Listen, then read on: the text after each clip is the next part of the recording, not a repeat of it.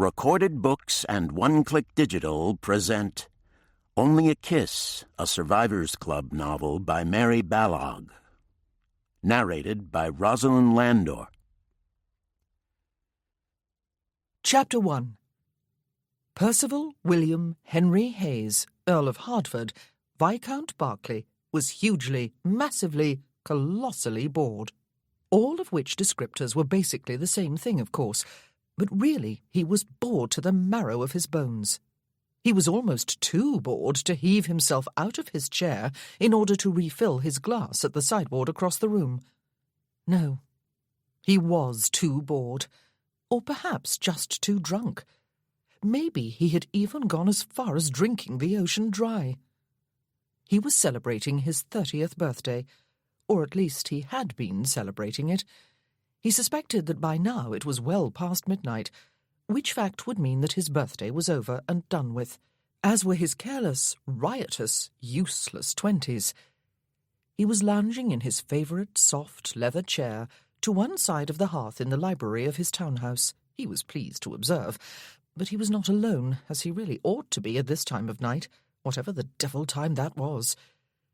Through the fog of his inebriation, he seemed to recall that there had been celebrations at White's Club with a satisfyingly largish band of cronies, considering the fact that it was very early in February and not at all a fashionable time to be in London. The noise level, he remembered, had escalated to the point at which several of the older members had frowned in stern disapproval. Old fogies and fossils, the lot of them, and the inscrutable waiters had begun to show cracks of strain and indecision. How did one chuck out a band of drunken gentlemen, some of them of noble birth, without giving permanent offence to them and to all their family members to the 3rd and 4th generation, past and future? But how did one not do the chucking when inaction would incur the wrath of the equally nobly born fogies? Some amicable solution must have been found, however, for here he was in his own home with a small and faithful band of comrades. The others must have taken themselves off to other revelries, or perhaps merely to their beds. Sid. He turned his head on the back of the chair without taking the risk of raising it. In your considered opinion, have I drunk the ocean dry tonight? It would be surprising if I had not. Did not someone dare me? The Honourable Sidney Welby was gazing into the fire, or what had been the fire, before they had let it burn down, without shovelling on more coal or summoning a servant to do it for them. His brow furrowed in thought before he delivered his answer. "Couldn't be done, Perce," he said. "Replenished constantly by rivers and streams and all that. Brooks and rills. Fills up as fast as it empties out. And it gets rained upon too, cuz," Cyril Eldridge added helpfully. "Just as the land does. It only feels as if you had drunk it dry. If it is dry, though, it not having rained lately, we all had a part in draining it. My head is going to feel at least 3 times its usual size tomorrow morning, and dash it all, but I have a strong suspicion I agreed to escort my sisters to the library, or some such thing, and as you know, Percy, my mother won't allow them to go out with just a maid for company. They always insist upon leaving at the very crack of dawn, too, lest someone else arrive before them and carry off all the books worth reading, which is not a large number in my considered opinion. And what are they all doing in town this early, anyway? Beth is not making her come out until after Easter, and she cannot need that many clothes, can she? But what does a brother know? Nothing whatsoever if you listen to my sisters." Cyril was one of Percy's many cousins. There were 12 of them on the paternal side of the family, the sons and daughters of his father's 4 sisters, and 23 of them, at last count, on his mother's side, though he seemed to remember her mentioning that Aunt Doris, her youngest sister, was in a delicate way again for about the 12th time. Her offspring accounted for a large proportion of those 23, soon to be 24. All of the cousins were amiable. All of them loved him, and he loved them all, as well as all the uncles and aunts, of course. Never had there been a closer-knit, more loving family than his, on both sides. He was, Percy reflected with deep gloom, the most fortunate of mortals. "The bet, Perce," Arnold Biggs, Viscount Marwood, added, "was that you could drink Jonesy into a coma before midnight. No mean feat. He slid under the table at 10 to 12. It was his snoring that finally made us decide that it was time to leave White's. It was downright distracting." "Oh, and so it was." Percy yawned hugely. That was one mystery solved. He raised his glass, remembered that it was empty, and set it down with a clunk on the table beside him. "Devil take it, but life has become a crashing bore." "You will feel better tomorrow after the shock of turning 30 has waned," Arnold said. "Or do I mean today and yesterday? Yes, I do. The small hand of the clock on your mantel points to 3, and I believe it. The sun is not shining, however, so it must be the middle of the night, though at this time of the year it is always the middle of the night." "What do you have to be bored about, Percy?" Cyril asked, sounding aggrieved. "You have everything a man could ask for, everything." Percy turned his mind to a contemplation of his many blessings. Cyril was quite right. There was no denying it. In addition to the aforementioned loving, extended family, he had grown up with 2 parents who adored him as their only son, their only child, as it had turned out, though they had apparently made a valiant effort to populate the nursery with brothers and sisters for him. They had lavished everything upon him that he could possibly want or need, and they had had the means with which to do it in style. His paternal great-grandfather, as the younger son of an earl and only the spare of his generation instead of the heir, had launched out into genteel trade and amassed something of a fortune. His son, Percy's grandfather, had made it into a vast fortune, and had further enhanced it when he married a wealthy, frugal woman, who reputedly had counted every penny they spent. Percy's father had inherited the whole lot, except for the more than generous dowries bestowed upon his 4 sisters upon their marriages. And then he had doubled and tripled his wealth through shrewd investments, and he, in his turn, had married a woman who had brought a healthy dowry with her. After his father's death 3 years ago, Percy had become so wealthy that it would have taken half the remainder of his life just to count all the pennies his grandmother had so carefully guarded, or even the pounds, for that matter. And there was Castleford House, the large and prosperous home and estate in Derbyshire that his grandfather had bought, reputedly with a wad of banknotes, to demonstrate his consequence to the world. Percy had looks, too. There was no point in being over-modest about the matter. Even if his glass lied, or his perception of what he saw in that glass was off, there was the fact that he turned admiring, sometimes envious heads wherever he went, both male and female. He was, as a number of people had informed him, the quintessential tall, dark, handsome male. He enjoyed good health, and always had, knock on wood. He raised his hand and did just that with the knuckles of his right hand, banging on the table beside him and setting the empty glass and Sid to jumping.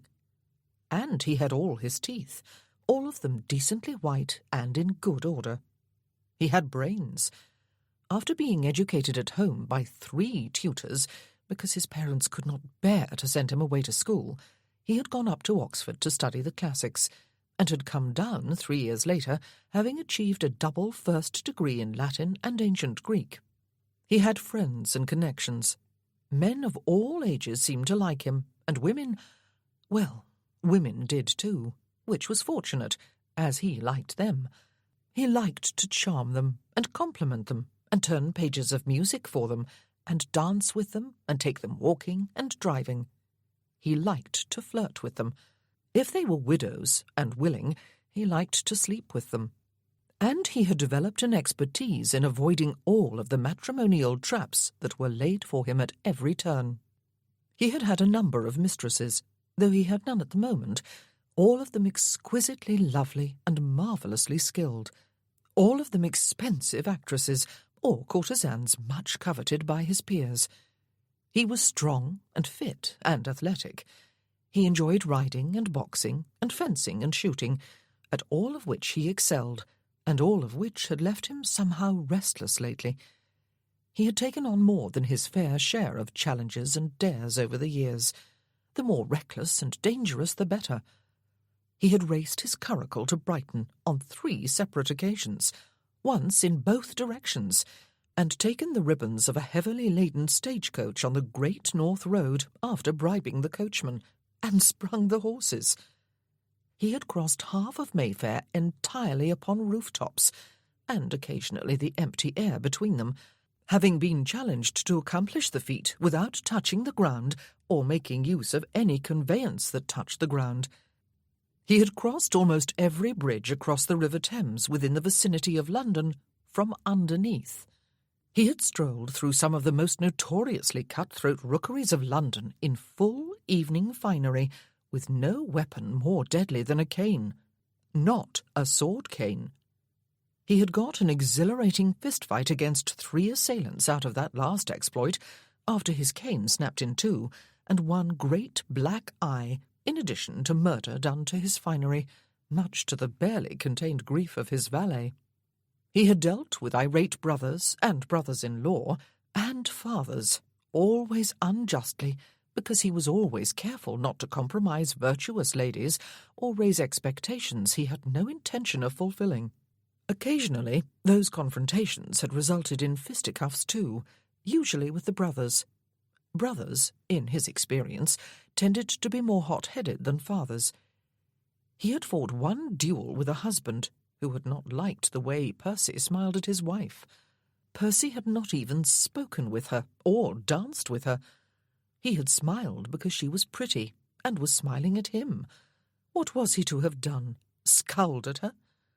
The husband had shot first on the appointed morning, missing the side of Percy's head by 1/4 mile. Percy had shot back, missing the husband's left ear by 2 feet. He had intended it to be 1 foot, but at the last moment had erred on the side of caution. And, if all that were not enough blessing for one man, he had the title. Titles, plural. The old Earl of Hertford, also Viscount Berkeley, had been a sort of relative of Percy's, courtesy of that great-great-grandfather of his. There had been a family quarrel and estrangement involving the sons of that ancestor, and the senior branch, which bore the title, and was ensconced in a god-forsaken place near the toe of Cornwall, had been ignored by the younger branch ever after. The most recent earl of that older branch had had a son and heir, apparently, but for some unfathomable reason, since there was no other son to act as a spare, that son had gone off to Portugal as a military officer to fight against old Boney's armies, and had got himself killed for his pains. All the drama of such a family catastrophe had been lost upon the junior branch, which had been blissfully unaware of it. But it had all come to light when the old earl turned up his toes a year almost to the day after Percy's father died, and it turned out that Percy was the sole heir to the titles and the crumbling heap in Cornwall. At least he assumed it was probably crumbling, since the estate there certainly did not appear to be generating any vast income. Percy had taken the title. He had had no choice, really, and actually it had rather tickled his fancy, at least at first, to be addressed as Hertford, or better still, as my lord, instead of as plain Mr. Percival Hayes. He had accepted the title and ignored the rest. Well, most of the rest. He had been admitted to the House of Lords with due pomp and ceremony, and had delivered his maiden speech on one memorable afternoon, after a great deal of writing and rewriting, and rehearsing and re-rehearsing, and second and third and 43rd thoughts, and nights of vivid dreams that had bordered upon nightmare. He had sat down at the end of it to polite applause, and the relief of knowing that never again did he have to speak a word in the House unless he chose to do so. He had actually so chosen on a number of occasions, without losing a wink of sleep. He was on hailing terms with the King, and all the royal dukes, and had been more sought after than ever socially. He had already patronised the best tailors and bootmakers and haberdashers and barbers and such, but he was bowed and scraped to at a wholly elevated level after he became my lord. He had always been popular with them all, since he was that rarity among gentlemen of the ton, a man who paid his bills regularly. He still did, to their evident astonishment.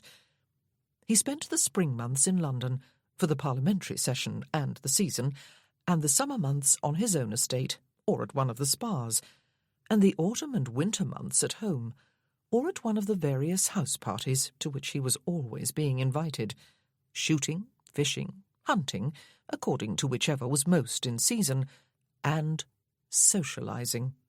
The only reason he was in London at the start of February this year was that he had imagined the sort of 30th birthday party his mother would want to organise for him at Castleford. And how did one say no to the mother one loved? One did not, of course. One retreated to town instead, like a naughty schoolboy hiding out from the consequences of some prank. Yes, to summarise, he was the most fortunate man on earth. There was not a cloud in his sky, and never really had been. It was one vast, cloudless, blue expanse of bliss up there. A brooding, wounded, darkly compelling hero type he was not. He had never done anything to brood over, or anything truly heroic, which was a bit sad, really. The heroic part, that was.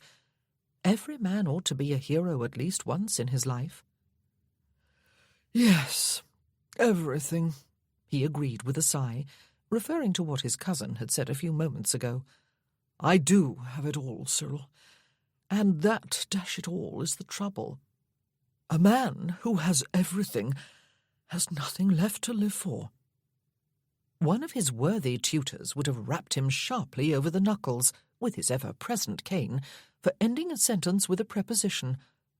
Philosophy at 3 o'clock in the morning," Sidney said, lurching to his feet in order to cross to the sideboard. "I should go home before you tie our brains in a knot-purse.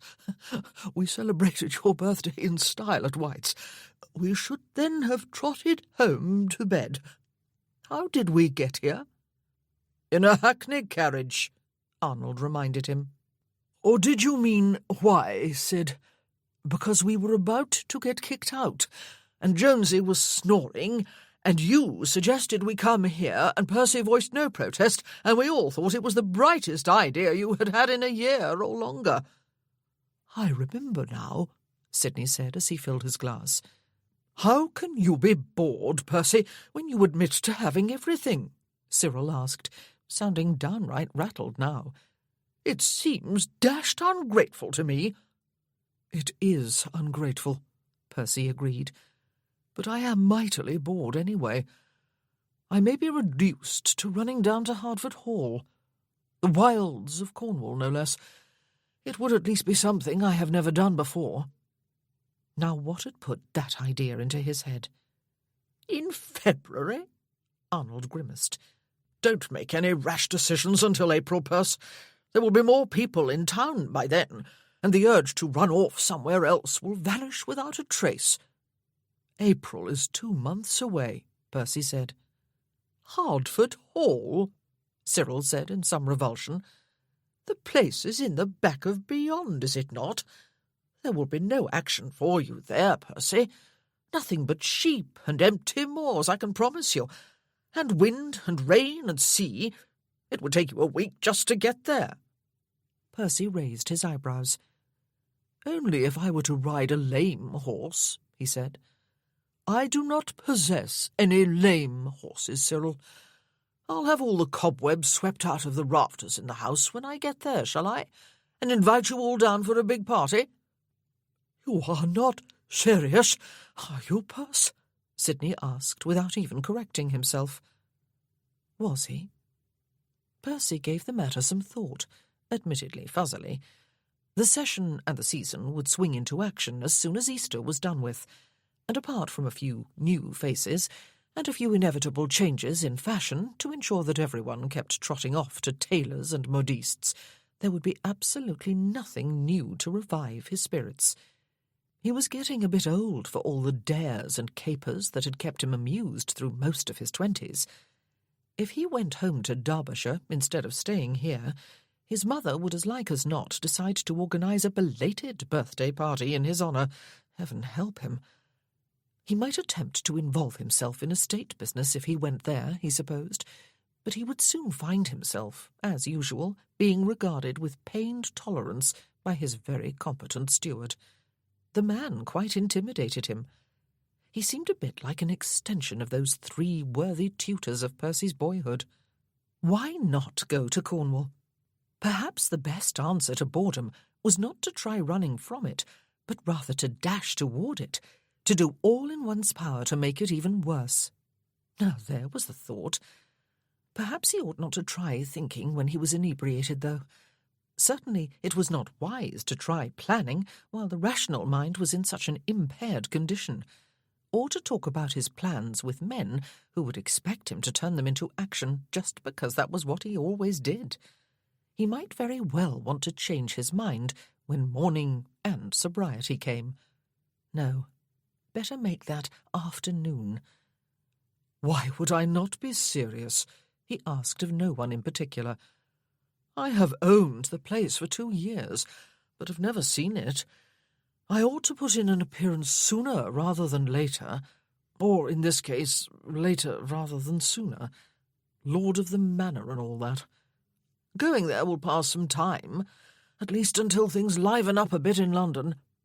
Perhaps after a week or 2 I will be happy to dash back here, counting my blessings with every passing mile. Or, who knows, perhaps I will fall in love with the place and remain there for ever and ever. Amen. Perhaps I will be happy to be Hertford of Hertford Hall. It does not have much of a ring to it, though, does it? You would think the original Earl would have had the imagination to think up a better name for the heap, would you not?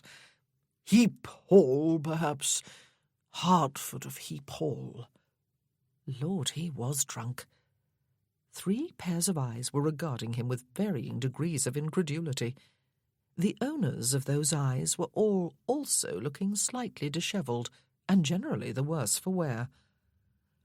"If you will all excuse me," Percy said, pushing himself abruptly to his feet, and discovering that at least he was not falling over drunk, "I had better write to someone at Hertford, and warn them to start sweeping cobwebs. The housekeeper, if there is one. The butler, if there is one. The steward, if...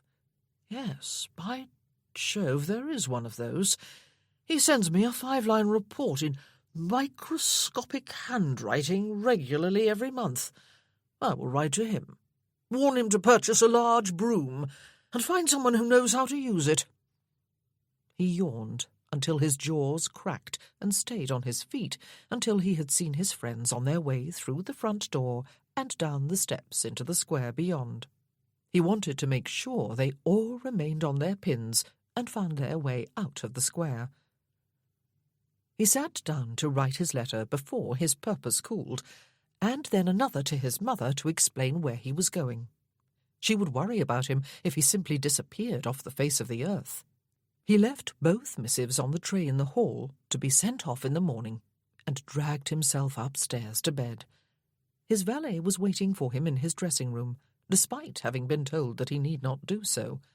The man enjoyed being a martyr. "I am drunk, Watkins," Percy announced, "and I am 30 years old.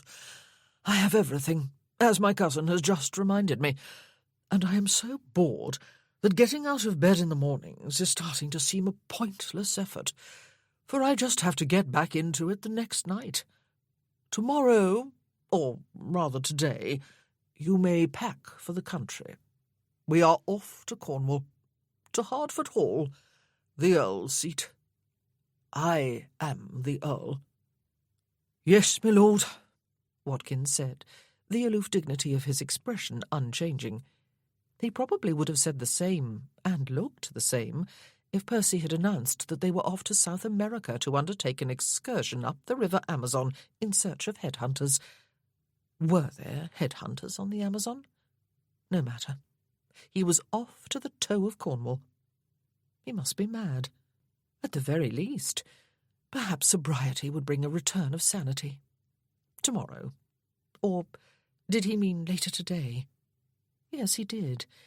He had just said as much to Watkins.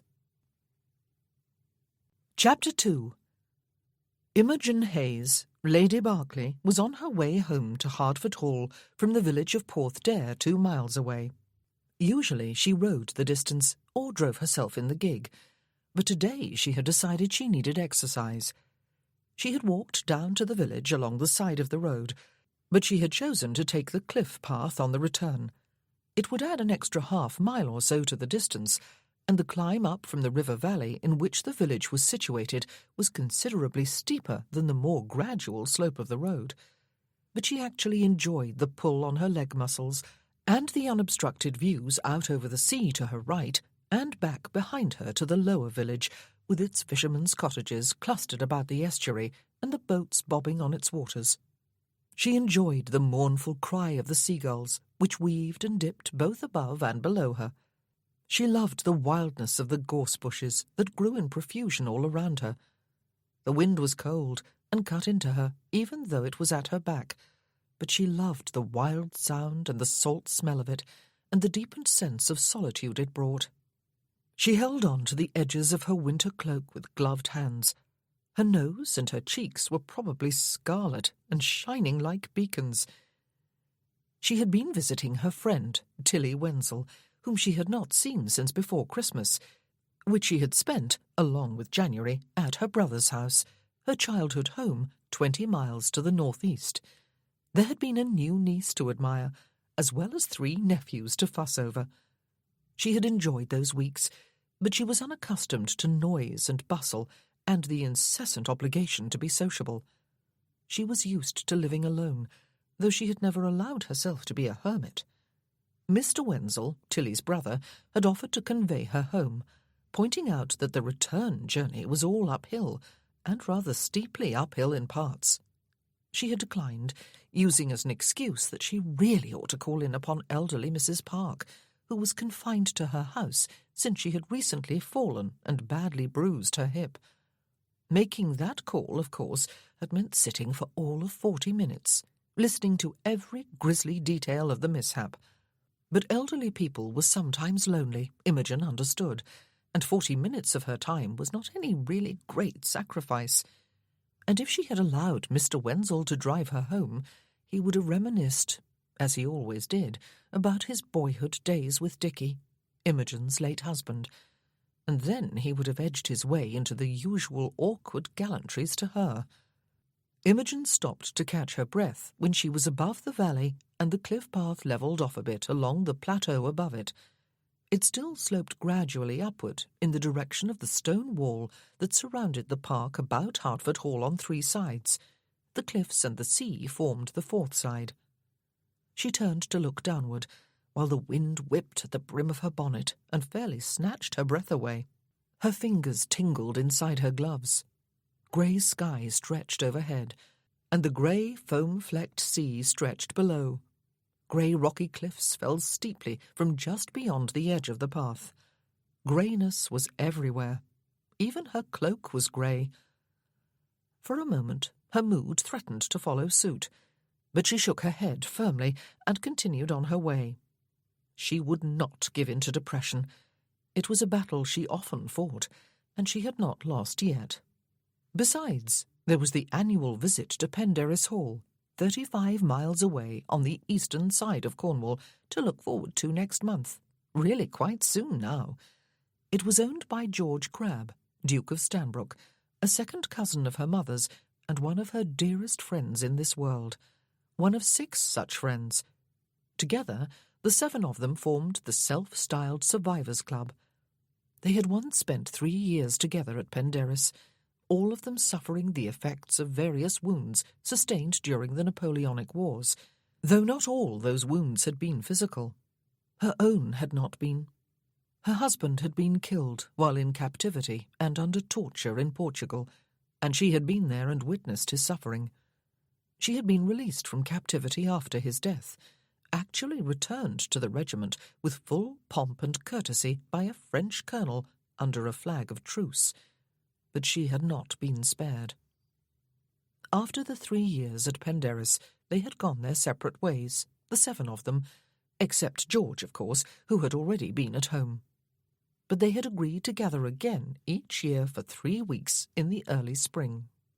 Last year they had gone to Middlebury Park in Gloucestershire, which was Vincent, Viscount Darley's home, because his wife had just delivered their first child, and he was unwilling to leave either of them.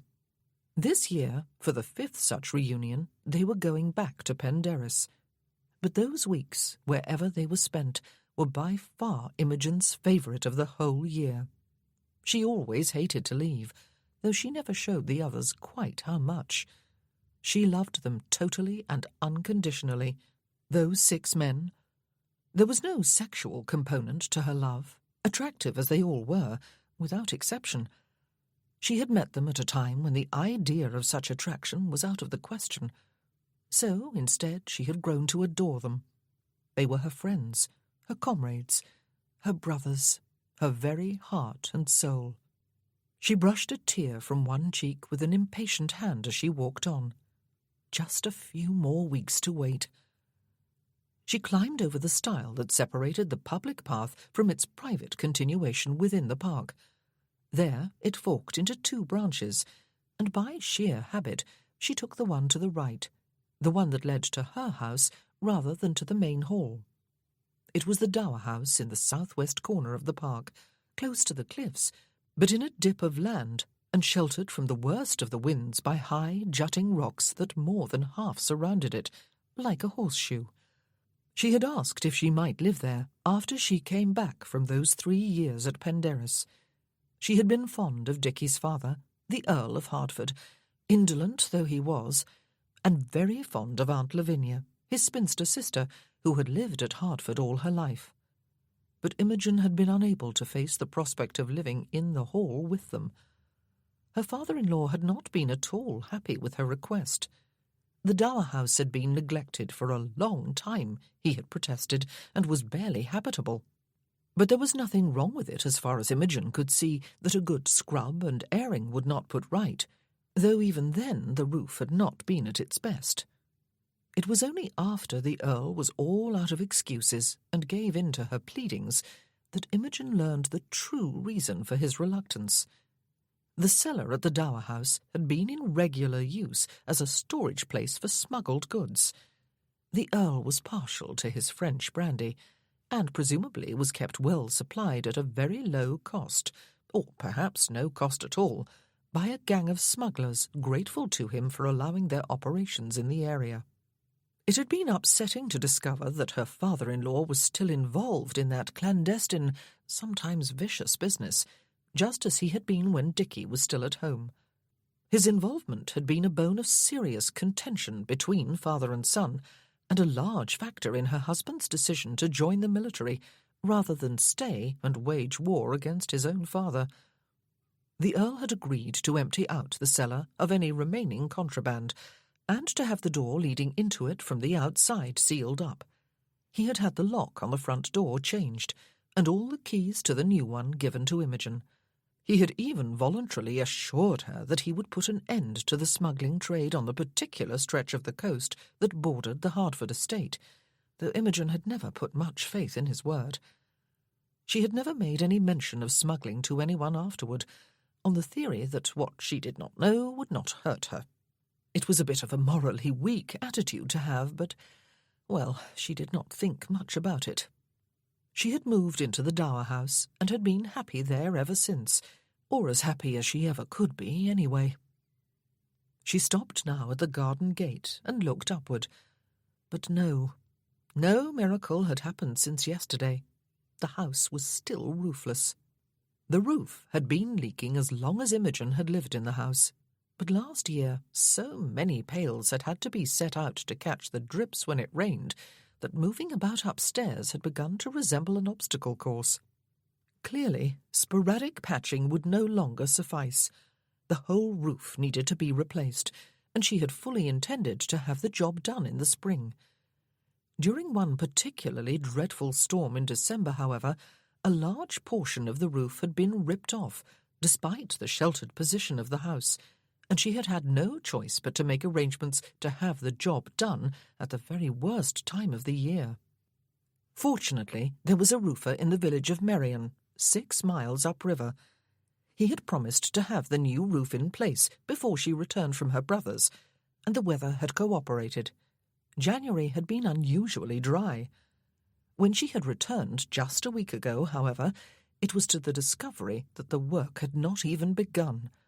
The roofer, when confronted, had explained that he had been waiting for her to come back, so that he would know exactly what she wanted. Apparently, a new roof had not been clear enough. His workers were supposed to be here this week, but so far they had been conspicuous in their absence. She was going to have to send one of the grooms with another letter of complaint.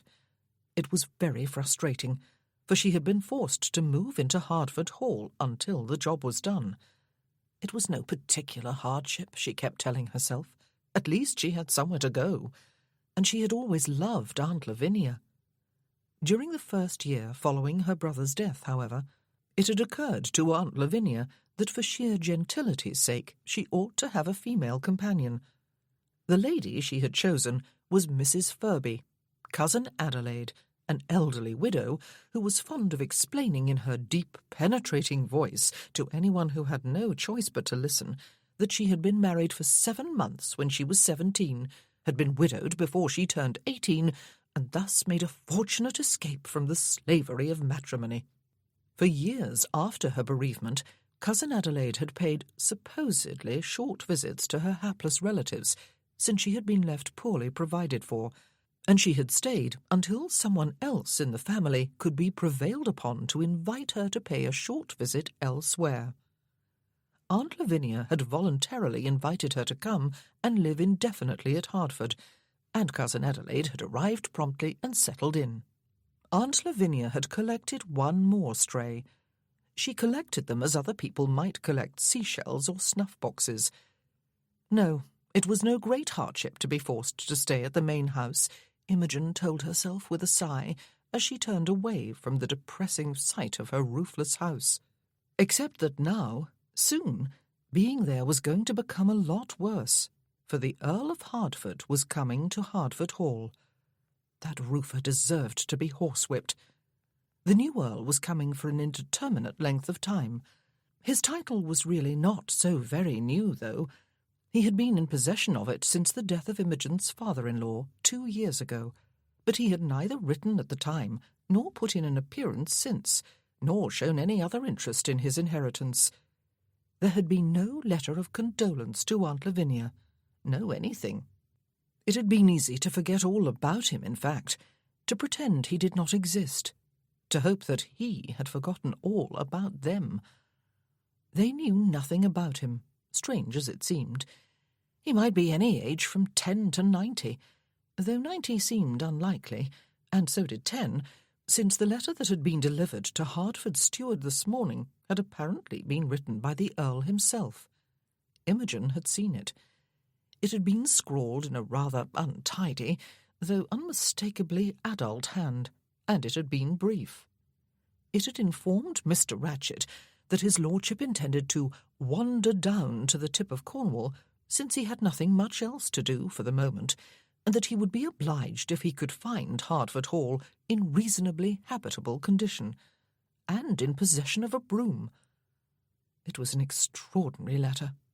Imogen suspected that the man who had penned it, presumably the Earl himself, since it bore his signature in the same hand as the letter itself, was drunk when he wrote it. It was not a reassuring prospect. In possession of a broom?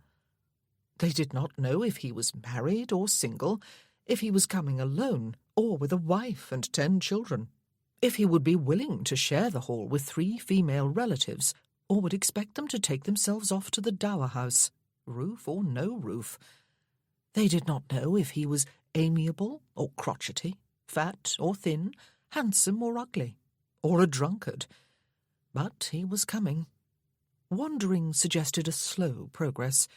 They almost certainly had a week to prepare for his arrival, probably longer. Wandering down to the tip of Cornwall, indeed. In February. Nothing much else to do for the moment, indeed. Whatever sort of man was he? And what did a broom have to do with anything? Imogen made her way toward the main house with lagging steps, despite the cold. Poor Aunt Lavinia had been in a flutter when Imogen left earlier. So had Mrs. Attlee, the housekeeper, and Mrs. Evans, the cook. Cousin Adelaide, quite unruffled and firmly ensconced in her usual chair by the drawing-room fire, had been firmly declaring that hell would freeze over before she would get excited about the impending arrival of a mere man, though that man was unwittingly providing her with a home at that very moment. Imogen had decided it was a good time to walk to the village to pay a call upon Tilly, but she could delay her return no longer. Oh, how she longed for the solitude of the dower house. One of the grooms was leading a horse in the direction of the stables she could see as she approached across the lawn. It was an unfamiliar horse, a magnificent chestnut that she would certainly have recognized if it had belonged to any of their neighbours. Who? Perhaps. But no, it was far too soon. Perhaps it was another messenger he had sent on ahead. But on that splendid mount? She approached the front doors with a sense of foreboding. She opened one of them and stepped inside. The butler was there, looking his usual impassive self, and a strange gentleman was there too. Imogen's first impression of him was of an almost overwhelming masculine energy. He was tall and well-formed. He was dressed for riding in a long drab coat, with at least a dozen shoulder capes, and in black leather boots that looked supple and expensive, despite the layer of dust with which they were coated. He wore a tall hat and tan leather gloves. In one hand he held a riding crop. His hair, she could see, was very dark, his eyes very blue, and he was absolutely, knee-weakeningly handsome. Her second impression, following hard upon the heels of the first, was that he thought a great deal of himself and a small deal of everyone else. He looked both impatient and insufferably arrogant. He turned, looked at her, looked pointedly at the door behind her, which she had shut, and looked back at her with raised, perfectly arched eyebrows. "And who the devil might you be?" he asked. It had been a long and tedious, not to mention cold journey, most of which Percy had undertaken on horseback. His groom was driving his racing curricle, and somewhere behind them both, in the travelling carriage, came a stoically sulking Watkins, surrounded by so many trunks and bags and cases, both inside and outside the vehicle, that its gleaming splendour must be all but lost upon the potentially admiring lesser mortals it passed on its journey.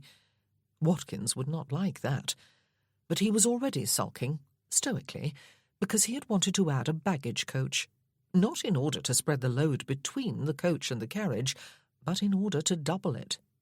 Percy had refused. They were going to be here for a week or two at the longest, for the love of God. It had felt, riding through Devon and then Cornwall, that he was leaving civilization behind and forging a path into the wilderness. The scenery was rugged and bleak, the ever-present sea a uniform grey to match the sky. Did the sun never shine in this part of the world? But was not Cornwall reputed to be warmer than the rest of England? He did not believe it for a moment. By the time Hertford hove into sight, Percy was more than just bored. He was irritated. With himself. What in thunder had possessed him? The answer was obvious, of course. Liquor had possessed him. Next year he would find a different way to celebrate his birthday. He would pull up a chair to the fire at home, wrap a woolen shawl about his shoulders, prop his slippered feet upon the hearth, set his cup of tea laced with milk beside him, and read Homer, in Greek. And add in a tasselled nightcap for his head. Hertford Hall had been built within sight of the sea, a fact that was hardly surprising. Where else could one build in Cornwall? The front-facing rooms, especially those on the uppermost story, would have a panoramic and much prized view over the vast deep, if those rooms were habitable, that was, and what he was seeing was not just an empty facade hiding rubble. All the evidence of his eyes suggested that it was not a heap, though.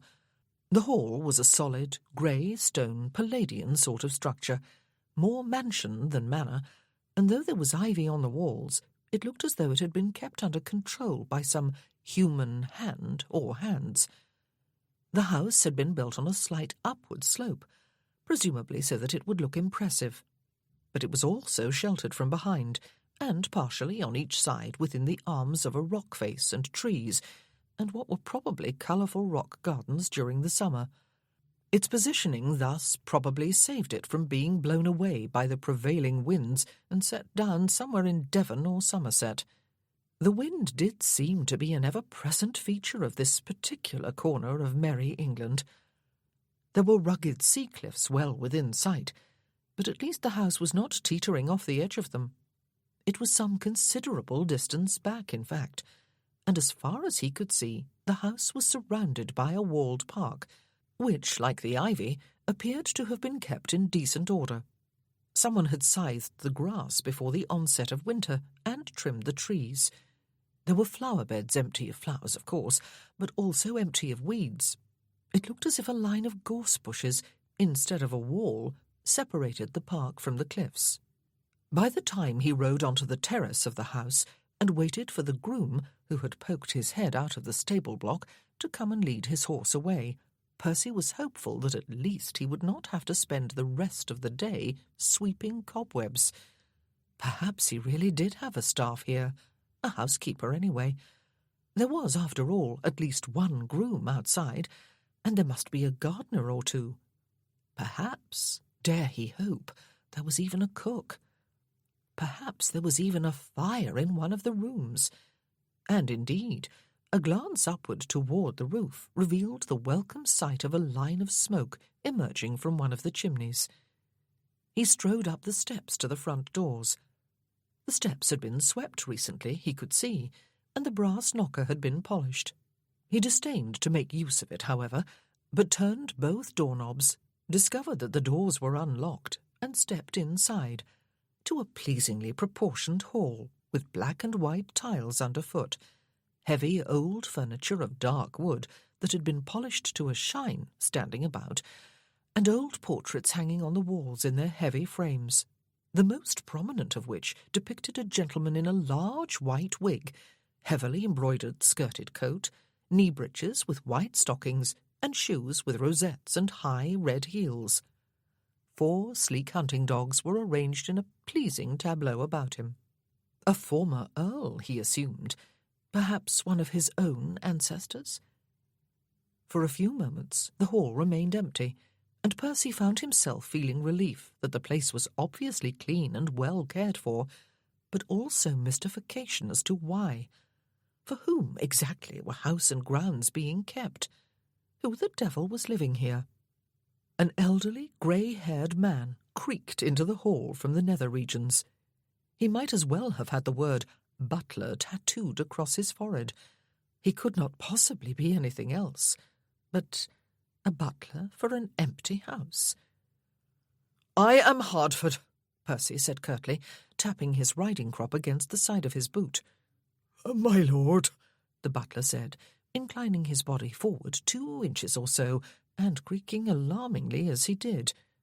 Corsets, or just creaky old bones. "And you are?" Percy made an impatient circling motion with his free hand. "Crutchley, my lord." Ah, a man of few words. And then a mangy-looking tabby cat darted into the hall, stopped in its tracks, arched its back, growled at Percy as though it had mistaken itself for a dog, and darted out again. If there was one thing Percy abhorred, or rather one class of things, it was cats. And then one of the front doors opened and closed behind his back, and he turned to see who had had the effrontery to enter the house by the main entrance without so much as a token rap upon the knocker. It was a woman. She was youngish, though she was not a girl. She was clad in a grey cloak and bonnet, perhaps so that she would blend into invisibility in the outdoors. She was tall and slim, though it was impossible with the cloak to know if there were some curves to make her figure interesting. Her hair was almost blonde, but not quite. There was not much of it visible beneath the bonnet, and not a single curl. Her face was a long oval with high cheekbones, largish eyes of a slate grey, a straight nose, and a wide mouth that looked as though it might be covering slightly protruding teeth. She looked a bit as though she had stepped out of a Norse saga. It might have been a beautiful face, if there had been any expression to animate it. But she merely stared at him, as though she were assessing him, in his own home. That was his first impression of her. The second, following swiftly upon the first, was that she looked about as sexually appealing as a marble pillar, and, strangely enough, that she was trouble. He was not used to dealing with females who resembled marble pillars, and who walked unannounced and uninvited into his own home, and looked at him without admiration or blushes or any recognizable feminine wiles, though blushes would have been hard to detect. Both cheeks, plus the end of her nose, were a shiny red from the cold. At least the colour proved that she was not literally marble. "And who the devil might you be?" he asked her. She had provoked the rudeness by walking in without even the courtesy of a knock on the door. Nevertheless, he was unaccustomed to being rude to women. "Imogen Hayes, Lady Berkeley," she told him. Well, that was a neat facer. If it had come at the end of a fist, it would surely have put him down on the floor. "Am I suffering from amnesia?" he asked her. "Did I marry you and forget all about it? I seem to recall that I am Lord Berkeley, the Viscount of, to be exact." "If you had married me," she said, "which, heaven be praised, you have not, then I would have introduced myself as the Countess of Hertford, would I not? You are the Earl, I presume?" He turned to face her more fully. She had a low, velvety voice, which overlay venom, and her teeth did not protrude. It was just that her upper lip had a very slight upward curl. It was a potentially interesting feature. It might even be a beguiling feature, if she were beguiling. She was not, however. He was not accustomed to feeling animosity toward any woman, especially a young one. It seemed he was making an exception in this woman's case. Understanding dawned. "You are the widow of my predecessor's son," he said. She raised her eyebrows. "I did not know he had one," he explained. "A wife, I mean. A widow now. And you live here?" "Temporarily," she said. "Usually I live in the dower house over there." She pointed in what he thought was roughly a westerly direction. "But the roof is being replaced." His brows snapped together. "I was not informed of the expense," he told her. Her own brows stayed up. "It is not your expense," she informed him. "I am not a pauper." "You are spending money on a property that presumably belongs to me?" he asked her. "I am the daughter-in-law of the late Earl," she said, "the widow of his son. I consider the dower house mine for all practical purposes." "And what will happen when you remarry?" he asked her. "Will I then be asked to reimburse you for the cost of the roof?"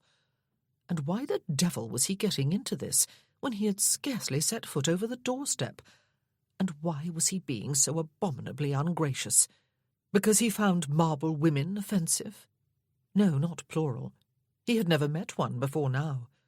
Her eyes, potentially lovely, were absolutely without warmth. "It will not happen," she told him. "I will not remarry, and I will not ask for a return of my money." "Will no one have you?" Now he had gone plummeting over the edge of civility. He ought to apologize abjectly, and right now. He scowled at her instead. "How old are you?" "I am not convinced," she said, "that my age is any of your concern. Neither is the list of my prospective suitors or lack thereof. Mr. Crutchley, I dare say the Earl of Hertford would like to be shown to his apartments, to wash the dust of travel off his person, and change his clothes. Have the tea-tray brought up to the drawing-room in half an hour, if you please. Lady Lavinia will be eager to meet her cousin." "Lady Lavinia?" He drilled her with a look. "Lady Lavinia Hayes," she explained, "is the late Earl's sister. She lives here. So at present does Mrs. Furby, her companion and maternal cousin." His eyes drilled deeper into her, but there was not the smallest possibility that she was teasing him. "Not at the Dower House when it sports a roof?" "No, here," she said. "Mr. Crutchley, if you please." "Follow me, my lord," the butler said, just as Percy heard the rumble of wheels approaching outside. His curricle, he guessed. For a brief moment he considered bolting through the door and down the steps and vaulting aboard with the command on his lips that his groom spring the horses, preferably in the direction of London. But it would be a shame to leave his favourite horse behind. He turned instead to follow the butler's retreating back. Watkins and the baggage would be a while yet. Lady Berkeley and Lady Lavinia Hayes and Mrs. Furby would have to take him in all his dusty glory for tea. 3 women. Marvellous. A sure cure for boredom and all else that ailed him. This would teach him to make impulsive decisions while he was 3 sheets to the wind. Chapter 3. "I felt the sheets with my own hands," Aunt Lavinia said. "I am quite sure they were well aired. I do hope he will not get the ague from sleeping between them." "Of course he will not," Imogen assured her. All the linens at Hertford were well aired, since they were stored in the airing cupboard when not in use. "Unless he is an elderly man and already has it," Aunt Lavinia added, "or the rheumatics. Is he elderly, Imogen?" "He is not," Imogen told her. "And is he married? Are there children?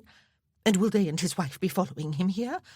Oh, it is very sad indeed that we know so little about him. I do not hold with family quarrels. I never have. If there cannot be peace and harmony and love within families, then what are families for?"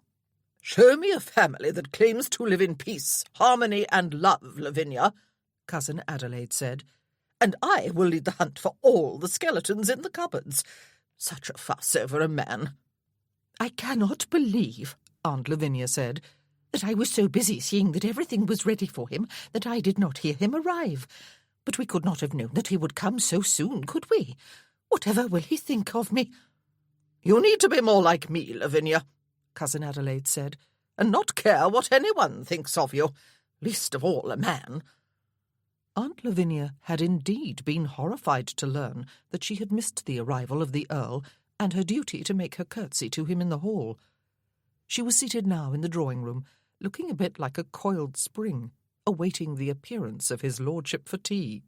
"I did not think to ask if he is married," Imogen said. If he was, she pitied the Countess from the bottom of her heart. She did not often take people in dislike, at least not on first acquaintance. But the Earl of Hertford was everything she most abhorred in a man. He was rude and arrogant and overbearing, and no doubt there had never been anyone to call him to account.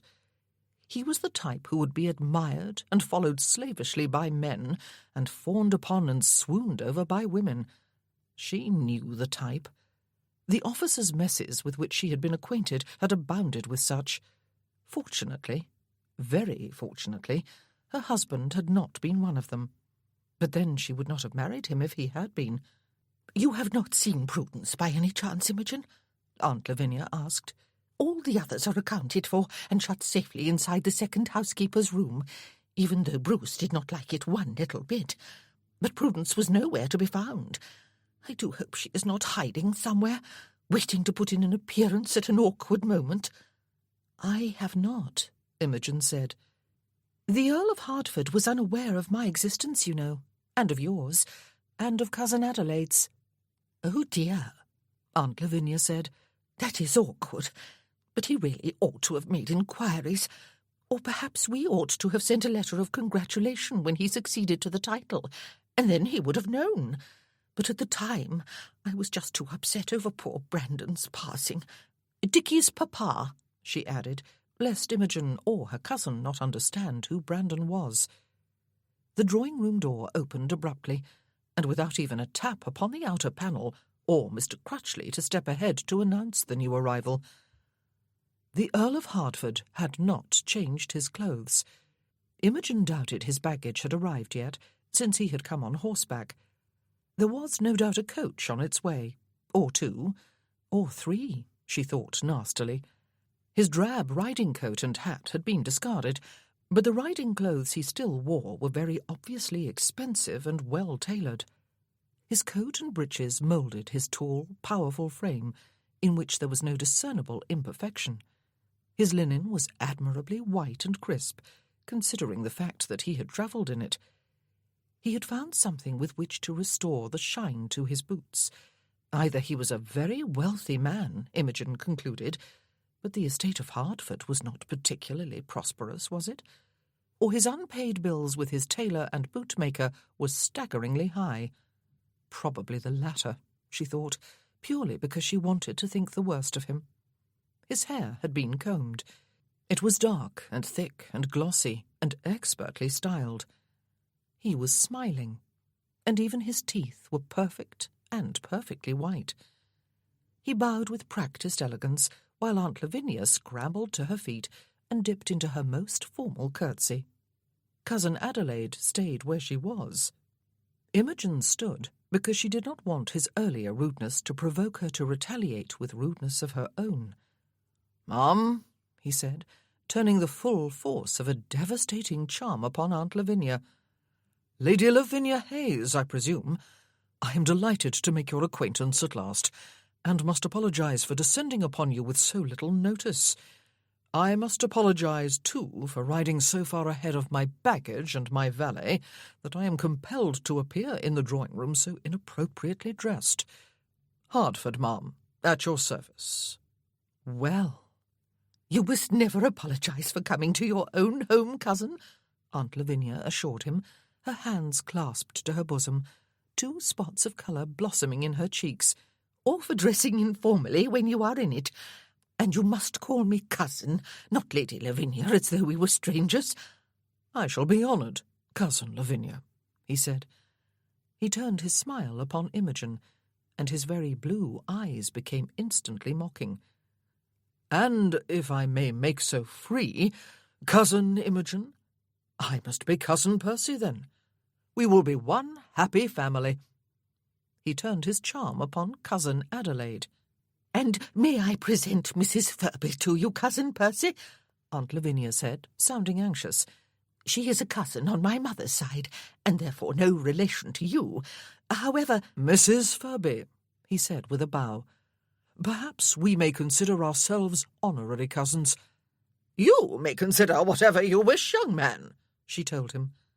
But instead of throwing him off balance, her implication that she would consider no such thing merely turned his smile to one of genuine amusement, and he looked even more handsome.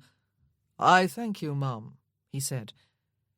Aunt Lavinia proceeded to fuss him into the large chair to the left of the fire that had always been her brother's, and in which no one else had ever been allowed to sit, even after his death.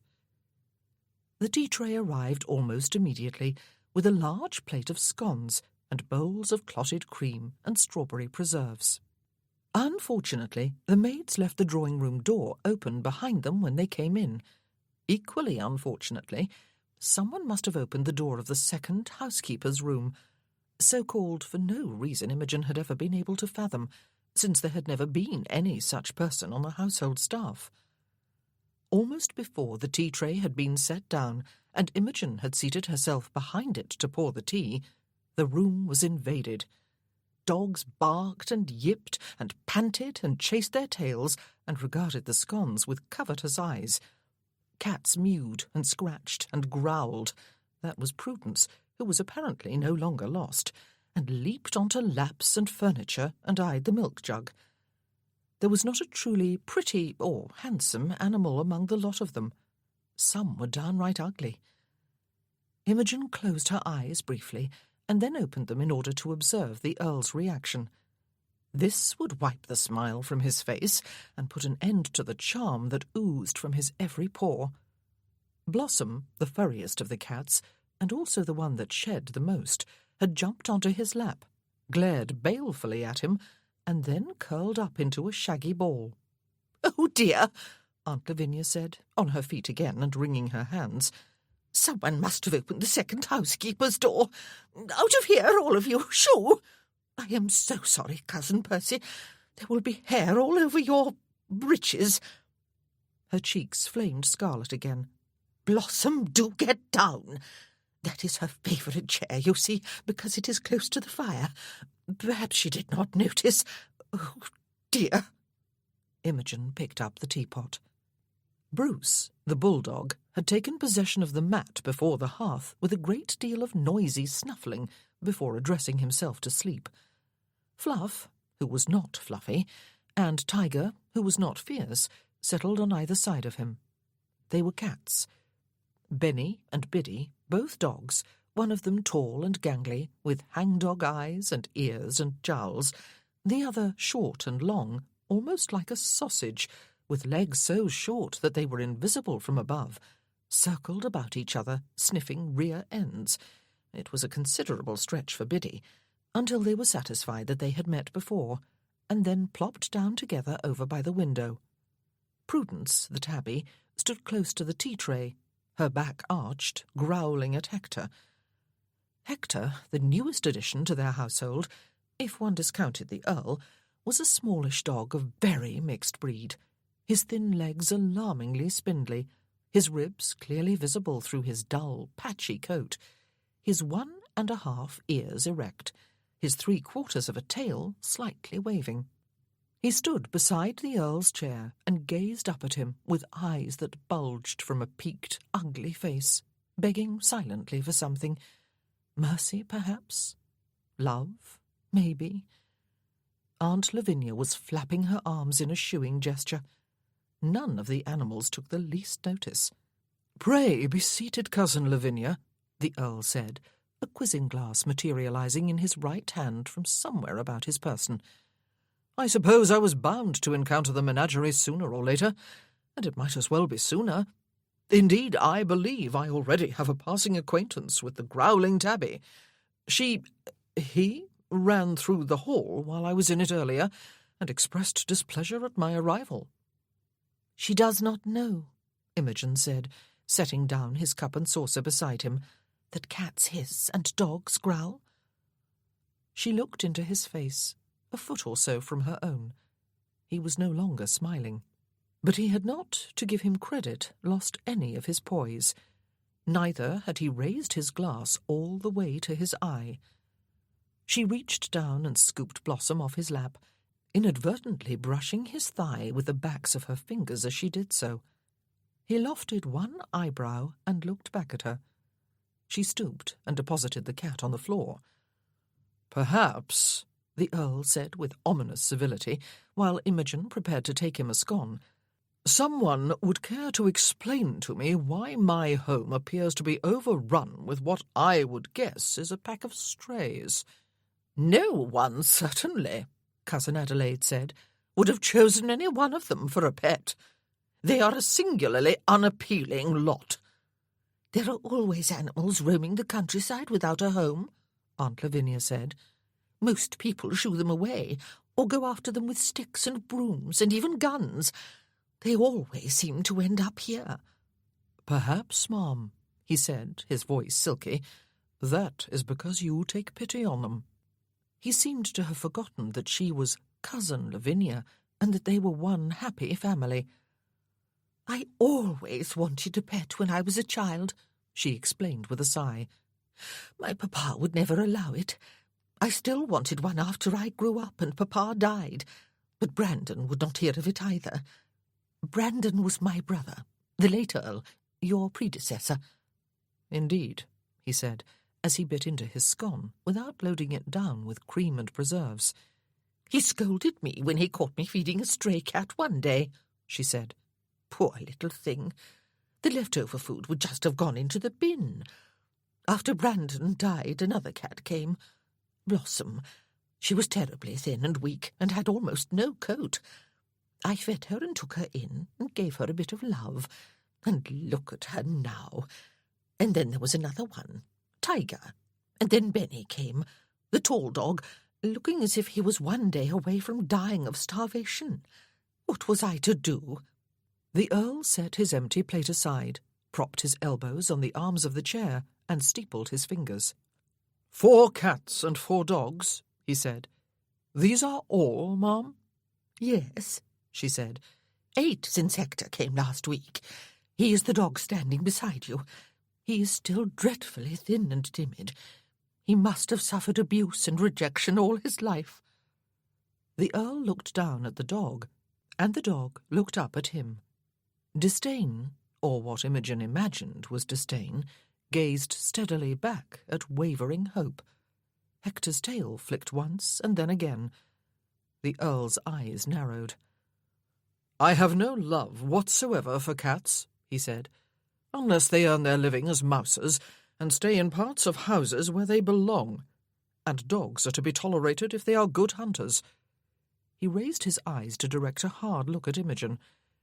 "It is to be expected, I suppose, that women left to themselves would wax sentimental and quite impractical. What is to be the upper limit of strays allowed to overrun my home?" Cousin Adelaide snorted. Imogen sipped her tea. He was behaving quite true to the character she had assigned him. Women needed men to keep them in line. She did not answer him. Neither did Aunt Lavinia. "As I thought," he said curtly. "No upper limit has been set, no plan has been made, and so I must learn to share my drawing-room, and perhaps my dining-room and library and private apartments with a growing number of unappealing felines and canines, mustn't I?" "The second housekeeper's room has been set up for them, Cousin Percy," Aunt Lavinia said. "With bars on the windows and doors?" he asked. "And are they always kept there? When they do not escape in a body, that is, and find more comfortable accommodation here? And how does the second housekeeper like sharing her room with them?" "There is no second housekeeper," she said. "I am not sure there ever has been. I certainly do not remember any such person. There are no bars on the windows, and they cannot stay there all the time. They need exercise and affection." He looked back down at Hector. "Affection," he said, disgust clear in his tone. But the dog took one step forward and rested his chin on the Earl's thigh. It was the first time, to Imogen's knowledge, that Hector had voluntarily touched any human. He obviously was not a very discerning dog. The Earl addressed him sternly. "You are not planning to become attached to me, are you? You may forget it without further ado if you are. You would get nothing whatsoever in return. Pleading looks do nothing for me. I do not have a soft female heart." "Now there is a surprise," Cousin Adelaide rumbled into her teacup. The Earl removed Hector's chin from his leg, after rubbing his fingers over the dog's one whole ear for a few moments, and got to his feet. "We will discuss the matter further, ma'am," he said, looking down upon Aunt Lavinia. "I will not have Hertford Hall turned into an animal refuge, even in my absence. And if there is some other chair lurking in a little used room, or tucked away somewhere in an attic that is more comfortable than the one on which I have been sitting, almost any other chair, in fact, I would be much obliged to you if it could be fetched to replace this one before I am required to sit here again. Perhaps you would pass on my compliments to the cook on the superior quality of the scones. I shall see you all again at dinner. Cousin Lavinia, Cousin Imogen, Mrs. Furby." He bowed to each of them and left the room. Hector whined once and lay down close to the vacated chair. "God's gift to the female half of the species," Cousin Adelaide said. "I suppose he is right, though," Aunt Lavinia said with a heavy sigh. "We women are impractical because we have hearts. Not that men do not, but they feel things differently. They do not feel the suffering around them, Or if they do, they know how to harden their hearts when it has nothing to do with them.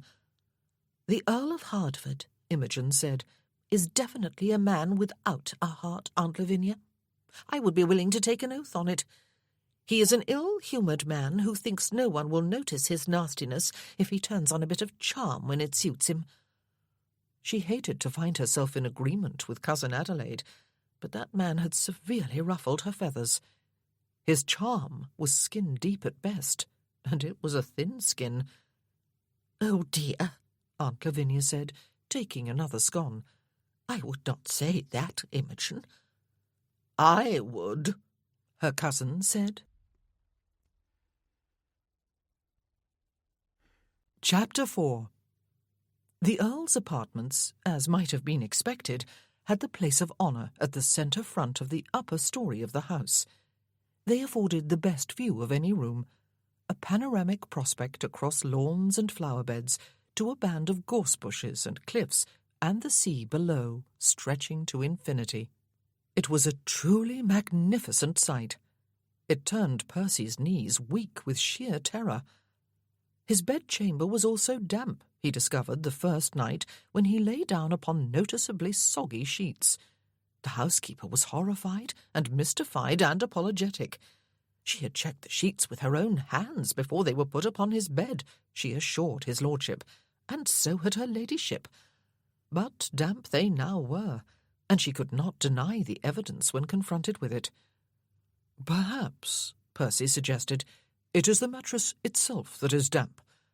Mattress and sheets and blankets were changed by one hefty footman and an army of maids, all of whom had no doubt been rousted out of their beds so that their master might sleep without drowning. And there was also, Percy discovered, when he threw back the curtains from the windows before lying down upon his newly made-up bed, a great V of soggy dampness on the wallpaper below the window-sill.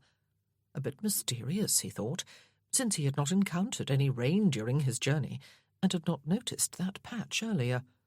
The sun was sparkling off the sea the next morning when Percy got out of bed and gingerly looked out. The water was calm. Both sea and sky were a clear blue, at last. It all appeared very benevolent, in fact, and the expanse of the park between the house and the cliffs looked reassuringly broad. It would surely take all of 5 minutes to walk from the house to those gorse bushes. Nevertheless, he wished his rooms were at the back of the house, facing those solid rocks. The damp patch below the window-sill appeared considerably less damp this morning, he noticed. He could hear Watkins pottering in his dressing-room, and ran a hand over the rough stubble on his jaw. It was time to face the day. He grimaced slightly, though, at the prospect. One would have thought that at some time during the past 2 years, someone would have thought of mentioning that the late Earl had died in possession of a resident spinster sister and a widowed daughter-in-law.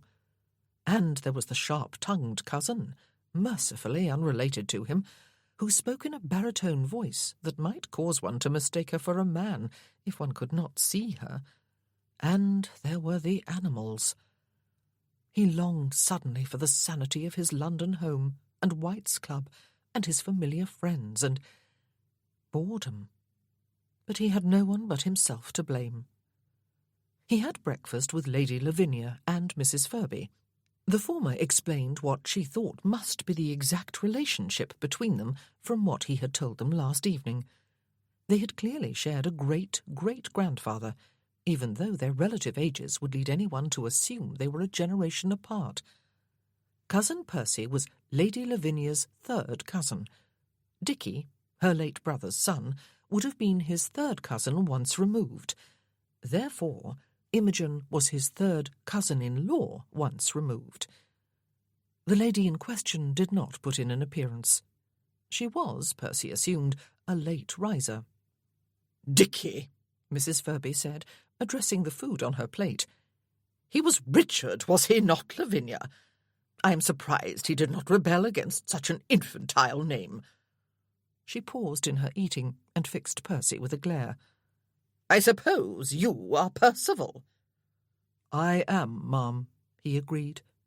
"The only time my husband addressed me as Addie," she said, "was also the last time. He died 7 months after I married him." Percy did not ask if there was a connection between the two incidents. "I was 17, she added, "and he was 53. It was not a May-September match. It was more like a January-December mismatch." Her brief marriage, Percy concluded, had not been of the variety made in heaven, though he guessed Mr. Furby might well have been happy to retire there after 7 months with his young bride. Lady Lavinia offered to show him to the morning-room after breakfast, on the assumption, he supposed, that he might wish to put his feet up there and enjoy his existence before a roaring fire. It was a large chamber, and was what he would call the library, though it did admittedly face east, and therefore caught the morning sun. There was an impressive array of books shelved there. He would enjoy browsing through them at another time. 2 cats were lying at their ease before the windows, each in a shaft of warm sunlight. Wise cats. The great lump of a bulldog had taken ownership of the rug before the fire, and was stretched out there, apparently asleep. The spindly dog of the bulging eyes was cowering under an oak desk, but scrambled out when he saw Percy to wave his tail and gaze upward with abject hope. Percy trained his quizzing glass upon it and ordered it to sit. He might as well have asked it to perform a pirouette on the pointed toes of one paw. He was going to have to do something about those strays, Percy thought, for at least the dozenth time since yesterday afternoon. He did not stay. At his request, Lady Lavinia took him to the steward's office at the back of the house and left him in the hands of Ratchet, who looked to be 80 if he was a day, and every bit as dusty as the mountain of estate and account books that were piled everywhere, including on the top of his desk. The man bobbed his bald head several times, or was it merely that he had the shakes, and squinted in the general direction of Percy's left ear. He indicated the dusty piles, and expressed himself of the opinion that his lordship must be desirous of spending the day going through them.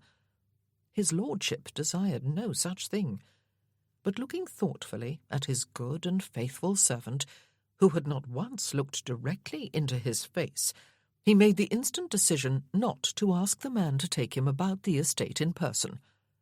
He needed to do something about the strays and the ancient steward, he thought, and the butler was a bit on the creaky side too. "Some other time, perhaps," he said. "I plan to spend the rest of the morning wandering about outside, seeing what is what," which was admittedly a vague sort of plan. And then, just as he was about to sally forth into the outdoors, he was waylaid by the butler, who informed him mournfully that the Earl's bedchamber had always been more subject to damp than any other room in the house, though it was worse now than it had been in his late lordship's day. He would see to it personally that his lordship was moved to the roomiest of the guest rooms at the rear of the house. It was exactly what Percy had wanted. Had the offer been made yesterday, before he retired to bed for the night, he might have accepted it gladly. But, well, his servants could jolly well make the room habitable. He had not made many demands upon them for 2 full years, had he? "No need to bother," he said. "But see that a fire is lit in there and kept burning." The butler inclined his head and creaked forward to open the front doors. Percy stepped out and took a few deep breaths of the sea air, which was brisk to say the least. He went down the steps and strode out across the lawn in a roughly westerly direction. But leaving doors open in the house must be a habit, he concluded a minute later, when he realized that the dog was following him, the spindly one, which must have been very close to the point of terminal starvation when Lady Lavinia took pity on it. It did not look firmly established in the land of the living even now. "It is like this," Percy said, stopping and speaking with some exasperation. "Hector, is it? I have never heard a more unsuitable name in all my life. It is like this, Hector. I intend to walk, to stride, to cover distance. If you are foolish enough to follow, I shall not waste energy trying to prevent you. I shall not stop to wait for you if you should falter, nor will I carry you if you should find yourself exhausted and stranded far from the house and your feeding bowl.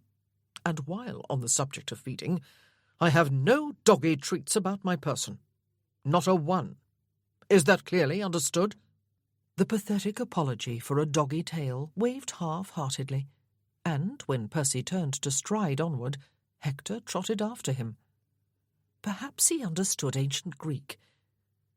The park was pleasantly set up, and probably made an impressive enough foreground for the house itself during the summer, when the grass would be greener, and the trees would have leaves, and flowers would be blooming in the beds. Its chief attraction for most people, of course, would be its position high on a cliff-top, with unobstructed views of endless expanses of sea. Some people, most people actually, were funny that way. A couple of the flower beds here had been artfully situated in hollows, where they would be sheltered from the winds.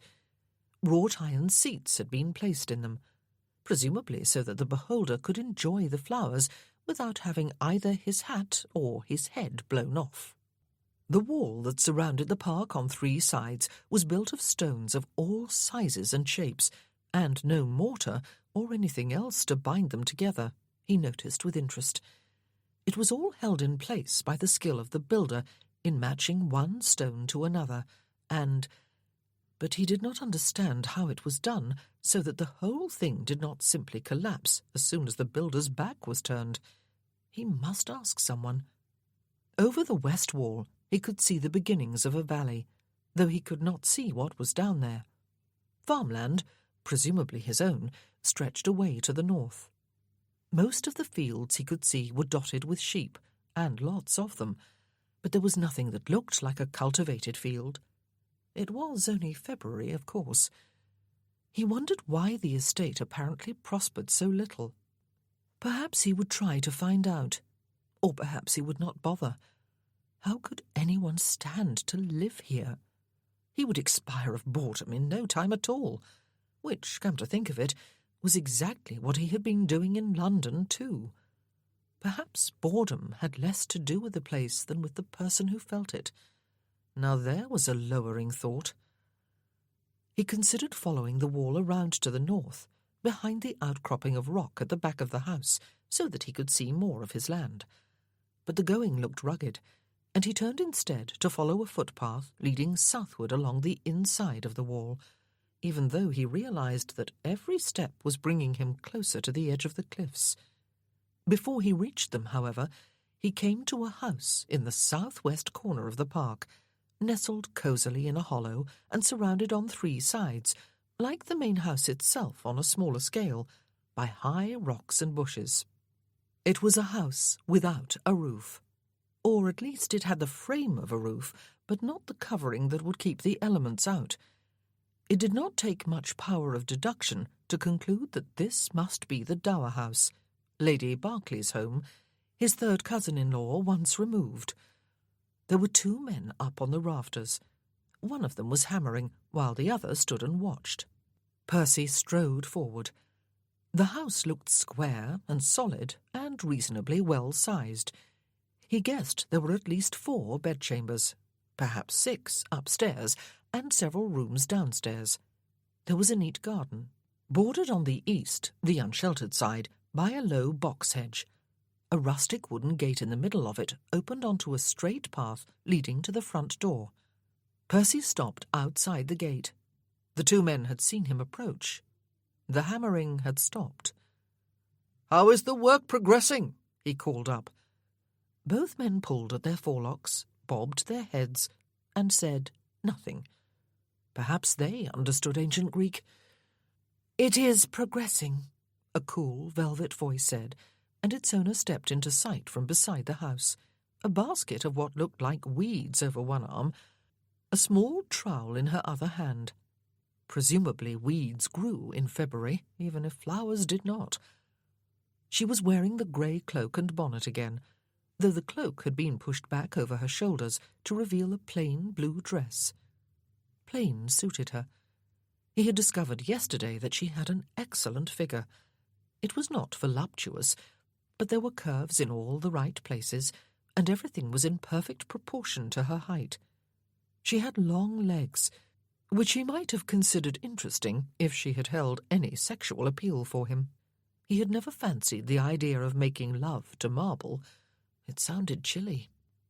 Her hair, too, was more appealing without the bonnet. It was thick and shiny, and smooth and simply styled. He guessed that it was straight and long, but he did not entertain any fantasies of running his fingers through it. "It would proceed much faster if there were more men up there," he said, "or if the two of them worked in tandem rather than one at a time. I will have a word with Ratchet. That roof needs to be on before the weather produces something nasty."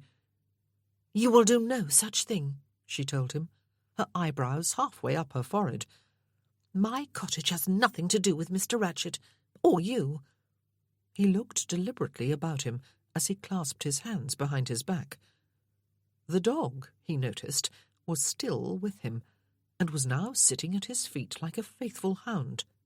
"Is this, or is it not, my land?" he asked her. He looked at the building. "And my house?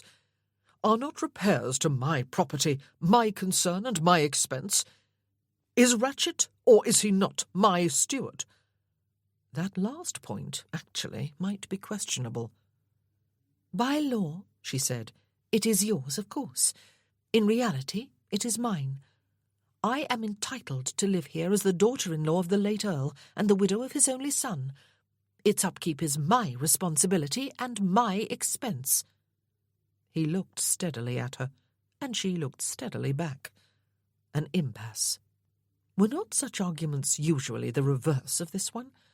Ought they not to be scrapping over who should not pay for the repairs? "We will see," he said. "Yes, we will," she agreed. They certainly were rubbing each other the wrong way. He was quite unaccustomed to having adversarial relationships with women, or with anyone, in fact. He was usually the most amiable of mortals. Perhaps she resented the fact that he had inherited from her father-in-law. She must have married the late Dicky in the full expectation that she would be Lady Hertford of Hertford Hall one day.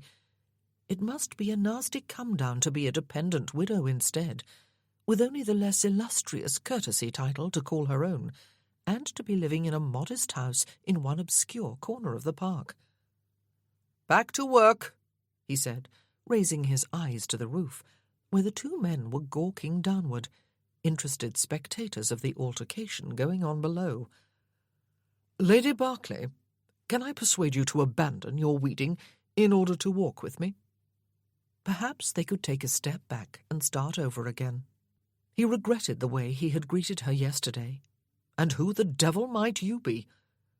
It was not surprising that she resented him, especially when her husband ought to have owned the property he himself had ignored for all of 2 years. But what could she expect when the man had abandoned her in order to go dashing off to Portugal and Spain to play at war? She considered his offer, looking at him the whole while. Then she pulled off her gloves, which apparently had been donned for her gardening, set them on top of the weeds in her basket with the trowel, set the basket beside the front steps of the house, and pulled her cloak back over her shoulders. Another pair of gloves appeared from a pocket. "Yes," she said. "You must resent me," he told her, as they set off east along the cliff path, which, he realized too late, was uncomfortably close to the edge of the cliffs themselves, cut off from the park by the thick hedge of gorse bushes. And, being a gentleman, he was forced to walk on the outside. "Must I?" "You expected your husband to be in my place," he said. "You expected to be the Countess." "If I did," she said, "I have had plenty of time in which to adjust my expectations. My husband has been dead for longer than 8 years. 8, he said. "Yet you have not remarried?" "And you have not married?" she asked in return. At first it seemed like a non sequitur, but then he understood the point she was making. "It is surely different for a woman," he said. "Why?" she asked. Because a woman cannot function in life without a man to protect her and order her life for her? Is that what your husband did? He asked. Order your life? Did he leave you to go off to war and order you to stay behind, playing the part of patient, dutiful wife while you awaited his return? Dickie was my friend, she told him. My dearest friend. We were equal companions. He did not leave me behind when he went to war. He took me with him. No, correction. I went with him. I was with him to the end. Ah, a woman who followed the drum, he said, turning his head to look at her. Yes, he could imagine it. This was a woman who would not wilt under harsh conditions or flinch in the face of danger. Admirable. He died in battle, did he? She was staring straight ahead, her chin raised. Gulls were screeching about somewhere below the level of his feet. He found it a mite disturbing. He died in captivity, she said. He was a reconnaissance officer, a spy. Oh, poor devil. But were not captured officers treated with dignity and honour and courtesy, provided they gave their parole, that is, their promise as gentlemen not to try to escape? Unless that was, they were out of uniform when caught, as a reconnaissance officer might well have been. He would not ask. He did not want to know. But you were with him to the end? He frowned. I went part way into the hills with him at the start of that particular mission, she said, as I often did when it was deemed safe enough. His Batman would have escorted me back. We were still well behind our own lines. We were both captured. And the Batman? He was foraging for firewood at the time, she said, and was able to make his escape. One captive had survived, and one had not. Suddenly, he saw her marble demeanour in a wholly new light. What had happened to her during her captivity, especially if her husband had not been in uniform? It was really too ghastly to think about, and he was not going to do it. He certainly was not going to ask any more questions. He did not want to know. And so you returned to England alone, he said. Did you move immediately to the Dower House? I went home, she said, to my father's house 20 miles from here. But I would not speak or sleep or leave my room or eat. My mother is a cousin of the Duke of Stanbrook. He lives at Penderys Hall on the eastern side of Cornwall. He had opened his home to military officers who had returned from the wars, severely wounded in one way or another, and he had hired a skilled physician and other people to nurse them. My mother wrote to him out of despair, and he came to fetch me. I was there for 3 years. There were 6 of us who stayed that long. 7, counting George, the Duke, that is. We called ourselves the Survivors' Club. We still do. We still get together for 3 weeks of every year during March. They had stopped walking. There was a break in the cliff face here, he noticed, and what appeared to be a zigzagging path down to the beach below, a rather steep and surely dangerous descent. The dog sat down beside him, its head against the side of Percy's boot. When one imagines oneself striding about one's land, faithful hound at heel, he said, one tends to picture a robust and intelligent sheepdog or some such. She looked at Hector. Perhaps, she said, when a dog imagines following upon the heels of its master, it pictures kind words and a gentle touch. Touché. She had a wicked tongue. I am not its master, he said. Ah, she said, but who gets to choose? 3 years, he said. You were at Penderys for 3 years. Good God, how damaged had she been? And why was he pursuing this line of questioning? He did not deal in darkness. He hoped she would answer with a simple monosyllable or not at all. Ben, Sir Benedict Harper, had his legs shattered and refused to have them amputated, she said. Vincent, Viscount Darley, was blinded in his first battle at the age of 17, and deafened too at first. Ralph, Duke of Worthington, was hacked almost to ribbons with a sabre when he was unseated from his horse in a cavalry charge. Flavian, Viscount Ponsonby, was shot in the head and then fell on it from his horse. Hugo, Lord Trentham, was not wounded at all. He sustained not even a scratch, though he had led a forlorn hope that killed almost all his men and severely wounded those few who survived. He went out of his mind. George did not even go to war, but his only son did and died, and then his wife jumped to her death over the cliffs at the edge of his estate. And I was present when my husband died, but they did not kill me. Yes, 3 years, and those men are my very dearest friends in this world. Percy found himself fondling Hector's damaged ear and wishing again that he had not started this. Shattered legs, blind at the age of 17, and deaf too. Sons dying and wives committing suicide over the edge of a cliff.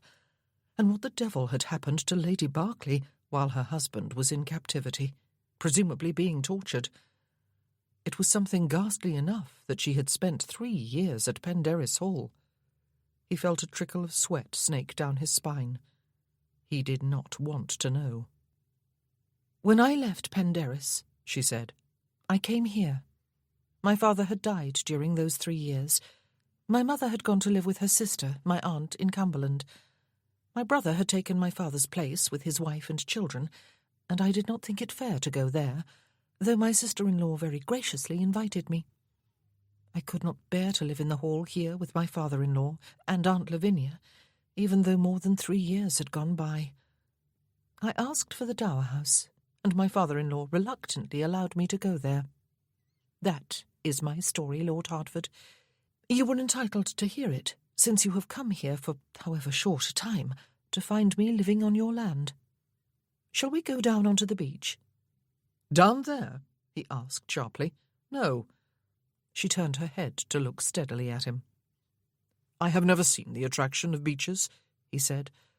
"Well, not for a long time, anyway. They are just a lot of sand and water. Why is Hertford not more prosperous than it is? Or do you not know?" "It pays its way," she said. "At least that is what my father-in-law was always fond of saying." "It does," he agreed, and he was content with that. She turned her face away and did not answer immediately. "He was never a particularly ambitious man," she said. "Dicky used to get impatient with him. He had all sorts of ideas and plans, but they were never implemented. He decided that the military life would be a better outlet for his energy. I believe his father lost all heart after Dicky died." "And Ratchet?" he asked. "Was he ever an efficient steward?" "Maybe once upon a time," she said. "My father-in-law inherited him." "And he never considered that it might be time to put the man out to pasture and hire someone more vigorous?" Percy was frowning, and he was wishing with all his heart that he could go back to the night of his birthday and erase the sudden drunken impulse to come to Cornwall. Sometimes what one did not know was best left that way. "I doubt he ever considered it," she said. "Mr. Ratchet keeps very neat and orderly books. He spends his days surrounded by them and makes new entries in them as needed. If you wish to know anything concerning rents and crops and flocks, or anything else on the estate for the past 40 or 50 years, you will surely find the answer in meticulous detail within those pages." "I feel rather, Lady Berkeley," he said impatiently, "as though I had stepped into a different universe." "I suppose," she said, "the situation is reversible. You could go back to where you—" She stopped abruptly. "Where you came from? Where you belong? And leave that house, my house, to be turned into a menagerie?" he asked. "Do you realize that eventually, if Lady Lavinia continues to add every stray who is canny enough to wander up to the doors, and word must be spreading fast in the animal kingdom, eventually the house is going to become uninhabitable by humans? that it will be hopelessly coated with dog and cat hair, that it will smell?" "You would have them turned away to starve, then?" she asked. "It is not possible to feed all the hungry of this world," he said. "Aunt Lavinia does not even try to take on the world's woes," she told him. "She merely feeds the hungry who come to her door. To your door." He felt a sudden suspicion. "Are we talking just about dogs and cats?" he asked. "There are people," she said, "who cannot find work for one reason or another." He stopped in his tracks again and looked at her, appalled. "If I were to wander into the nether regions of the house," he said, "or into the stables, I would find all the maimed and criminally inclined vagabonds of the world eating me out of house and home, would I?" One of the maids who had come to make up his bed last night had been lame, and looked as if she might be a bit simple-minded too. "Not all," she said, "and those you would find are usefully employed, and earning the food for which you pay. More gardeners and stable hands were needed by the time my father-in-law died, and the indoor staff had grown rather sparse. Aunt Lavinia has a tender heart, but she was never able to give it room while her brother lived. He was content with life as it had always been. He disliked change more and more as he grew older, and after he lost Dickie." "One of these strays is, I suppose, Mrs. Furby," he said. "Cousin Adelaide, who is not under any circumstances to be called Addie." "I suppose you were given an account at breakfast of the 7-month marriage, were you?" she said. "She has to live upon the charity of her relatives, since she has almost no private means, and Aunt Lavinia convinced herself that bringing a companion to the house was the respectable thing to do after she was left alone. Perhaps she was even right, and her chosen companion is a relative." "Not of mine," he said testily. "I can understand why you would rather I went back to where I came from, Lady Berkeley." "Well, you do seem to have managed very well without Hertford Hall for the past 2 years," she said.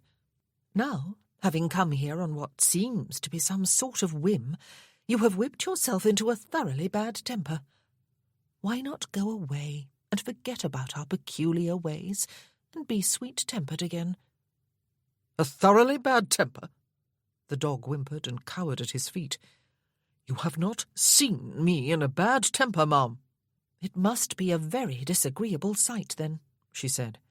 "And, like all bad-tempered men, you have a tendency to turn your wrath upon the wrong person.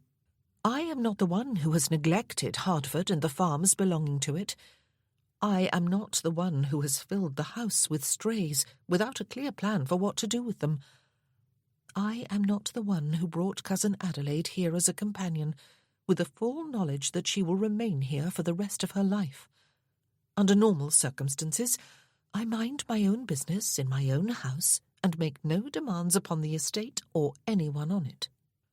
"The most abhorrent type of person on this earth," he said, narrow-eyed, "is the one who remains cool and reasonable when being quarrelled with. Are you always cool, Lady Berkeley? Are you always like a block of marble?" She raised her eyebrows. "And now see what you have done," he told her. "You have provoked me into unpardonable rudeness. Again. I am never rude. I am usually all sweetness and charm." "That is because you are usually in a different universe," she said. "One that revolves about you. The peninsula was full of rude, blustering officers who believed other people had been created to pay them homage. I always thought they were merely silly and best ignored." And she turned, the baggage, and began walking back the way they had come. She did not look behind her to see if he was following. He was not.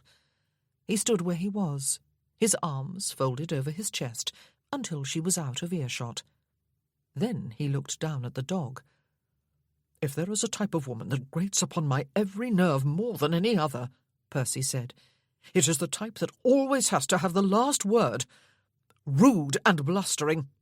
Silly. Silly. I always thought they were best ignored. For 2 pins I would go straight to the stables, mount my horse, and set its head for London. Forget about this ungodly place. Let you and all your playmates overrun the house until it is derelict. Let the Earl's apartments turn to mildew. Let that steward turn into a fossil in his dusty office. Leave Lady Lavinia Hayes alone with her cousin and her bleeding heart.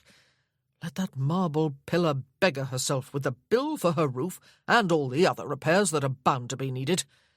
Let the tide ebb and flow against the cliffs until eternity wears them away and both houses fall off. Hector had no opinion to offer, and there was no point in Percy's standing here, pointlessly venting his frustration as he watched the cause of it recede into the distance. "At least then I would not find myself babbling nonsense to a dog," he said. "I suppose you have exhausted yourself, though if you have, it is entirely your own fault. You cannot say I did not warn you, and I suppose you are ready for your dinner, so that you can build up some fat to hide those bones from sight. Come, then. What are you waiting for?" He looked for a gap in the gorse bushes and found one that would leave only a few surface scratches on his boots as he pushed through it. Watkins would look tragically stoic. But as he stepped into the gap, he looked back at the dog, scowled at it, and stooped to lift it over the prickly barrier, hoping as he did so that no one could see him. He set off grimly across the lawn in the direction of the house. At least, he thought, at least he was not feeling bored, though it did occur to him that boredom was perhaps not such a sad state after all. Chapter 5. The afternoon brought visitors. Somehow word had spread that the Earl of Hertford was in residence, and since the correct thing to do was to call upon him, people called. Besides, everyone was agog with curiosity to make his acquaintance at last. Imogen had been planning to spend the afternoon at the Dower House, although its roofless state made even the downstairs rooms almost unbearably chilly. She had missed luncheon because she could not bear the thought of making polite conversation with that man who had provoked her to rudeness, but who would no doubt be all smooth charm with the older ladies. She had also been feeling agitated after telling him her story, brief and undetailed though she had made it. She almost never spoke of the past, or thought of it when she could help it. Even her dreams were only rarely nightmares now. Before she could set out for her own home, however, the first of the visitors arrived, and it would have been ill-mannered to leave, even though they had not come, strictly speaking, to see her. She just wished she did not have to be sociable on this particular afternoon, though. For everyone was enamoured of the Earl of Hertford as soon as they met him. His very presence here was sufficient to please them, of course, but his youth and extraordinary good looks, coupled with the excellence of his tailoring, dazzled the ladies and impressed the gentlemen. His charm, his smile, and his ready conversation completed the process of bowling them over. He assured everyone that he was delighted to be here at last, that there was surely nowhere else on earth to compare with Hertford and its environs for beauty, natural and otherwise. Those words, and otherwise, were spoken as if by chance, while his eyes rested upon Mrs. Payne, wife of the retired Admiral Payne. Mrs. Payne, whose mood usually hovered on the edge of sourness, when it did not spill quite over into it, inclined her head in gracious acceptance of the implied compliment. The Reverend Boodle, though, was the first to arrive, with Mrs. Boodle and their elder 2 daughters. The Admiral and his wife came next, and they were soon followed by the Misses Kramer, middle-aged daughters of a deceased former vicar, with their elderly mother. Those 3 ladies could not admit to the social faux pas of calling upon a single gentleman, of course. They had come, the elder Miss Kramer explained, to visit dear Lady Lavinia and Lady Berkeley and Mrs. Furby, and what a surprise it was to discover that his lordship was in residence. They could only hope he did not think them very forward indeed to have intruded all unwittingly thus upon him. His lordship, of course, responded with the predictable reassurances, and soon had the 3 ladies quite forgetting that they had come to see Aunt Lavinia. Imogen would undoubtedly have been amused by it all, if she had not taken the man so much in dislike, though actually, she thought, these visits were probably akin to excruciating torture for him, and were therefore no less than he deserved.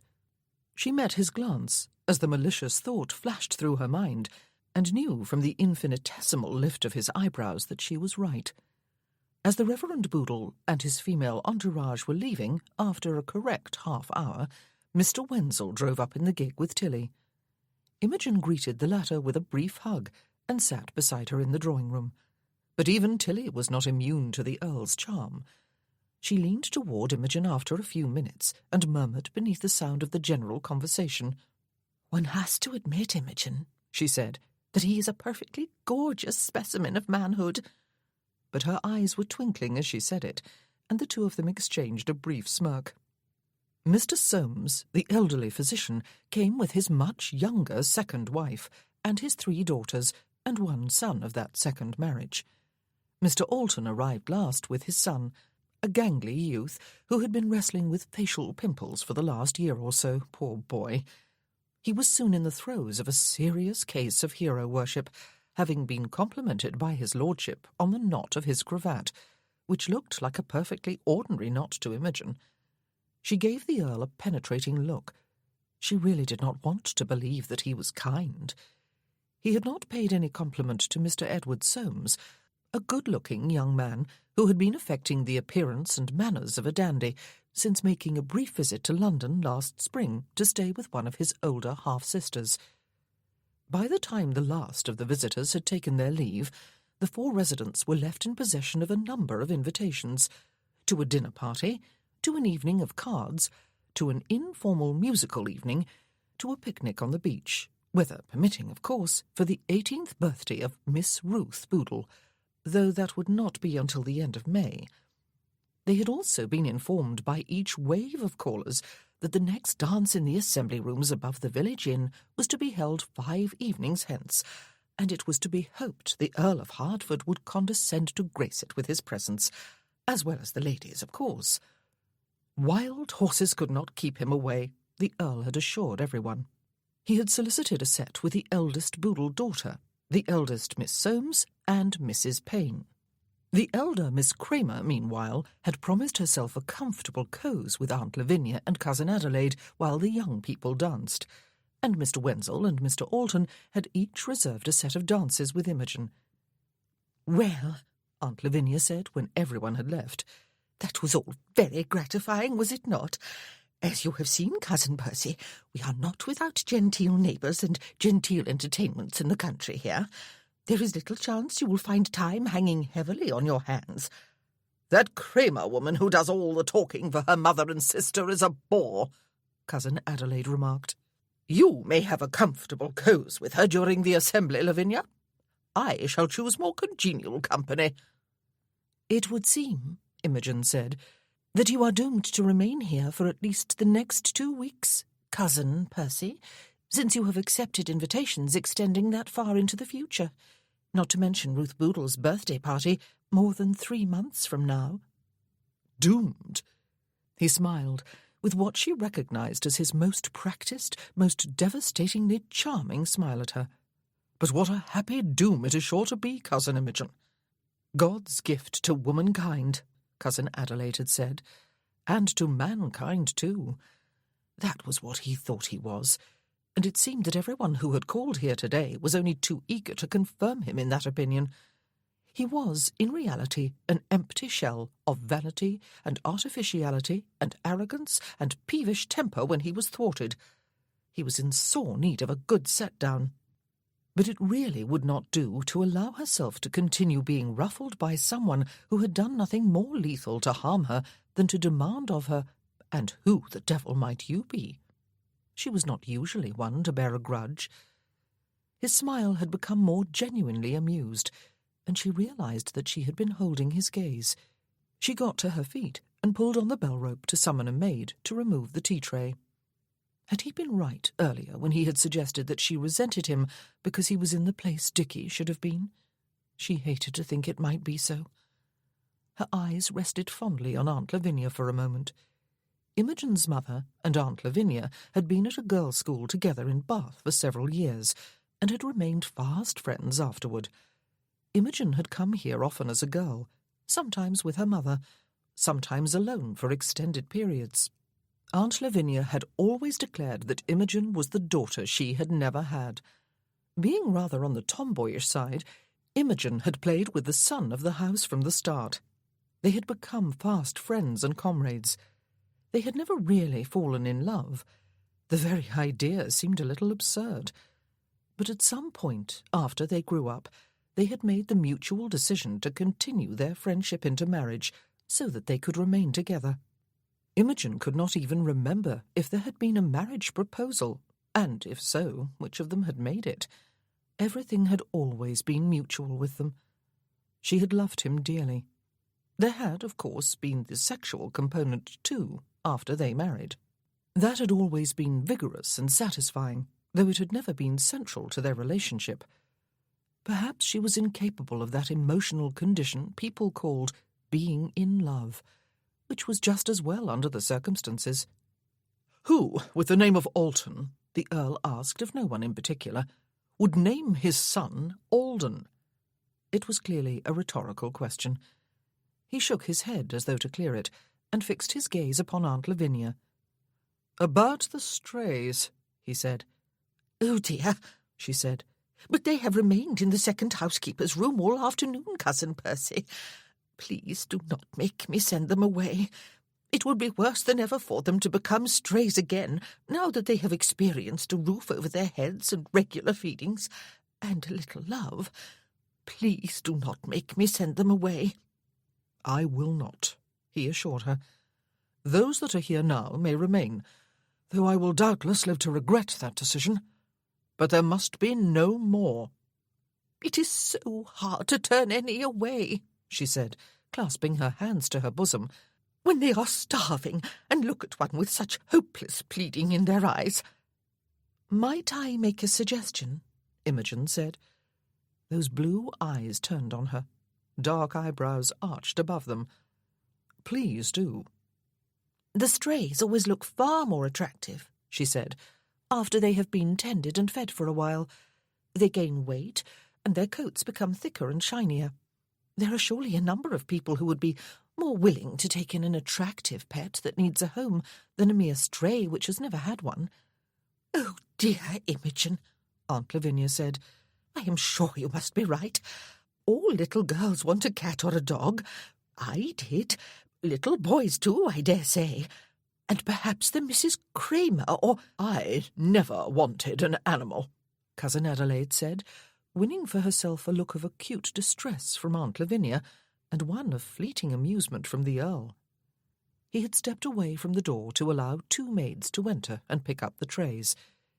Imogen noticed that his eyes rested thoughtfully upon one of them, a thin girl with stooped shoulders who was a deaf mute, though he had no way of knowing that yet, since he had not spoken to her. Mr. Soames, the physician, had been in the process of finding an insane asylum for her after her father, a farm labourer, died. But Aunt Lavinia had stepped in with a solution of her own.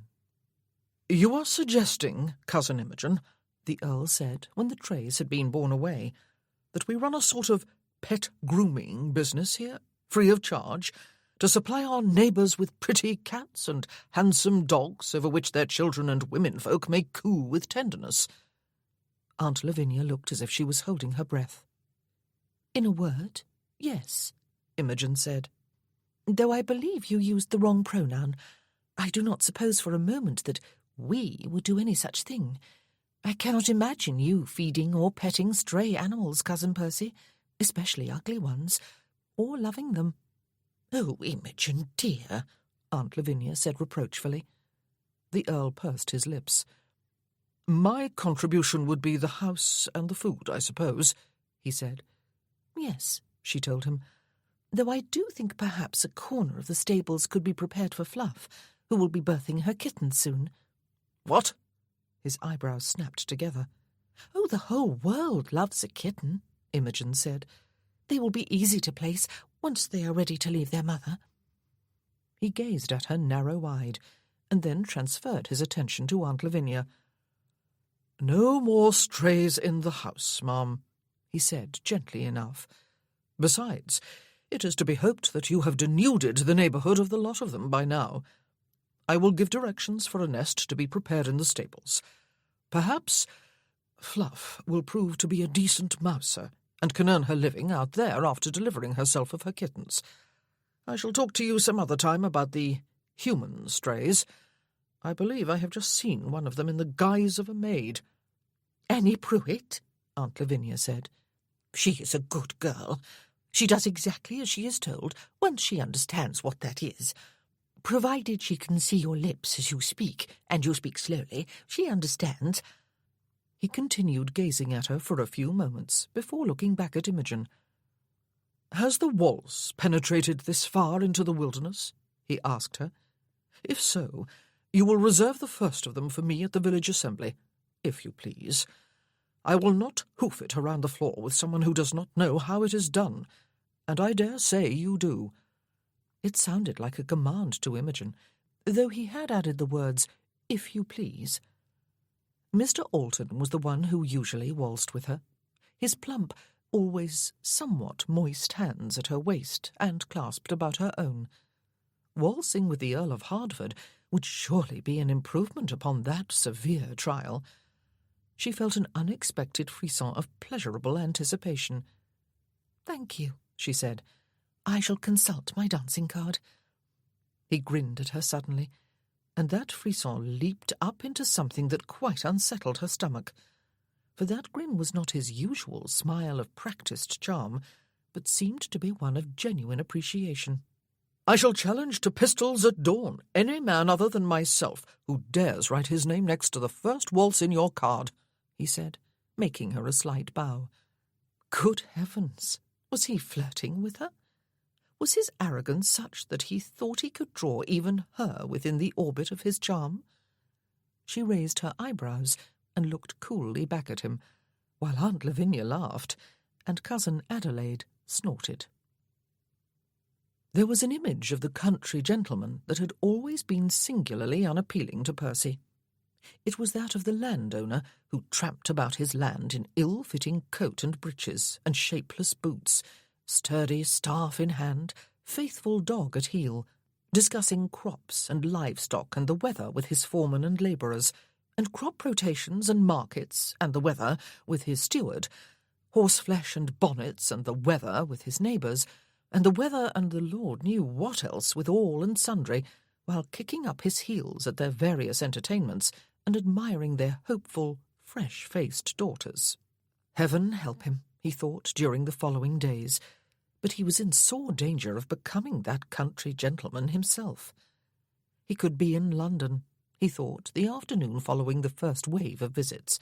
There were others. Enjoying himself, even if the season had not yet begun and town was thin of company. He could be at Tattersall's or Jackson's boxing saloon, or calling upon his tailor or his bootmaker, or be in his bed, sleeping off the effects of last night's carousing with friends, or enjoying the favours of a new mistress. Instead, he was looking about Ratchet's dusty office and suggesting that with his superior skills, the head steward— at that point Ratchet was the only steward, but that was a minor point— ought to be able to spend all his time in the office, engaged in the invaluable task of keeping the books in order, while a younger, less skilled and experienced man, an underling, in fact, undertook the mundane day-to-day task of running the farms and suggesting ideas for change and improvement. A second steward, that was, who could benefit from the advice and guidance of the head man. A subordinate, of course, a sort of disciple, in fact. Ratchet squinted at Percy's left ear and muttered something about making inquiries in the neighbourhood, though he did not know what a new man could do that was not already being done. But Percy had already written to Higgins, his man of business in London, directing him to find an experienced steward, a man who would be willing to be known officially as the under-steward, though in reality he would be no such thing, and who would also be willing to incarcerate himself in the depths of nowhere for a somewhat better-than-average salary. The sooner such a paragon was found, Percy had added, the better he would be pleased. Soonest would be even better than sooner. He had written the letter last night, while his bedchamber was being cleaned up. He had discovered upon retiring that the fire was out, and that a whole chimneyful of soot had descended into the room with a slightly charred, very dead bird. Crutchley, who had arrived in answer to his summons only moments after a distraught Mrs. Attley, had given it as his opinion that the front rooms, especially this front room, were more likely to have such things happen than the back rooms, given that they got the brunt of any wind that happened to be blowing. Yet again he had advised Percy to move into the best guest chamber at the back. Yet again Percy, for no reason that was apparent to himself, had chosen to be stubborn. The Earl's apartments would be made habitable for the Earl, and he was the Earl. At least his bed, when he had finally climbed into it, was dry, as was the wallpaper, slightly water-stained, beneath the window. Percy had discovered during the morning that almost none of his land had been cultivated for a number of years, and would not be this year either if plans to the contrary were not made soon. Ratchet and the old Earl had apparently not held with crops, which required too many workers to seed them, then to tend them, and then to harvest them, and which were too much at the mercy of the weather at all 3 stages. There were sheep galore, however, and some of the new lambs had already put in an appearance, no one having warned them that it was still winter, and they might be well advised to remain inside their mothers, where it was warm and out of the wind, for a little longer. Most of the income of the estate came, in fact, from wool, but the sheep were reproducing at far too exuberant a rate for them all to remain comfortably on the land until old age took them off. Someone needed to manage the flock, just as someone needed to manage the land. Percy was not a manager, nor did he have the slightest ambition to become one. The very idea. But he did recognize need when he saw it, as well as poor management, or pretty much no management at all. The farmyard, just beyond the confines of the park to the north, was looking considerably down at the heels. It sported a few milk cows, and would soon sport some calves too. Percy did not ask where the bull was that had made the latter possible. There were a few goats, which appeared to have no particular function, and so many chickens that it was hard not to trip over them at every turn as they pecked about the yard. It was also quite impossible not to step in their droppings. A duck pond had some ducks to complement it.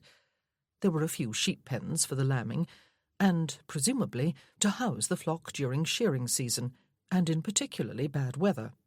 The pens looked as if they would be perfectly happy to give up the ghost any day now. The hay in the sagging barn looked somewhat grey, as though it might have been there as long as the barn itself. The mice within it probably lived in comfort and died at a ripe old age. The farm labourers seemed to be mostly gnarled old men, their sons presumably having departed long ago for pastures that were literally greener. The stable hands and gardeners within the confines of the park showed somewhat more youth and vigour, though they did appear to include more than their fair share of the lame and decrepit, further evidence of Lady Lavinia's tender sensibilities. Percy hoped a new steward would be found sooner than soon, and that he would gallop out here without stopping for food or rest along the way. He hoped the man would not take one look when he arrived and turn tail and flee. Percy had worn his oldest clothes as he tramped about, though the fact was he did not possess anything that was much older than a year. Watkins would not have stood for it. The same applied to his riding boots, which were quite undeserving of the punishment they suffered in the farmyard. He did not carry a staff, but he did have a faithful dog at heel, that embarrassment of a skinny mutt with the grandiose name of Hector. The great Trojan hero Hector had shot the mighty and seemingly immortal Achilles in the heel and killed him. At least Hector the dog did not try to bite his heel. It had attached itself to him, Percy believed, only because the other dogs at the house, including that massive and lethargic bulldog and the sausage dog, shunned it, and would not share their feeding bowls with it or allow it uncontested access to its own, and because the cats, especially the growling Prudence, intimidated it. Hector was, in fact, a snivelling coward, and did nothing to enhance Percy's manly image as he strode about his neglected land. It was enough to make any self-respecting gentleman farmer weep. Not that he wanted to be a gentleman farmer, At least not a gentleman farmer who behaved like one. Heaven forbid. The following morning, after an uneventful night in his bedchamber, Percy walked purposefully across the lawn toward the dower house, and found exactly what he had suspected he would find, namely, a roofless edifice barren of any workers at all, or any other discernible sign of life. He returned to the hall and changed his clothes. By the time Watkins had finished with him, he would have turned startled heads even on Bond Street, especially on Bond Street, in fact. "My ebony cane, Watkins," he said. "We did bring the ebony, I suppose?" "We did, my lord." Watkins produced it. "And my jewelled quizzing glass." "The jewelled one, my lord?" Percy fixed him with a look, and the jewelled glass was produced without further comment. "And a lace-edged handkerchief," Percy said. "And my ruby snuff-box, I believe." "Yes, the ruby snuff-box." Watkins was too well bred to comment on these ostentatious additions to a morning outfit, but the wooden expression with which he always demonstrated disapproval became almost fossilized.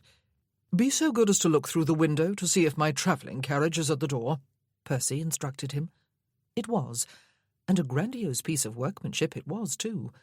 He had inherited it from his father, and seldom used it. He had brought it here only because Watkins would have been stoically disappointed if he had been forced to travel in a lesser specimen of coach. Percy had ascertained, upon his return to the house, that Lady Berkeley had taken the gig into Porthdare, as she had said at breakfast she intended to do. There was apparently an elderly lady with a sore hip who needed visiting. Women really could be angels on occasion, though it took a stretch of the imagination to consider his third cousin-in-law once removed, and angels in the same thought. Some time later, having discovered the name and place of business of the roofer from his butler, Percy stepped unhurriedly down from his carriage outside the man's shop, which was situated in Merrion, a village 6 miles up the river valley. He looked languidly about him, ignoring the smattering of gawkers who had stopped to watch the show, or, that is, him. He nodded to his coachman, who had been surprised earlier by the instruction to wear his livery. "His lordship, the Earl of Hertford," the coachman now announced with clear enjoyment after flinging open the door of the shop. His lordship stepped inside, shook out his handkerchief, flicked open the lid of his snuff-box with the edge of one thumb, paused, changed his mind — he did not enjoy taking snuff anyway — and snapped it shut again, put it away, and raised his quizzing glass to his eye. "It has occurred to me to wonder why it is," he said with a sigh, as he regarded 3 saucer-eyed men through his glass, "that the dower house at Hertford Hall lost its roof in December, and is still without a roof in February. I have wondered, too, why there are occasionally 2 men to be seen on the rafters, one hammering nails while the other watches, and yet no sign of progress. It has been brought to my attention that it is altogether possible I may discover the answers here. Indeed, I must insist upon doing so." Less than 15 minutes later, his carriage was moving back along the village street, watched by far more than a smattering of spectators lined up on either side as though he were a parade. All the roofer's workers had apparently been indisposed or busy with other jobs, but all had miraculously recovered their health or completed those jobs that very morning, and had been about to proceed to the dower house at Hertford Hall when his lordship arrived and delayed them. The sly suggestion, though, that the presence of all those workers on one job would raise the price of the repairs had met with his lordship's quizzing glass again, sparkling with blinding splendour in a shaft of light from the doorway, and the price had been instantly lowered below the original quote to an amount Percy guessed was only slightly inflated. The Earl of Hertford had signalled his coachman, who had opened a fat leather purse and paid the roofer half the amount in advance. The other half would be paid upon the satisfactory completion of the job by Lady Berkeley, his lordship's cousin. There was no point in confusing the issue by talking about thirds and removes and in-laws. Her ladyship was to be informed that the price had been dropped in compensation for the unconscionable delay.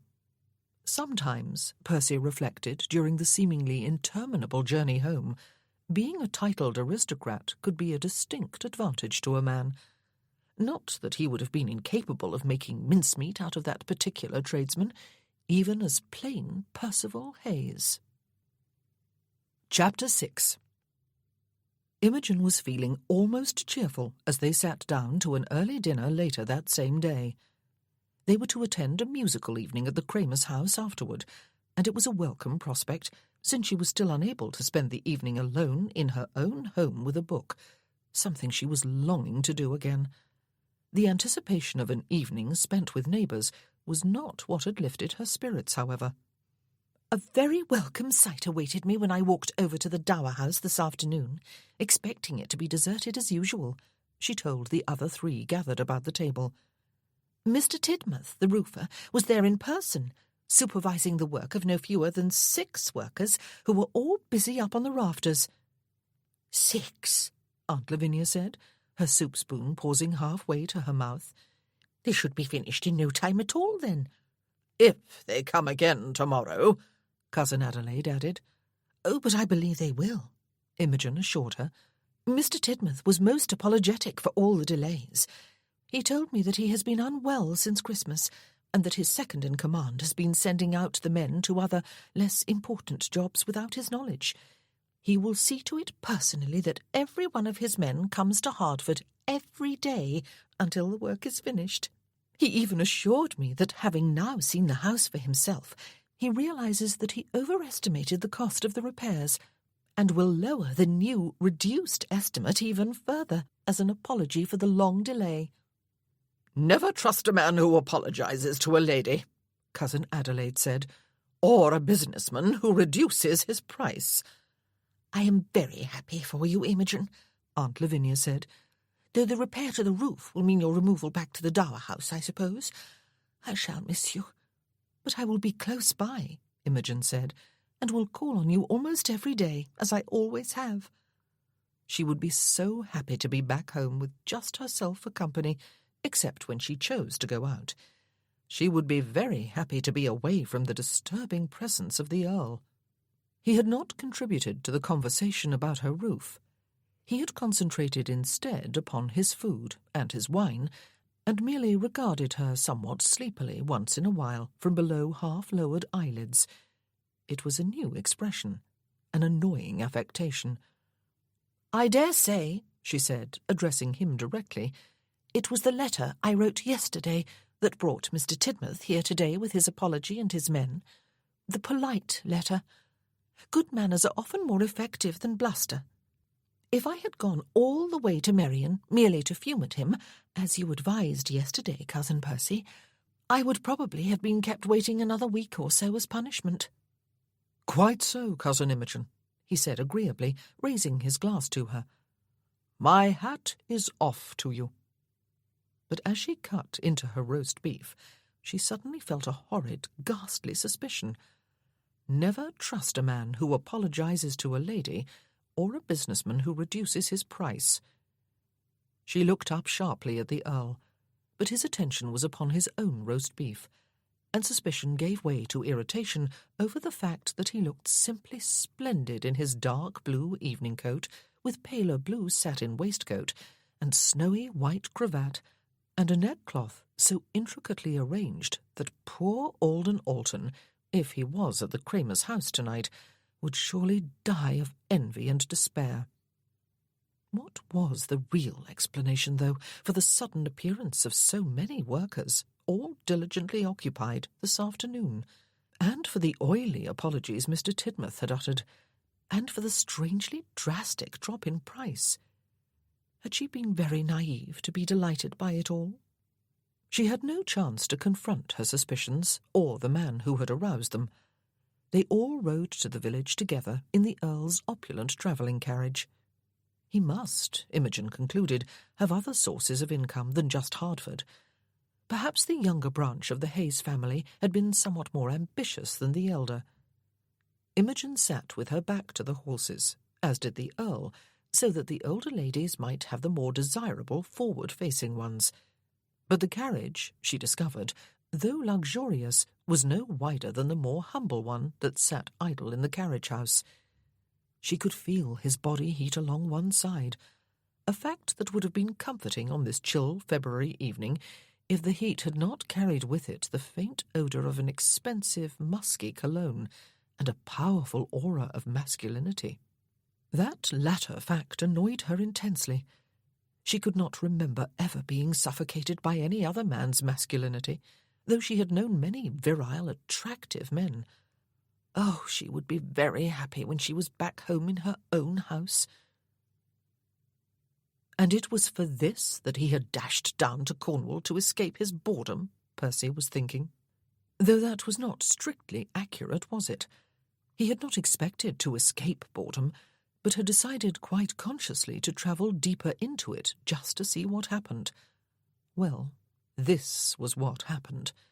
He was sitting in his travelling carriage with 3 ladies, one of whom suffered from tender sensibilities and had filled his house and park with strays, another of whom spoke in a baritone voice and had not uttered a single complimentary word about the male half of the species since his arrival, but had spoken plenty of derogatory ones, and a third of whom was made of marble. And if this journey was not enough to plunge him into the deepest gloom, there was the fact that their destination was the Cramer house, where they were to be entertained by the musical talents of the Cramer ladies and the neighbours at large. The Misses Cramer, he discovered after their arrival, fancied themselves as pianists and vocalists, and proceeded over the couple of hours following the arrival of all their other invited guests to demonstrate the truth or falsity of that fancy. To be fair, however, they did not monopolise the evening's entertainment. A few other ladies sang and played the pianoforte. Alton had brought his violin, and his son, looking as though he would rather be cast into the fiery furnace, with the lions thrown in for good measure, played along with him on a flute. The Reverend Boodle sang to his wife's accompaniment, in a bass voice that might have set the liquor decanters to rattling, if there had been any in the room. Lady Berkeley conversed with Lady Quentin, wife of Sir Matthew Quentin, and with Miss Wenzel before the recital began. When everyone took a seat for the entertainment, it was Wenzel, gentleman farmer, who seated himself beside her, drawing his chair a little closer to hers as he did so. He proceeded to engage her in conversation, or rather to deliver a monologue, while ignoring the music. It was ill-mannered of him, to say the least, though he did keep his voice low enough not to disturb those around them who chose to be polite and listen, among which virtuous number Percy included himself. Wenzel did not even pretend to listen.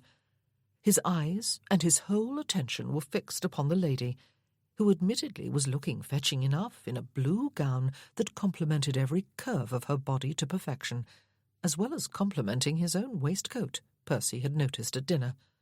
Wenzel did not applaud any of the entertainers.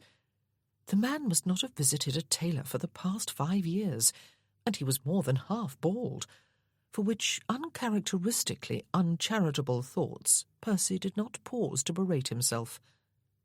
Lady Berkeley herself did listen to, or at least keep her eyes upon, the performers, and she applauded. Only twice did Percy see her make a brief answering remark to Wenzel, and only one of those times did she turn her head to look at him. The man irritated Percy. The really annoying thing, though, was that he was noticing such things. Wenzel was trying to fix his interest with Lady Berkeley, as he had every right to do. He was a single gentleman of roughly her own age, and she was a widow.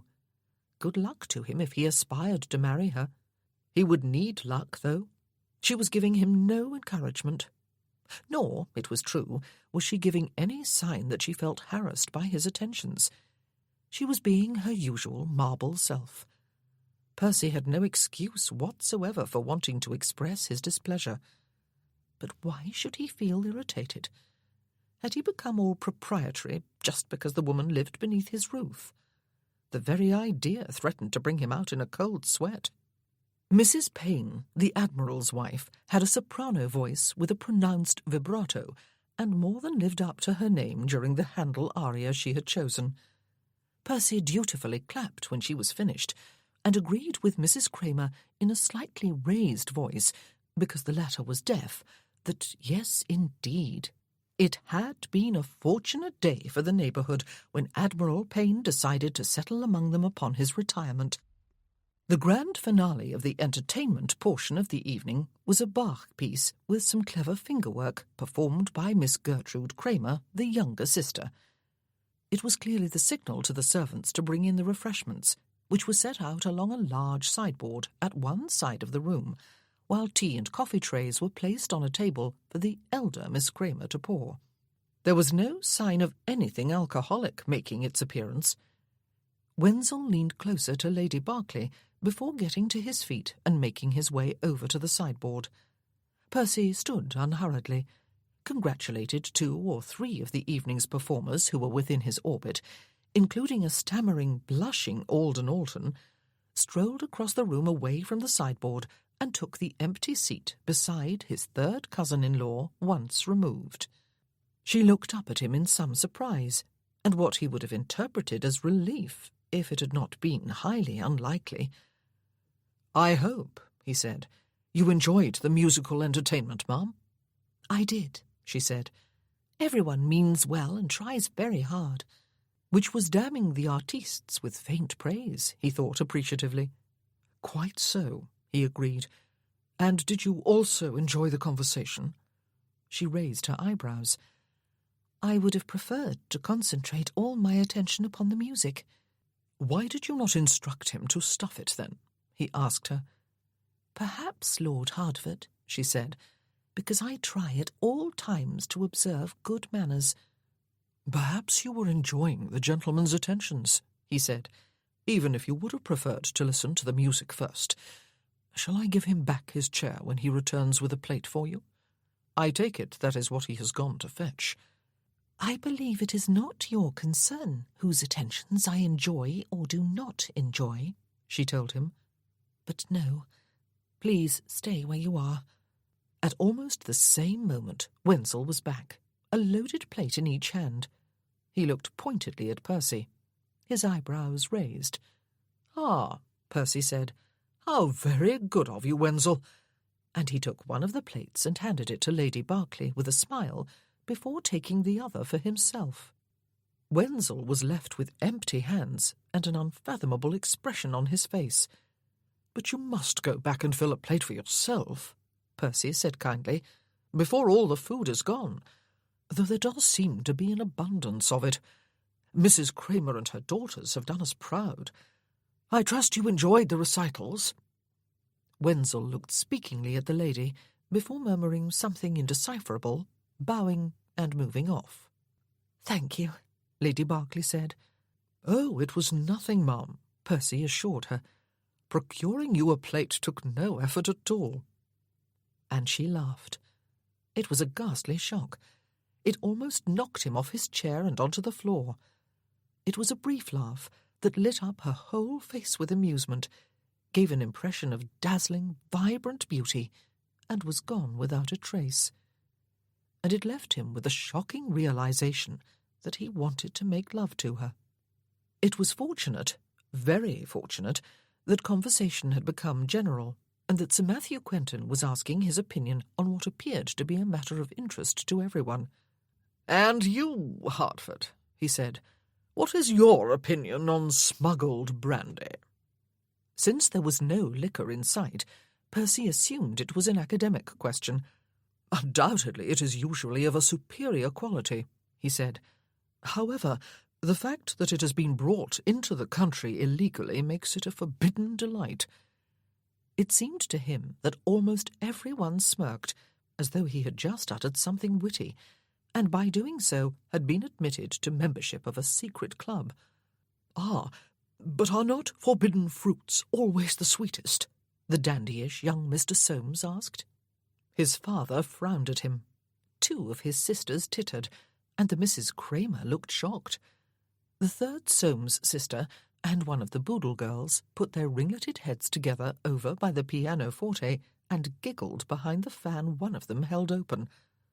"Quite so," Percy said, nodding genially in the direction of the young man, who would undoubtedly be on the receiving end of his father's wrath later tonight.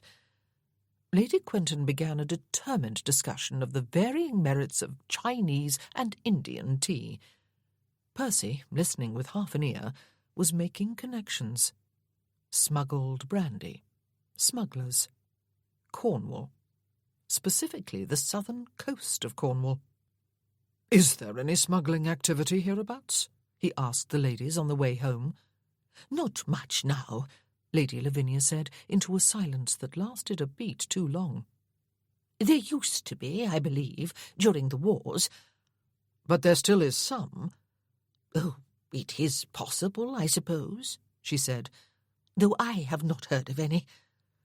"And there is nothing even vaguely romantic about it," Lady Berkeley added. "Romantic?" He turned to face her as far as he was able, given the narrow confines of the carriage seat. Not that he could see her clearly even then. It was a dark night, and the carriage lamp was throwing its light forward rather than back. "Smugglers, pirates, highwaymen," she said. "They are often glamorized as rather dashing heroes." "Carrying off the swooning heroine, lashed to the mast of the ship, or thrown over the back of the horse, or tossed over a man's shoulder and carried by superhuman strength to the top of a sheer cliff," he said. "You are not a romantic, Cousin Imogen?" Mrs. Furby snorted. "Not on the subject of bullies and criminals and cutthroats," Lady Berkeley said. He continued to look her way in the darkness. There had been real bitterness in her voice. "But is he not always the wronged son of a duke?" he asked her. "The eldest son, that is. And is he not, through seemingly suicidal acts of great daring-do, setting the world to rights and clearing his name, and winning the undying love of the sweet damsel in distress, who is quite possibly a princess, and as a final reward being restored to his inheritance and his father's bosom, and marrying the princess and living happily ever after?" Mrs. Furby snorted again. "One must give the man his due, Lavinia," she said. "He has a sense of humour." "You ought to be writing for the Minerva Press," Lady Berkeley said. He wondered if she was smiling, even if only inwardly.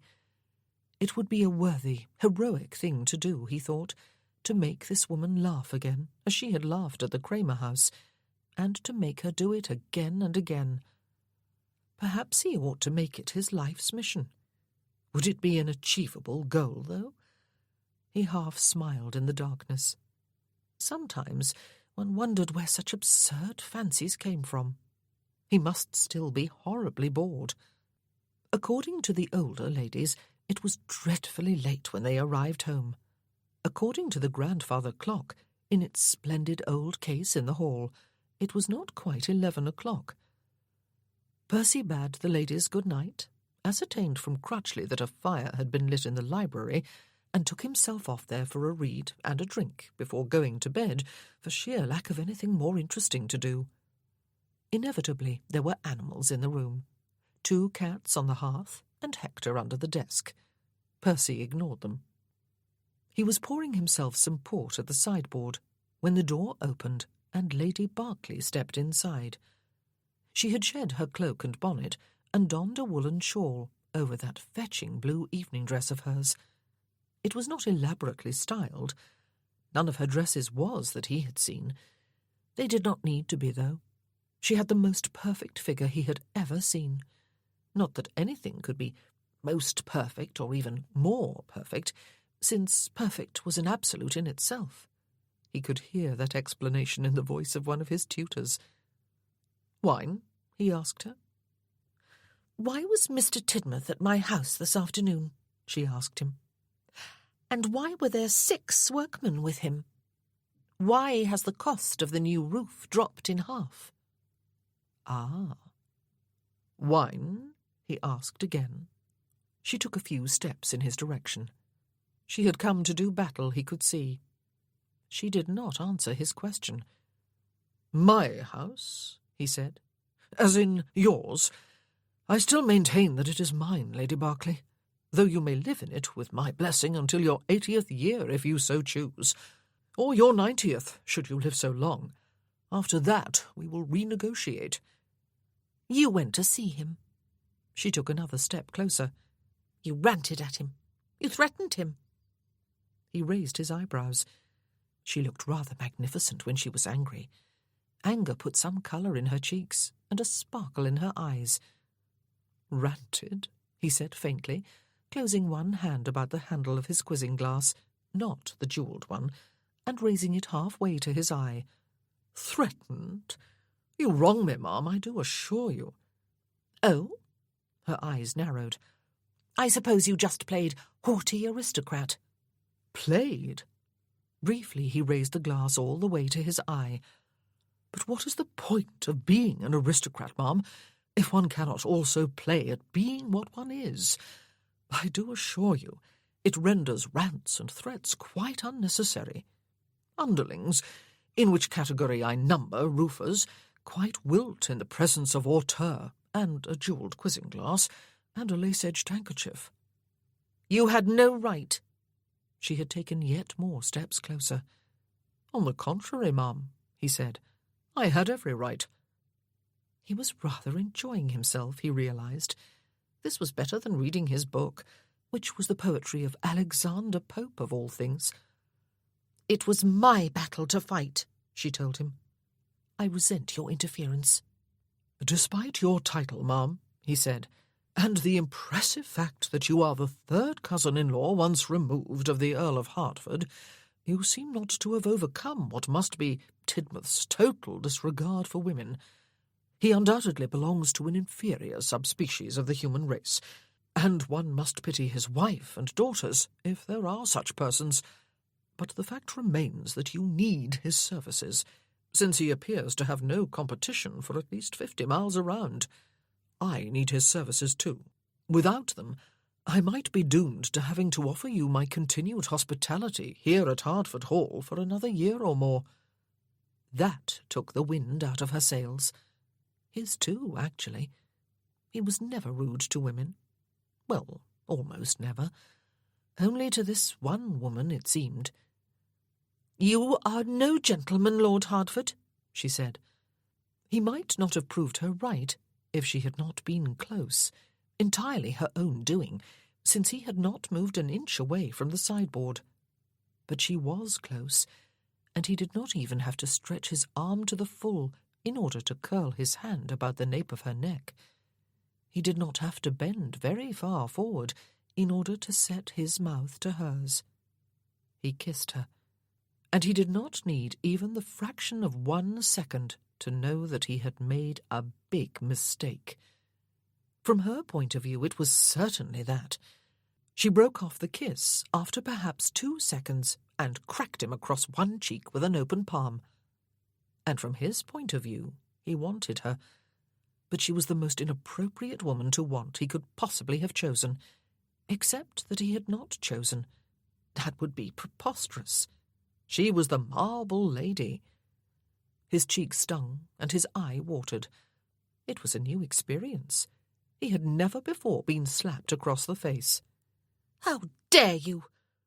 He owed her a grovelling apology, at the very least. It was only a kiss, he said instead. Only a... Her eyes widened. That was no kiss, Lord Hertford. That was an insult. It was insufferable. You are insufferable.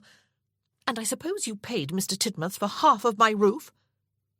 In my experience, he said, half a roof is more or less useless. I can well afford the whole thing, she told him. So can I, he assured her. You will note, ma'am, that I pandered to your pride sufficiently to leave half the bill unpaid. She stared at him. She was probably admiring her handiwork. He did not doubt that his cheek bore the scarlet imprint of her palm and all 5 fingers. It was still stinging like the devil. He would be wise not to provoke her in the future. Shall we agree to the compromise? He asked her. It will be the greatest of pleasures, she said, to move back into my own house, for me as well as for you." "You see," he said, "when we try hard enough, we can come to mutual agreement on more than one theme. How bad is smuggling in this part of the world? Would you like some wine?" "Yes," she said after a small hesitation. She took her glass from him after he had poured the wine, but she did not move away toward a chair. "My father-in-law liked his brandy," she told him, "as do most of the gentlemen in this part of the world. He saw no wrong in defrauding the government of some taxes and tariffs. He saw customs officials and riding officers as the natural enemy of freedom and luxury, while the smugglers were heroes, upholding the right of a gentleman to the best brandy his money could buy." "This house is close to the sea," he said. "Its cellars were used to store smuggled goods, I suppose." "Close, but not close enough," she said, swirling the wine in her glass for a moment before lifting it to her lips. "The Dower House?" She raised her eyes to his. "You may have noticed," she said, "that it is not far from that precipitous path to the beach. There are steps and a doorway on the side of the house facing the sea that lead directly to the cellar. I insisted upon having every item of contraband removed and the door blocked up from inside and out before I went to live there. Father-in-law saw to it. He was fond enough of me to want me to be safe and not endangered in any way by all that viciousness, and he knew that Dickie had always been vehemently opposed to allowing smuggling on Hertford land and the products of smuggling in the Dower House." "Well, interesting. Viciousness?" "It is not a romantic business," she said, "despite all the stories to the contrary that you parodied on the way home." She drained her glass and set it down on the sideboard. "Good night, Lord Hertford, and if you ever try to kiss me again, I will reply with my fist rather than my open hand." He grinned at her. "A tactical error, Lady Berkeley," he said. "One never forewarns an adversary. To forewarn is to forearm." She turned and left him. She closed the door quietly behind her. Not for Lady Berkeley any unbridled passion or slammed doors. His cheek was still stinging. What the devil had possessed him? But if that kiss had lasted for 2 seconds, and he believed it had, then for at least one of those seconds she had kissed him back. It was like that laugh at the Kramer lady's house. Blink and you missed it. He had not blinked on either occasion. When was marble not marble? And why was marble marble? Especially when it was not actual marble, but a woman. Why was she marble? There must be thousands of women who had been widowed by the Napoleonic Wars. If they had all turned to marble forever after, England would be a marble nation, or half marble anyway. There would still be human men, he supposed. Pretty frustrated human men. He considered his book. Perhaps poetry, blank verse no less, was just what his mind needed to compose itself for sleep. He strode back into the hall instead, and donned his greatcoat and hat and gloves. He ought to go upstairs to change his footwear, but evening shoes would have to do. He let himself out through the front doors and strode directly across the lawn toward the cliffs. The clouds had moved off sufficiently to allow some moonlight and starlight through to light his way, and ensure that he did not stride right off the edge. An alarming thought, but he would be pricked to death first by the gorse bushes. Hector, he noticed suddenly, was at his heels. Lord, that dog would be sleeping at the end of his bed next. "Protecting me from ghosts and smugglers and other assorted villains, are you?" Percy asked him. "That's my boy." Chapter 7. Imogen's palm was still stinging. It was still red, too, she saw in the light of the candle on her dressing table. She hated him. Worse, she hated herself. Hated herself. She could have avoided that kiss. She could have kept her distance from him. But even apart from that, there had been time to realize his intent and turn away. There had been a look in his eyes to warn her, The lifting of his hand to set at the back of her neck, the bending of his head toward hers. Oh, yes, there had been time. She had not turned away. And though for the first moment after his mouth touched hers, mouth, not just lips, her mind had been blank with shock, there had also been that next moment when her mind had not been blank at all, when she had wanted him with a fierce longing and had kissed him back. Just the merest moment. But how long was a moment? Had anyone ever defined it? Set time limits upon it? Was a moment 1 second long? Half a second? 10 minutes? She had no idea how long her moment of weakness had lasted. It did not matter, though. It had happened, and she would never forgive herself. Only a kiss, indeed. Only a kiss. He had no idea. But could she expect him to? He was a mere man. A handsome, virile, arrogant man who had probably always had just what he wanted of life, including any woman he desired. She had seen the way all the women, regardless of age and marital status, had looked at him tonight. Oh, no, he certainly could have had no idea. They had been alone together in the library late at night. They had been standing close to each other, and they had been quarrelling. Of course his thoughts had turned to lust. It would have been surprising if they had not. Imogen sat on the stool before the dressing-table, her back to the mirror. Her life was suddenly in tatters again, and there were still several weeks to go before the annual gathering of the Survivors' Club at Penderris Hall. Her longing for the company and comfort of those 6 men was suddenly so acute that it bent her in two from the waist until her forehead almost touched her knees. George, Duke of Stanbrook, was probably at home. If she went early, he would welcome her warmly and without question. She would find herself enveloped in peace and safety but she had to learn to cope alone with her living. That was what she thought she had done by the end of those 3 years at Penderris. She had made a pact with life. She would go through the motions of living it, return to Hertford, be an attentive daughter-in-law and niece, a cheerful and sociable neighbour, a fond daughter and sister and aunt. She would live alone without allowing herself to become a recluse. She would be kind. Above all else, she would be kind, and she would breathe one breath after another until there were no more, until her heart stopped and brought her final, blessed oblivion. She would go on, she had decided, but she would not live. She was not entitled to do that.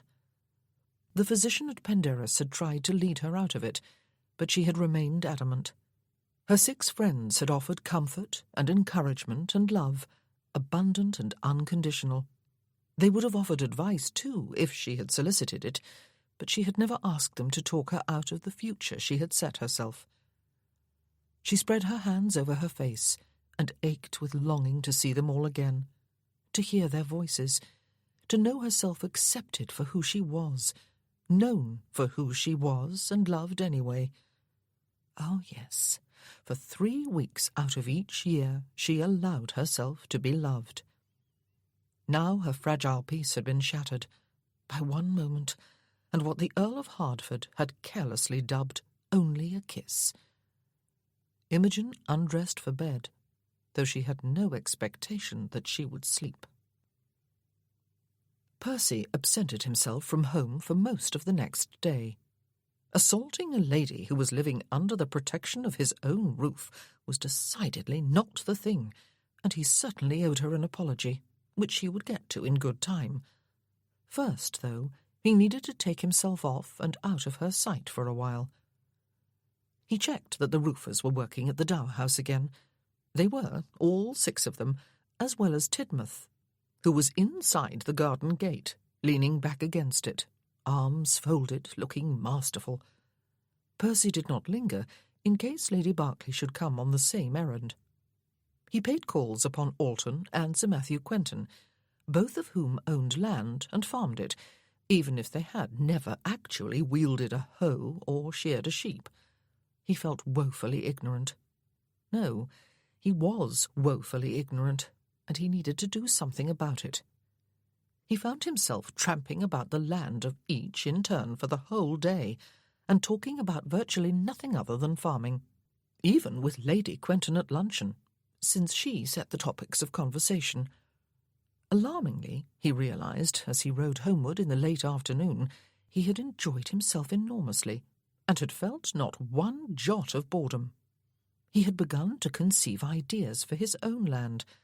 He was even excited at the prospect of conferring with his new steward, when that as yet unknown individual arrived. Excited? He was going to be a candidate for Bedlam if he did not leave Cornwall soon and return to civilization and his familiar idle existence. He spent the evening in the library reading Pope, while the ladies presumably conversed and drank tea and busied themselves with whatever worthy and productive projects ladies did busy themselves with in the drawing-room above. Lady Berkeley had been almost silent during dinner, and more like granite than marble. He obviously owed her a serious apology. He took the path toward the dower house again the following morning, Hector trotting inevitably in his wake, though it was not his intended destination. That was something altogether different, something for which he had steeled his nerve last night after Pope had lost his appeal. 20 pages of blank verse could do that. She was at her house before him today. She was standing at the gate, a popular place that, talking with Tidmouth, who was oozing oily obsequiousness, especially after he spotted Percy approaching. And good God, there was actually a roof on the house, 6 workers swarming over it, looking diligent. Percy considered turning away and proceeding with his main plan for the morning, but sooner or later she was going to have to be confronted at more than a dining-room table with her aunt and the female baritone to stand between him and embarrassment and humble pie. "Ah, Tidmouth," he said, after bidding Lady Berkeley a good morning. "You are gracing us with your presence and your expertise again today, are you? Cracking the whip?" "Anything and everything to oblige a lady, your lordship," the man said with a leer, revealing a mouthful of square, yellow teeth. "Cold as the weather is, it being only February, not normally the time of year for such bitter outdoor work, I will put myself and my men to any trouble and inconvenience necessary for the lady to have a roof over her head. No whipping required." "Quite so," Percy said. "I will leave you to it, then. Cousin, may I interest you in a walk?" She looked at him as though walking with him was the very last thing she wished to do. But perhaps she recognized the inevitability of a tete-a-tete encounter with him sooner or later. "You may," she said. He did not offer his arm, and she did not show any sign that she either needed or expected to take it, as she fell into step beside him. "I believe," she said stiffly, as they moved out of earshot of the man at the gate, "I ought to thank you for intervening on my behalf with Mr. Tidmouth. I was despairing of getting back into my house this year, but he has promised that I will be in next week." "You are thanking me, then," he said, "for making it possible for you to leave me so soon." "That would sound ungracious." "But true." "May I remind you," she said, "that it was you, 2 evenings ago, who lamented the fact that the longer my house was uninhabitable, the longer you were obliged to offer me hospitality in yours." "I am sorry about that kiss," he said. "It ought never to have happened, especially beneath my own roof, where I should be protecting you from insult, not offering it myself." "But as you observed at the time," she said, turning her head away so that he could not see her face around the brim of her bonnet, "it was only a kiss." It sounded as if he was not to be forgiven. They stopped at the top of the broken cliff face, with its zigzagging path downward. He had stopped a little farther back 2 nights ago, on the other side of the gorse bushes, when he had come to see if any smugglers were swarming the beach, cutlasses at the ready. At least that was what he assumed he had come to see. He had been a bit agitated at the time. His knees felt decidedly weak now, and his breathing quickened. It was not a windy day, but there was enough of a breeze to make the air nippy. The tide looked halfway in, or halfway out. He had no idea which. Waves were breaking in a line of foam along the beach. The sea beyond them was foam-flecked too. Apart from that, it was steely grey. "Would you care to go down?" he asked her. "Please say no. Please say no." "I thought you were afraid of the sea and the cliffs," she said. "Afraid?" He raised his eyebrows, all incredulity. "I? Whatever gave you that idea?" Her eyes searched his face for a disconcerting moment, and then she turned and disappeared over the edge. Oh, nothing quite as drastic as that. She stepped off the cliff-top path and onto the track down, and then she kept on going. She did not look back. He looked down at Hector. "Stay here or trot back home," he advised. "No one, least of all I, will call you a coward." And no one would call him a coward either, by thunder. No one ever had. No one had ever had cause. Well, except once. He just happened to be terrified witless of the sea. Ditto of sheer cliffs. Not too fond of golden sands either. Mainly because they had a nasty habit of widening and narrowing with the tide. Sometimes narrowing to a point at which sea and cliffs joined forces. Why the devil did he need to prove anything to himself? But it was too late now to change his plan. He could hardly stand up here and wait to wave down at her when she reached the beach. He launched out into space. It was not even a particularly dangerous track, of course. Indeed, it was a well-used thoroughfare. It had been climbed numerous times, had it not, by bands of smugglers as they hauled casks of brandy and Lord knew what other contraband, to be stored in the cellar of the dower house. Lady Berkeley had probably tripped up and down here 1,000 times for pure pleasure, though his mind's choice of the word tripped caused his stomach a moment of distress. There were just a couple of places where the path disappeared, to be replaced by rocks large and sturdy enough to provide perfectly safe footing. He was down on the beach almost before he knew it, his feeling of relief and triumph tempered only by the knowledge that somehow he was going to have to get himself back up there in the foreseeable future. Something was bleating. There was no sign of any sheep, but Hector, he could see, was stranded on the jutting rock just above shoulder level and could not seem to find the path that would have brought him the rest of the way down. "I believe," Lady Berkeley said, "you have a friend, Lord Hardford." "Only one," he said. "Could I be that pathetic?" He reached up and gathered the dog in his arms. He did it carefully.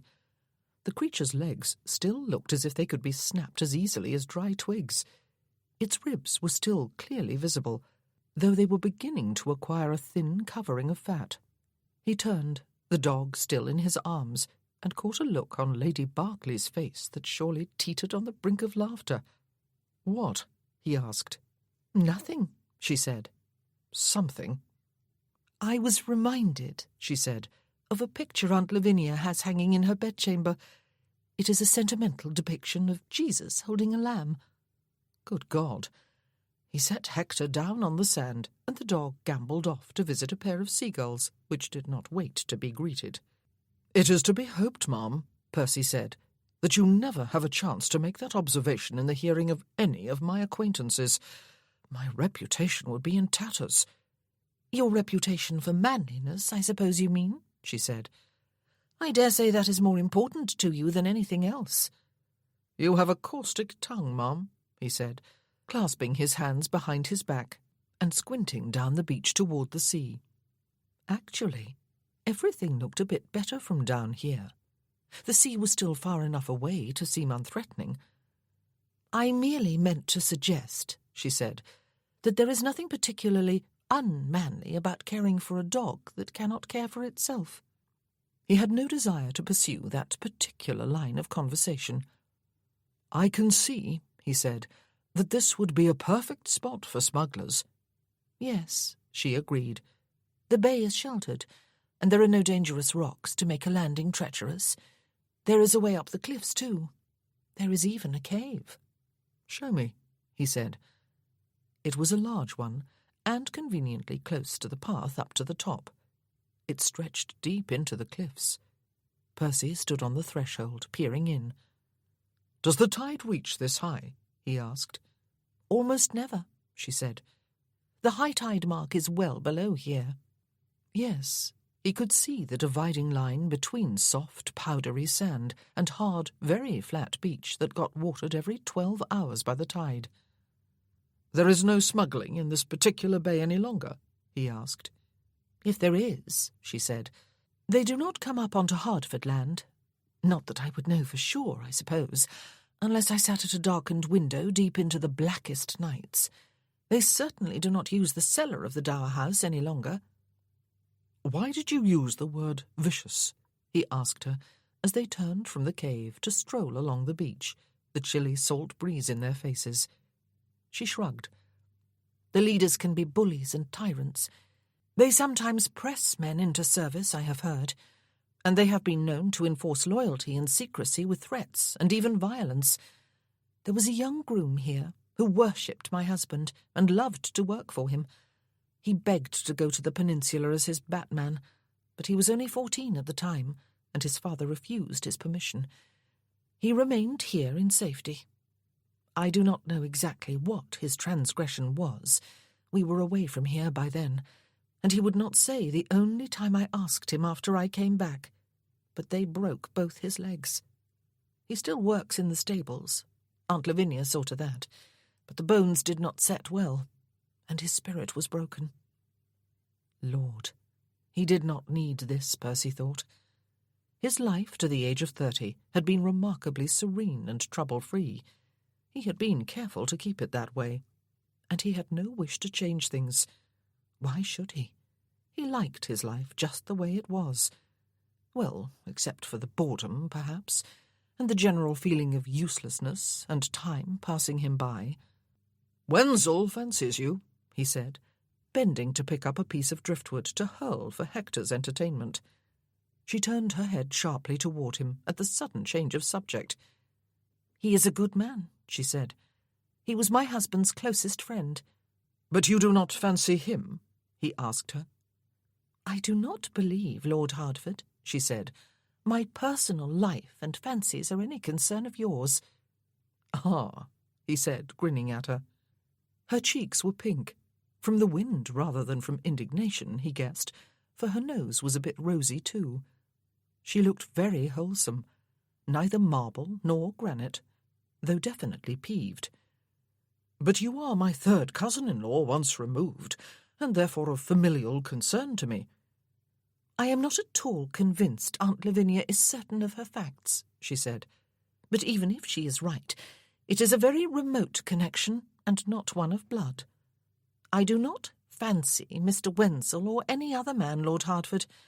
I have no interest in courtship or remarriage, as I believe I have told you before." "Why?" he asked. "Oh, yes, I know we started this conversation before, but it did not progress very far. I asked your age, I recall, but you would not give it. And who can blame you? It is impolite to ask such a question of a lady. I am guessing you are about my age.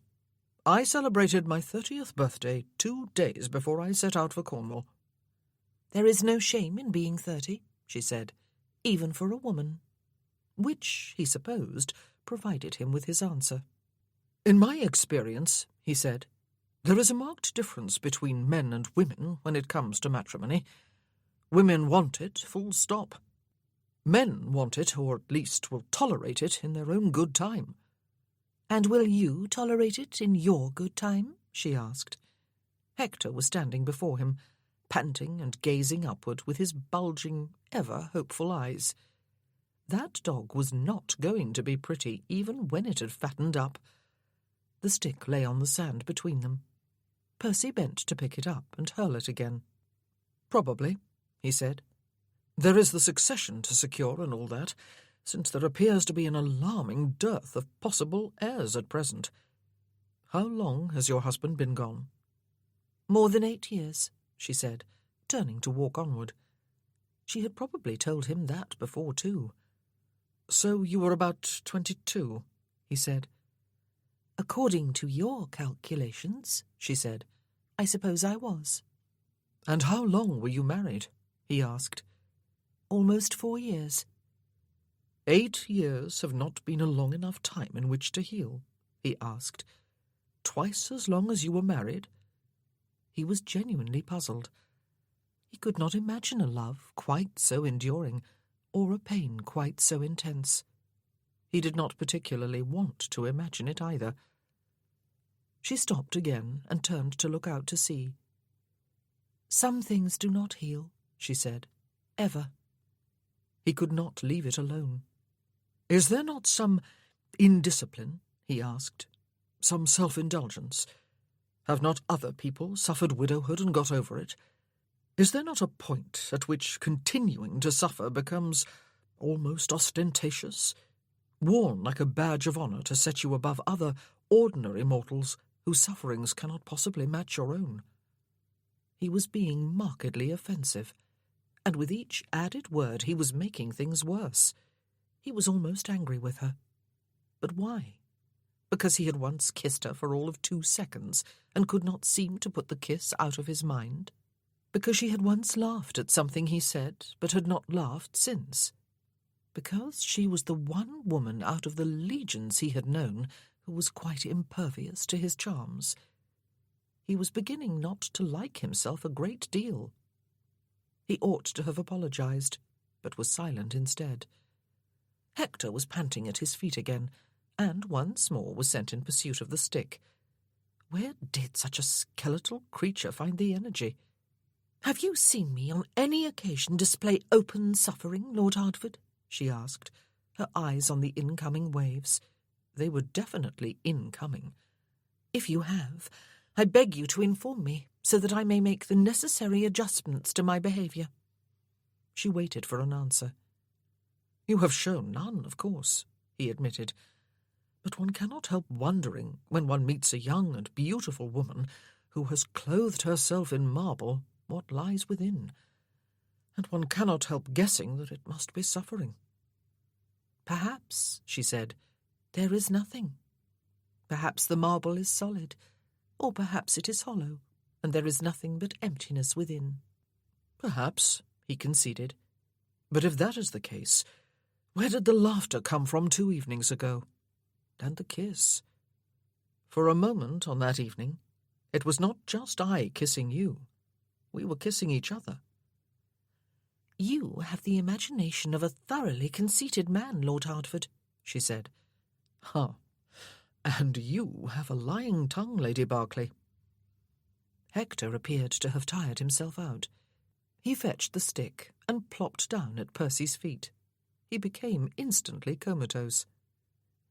"If it is any consolation to you," she said, "my total lack of interest in you has nothing to do with you personally. Without any doubt, I have never met a more handsome man than you, or one more capable of charm. If I were interested in flirtation or courtship or remarriage, I might well consider setting my cap at you, though I am fully aware that doing so would be inviting certain disappointment and heartache. Fortunately, perhaps, I am not interested. Not in you, and not in any other man. Not in that way, ever. And if it offends your manly sensibilities to hear me say it, then comfort yourself with the thought that within a week I will be back living at the Dower House." "Total lack of interest," he said. "Yet you kissed me." "You took me by surprise," she said, and the words hung between them, almost as though they had some significance beyond their surface meaning. What did her self-discipline hide? Why would she not let go of it? Mourning for 8 years after a 4-year marriage surely was excessive and self-absorbed. But he would not pry further. She would not tell him. And if she did, he had the feeling he really would not want to know. What had happened to her when she was in captivity? "If I wear marble as an armour," she said, breaking the strange silence, which had made him very aware of the elemental roar of the sea and the harsh, lonely cry of seagulls, "then you wear charm, Lord Hertford, a careless sort of charm. One wonders what lies behind it." "Oh, nothing, I do assure you," he told her. "Nothing whatsoever. I am pure charm through to the heart." Although the brim of her grey bonnet half hid her face from view, he could see that she smiled, and it somehow made his heart ache, his very charming heart. She turned her head to look at him. The smile was gone, but her eyes were open. Well, of course they were. She would hardly look at him with closed eyes, would she? Unless she was inviting another kiss, which she decidedly was not. But they were open. The only trouble was that he could not interpret what he saw inside them. She really was quite incredibly beautiful. He clasped his hands behind his back to stop himself from touching one finger to that tantalizingly curved upper lip. "I believe," she said softly, "that after all you are almost likeable, Lord Hertford. Let us leave it at that, shall we?" Almost likeable. Foolishly, he felt that it might be the most precious compliment he had ever been paid. "Am I forgiven, then?" he asked her, "for kissing you?" "I am not sure you are that likeable," she said, turning to make her way back toward the path to the top. She had actually made a joke, Percy thought, looking down at Hector, who had awoken from his coma and was scrambling to his feet. "I am not going to have to carry you up, I hope," Percy said. Hector waved his stubby tail.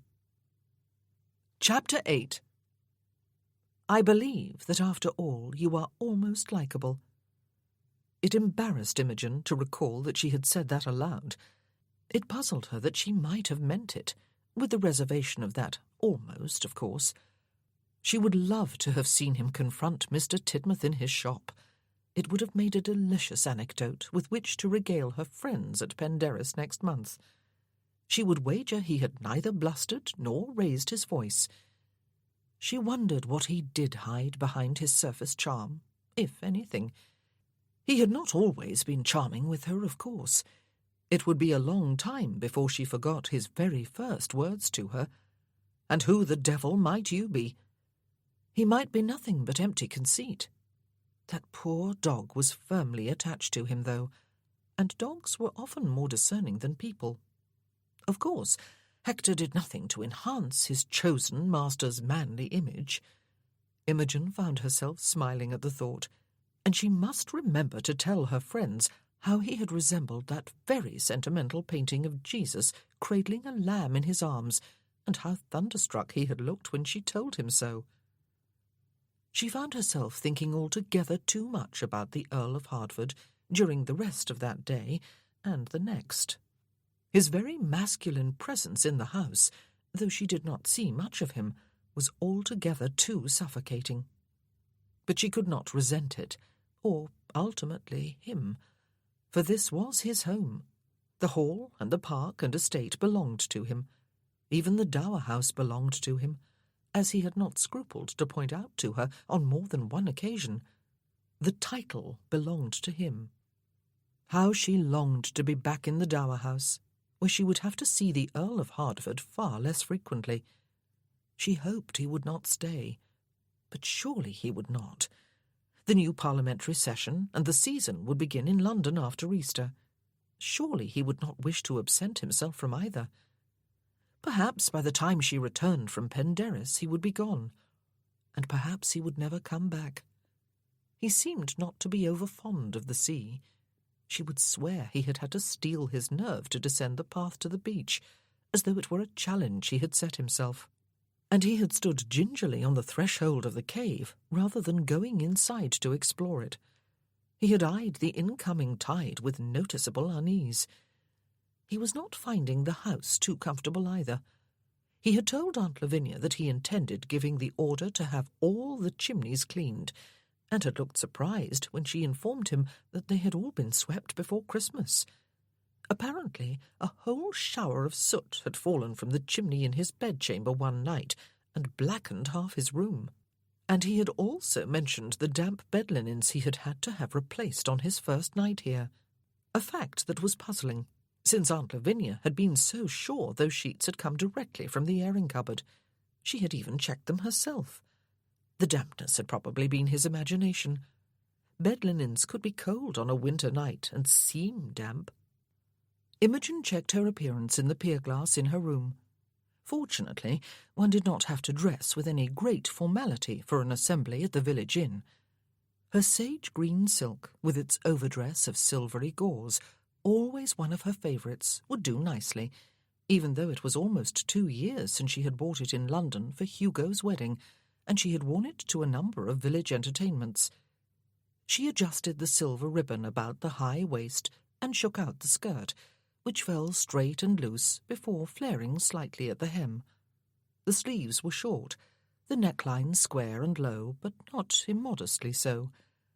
She ran her hands lightly over her smooth chignon to make sure it did not need any more hairpins, and then drew on her long silver gloves and picked up her fan.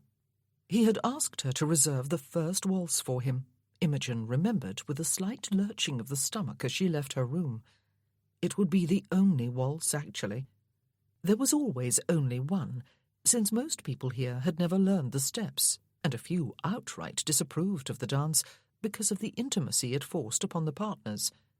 Fortunately, other more liberal opinions had prevailed. Thus far, anyway. Imogen liked waltzing, even though there was no gentleman here who could perform the steps with true grace. Tonight she would waltz with the Earl of Hertford. He was waiting in the entrance hall with cousin Adelaide, who looked formidable in purple, her usual outfit for the assemblies. It included 3 tall purple plumes, which stood straight up on her head. 2 circles of rouge had been painted onto her cheeks with admirable geometric precision. The Earl's eyes swept over Imogen from head to toe. She returned the compliment and saw his lips purse as he understood what she was doing. There was nothing with which to find fault in his appearance, of course. He was dressed immaculately in black, white, and silver, and looked quietly elegant, as a true gentleman ought. With his looks and physique, of course, he needed no padding. "No jewellery, Lady Berkeley?" he asked. "But then you do not need any, or frills and flounces either." Actually, she was wearing the small pearl ear-studs her father had given her on her marriage, and her wedding ring. But had she just been complimented? She thought she had, and he did it awfully well.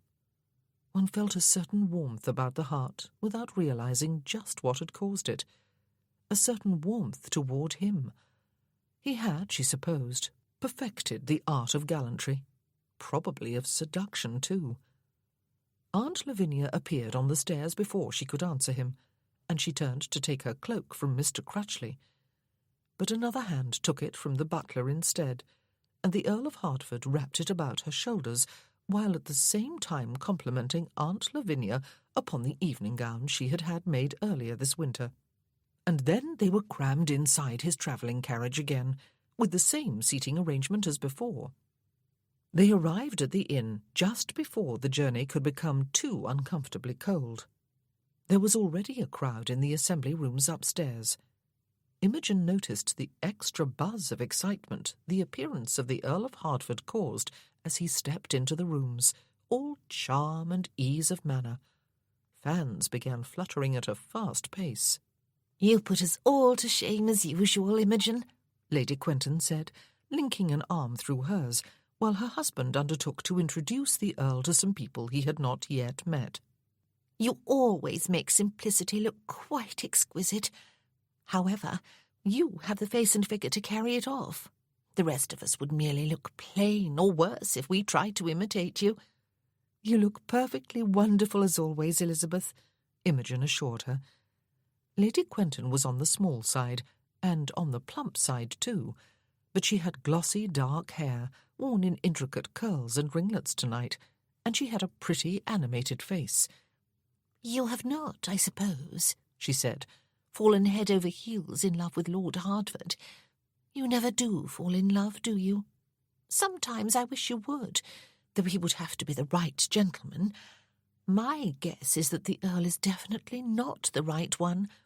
You are not the sort to be willing to share her mate with all the rest of the female world. Am I being spiteful?"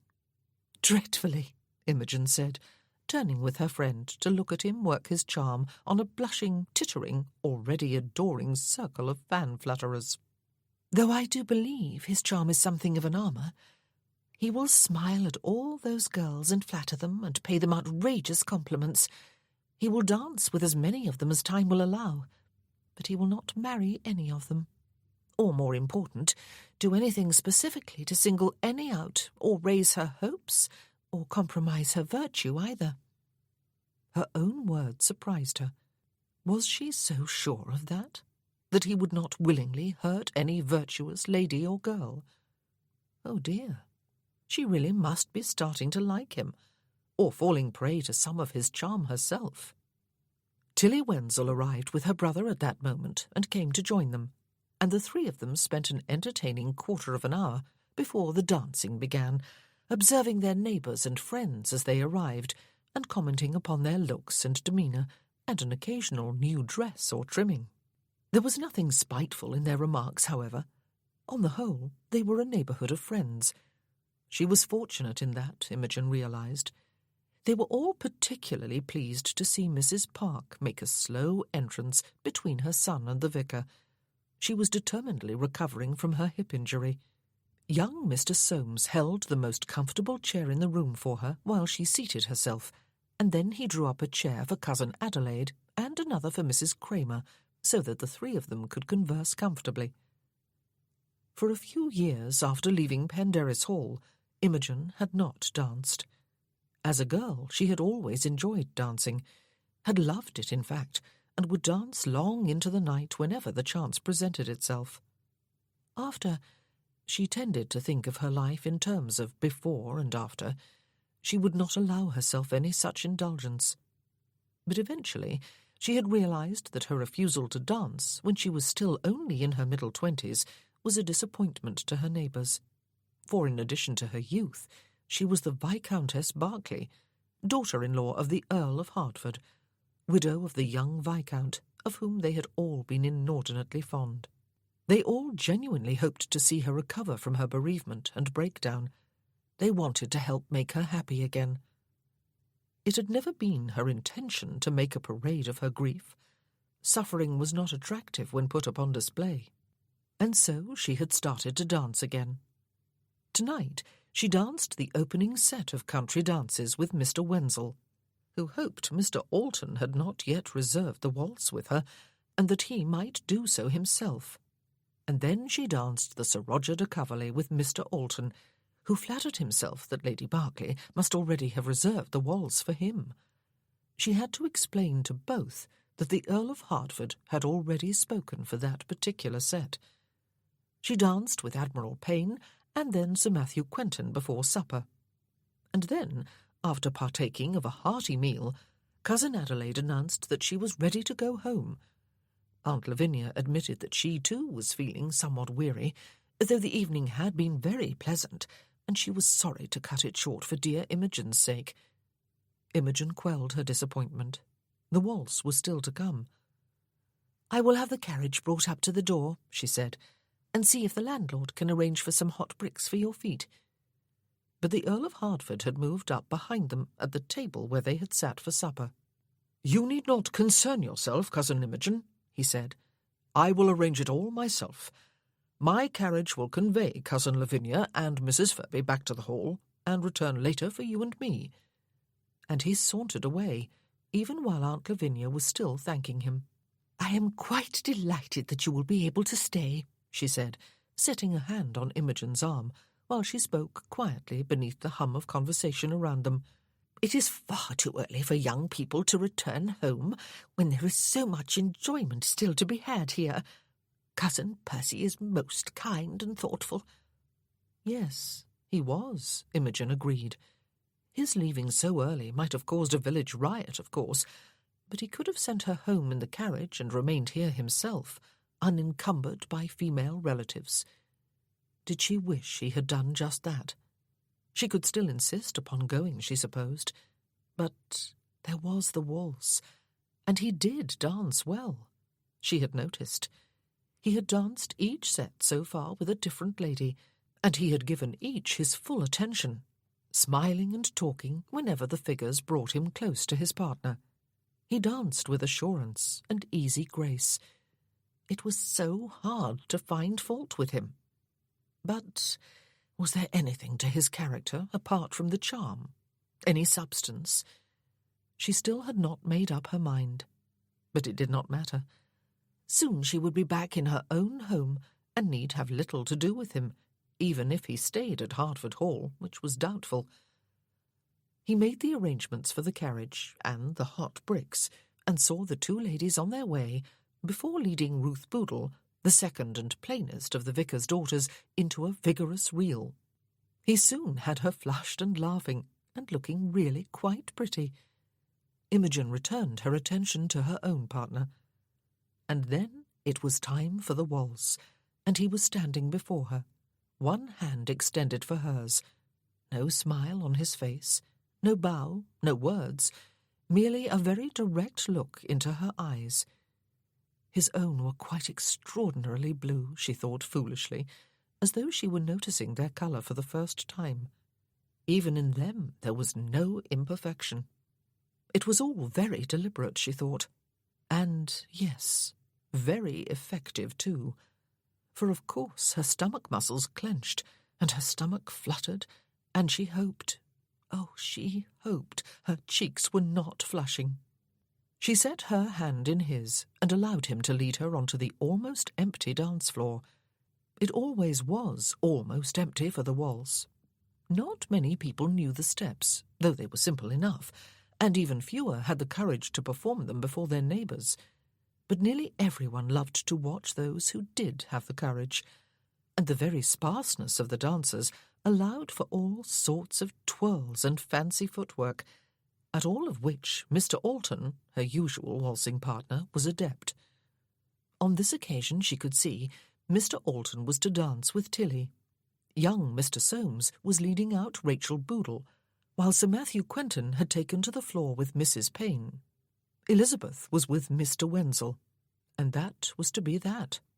There was always a feeling of exposure just before a waltz began, an anticipated exhilaration, a certain fear that one would trip over one's own feet, or tread upon one's partner's, or otherwise make a cake of oneself. The Earl of Hertford had not taken his eyes off her. She would swear he had not. Nor had he smiled, or spoken.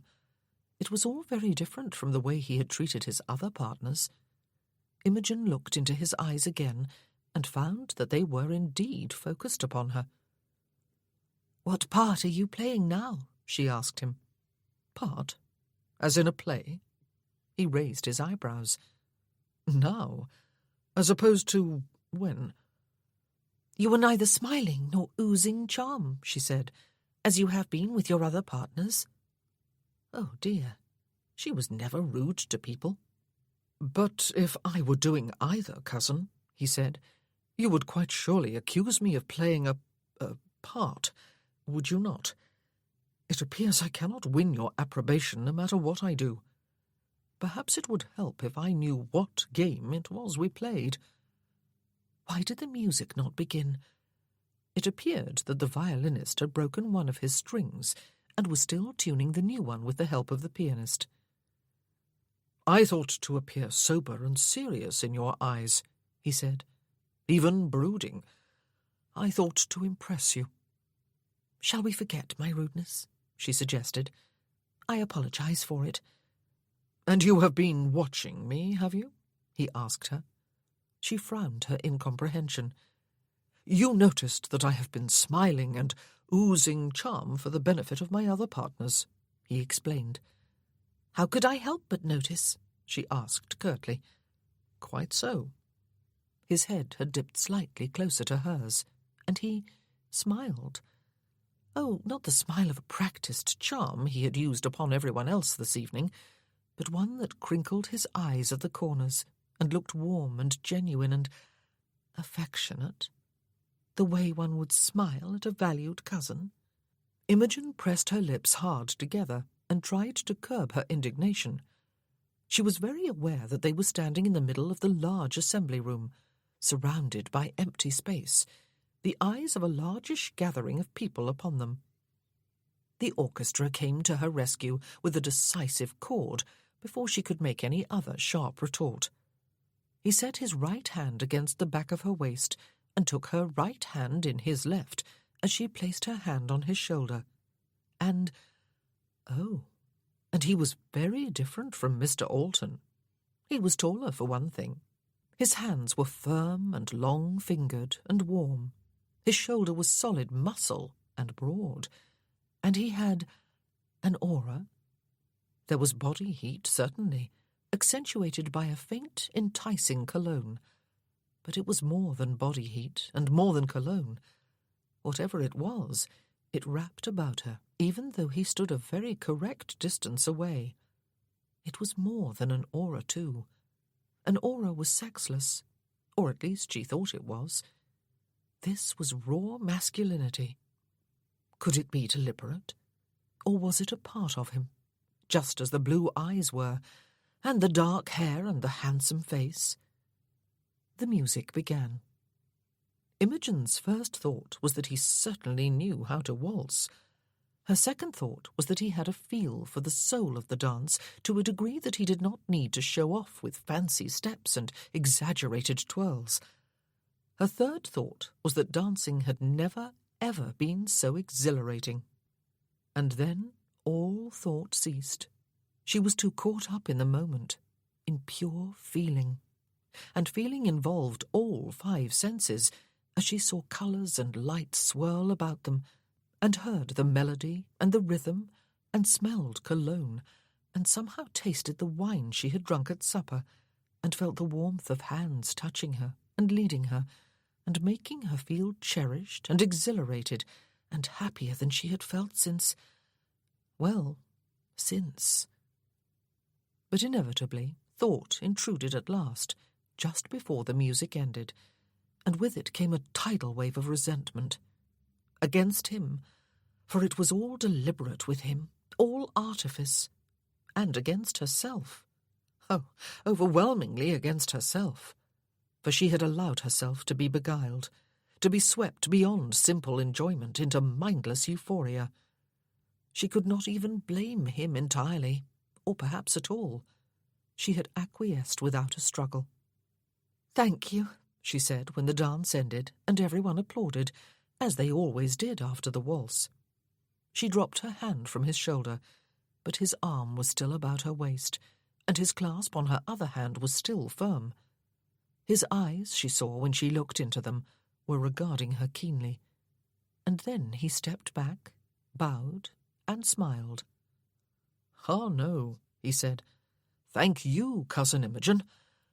He was using his polished, charming manner again, his shield of unknowing. He took her hand once more and set it on his sleeve before leading her off the floor to join Elizabeth and Sir Matthew. He stayed to converse for a few minutes before strolling off to solicit the hand of Louise Soames, who looked in danger of being a wallflower for the final set of the evening. Mr. Wenzel claimed Imogen for the second time that evening. She wished, she wished she had gone home with Aunt Lavinia. And she had to share a carriage with him on the way back. Just the 2 of them. He had been here exactly a week, Percy thought, and it seemed like a year. It amazed him that he was still here, when it would be the easiest thing in the world to leave. Hertford was not the epitome of comfort. He had found when he went to bed last night that the window curtains, a tasteful match for his bed cover, had been replaced by draperies of a heavy, dark brocade, and they were somehow stuck on their rod, and would not open unless held back by hand. They had been put there to hold out some of the draught, Crutchley had explained when summoned. His lordship had been fortunate so far that there had not been much wind. When there was, he would soon discover that it blew through his bedchamber window almost as though it was not there. He would be far more comfortable in the guest room at the back. Percy was beginning to wonder, half seriously, if someone was deliberately trying to nudge him out of his own room, and perhaps out of his own house. He should not need nudging. There was almost nothing here with which to alleviate his boredom, and no one with whom to strike up a close friendship. No one like his usual friends, anyway, though he found himself feeling kindly disposed towards Sir Matthew Quentin, and even Wenzel, when the man was not foisting his attentions upon Lady Berkeley. He was forced to share his home with 3 women and a menagerie of animals, one of which stuck to him like glue. It was a wonder Hector had not turned up at the assembly rooms tonight. There were the other strays, too, the ones of the human variety. And there was a steward, who appeared to be gathering dust along with the estate books, and must somehow be persuaded to retire. There was an estate going to ruin. There was the woman beside him in the carriage, silent, stiff, as cold as marble again. He had no idea what he had done to offend her this time. If they had quarrelled, she had started it. What part are you playing now? You were neither smiling nor oozing charm. She had seemed to thaw a bit after that, though. She had even apologised for her rudeness. But now, he had no idea why she was so prickly. What was more, he did not care, or should not care. She irritated him beyond endurance. She alone was enough to drive him back to his own world, except that he had discovered a stubborn streak in himself this week. Had it always been there? He was almost sure he did not like her, and there was nothing particularly attractive about her, or beautiful, despite an earlier thought to the contrary. There was that curled lip, though. A curled upper lip did not an attractive woman make. He kept to his own side of the carriage seat and looked out onto darkness. She kept to her side and did the same. Not that it was possible to put much distance between oneself and another on a carriage seat, or prevent the occasional touch when the carriage turned the slightest of bends or hit a rut, which was a lamentably frequent occurrence on English roads. The air was cold. They could have seen their breath if there had been any light to see by. Percy had always enjoyed waltzing, provided he could choose his own partner. For some totally unfathomable reason, considering the surroundings and the quality of the music, he had found this evening's waltz more than usually enchanting. And so had she, by thunder. That was the most irritatingly annoying thing about Lady Berkeley. It was as if she had set herself quite deliberately never to be finished with her morning, never to allow herself a fleeting moment of happiness, even on the dance floor. Let her wallow in her own self-pity, then. It did not matter to him. He would remain silent in her presence forever after. Lips locked shut. Throw away the key. "I suppose," he said, "you were raped." Good God! Oh, devil take it, and 1,000 thunderbolts fall on his head! Good Lord! Had he spoken those words aloud? But of course he had. He could hear the echo of them, almost as if they were rattling about the interior of the carriage like bullets from a gun and could find no escape. And if there was any vestige of doubt to be clung to, there was the fact that she had swung about to face him and drawn in a sharp, very audible breath. "What?" "I suppose you were," he said more softly, closing his eyes and willing himself to be anywhere else but where he was, preferably tucked up in his own bed, coming to the end of a nightmare. "In Portugal, do you mean?" she said. "In captivity?" He kept his eyes and his mouth shut, a bit too late. Please don't answer. Please don't. For someone who had become a great expert at avoiding all that was unpleasant in life, he had developed a huge capacity during the past week to invite calamity. He did not want to know. "You suppose wrongly," she said, her voice quiet and flat. He would have been far happier if she had raged at him, even come at him with her fists. He ought not to believe her. What could she be expected to do, after all, but deny it? What woman would wish to admit to having been raped while held captive, especially to a near stranger? But he did believe her. Or perhaps he just wanted to, desperately. "You suppose wrongly," she said again, and even more quietly. He turned his head. He could not see her clearly in the darkness, but of course they were very close to each other, and his mouth did not need eyes. It found hers very accurately without their aid. He drew back after no more than a few seconds and waited for the sting of her slap on his cheek, or a punch to the chin. Neither one came. Instead she sighed, a mere breath of sound, and when his arms went about her to draw her closer, hers wrapped about him, and her lips parted when his own touched them again, and she made no protest when his tongue pressed into her mouth. It was a good thing he was sitting. When she sucked inward on his tongue, he felt his knees going, and in sheer self-defence he curled the tip of his tongue to draw along the ridge of bone at the roof of her mouth until she moaned softly, and he realised what he was up to.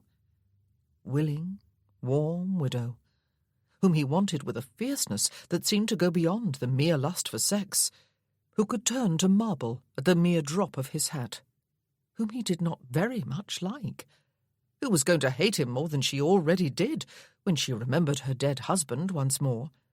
1,000 damnations, and another one thrown in for good measure. It was he who moved back, releasing her and folding his arms over his chest as he settled his shoulders across the corner of the seat. Was this February or July? "This time, Lady Berkeley," he said ungallantly, "a slap across the face would be hardly justified. For all of 2 minutes you were a willing participant." "You are no gentleman," she said, whatever that meant. It was not the first time she had said it either. She had not been raped. Then what?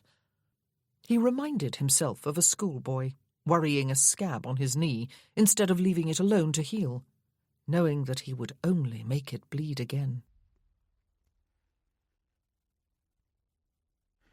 Chapter 9. Imogen moved back to the dower house the following morning. The work on the roof was not quite finished, and the upper floor was a mess. The furniture that had been left up there was draped with holland covers and coated with dust and debris.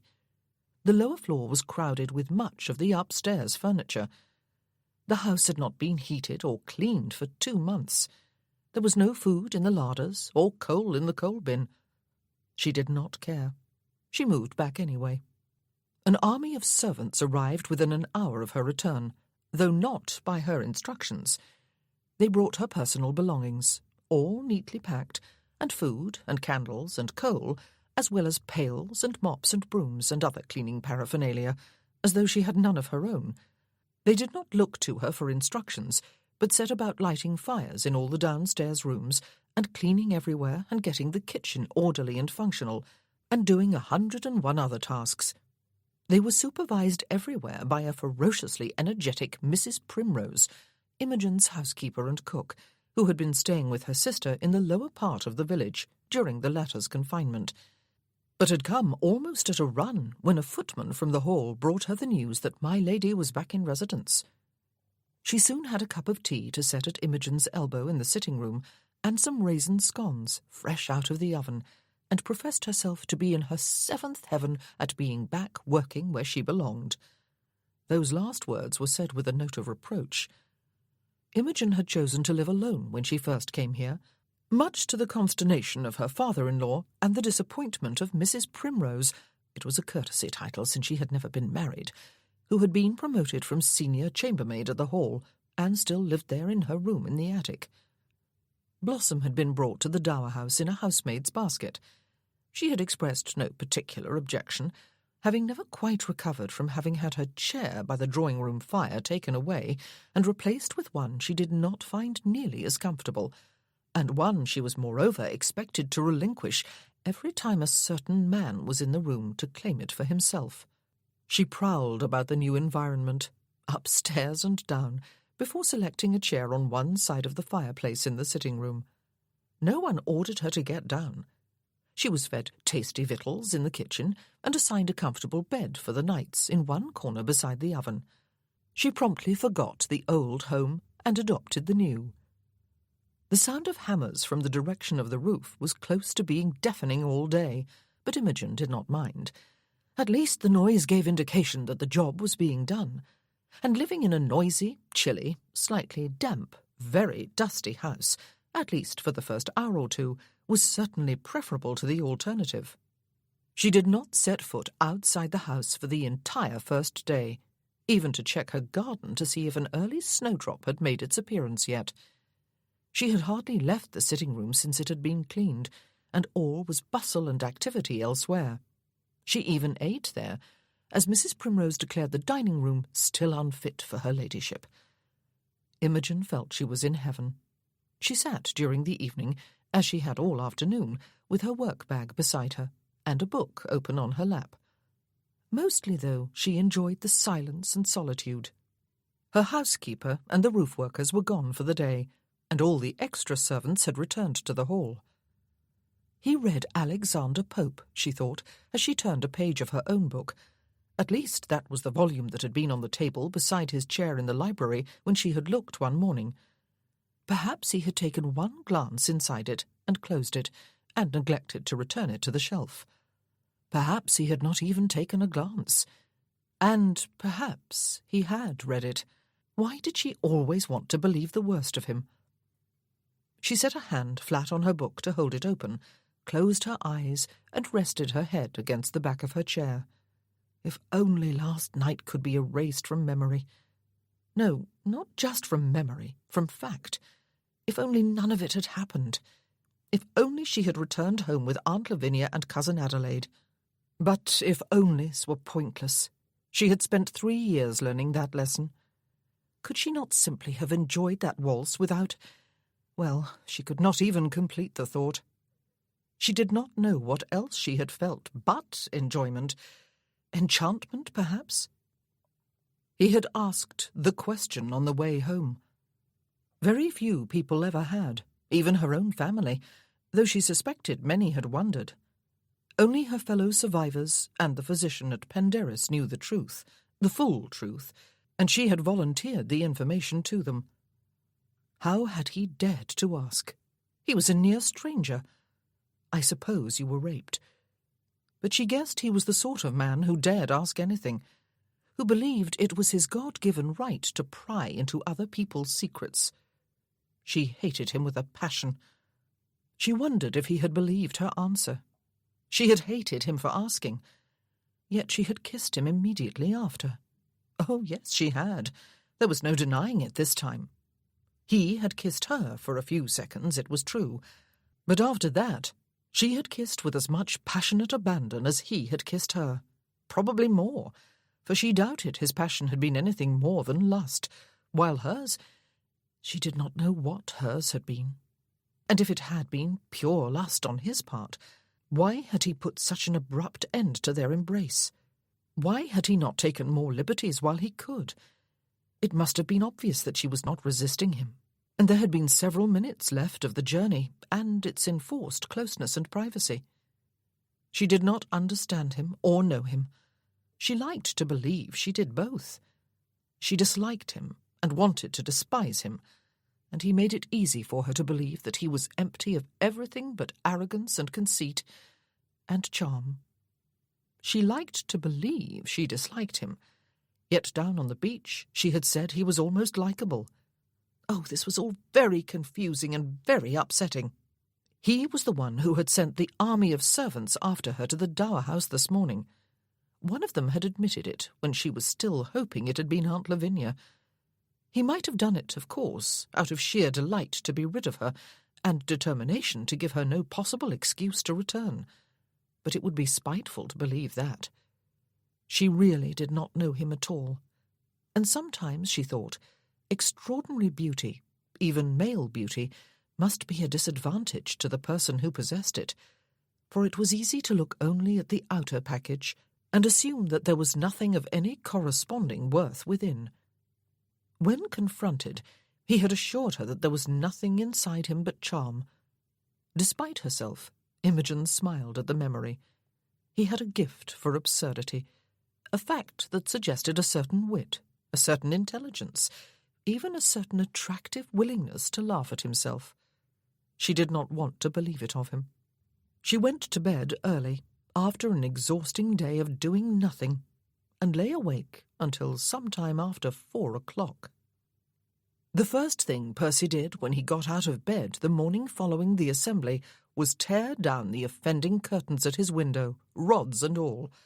They had made his room so dark through the night that when he awoke at some unknown hour, he had been unable to see so much as his hand before his face. If he had got out of his bed and taken a few steps away from it, it might have taken him an hour to find it again. Had Lady Berkeley told him that one of her survivor friends was blind? It did not bear thinking of. Neither did she. Last night. Well, that did not bear thinking of either. A whole lot of things in the past week did not bear thinking of. He instructed Crutchley to have the old curtains restored to his bedchamber, winds and gales be damned, and to see to it that there were no more uncomfortable surprises awaiting him when he went to bed at night. His heart might well not stand the strain, and he intended to stay in the Earl's chambers, he added, even if he found eels or frogs or both in his bed tonight. He steeled himself for the ordeal of stepping into the dining-room for breakfast. He was still not sure if he owed Lady Berkeley an apology, though he was rather inclined to believe he did not. If she did not like being kissed, then she could jolly well keep herself out of his reach, which was, as it quickly became apparent, exactly what she had decided to do. Lady Lavinia almost fell over her tongue in her eagerness to impart the dreadful tidings that dear Imogen was gone. But before Percy could conceive more than a flashing image of her fleeing up over the bleak moors in the general direction of the even bleaker Dartmoor, he was informed that she had returned to the Dower House to stay, even though all those men were still swarming all over the roof. Lady Lavinia made it sound as though each of them had a peep-hole up there, and had nothing better to do with his time than peep through it. Lady Berkeley had taken nothing with her, of course, impractical woman as she was. Presumably she would prefer to freeze and starve and live forever in the same clothes and be deafened by hammer blows rather than spend another day beneath a roof with him. Well, he preferred it too. That last part, anyway. He left the dining-room without further ado and gave orders to pack up her clothes and other personal belongings and send them after her, together with any and all supplies she would need, including her own housekeeper. He gave instructions that the servants who conveyed everything remain to make the house fully habitable, even if it took all day, as it probably would. The roof, he believed, would not let any of the elements in, even if it was not quite finished. When he stepped into the drawing-room for a moment, the cat that always kept his chair warm for him glared balefully at him and dared him to banish her, and he gave the order to send her over to the Dower House to glare at Lady Berkeley and perhaps give her some company. That would get rid of one stray. She was not going to make a martyr of herself for the pleasure of sitting heavily on his conscience. It would be just like her. A conclusion that was without any solid evidence, and doubtless unworthy of him. He needed to get away from the hall and the park. He needed to blow away some cobwebs. He spent much of the day in Porthmeor, therefore, though not the part of it in which most of his new acquaintances had their homes, the genteel part in the river valley, sheltered from the sea and the rawest of the elements, their houses arrayed on the slopes to either side of the river, with pleasant views over it, and the picturesque pair of arched stone bridges that spanned it. He decided instead to see the fishing village below, its whitewashed cottages built about the broad estuary that connected river and sea, and was fully exposed to the latter. The people down there, mostly fisherfolk, did not belong to him, and did not work for him, except perhaps at some seasonal jobs when extra hands were needed. But they were a part of the neighbourhood in which he had his principal seat, and while he was here, he might as well acquaint himself with some of them if he could. He might even be able to think of some intelligent questions to ask. He left his horse at the inn where the assembly had been held the night before, and walked down to the lower village.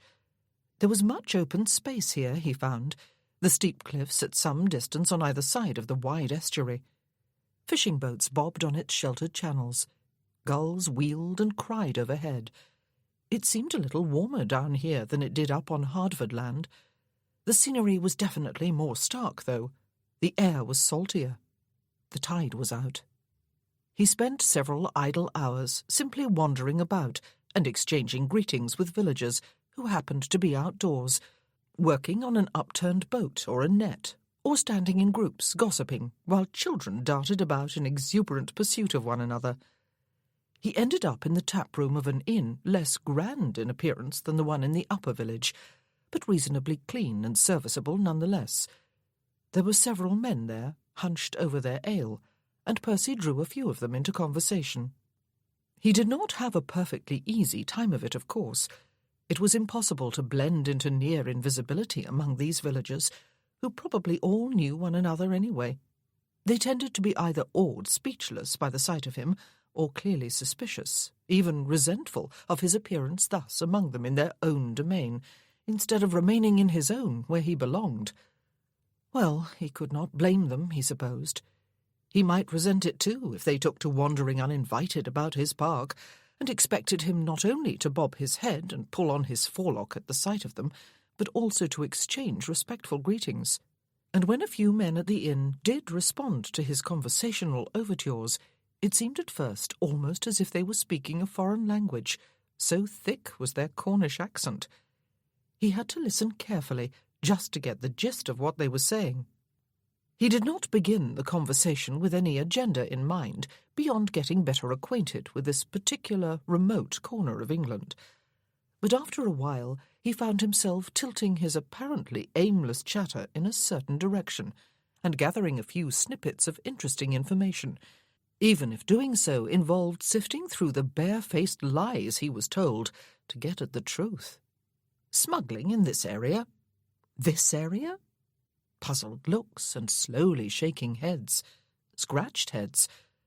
No, never. Not in 100 years or more, anyway.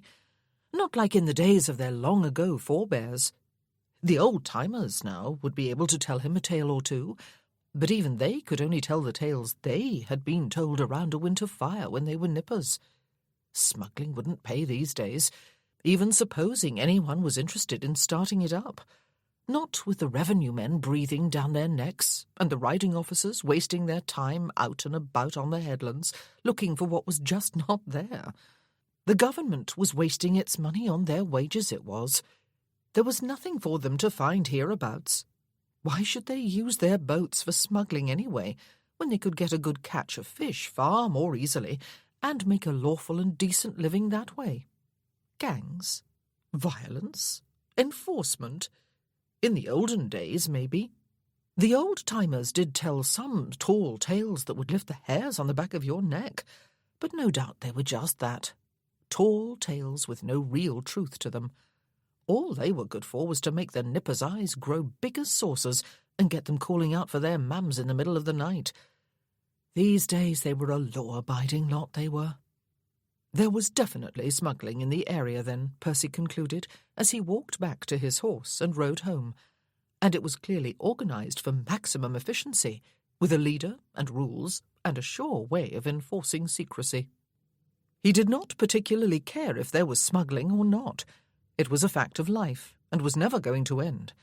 There was no point in getting all excited and righteous about it, unless one were a revenue man or a riding officer, or unless one's own property was sometimes used as a transportation route, or even for storage, as the cellar of the dower house had once been, and unless the servants in one's employ were being terrorised and even harmed, presumably so that they would keep their mouths shut.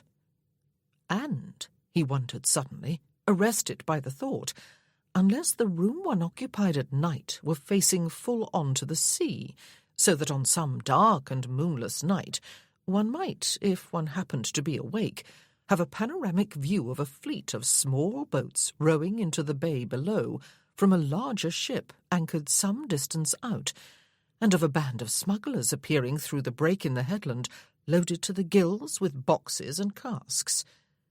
Was that the explanation for damp beds and walls and soot and thick, opaque curtains? He tried to picture Crutchley with a cutlass between his teeth and a patch over one eye. He found himself smiling at the mental image his mind created, but he had thoroughly aroused his own curiosity. He rode back home and tethered his horse in the paddock behind the stables, rather than leading it straight inside to be tended. He instructed Mims, his own groom, to make himself scarce for at least the next half hour, and went in search of the limping stable hand he had seen a few times. He was a thin, ginger-haired man, who must be in his middle-20s, if he had been 14 when Lady Berkeley went off to war with her husband, though he could easily have passed for 30 or 40 or more. His legs were noticeably crooked. His face was pale and curiously dead-looking. He was mucking out a stall when Percy hailed him. "Baines? My lord?" He stopped what he was doing and looked in the general direction of Percy, round-shouldered and shifty-eyed. "Walk out to the paddock with me," Percy said. "I'm a bit concerned about the right foreleg of my mount." The man looked surprised. "Shall I fetch Mr. Mims?" he asked. "I have just sent Mims on an important errand," Percy said. "I want you to take a look. You were personal groom to the late Viscount Berkeley once upon a time, were you not?" Baines looked further surprised, but he set aside his fork, brushed straw from his coat and breeches, and stepped outside. Percy waited until he had gentled the horse with skilled hands and crooning voice, and was bent over its foreleg. They were out of earshot from the stables. "Who did it to you?" he asked. He did not expect an answer, of course, and he got none. Well, almost none. Baines did straighten up sharply. "Who did what, my lord?" "Keep working," Percy said, leaning his arms along the fence. "In all fairness, I did not expect you to come out with a name. Will you answer a few questions with yes or no, though? Viscount Berkeley was opposed to the smuggling that was going on in this area, was he not?"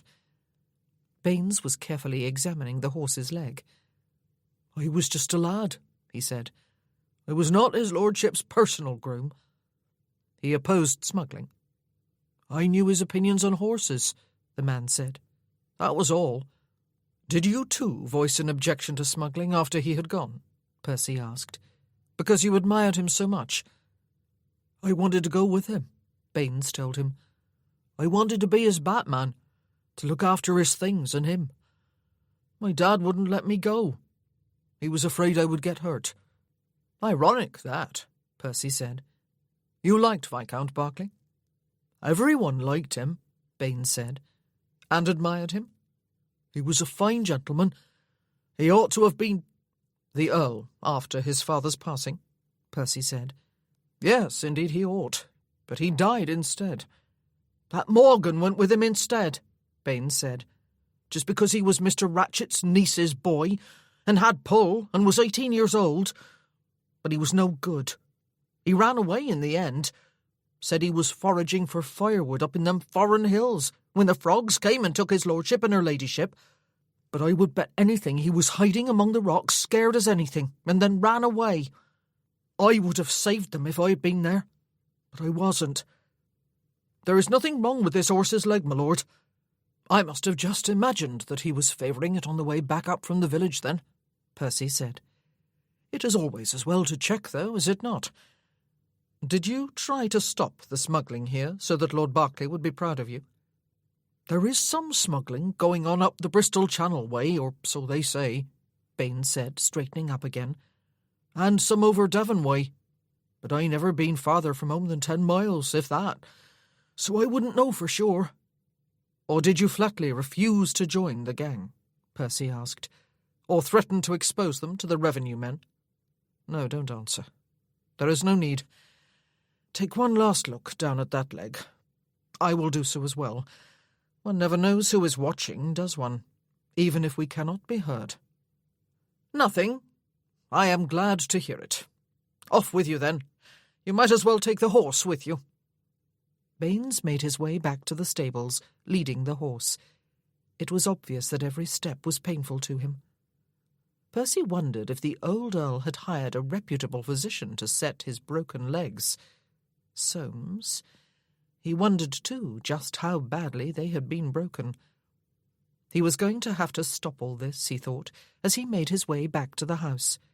He must be very bored indeed if he was starting to fancy himself as some sort of Bow Street runner. He was going to be getting himself into trouble if he was not careful, and he really did not want to be thinking about smashed legs and dark coves on moonless nights and weighty kegs being carried up that cliff path and shady characters breaking into the cellar of the dower house beneath the very feet of the marble lady. Or of himself dashing to her rescue, sword flashing in one hand, pistol brandished in the other. Did he owe her an apology? She had been a full participant in that kiss last night. But what gentleman asked a lady with bare-faced cheek if she had been raped? The very thought that he had done just that was enough to make him break out in a cold sweat. Imogen was kneeling in the grass the following morning, looking at what was definitely a snowdrop, though there was no blossom yet. Even the frail shoot, though, was a welcome harbinger of spring, and surely the air was marginally warmer today. The sun was shining. The work on her roof was finished. Mr. Tidmouth had been paid, and he and his men had gone away. He had assured her that the roof was good for the next 200 years at the very least. She hoped it would not leak the next time there was rain. She ought to walk down into the village and call upon Mrs. Park to see if she had taken any harm from her outing to the assembly. She ought to call at the vicarage and let the girls twitter at her about the dance and their conquests there. Their parents always discouraged frivolous talk, but girls sometimes needed someone to whom they could twitter to their heart's content.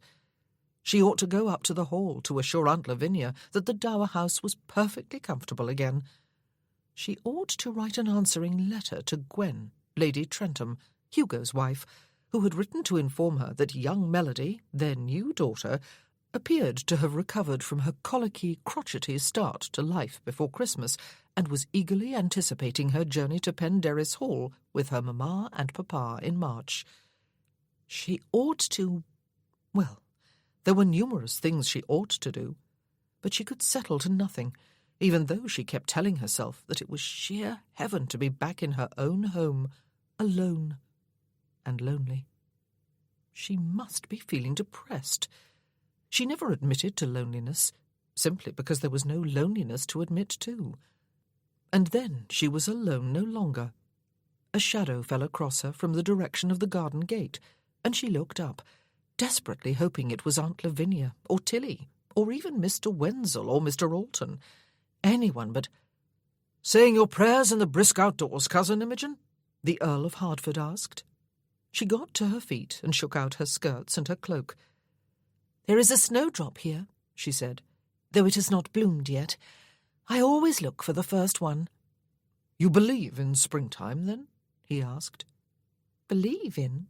She looked inquiringly at him. "New life, new beginnings, new hope," he suggested, circling one gloved hand in the air. "Off with the old, on with the new, and all that rally the old and tired spirit stuff." "I want only an end to the cold," she said, "and the sight of flowers and leaves on the trees." If he asked her to walk with him today, she would say no. But even as she thought it, he opened the gate and stepped inside, Hector at his heels. "It is a lovely day," she said. He looked up at the blue sky above and then back down at her. "Must we talk about the weather?" he asked. "It lacks a certain originality as a topic of conversation, would you not agree? But it is a lovely day, I must concede. I came to bring the joyful tidings that dearest Fluff has presented the world with kittens, 6 of them, all apparently as healthy as horses, no runts, and I have it on the most reliable authority that they are the sweetest things in the world. Aunt Lavinia, and a few assorted maids, and 1 footman, who ought to have been on duty in the hall but had inexplicably taken a wrong turn and ended up in the stables instead," he said. "Mrs. Furby is, as usual, unimpressed with such sentimental stuff. I may even have heard a rumble of Drownham spoken in her voice as I left the dining-room after breakfast, but it may have been merely the rumble of a bit of dyspepsia coming from her, stomach." She had no choice, Imogen thought. She could not be openly rude, even to him, especially when he was spouting absurdities again. "Would you care to step inside, Lord Hertford?" she asked him. "Would you care for a cup of tea, perhaps?" "Both, thank you." He smiled at her, his spontaneous, genuine smile, which somehow did not look either spontaneous or genuine. If she did not know better, Imogen thought, as she led the way inside, she would say he was ill at ease. She did not want him here. Did he not realize that? Did he not understand that she had come back here yesterday, even before the house was ready for her, in order to escape from him? Though that was perhaps a little unfair. She had come back to escape from herself, or rather from the effect she had allowed him to have on her. She did not want to feel the pull of his masculinity and the corresponding stirring of her femininity. He and Blossom eyed each other in the sitting-room. Blossom won the confrontation. He took the chair on the other side of the fireplace after Imogen had seated herself firmly in the middle of a love-seat. Hector plopped down at his feet, ignored by the cat. Mrs. Primrose had seen them come in and would bring the tea-tray without waiting for instructions. Visitors were always plied with her tea and whatever sweet delight she had baked that day.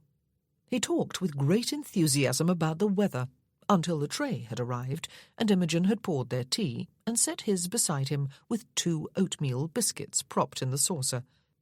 He made dire predictions for the future, based upon the fact that they had been enjoying a string of fine days and must surely suffer as a consequence.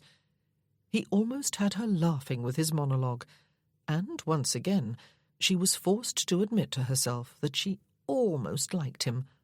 She might even withdraw the qualification of the almost if he did not fill her sitting-room to such an extent that there seemed to be almost no air left to breathe. She resented that charisma he seemed to carry about with him wherever he went. It seemed undeserved. He picked up one of his biscuits and bit into it.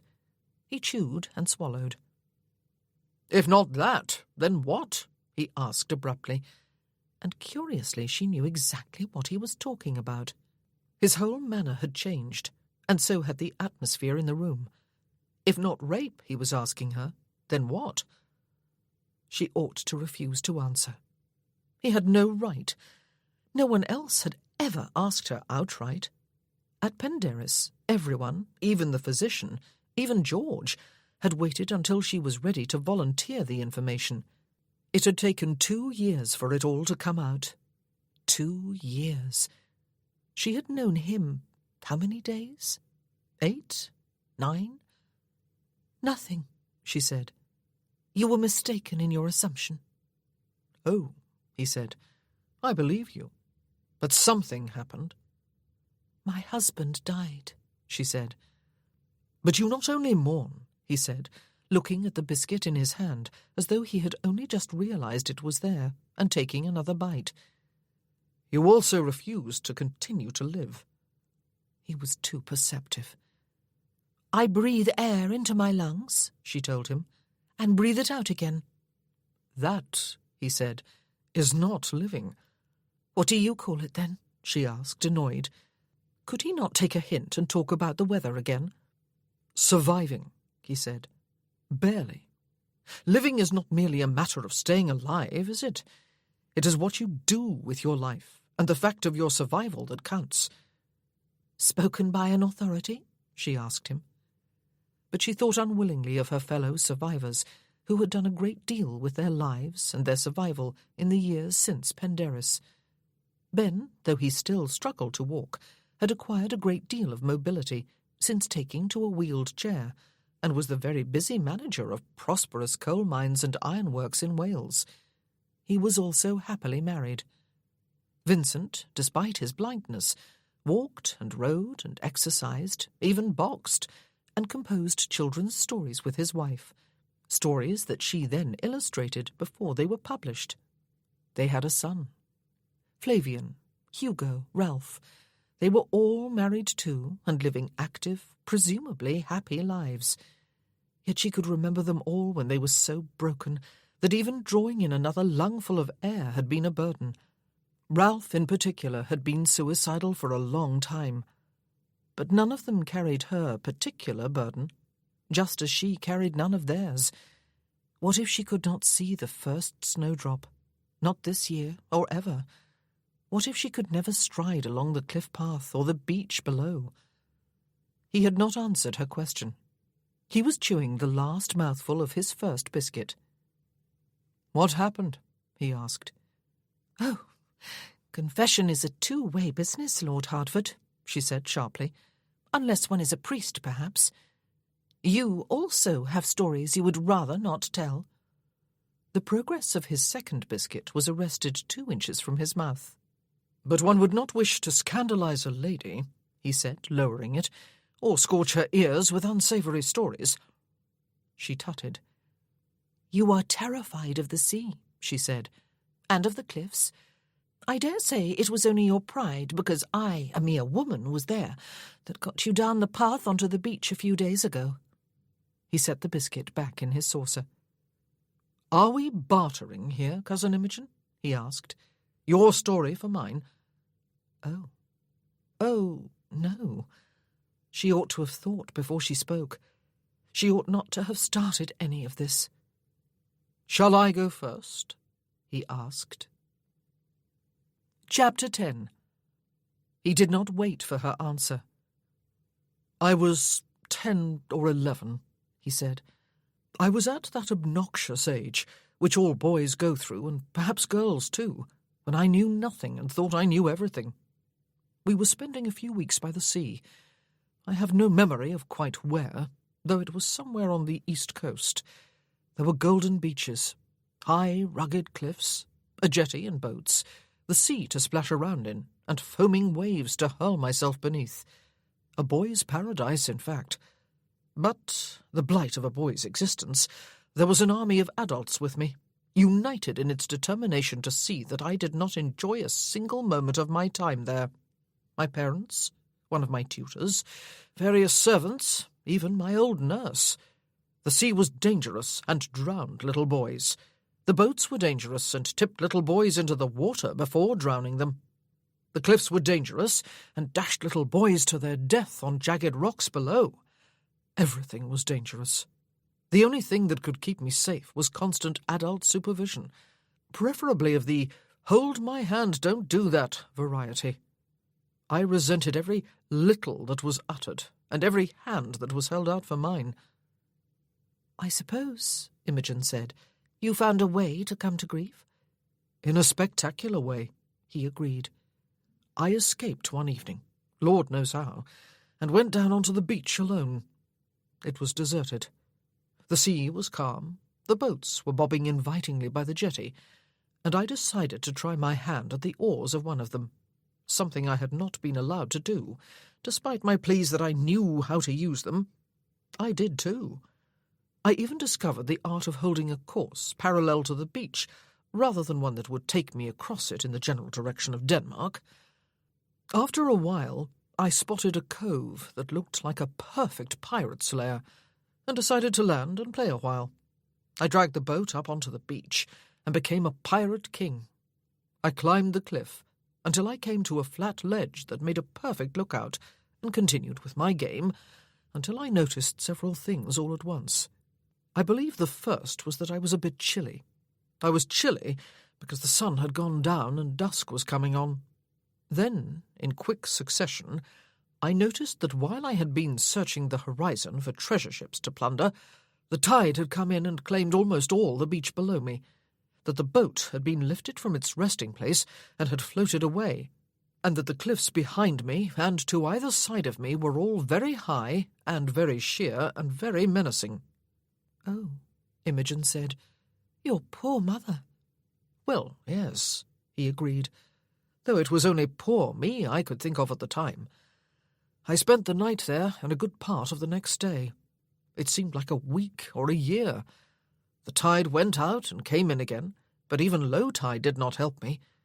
There was no way around the end of the rocks to the main beach, and even if there had been, I was so paralyzed by terror that I could not move an eyelash or an inch from where I was, perched precariously upon a ledge that seemed to become narrower and higher off the beach with every passing hour. And then the wind got up and tried to snatch me off my perch, and the sky turned leaden grey, and the sea heaved and foamed, and I got seasick even though I was not on it. When a boat finally hove into sight, tossing and pitching quite alarmingly, and the boatman and my tutor spotted me from within it, they had the devil's own time landing, and then they were compelled to virtually scrape me off the face of the cliff. The boatman had to toss me over his shoulder and order me to shut my eyes before carrying me down and lifting me into the boat.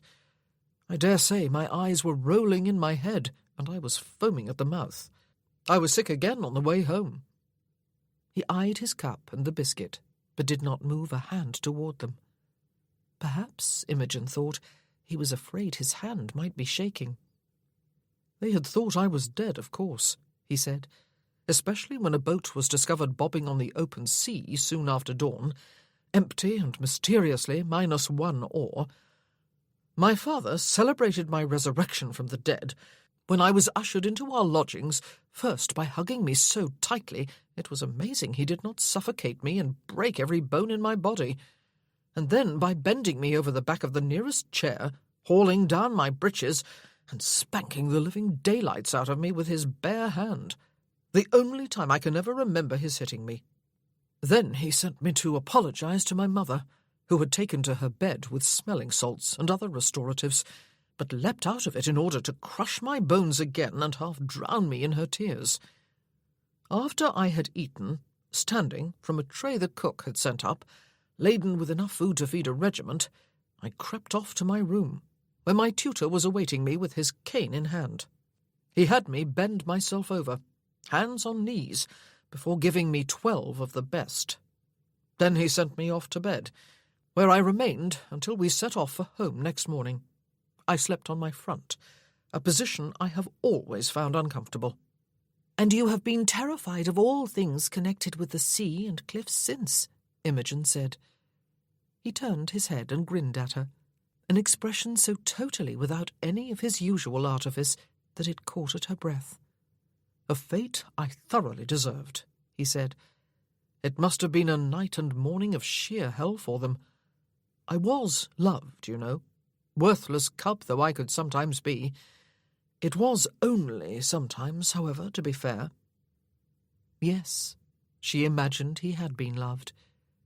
"I was proud of myself a few mornings ago," he said.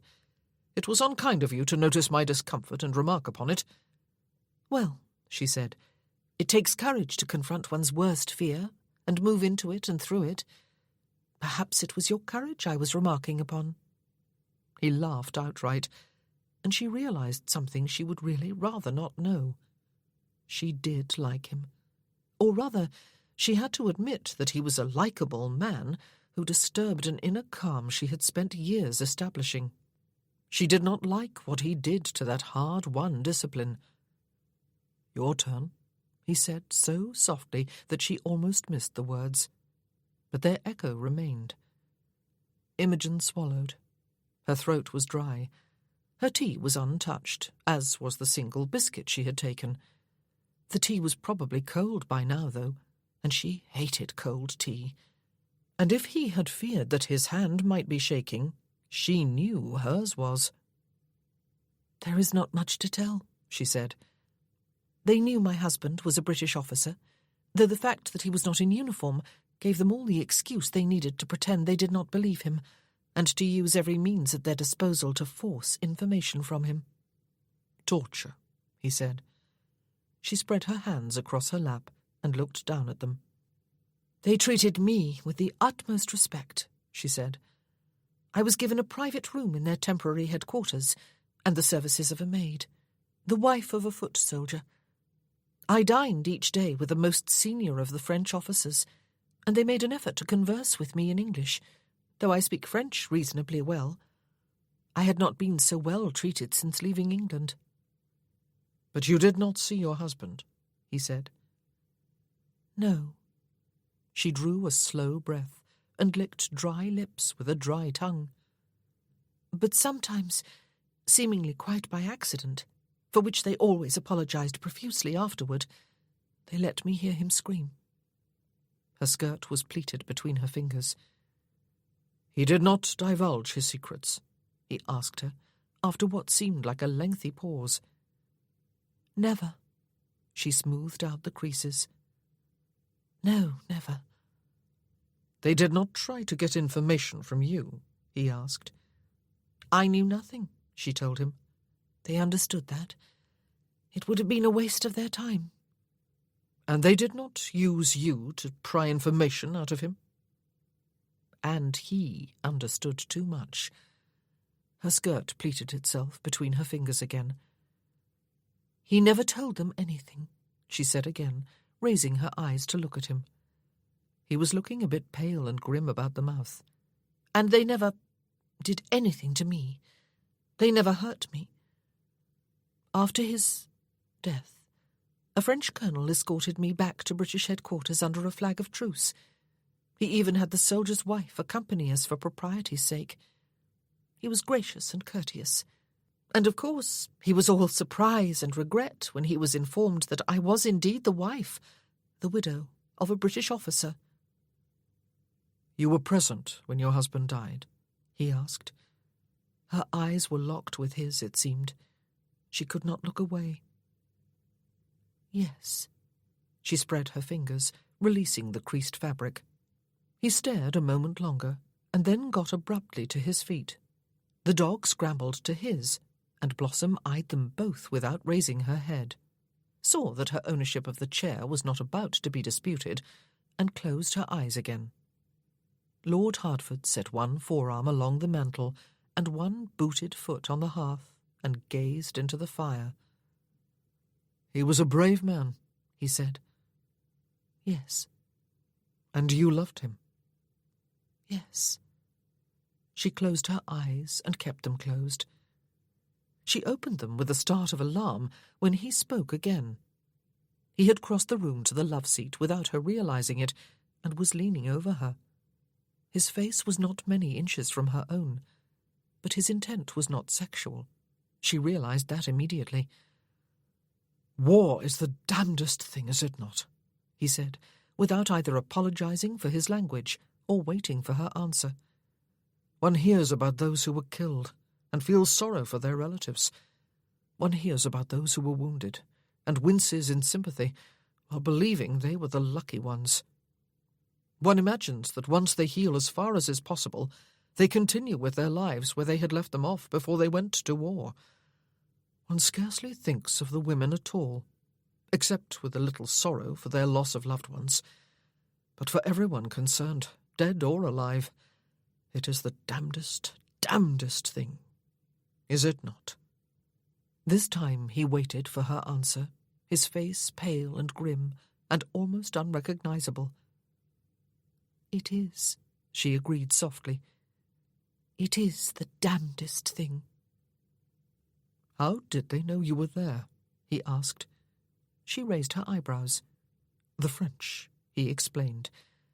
"They were behind enemy lines when they took you, were they not? Your husband thought it safe enough to take you that far. How did they know you were there? And how did they know he was important enough to take? He was not in uniform." "It was a scouting party," she said. "The hills were full of them, theirs and ours, on both sides of the line. The line was not a physical thing, like the wall between the park here and the land beyond, and it changed daily. There is nothing tidy about war.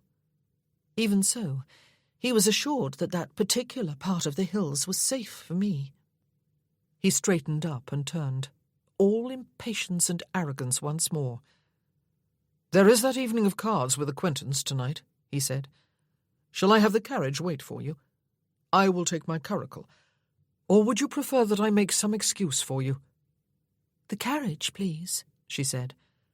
"I may choose to live alone, Lord Hertford, but I am not a recluse." He looked at her over his shoulder. "Are you ever tempted to be?" "Yes." He regarded her in silence for a few seconds. "One ought to consider the women," he said. "Your husband was not the only brave one in your marriage, Lady Berkeley. Good day to you." And he strode from the room, the dog trotting at his heels. A few moments after the sitting-room door closed behind him, Imogen heard the outer door open and close too. Your husband was not the only brave one in your marriage. If only she had died when Dickie had, the two of them together, just seconds apart. If only they had killed her, as she had fully expected they would, as Dickie had fully expected they would. Courage, that last look of his had said to her, as clearly as if he had spoken the word aloud. Courage. She sometimes forgot that that was the last word his eyes had spoken. Me had come a few seconds before it. Me, Imogen. And even those unspoken words she sometimes forgot, or did not trust because they had not been spoken aloud.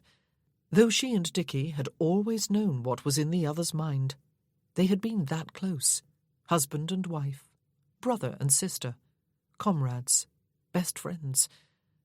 Me, and then courage. She sat where she was, while a greyish film formed over the cold tea in her cup, and the Earl of Hertford's. He pretty much hated himself, Percy decided, as he shut the garden gate behind him, and, without conscious thought, took the cliff path until he came to the gap. He scrambled down the steep track to the beach, heedless of possible danger, and strode the short distance to the cave. He went inside without stopping, daring the tide to come galloping up over the sand to trap him in there and drown him. The cave was much larger than he had expected. Yes, he did, he decided, as he placed one hand on a protruding rock and gazed out into daylight. He hated himself. "You came all the way down this time without help, did you?" he asked Hector, who was lying across the mouth of the cave, his head on his paws, his bulging eyes looking inside. "Well done." Why was the dog so attached to him when he was a worthless lump of humanity? Dogs were supposed to be discriminating. He had just confessed to the big dark blot on the otherwise relatively serene progress of his life, the great terror from which he had never recovered. A boy's disobedient folly gone wrong. The ghastly humiliation that had dogged him into adulthood, though he had always hidden it well by the simple expedient of staying far from the sea and confronting every other challenge that came his way, the more dangerous the better, with a reckless disregard for his own life. It was mildly ironic, he supposed, that when he had inherited the title totally unexpectedly 2 years ago, it had come with a house and park that not only were in Cornwall, but also were perched spectacularly upon a high cliff-top. That boyhood episode had been virtually the only dark blot on his life. Well, there had been his father's death 3 years ago, and that had been excruciatingly painful. But such losses occurred in the natural course of one's life, and one did recover over time. It seemed to him that he had spent all the rest of his life studiously avoiding pain, and really doing quite a good job of it. But who would not do likewise given the choice? Who would deliberately court pain and suffering? He was not in the mood for making excuses for himself, though. His adult life had been one escapade piled upon another. Since coming down from Oxford almost 10 years ago, he had taken care to remain uninvolved in all except shallow, meaningless, often downright stupid frivolity. He was 30 years old, and had done nothing in his life of which he could feel proud. Well, except his double first degree, with which he had done nothing since getting it. Was it normal? It certainly was not admirable. He had said something this very morning. He frowned in thought for a moment. Living is not merely a matter of staying alive, is it? It is what you do with your life, and the fact of your survival that counts. And he had said it in criticism of her. Pompous ass that he was. He was a survivor too, was he not? He had survived his own birth. No mean feat when so many newborns did not. He had survived all the perils and illnesses of early childhood. He had survived that ordeal on the cliff face. He had survived reckless horse and curricle races, and a duel with pistols, and the jumping of broad gaps between houses from 4 stories up, once during a heavy rainstorm. He had done a lot of surviving. He had got to the age of 30, more or less intact physically and mentally and emotionally. It is what you do with your life and the fact of your survival that counts. What the devil had he ever done with his? What real use had he made of the precious gift of breath? He left the cave and walked down the beach until he was at the water's edge. The salt of the air was more pronounced here. He felt exposed, surrounded by vastness, half deafened by the elemental roar of the sea and the breaking of the waves. The sun was sparkling across the water, half blinding him. Hector was gambolling along in the shallows, knee-deep in water, sending up cascades of it behind him. He was going to be caked with sand to take back to the house. What was it exactly he feared about the sea? Percy asked himself. Was it that all that water could trap him and drown him? Or was it something more fundamental than that? Was it the fear of vanishing into nothing in such vastness? Or the fear of coming face to face with the vast unknown? Was it just that it was easier to cling to his own trivial little inland world? But he was not used to introspection, and turned his attention back to his dog, which was obviously enjoying itself. His dog? "Damn your eyes, Hector," he murmured. "Could you not have been a proud, handsome mastiff, or taken a fancy to Mrs. Furby instead of me?" She had not played fair. Lady Berkeley, that was, not Mrs. Furby. He had told her the whole of his story, even to the pulling down of his breeches for his spanking. She had told him only part of hers. A chunk of it, the key part of it, had been omitted. And it was the very part that he suspected would explain everything. He had no right to know. He had had no right to ask in the first place. He had only more or less tricked her into telling her story by offering his own in exchange. And he did not want to know what she had withheld. He had cringed even from what she had told him. He had the feeling, no, he knew that the missing details would be unbearable. He always avoided what was unbearable. She had spent 3 years at Penderris Hall, and she was not mended even now. Far from it. It was not simple grieving that kept her broken. He did not want to know. He did not usually pry into other people's lives. He was not usually curious about what was of no personal concern to him, especially if it promised something painful. Lady Berkeley was not of any personal concern to him. She was not in any way at all the type of woman to attract him. Indeed, she was all that would normally repel him. What was abnormal about his dealings with her, then? Devil take it, he thought abruptly. He needed to leave.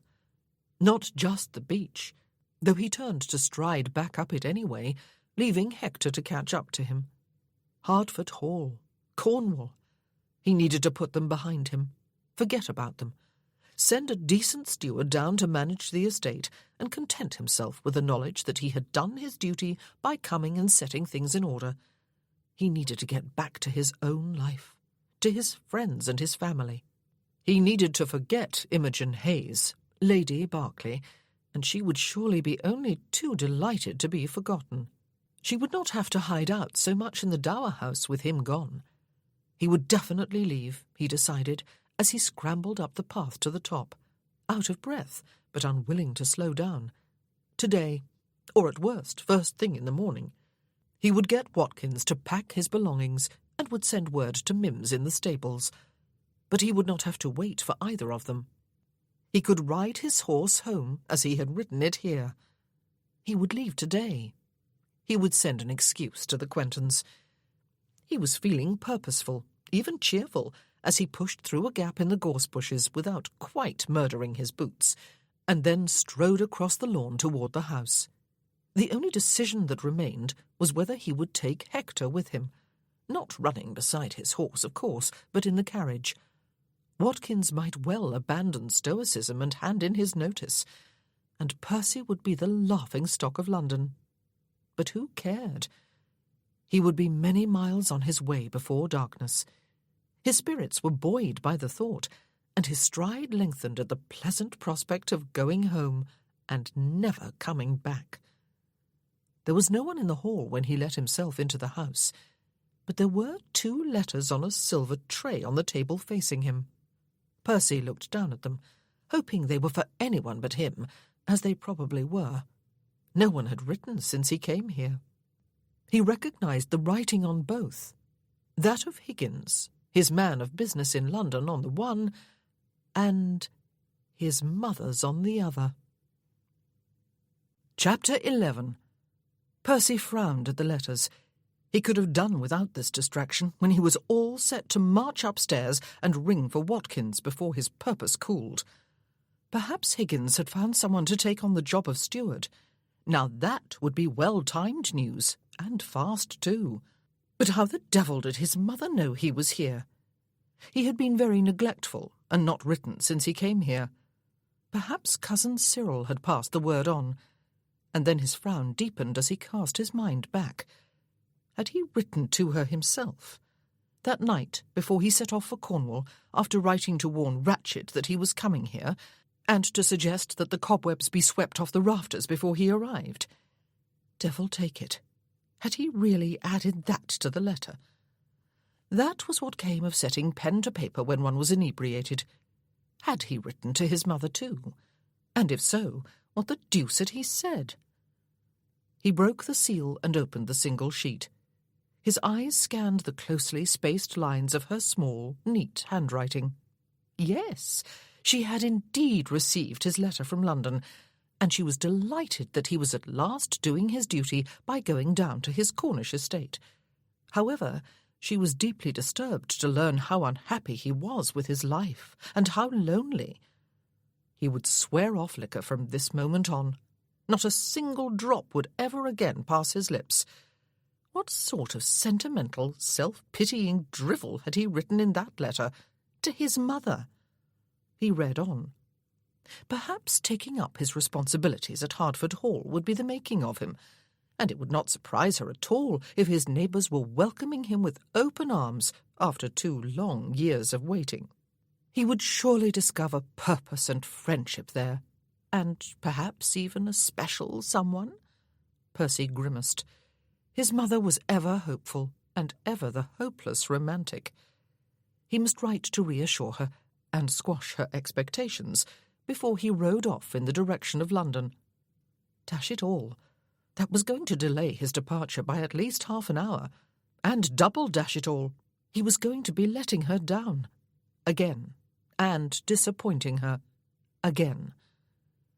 She never said as much, but he knew she was still hoping that one day he would make her truly proud of him.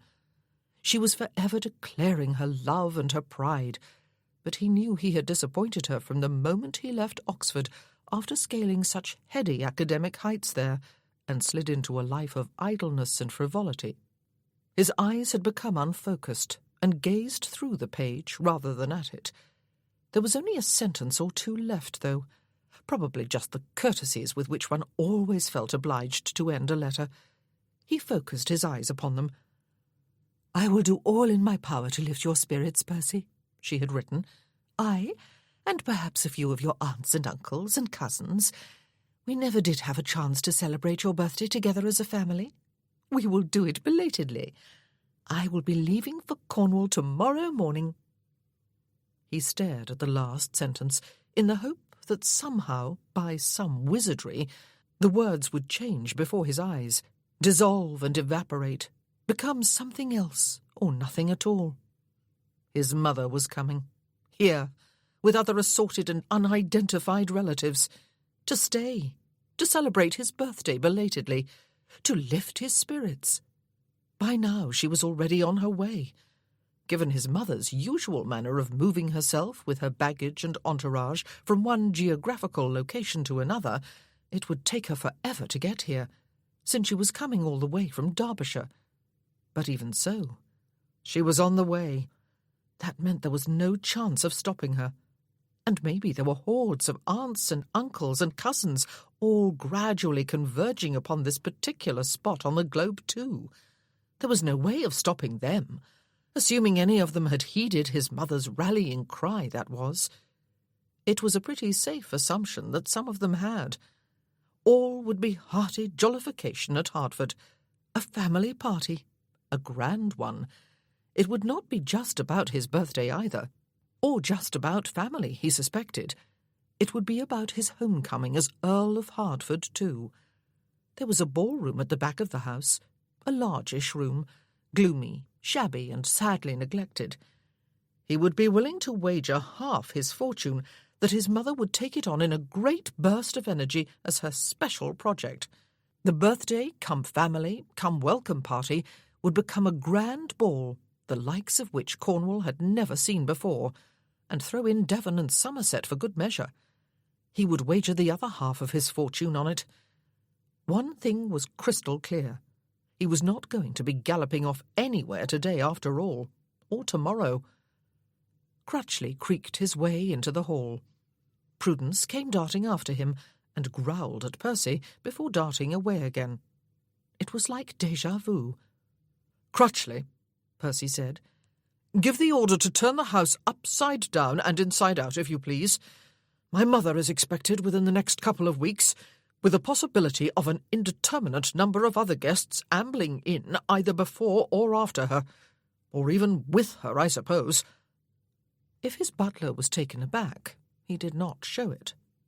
"Yes, my lord," he said, and creaked away back whence he had come. Percy proceeded upstairs with lagging steps to see if Lady Lavinia was anywhere to be found. He would be willing to wager another half of his fortune. No, that would make 3, and there were not 3 halves in a whole, were there? Anyway, he would wager something that she would be ecstatic when he told her the news. So, he was fated to see her again then. He did not want to see her.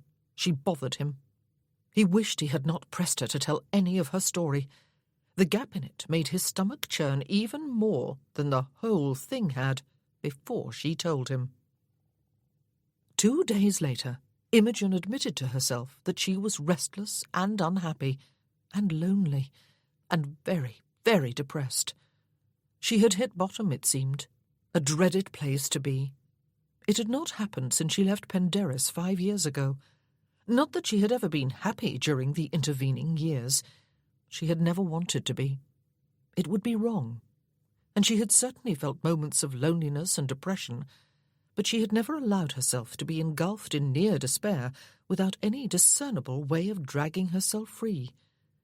She had held her life to an even keel by killing all deep feeling, by living upon the surface of life. The only times she had allowed her spirits to come close to soaring were those 3 weeks of each year when she was reunited with her fellow survivors. But that was a controlled sort of euphoria. Although she adored those friends, sympathized with their continued sufferings, rejoiced in their triumphs, she was not intimately involved in their lives. Now her life felt frighteningly empty. Perhaps it was because almost a year had passed since the last reunion, and she had not seen any of them in the interim. She would be with them again soon, but even that prospect could not significantly cheer her. She had kept herself busy. Her flower beds were bare of weeds, and she had clipped the box hedge on either side of the gate, though it was too early in the year for there to have been any real growth. She had worked at some fine crochet she had started at her brother's house over Christmas, and read a whole book, though she was not sure she remembered its contents. She had written letters to her mother and her sister-in-law, to Lady Trentham and Hugo, to Lady Darley, who would read it to Vincent, to George. She had walked into Porthmere to make a few purchases and to make a few calls. She had baked a cake earlier to take to Mrs. Primrose's sister in the lower village.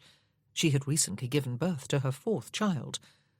She had checked every room upstairs and every cupboard and wardrobe and drawer to make sure everything was back in order. There was nothing left to do except more reading or crocheting. She was alone, and there was no social event planned for the evening. Self-pity was a horrible thing. She had last seen him the evening before last at the Quentons' card party. He had been his usual charming self, and had behaved toward her just as if she did not even exist. She did not believe their eyes had met even once during the evening. They had spoken not one word to each other, and had sat at different tables for cards. It had all been an enormous relief. She had still been feeling raw from the telling of her story. Why on earth had she allowed him to maneuver her into doing it? But could he not have looked at her even just once, or said good evening to her at the start, or good night at the end, or both? The confusion of her feelings puzzled and alarmed her. It was so unlike her to allow anyone to dominate her thoughts or control her moods. He was expecting company at the Hall. Thank goodness she had been able to move back to the Dower House. His mother was coming, and perhaps other relatives too. His mother was determined to organise some sort of belated 30th birthday party for him. He had warned everyone at the Quentins' social evening, but everyone, of course, had been delighted. Imogen could not remember when there had last been company at Hertford Hall, or any sort of party there. For Dicky's 18th birthday, perhaps. She hoped she need not be involved in any way at all, with either the visit or the party. Perhaps it would all happen after she left for Penderys. She wished he would just simply go away, though that seemed a remote hope now, at least for a while. Perhaps, if he went away, she would be able to recapture some of her serenity.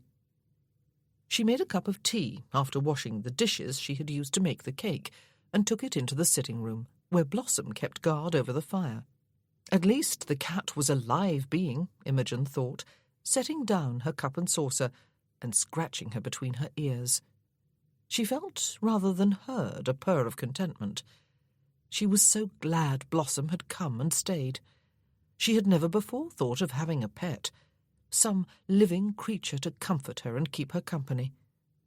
There was a knock upon the door. Imogen looked up, startled. It was not late, but it was February and already dark outside. It was also raining. She could hear it against the windows. The first they had had for some time. Who? There was another knock.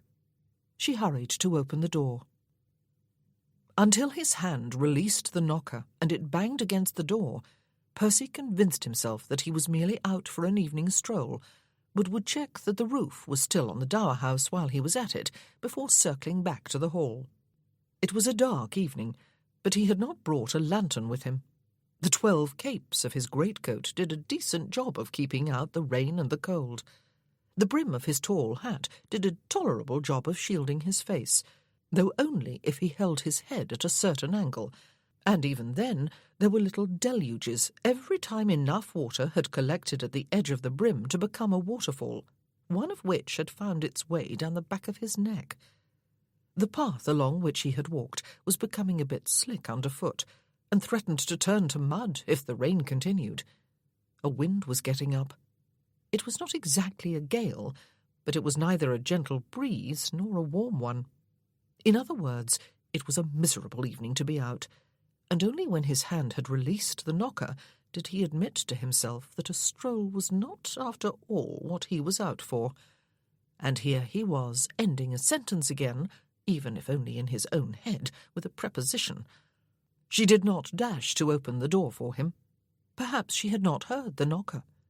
Perhaps he still had a chance to slink away, to retrace his steps and dry off before the library fire with a glass of port in one hand and the volume of Pope in the other. He rapped the knocker against the door again, and within seconds the door opened. She had come back here to escape from him. A fine time to remember that. "Are you really all alone in the house?" he asked her. "It will not do, you know." He had discovered, only at breakfast this morning, that her housekeeper did not live in.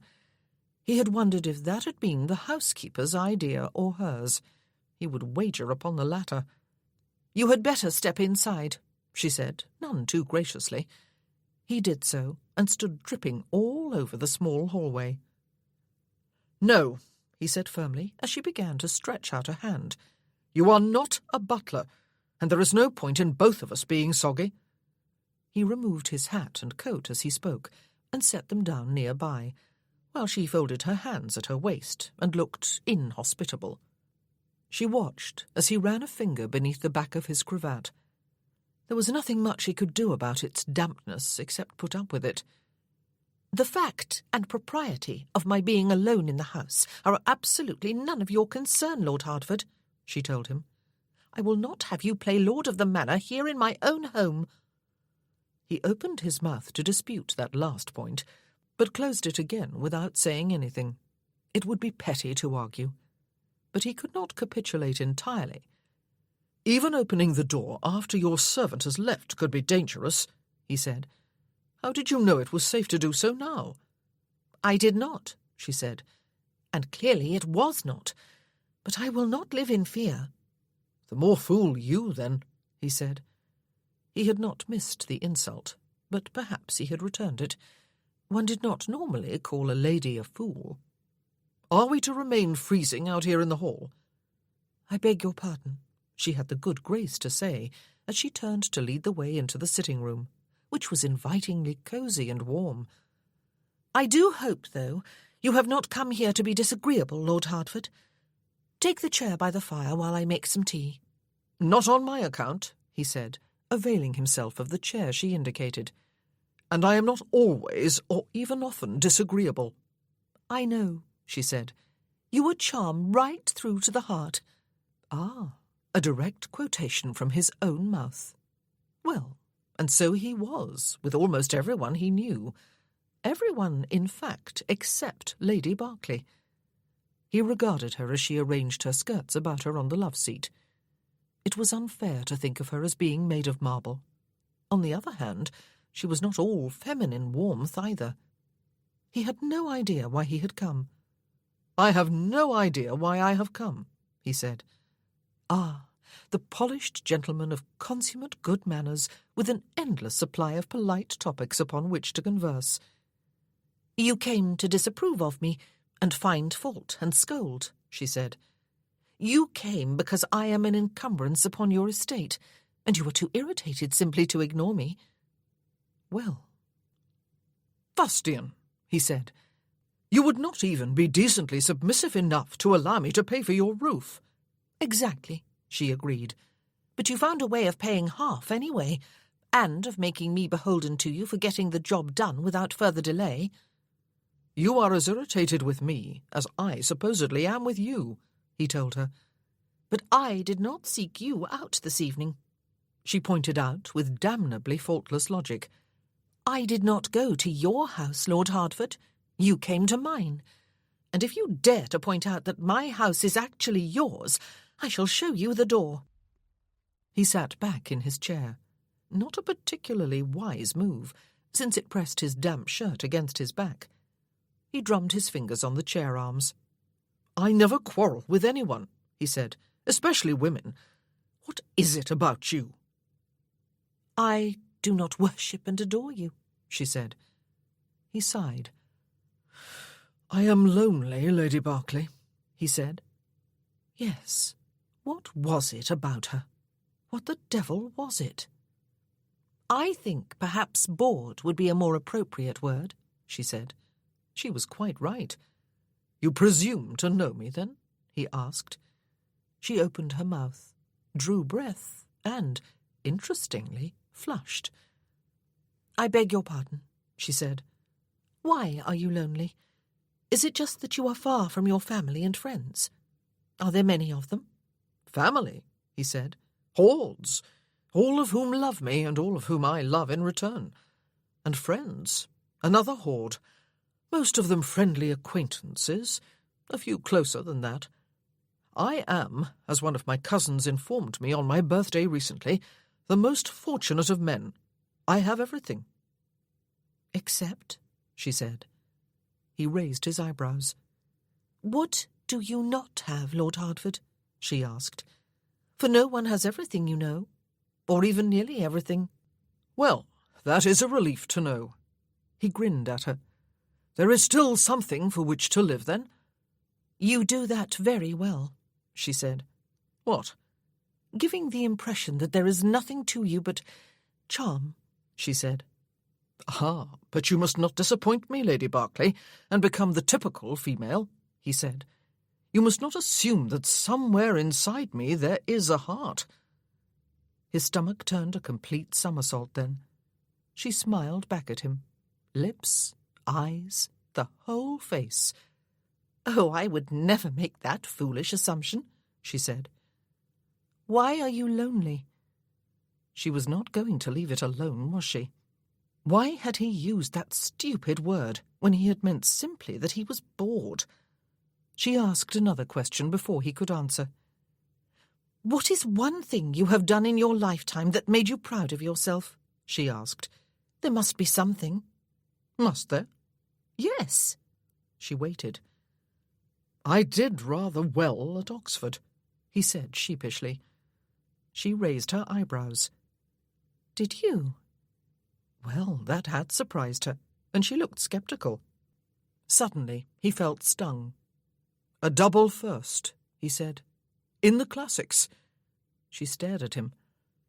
"I suppose," she said, "you really are reading that volume of Pope's poetry." "You have been checking on me, have you?" he said. "Did you expect something from the Minerva Press?" "Yes, I really have been forced to sink as low as to read poetry, in English, while I rusticate in Cornwall." "Why are you lonely?" she asked yet again. "Perhaps," he said, "or probably, it is the need for sex, Lady Berkeley. I have not had any for a while. I have been lamentably celibate." If he had expected any sign of shock, he was disappointed. She only nodded slowly. "I will not press the issue," she said. "You do not want to answer my question. Perhaps you cannot. Perhaps you do not know why you are lonely." "Are you?" he asked her. "Lonely," she said. "Not often. Alone, yes. Solitary, yes. I choose those states as often as I can, though I will not allow myself to become a recluse. We all need other people. I am no exception to that rule." "I suppose," he said, "you have been celibate for the past 8 years. Do you miss sex? Do you long for it?" Where the devil was all this coming from? If someone would just please be obliging enough to pinch him, he would gladly awake, but only after hearing her answer. She still did not appear shocked or offended or embarrassed. She was looking very directly back into his eyes. Good Lord, if she was 30, she had not had sex since she was 22. It was an awfully large chunk of her youthful years. "Yes," she surprised him by saying. "Yes, I miss it.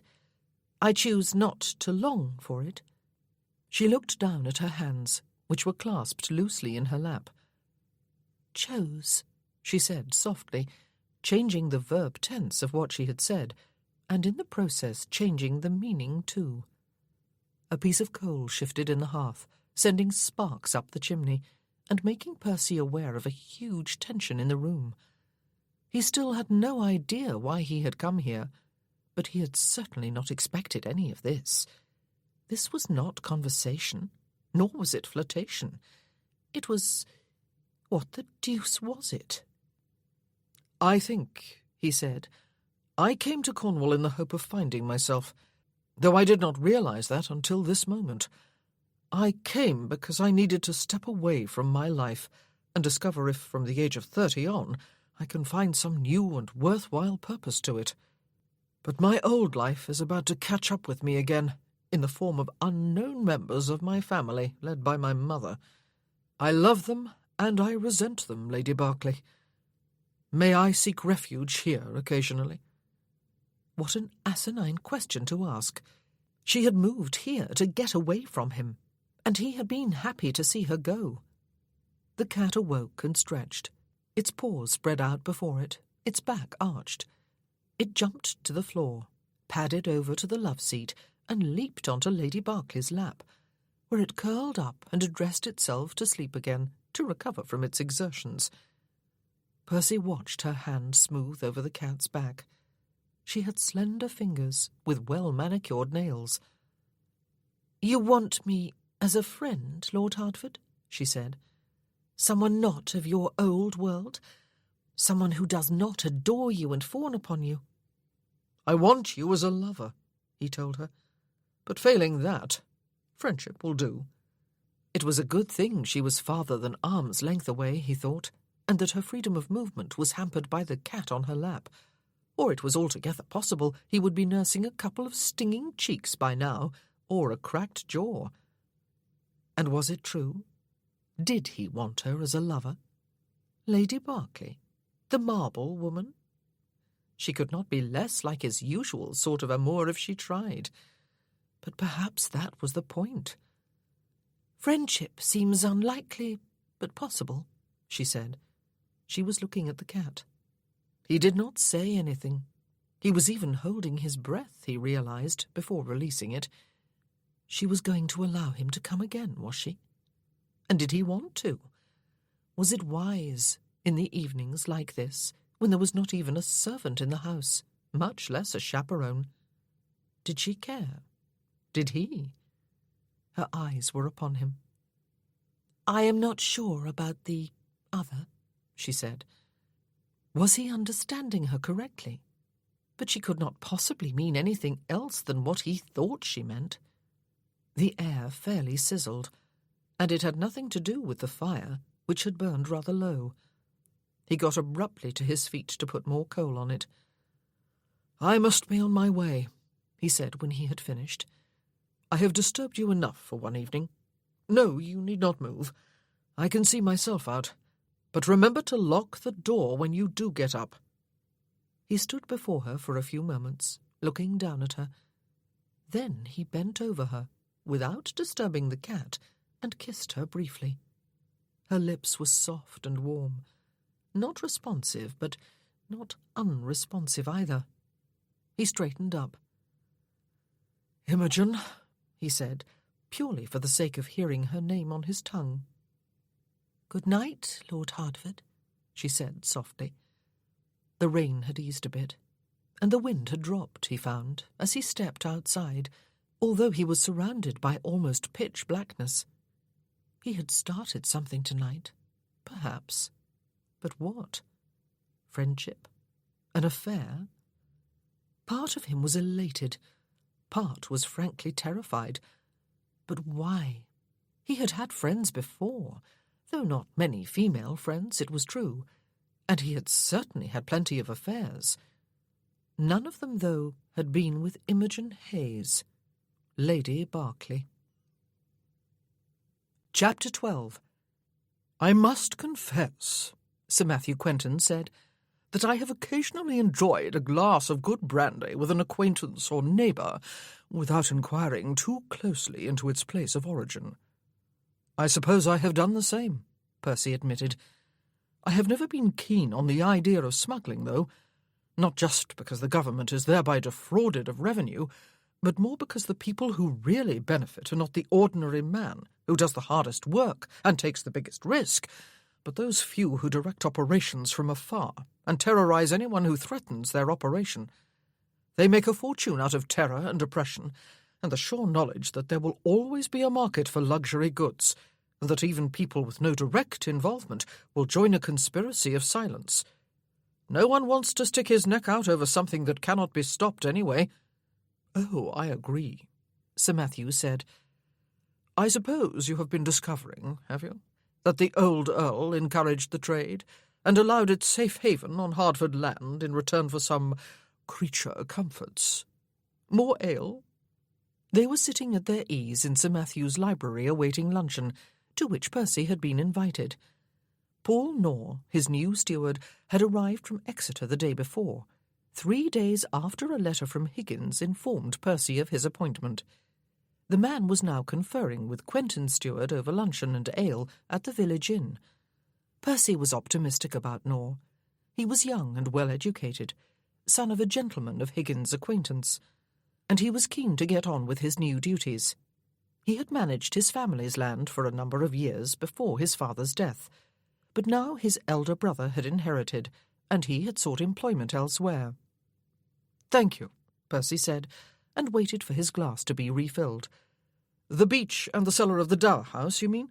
That was all stopped, though, was it not, when Lady Berkeley took up residence there?" "Was it?" Sir Matthew looked at him with raised eyebrows. "But even if not then, it probably did come to an end 2 years ago. One can hardly imagine Lady Lavinia being agreeable to the idea of having smugglers and their goods in her home." "In her home? Inside the house, did he mean?" "I suppose not," Percy said. "Now, Mrs. Furby—" They both laughed. They were interrupted by Lady Quentin, who came to inform them that luncheon was ready. She wanted to know more about Paul Nor, and whether Ratchet was likely to retire soon. Percy satisfied her curiosity as far as he was able, but mention of the elderly steward reminded him of something else. "Ratchet has a nephew," he asked, "who went to the peninsula with Viscount Berkeley as his batman, I believe." "Instead of that poor boy who broke both his legs no more than a month or two later," Lady Quentin said. "He would have been safer in Portugal. What a dreadful accident that was, falling from the stable roof. We never did find out what he was doing up there." "A great-nephew, I believe," Sir Matthew said. "He was appointed head gardener at Hertford after his return, though he was none too popular with some of us. He could give no account of what had happened to Berkeley and his wife, beyond the fact that they had been captured by a band of ferocious-looking French scouts while he was bringing them firewood and was without his musket. I suppose he could have done nothing to help them anyway.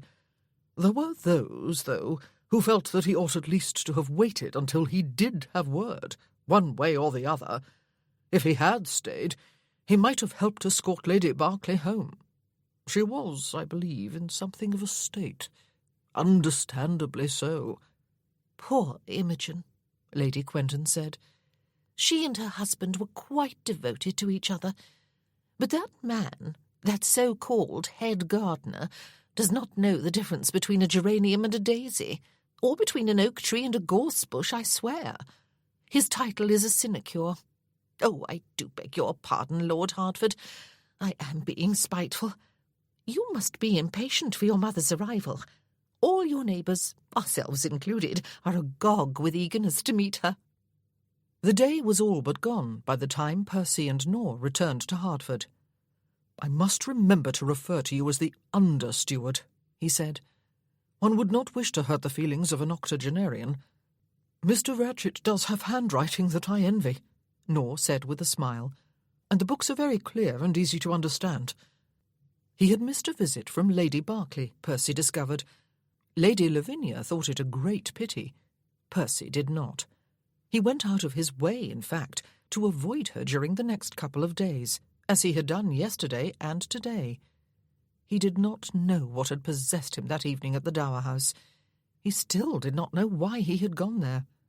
He also did not know why he had said some of the things he had. "I think I came to Cornwall in the hope of finding myself, though I did not realize that until this moment. May I seek refuge here occasionally?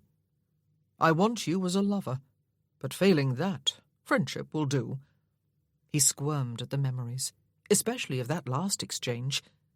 Lord, he would swear that he had had no idea what was about to issue from his mouth when he had opened it.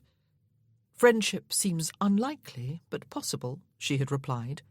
"I am not sure about the other."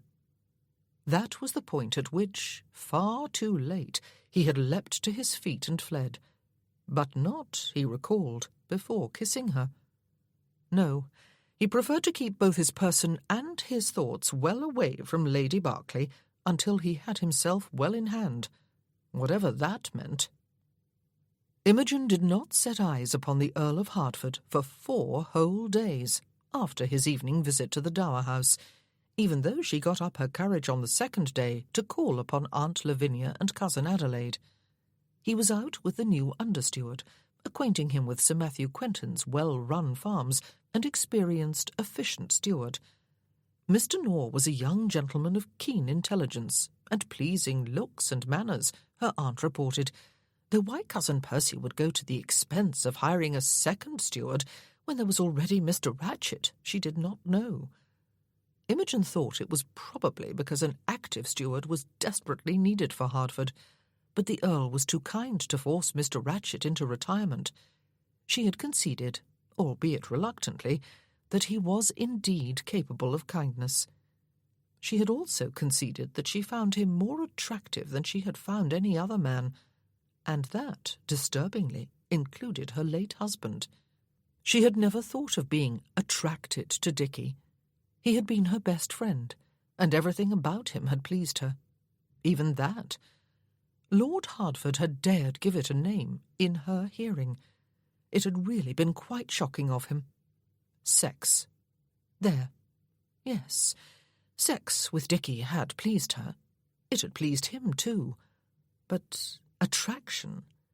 Was not attraction just sex? Divorced from liking, or friendship, or love? It seemed distasteful. She wanted it. She wanted to satisfy a craving she had suppressed for most of her adult life, more than 8 years, and she wanted to do it with a man of obvious experience and expertise. She did not doubt Lord Hertford had both. She had even expressed some willingness. "I am not sure about the other." He could not possibly have mistaken her meaning. She was still not sure. Perhaps it would not be so very wrong. It was not as if she was planning to commit herself to any long-term relationship after all, anything that would bring her real happiness, only the satisfying of a natural craving. It was natural, was it not? For women as well as for men.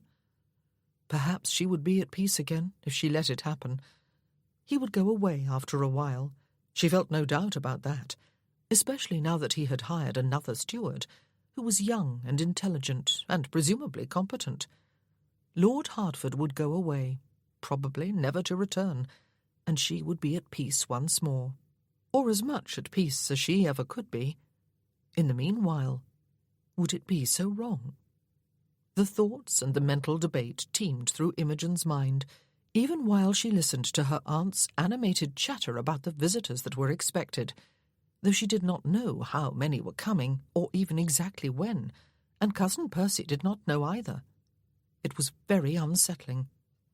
Aunt Lavinia went on to talk about the entertainments they must plan. It had been a veritable age, she said, since there was any evening entertainment at Hertford. Dear Brandon had not held with such things. But now... Imogen let her prattle happily on, and she was hugely relieved and disappointed that the Earl did not come home while she was there. He did not come back to the Dower House either in 4 days, and Imogen paced up stairs and down, unable to settle to any activity for longer than a few minutes at a time. She would have paced the cliff path and the beach too, but she was afraid of running into him. The farthest she went, except for that one visit to the hall, was the garden, where she found that the first snowdrop had bloomed. He did not come, and she was safe from her own weakness and indecision. She did not have to decide if it would be wrong or not. On the 5th day, Mrs. Primrose brought news with Imogen's luncheon. A page boy, sent from the hall with fresh eggs, had brought word of the arrival of 2 grand travelling carriages full of passengers, and a few riders in addition, and a great deal of baggage and noise and bustle. And then, later in the afternoon, the same page boy returned with a hastily scrawled note in Aunt Lavinia's hand inviting Imogen to dinner, so that she might meet a number of long-lost cousins, though some of them were not strictly speaking relatives, as they belonged to the maternal side of Cousin Percy's family. His mother had indeed not come alone then.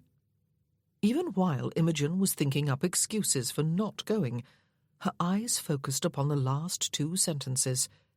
"Cousin Percy asked me particularly to write to you on his behalf, dearest Imogen, with apologies for not doing so himself. He is busy with his loved ones." The invitation came from him then, even if the apology was probably Aunt Lavinia's invention, and it was only proper that he invite her, Imogen supposed reluctantly. She was, after all, the widow of his predecessor's only son, and by the same token it would be unpardonably rude of her not to put in an appearance. She sighed and went to the kitchen to inform Mrs. Primrose that she need not prepare an evening meal. It could have been worse, Percy thought, as he dressed for dinner. All his relatives, both paternal and maternal, might have descended upon him, as they still might, of course. There could be a dozen packed carriages bowling along the highway at this very moment in the general direction of Hertford.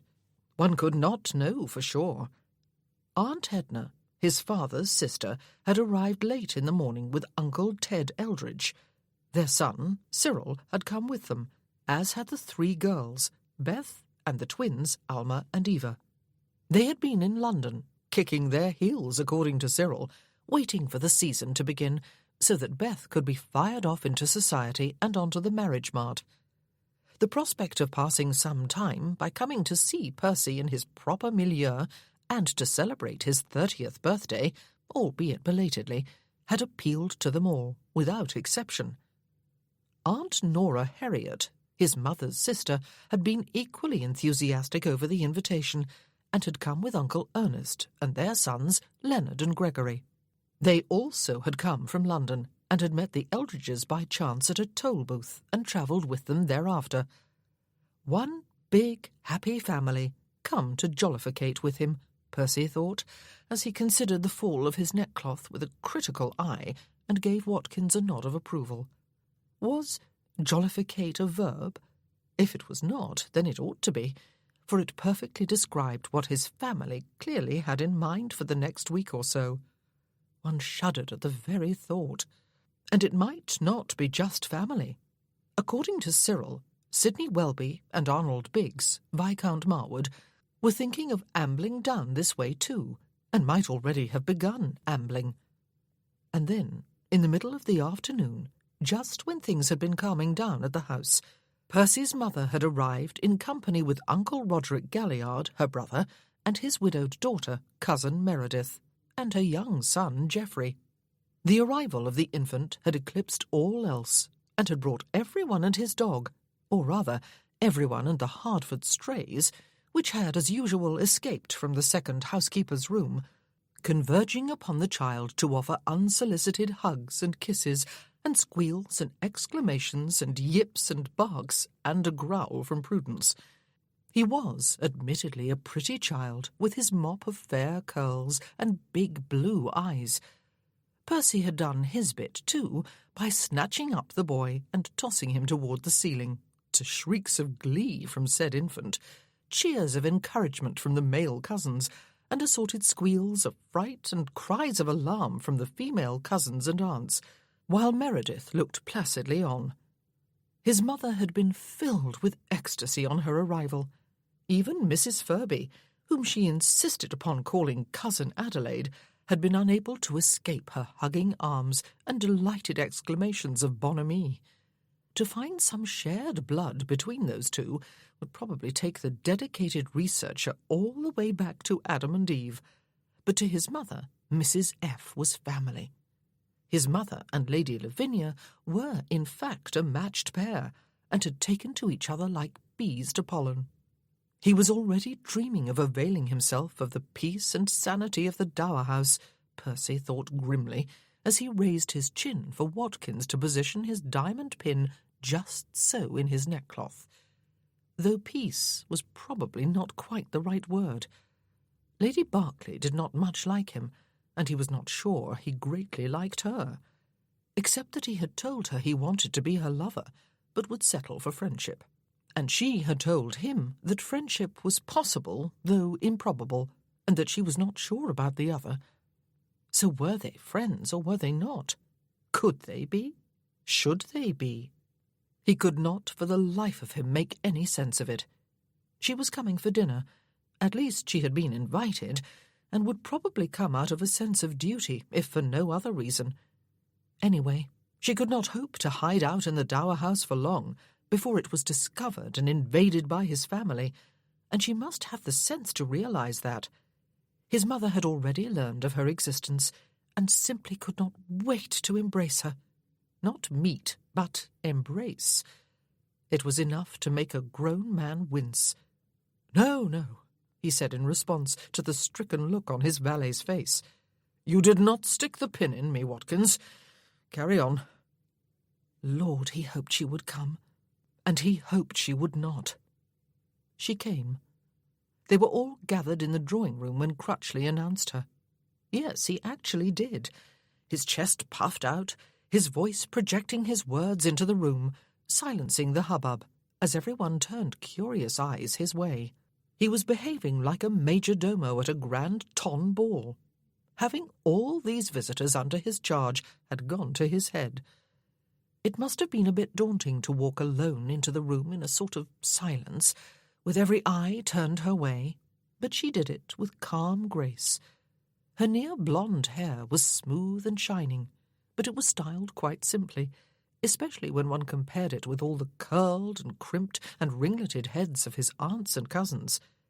Her dress was of dark green velvet, long-sleeved, only very slightly scoop-necked, and falling in loose folds from beneath her bosom to her ankles. It was quite unadorned, and she wore no jewellery except tiny pearls in her earlobes and her wedding ring. She was not sparkling with bright smiles, though she was not scowling either. She set every other woman in the room in the shade, including Beth, who was wearing some of her new London finery, and whom he was certain was destined to become one of the acclaimed beauties of the upcoming season. The devil! When had he started to think of her as stunning? He stepped forward and bowed. "Lady Berkeley, Cousin Imogen," he said, turning toward his avidly interested family members, "is the widow of Richard Hayes, Viscount Berkeley, who would have been in my place here had he not died a hero's death in the peninsula. She lives, by choice, in the Dower House. May I present my mother, Cousin Imogen? Mrs. Hayes." His mother hurried forward and hugged her and exclaimed over her and called her Cousin Imogen. Percy took her about the room, introducing everyone and explaining relationships. He was not sure she would remember afterward, but she paid close attention and murmured something to all of them. She was a true lady. "I want you as a lover," he had said to her less than a week ago. She seemed as remote as the moon tonight, and as desirable as ever. Any hope that he had been temporarily out of his mind that evening, or that the intervening days would cool his ardour, was squashed. Crutchley, still in his major domo persona, was soon back to announce that dinner was served. Percy took his mother on his arm, while Uncle Roderick offered his to Lady Berkeley, and Uncle Ted escorted Lady Lavinia.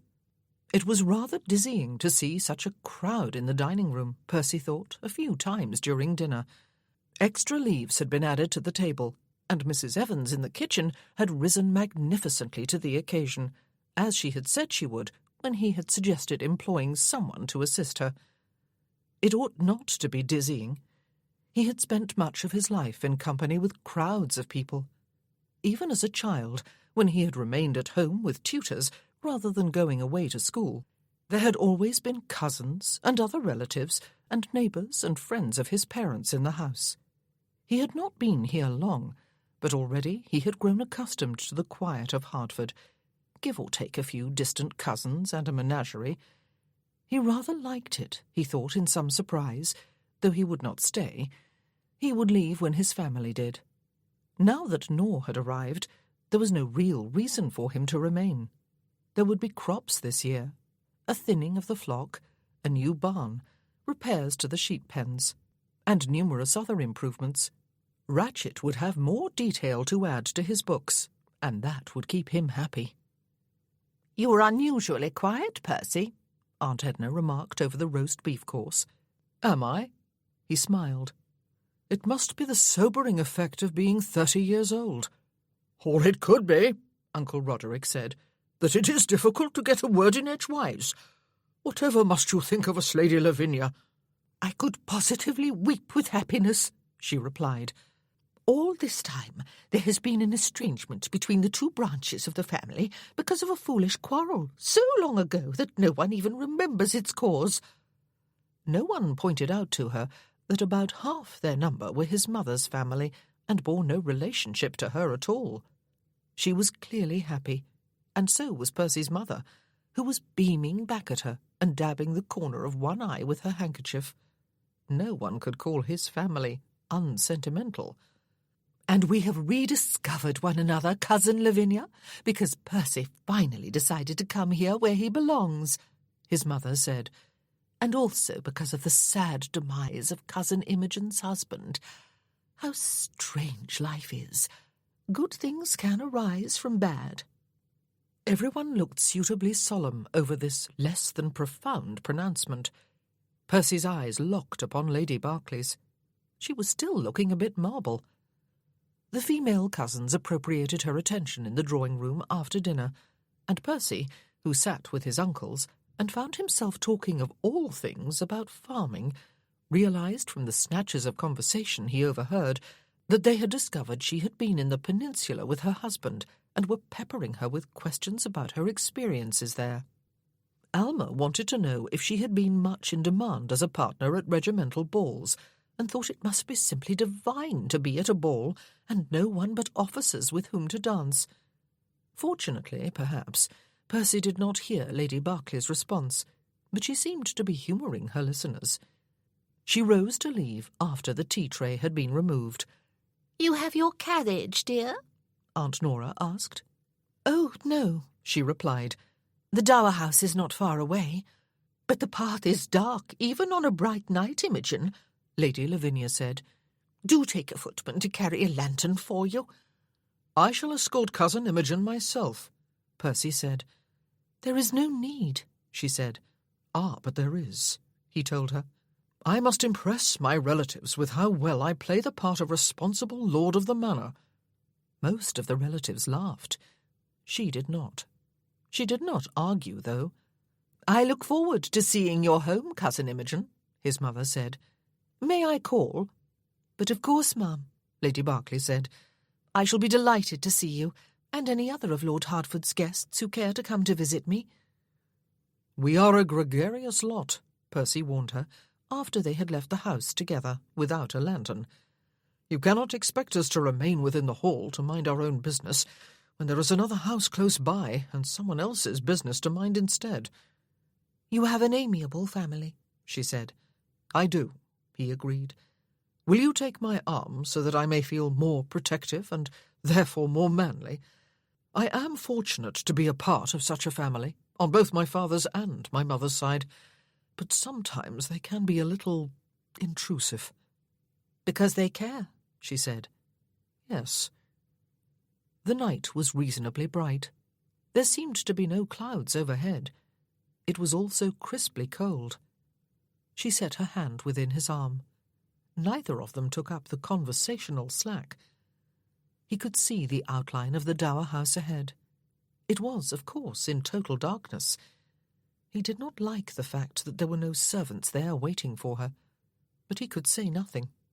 She had made it clear that she would not tolerate his interference. "Thank you," she said, sliding her hand free of his arm when they reached the gate. "I appreciate your accompanying me, even though it was unnecessary. I have done the walk many times alone." "I shall see you into the house," he said. "I have set a lamp just inside the door, as I always do," she told him. "I shall light it as soon as I set foot inside, to dispel the darkness, and with it all the ghosts and monsters lurking there. You need come no farther." "You do not want me to come farther?" he asked her. Her face, turned up to his, was lit faintly by moonlight. It was impossible to see her expression, but her eyes were great pools of something. "No." She shook her head and spoke softly. "Not tonight." "Or any night?" He did not ask the question out loud. "Very well," he said. "You see how you have quelled the naturally domineering male in me? Not entirely, however. I shall stand here until you are inside, and I see the light from your lamp." He opened the gate as he spoke, and closed it after she had stepped through. "Very well," she said, turning to look at him.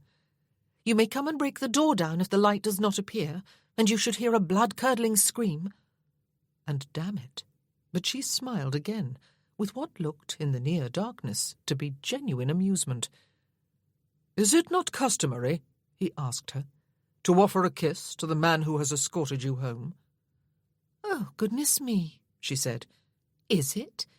Times must have changed since I was a girl." He grinned at her, and she reached up both gloved hands to cup his face before leaning across the gate and kissing him. It was not just a brief, amused token of a kiss either. Her lips lingered on his, soft and slightly parted, and very warm in contrast to the chill of the night air. He leaned into her, his arms going about her to draw her against him, and her arms slid about his neck. It was not a lascivious kiss. it was something far more delicious than that. It was very deliberate on both their parts. Their mouths opened, and he explored the moist interior of hers with his tongue. This time, when she sucked on it, he enjoyed the sensation. It was a kiss curiously devoid of full sexual intent, though. It was, instead, sheer enjoyment. It was a totally new experience for him. It was a bit alarming, actually. She ended the embrace, though her arms stayed loosely about his neck. "There, Lord Hertford," she said. "You have had your thank you for tonight." "May I escort you home every night?" he asked, and she laughed. He could have wept with happiness, to borrow a phrase from Lady Lavinia. And then she was gone. He stood where he was, his hands on the gate, until she had opened the door with her key and stepped inside, without looking back, and closed it behind her. He waited until he saw faint light about the doorframe, and then light moving into her sitting room. He turned then to leave, and it was only as he did so that he realized Hector was at his heels. What was it about Hector and heels? Was he Achilles? And was Lady Hayes, Imogen, his Achilles' heel? Or his salvation? Curious thought. "Damned foolish animal," he grumbled. "And how do you manage to get through closed doors? And why? It is cold out here, and there was no need for you to come too." The stunted tail waved as Hector fell into step slightly behind him. Chapter 13. Imogen's day started peacefully enough, though she did not expect that pleasant state to continue. The morning post brought her 2 letters, both from wives of her fellow survivors. She was always gratified to hear from them. She liked them all, though she had not yet met the Duchess of Worthington, Ralph's wife, in person. She liked them not least because each had made one of her dearest friends happy, and she liked them because they were strong, interesting women in their own right. She was never sure, though, that they liked her. She was one of the survivors, and during their annual reunions they spent time alone together, the 7 of them, especially at night. The wives respected that need and never intruded, though at other times during those days they all mingled together and greatly enjoyed one another's company. Imogen often wondered if the other women were wholly comfortable with her. She felt her difference from them, and suspected that they must feel it too. She wondered if they sometimes found her aloof. In any case, she always enjoyed having a letter from one of them, and today there was the special gift of 2. She settled down to a good read over breakfast. Ralph's wife, the Duchess of Worthington, she had signed herself simply Chloe, had written to say she was very much looking forward to meeting her at Penderys Hall, as well as Sir Benedict and Lady Harper, whom she had also not yet met. And she was coming despite Ralph's concerns over her perfectly good health.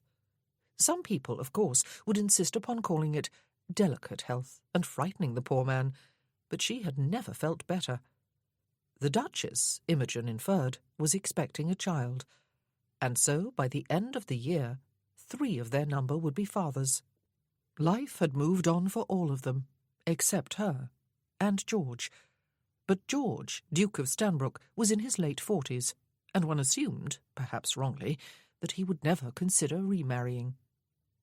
Imogen finished reading the Duchess's delightfully long letter, and then read Sophia, Viscountess Darley's. Their son, who had just had his first birthday, was walking everywhere. Both words were underlined, and Vincent had developed an uncanny ability to follow him about, to make sure he did not come to any greater harm than the occasional bump or scrape. Of course, Vincent's dog helped, having apparently decided that young Thomas was simply an extension of Vincent. Another one of their books for children had just been published, another nail-biting adventure of Bertha and Blind Dan. Sophia would bring a copy to Penderys. Vincent was riding daily despite the cold weather. Indeed, he was galloping along the specially built racetrack about half the perimeter of their park. It was enough to make Sophia's hair stand on end, and her hair had grown long since last year. but since she was the one who had conceived the idea of the track for just such a purpose, she could hardly complain, could she? Imogen was smiling by the time she rose from the breakfast table. Soon now she would be with them all. Looking out the window, she saw that the sun was shining from a clear blue sky. As far as she could tell from indoors, there was no significant wind either. She donned a warm pelisse and bonnet and went outside to make sure no new weeds had invaded her flower beds, and to see if there were any more snowdrops in the grass. Blossom padded outside with her and curled up on the front step in the sunlight after prowling about the garden. Imogen pulled out a few offending weeds and found 5 more snowdrops. The air, though not exactly balmy, was at least not bitterly cold. One could believe in spring this morning. She sat back on her heels and looked over to the garden gate. She had stopped him from coming inside with her last night, but she had enjoyed some light banter with him just there. It seemed so long ago, a lifetime, since she had felt light-hearted, as she had for a few minutes last night. And she had kissed him quite voluntarily and quite eagerly, when it would have been the easiest thing in the world to avoid doing so. "Is it not customary to offer a kiss to the man who has escorted you home?" he had asked her, and he had smiled. No, he had grinned. She had been able to see the difference, even though they had not brought a lantern. She smiled at the memory. She liked him so much in that mood, slightly flirtatious, but in an amused, quite unthreatening way. She had expected her peace to be shattered at some time in the course of today, and now was the time, it seemed. Through the gate she could see Mrs. Hayes coming along the path from the hall in company with her sister and sister-in-law. Imogen got to her feet, brushed the grass from her pelisse, and went to open the gate for them, since she guessed the Dower House was their destination. She had not looked forward to last evening, but she had surprised herself by almost enjoying the noise and the laughter and the sense of family she had got from Lord Hertford's relatives. It had been obvious that he was as fond of them as they were of him, but she understood why he felt somehow invaded. Perhaps he would come now that they were here, to take refuge at the Dower House. All 3 ladies hugged Imogen and kissed her on the cheek as though they were close relatives. All of them also exclaimed over the prettiness of the house and its position close to the cliffs, but nestled cosily in its little hollow with its own well-tended garden. "I could be perfectly happy living here myself," Mrs. Hayes declared. "It is an absolute delight, is it not, Edna and Nora?" "We will come here to stay with you and Cousin Imogen, Julia," her sister replied, "and leave our husbands and offspring at home." All 3 ladies laughed merrily, and Mrs. Hayes set an arm about Imogen's waist and hugged her to her side. "You must not mind us, Cousin Imogen," she said. "We are a family that likes to joke and laugh. Laughter is always the best medicine for almost everything. Would you not agree?" They all proceeded inside for coffee and some of Mrs. Primrose's scones. The ladies talked with great enthusiasm about going visiting in the village during the afternoon with Cousin Lavinia. They all referred to her by that name, and Mrs. Hayes talked of her plan to do something about that dreadfully gloomy and neglected ballroom at Hertford Hall, and make it suitable for a grand party, perhaps even a ball, to celebrate her son's 30th birthday. Belatedly, unfortunately, because he had gone off to London for his actual birthday. And they would also celebrate his arrival at his new home, also belated. "Oh, definitely a ball, Julia," Mrs. Herriot said. "Everyone loves to dance." "You simply must come up to the hall and help with ideas and plans, Cousin Imogen," Mrs. Hayes said. "I am going to steal your cook, Cousin Imogen," Mrs. Herriot told her.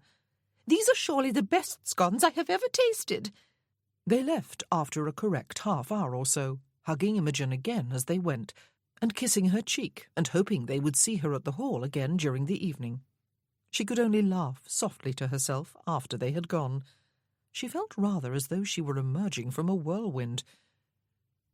She had scarcely finished her luncheon a couple of hours later when her home was invaded again, this time by the Eldridge twin sisters. Was it possible to tell them apart?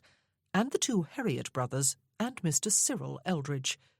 They were all first cousins of the Earl, Imogen remembered from last evening. Today they were out for a walk, and had called to beg Imogen to go with them. "You simply must come, cousin," one of the Eldridge sisters pleaded. "Our numbers are uneven." "Percy says there is a way down onto the beach from close to here," Mr. Eldridge said, "and that you would be able to show it to us, Lady Berkeley. Will you be so kind, or are you busy with something else?" "I would be delighted," she said, and was surprised to discover that she meant it. 4 of the cousins were very young, all of them below the age of 20, she guessed. The twins were probably 15 or 16. The young men had a tendency to guffaw at the slightest provocation, and the young ladies to giggle. But there was no guile in them, she had noticed last evening. They were merely acting their age. She was rather touched that they had thought of asking her to join them, when she must appear quite elderly in their eyes.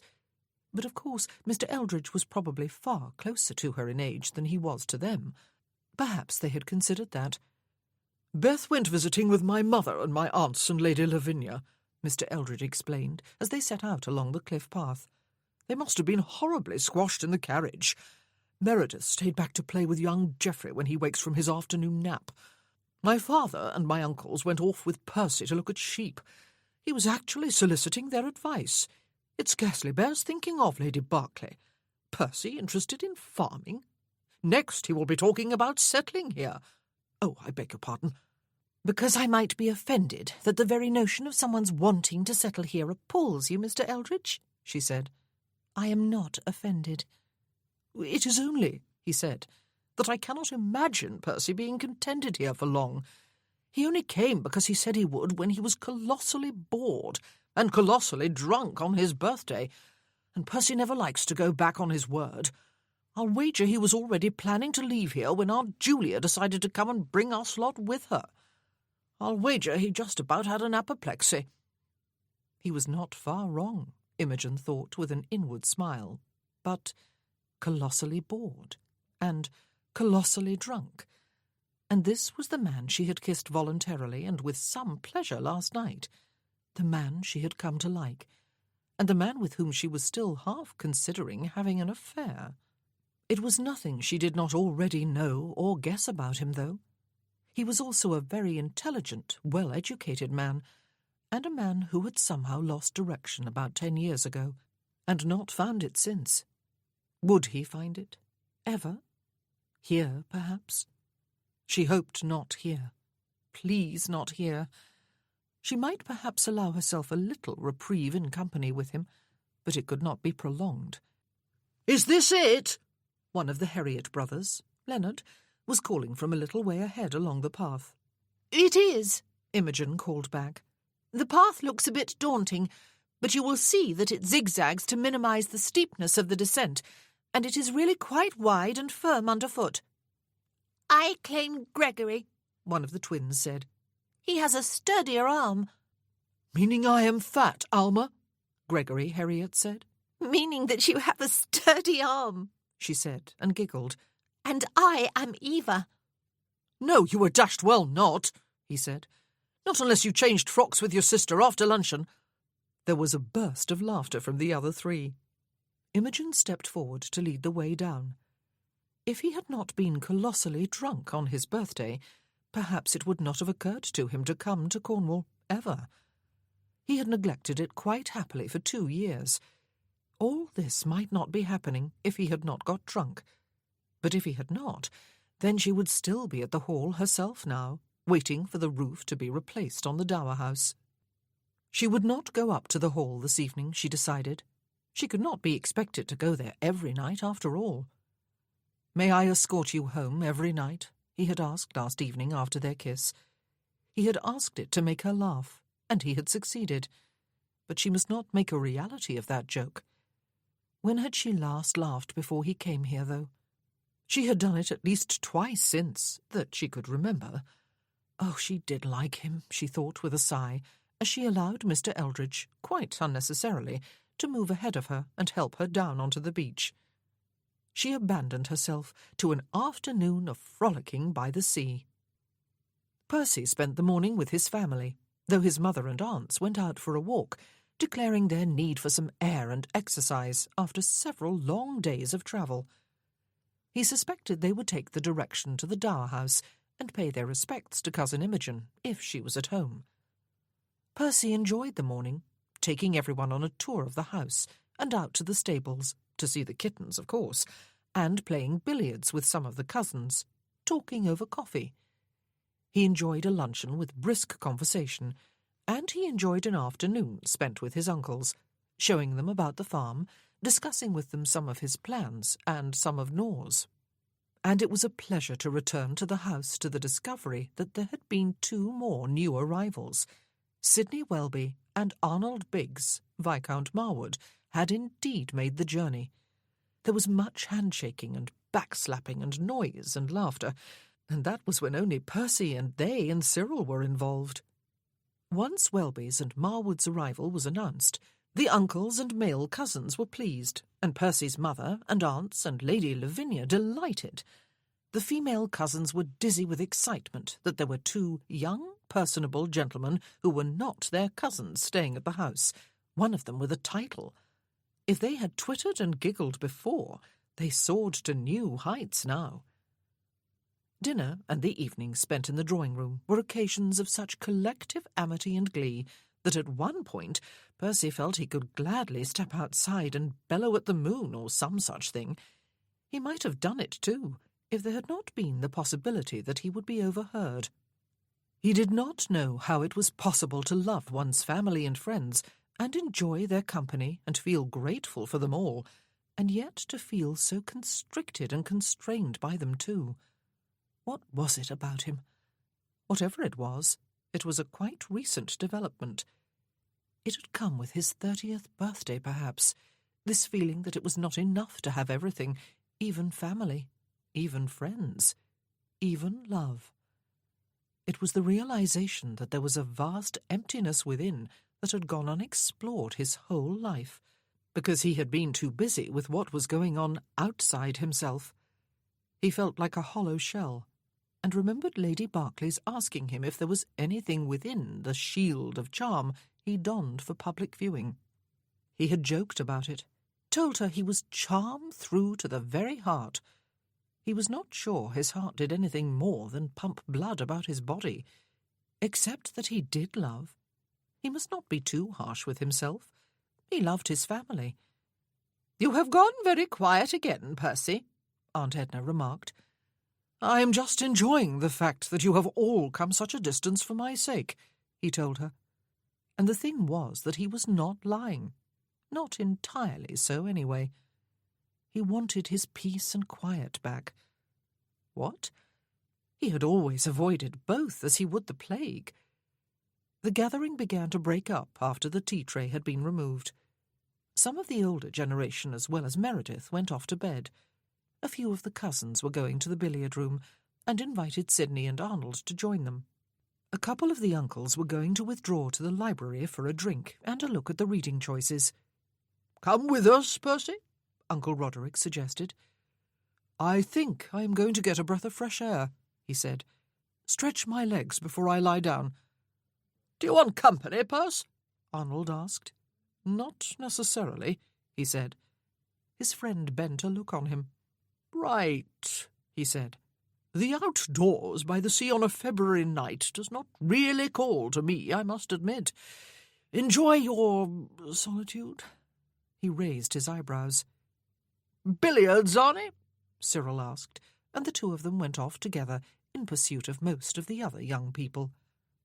Percy stepped outside, after donning his greatcoat and gloves and hat, and then deliberately going and fetching Hector from the second housekeeper's room, though why he bothered he did not know.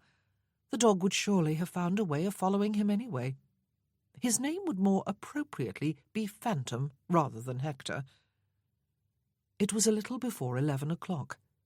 It was not too late for a stroll before retiring for the night. It was too late, far too late, to make a social call. But what about a call of necessity? "May I seek refuge here occasionally?" he had asked her. He could not possibly call on her at 11 o'clock at night.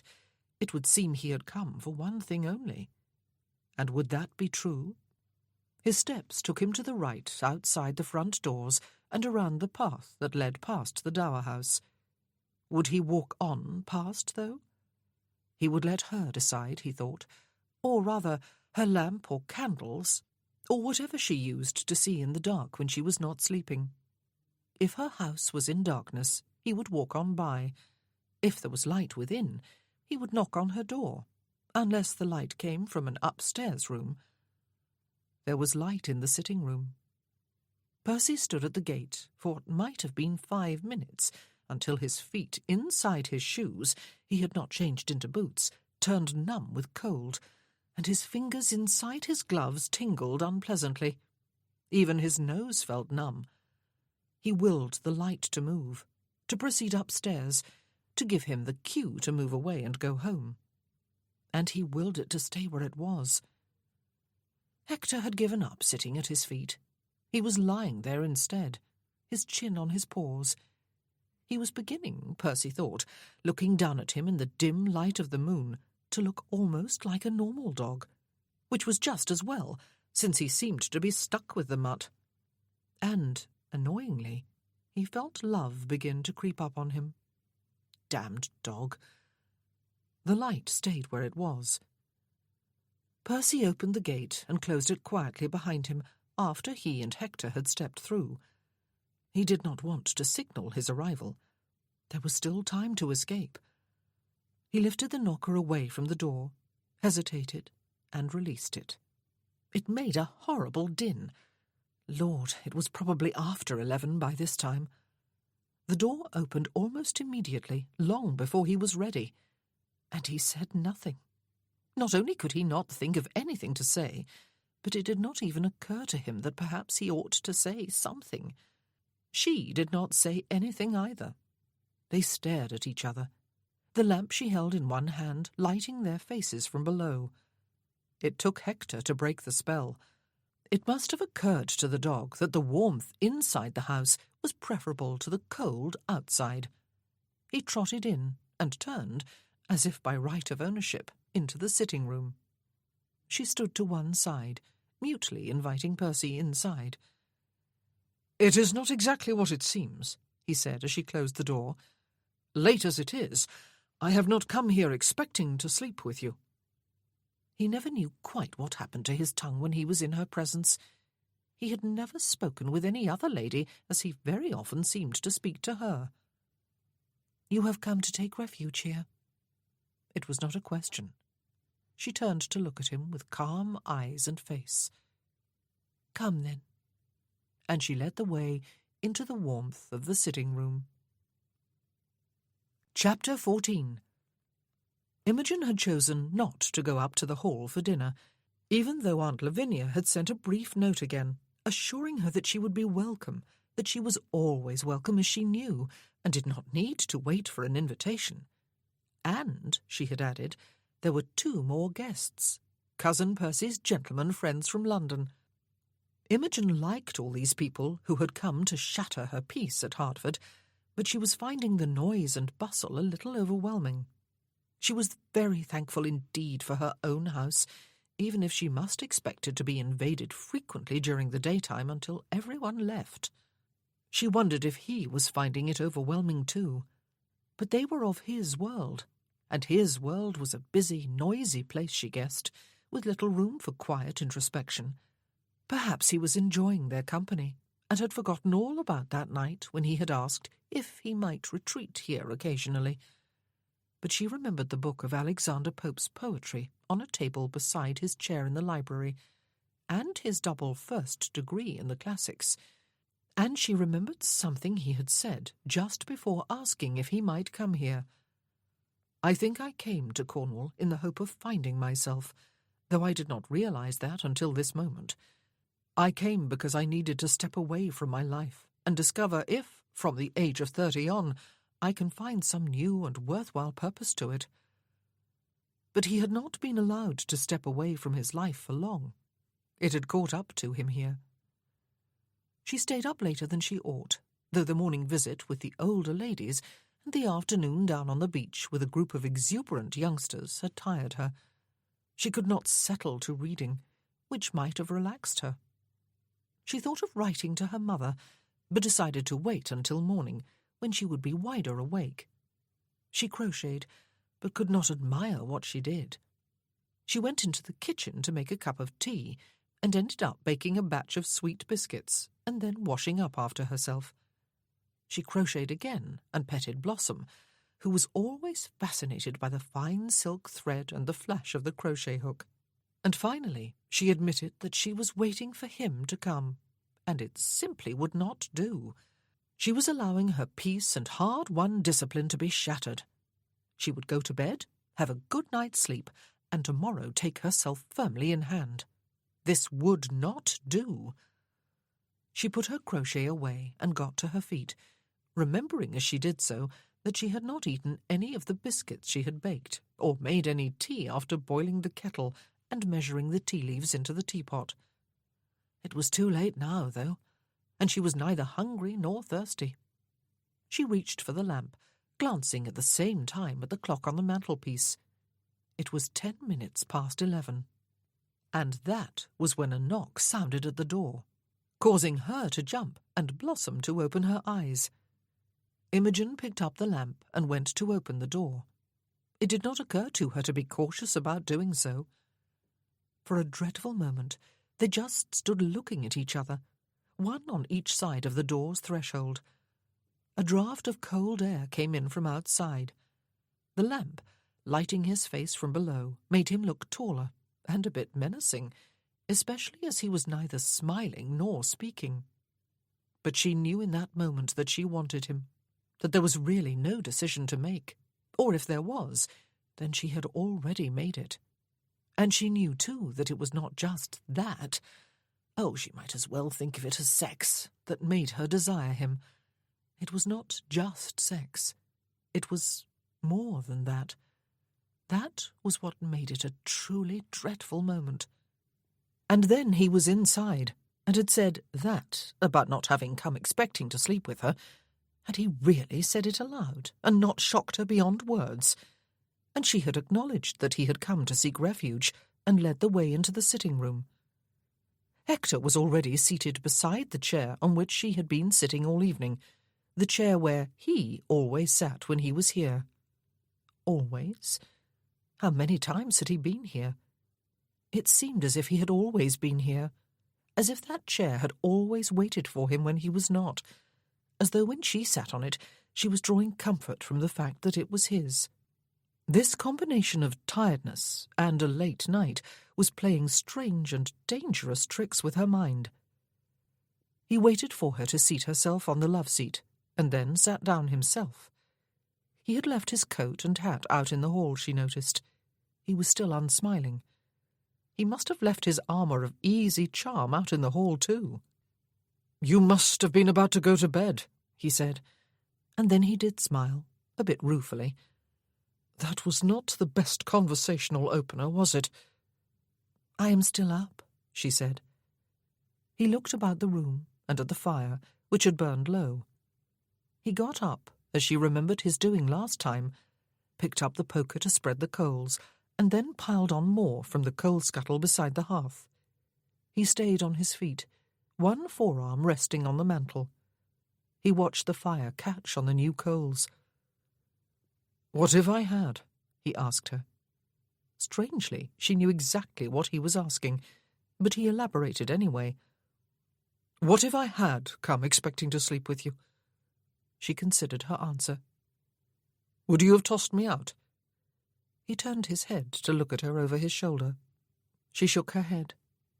They gazed at each other for a few moments, before he poked the fire again to give it more air, and resumed his seat. "Is it possible for people to change, Imogen?" he asked her. She felt a little lurching of the stomach at the sound of her name on his lips, again. "Yes," she said. "How?" "Sometimes it takes a great calamity," she said. His eyes searched her face.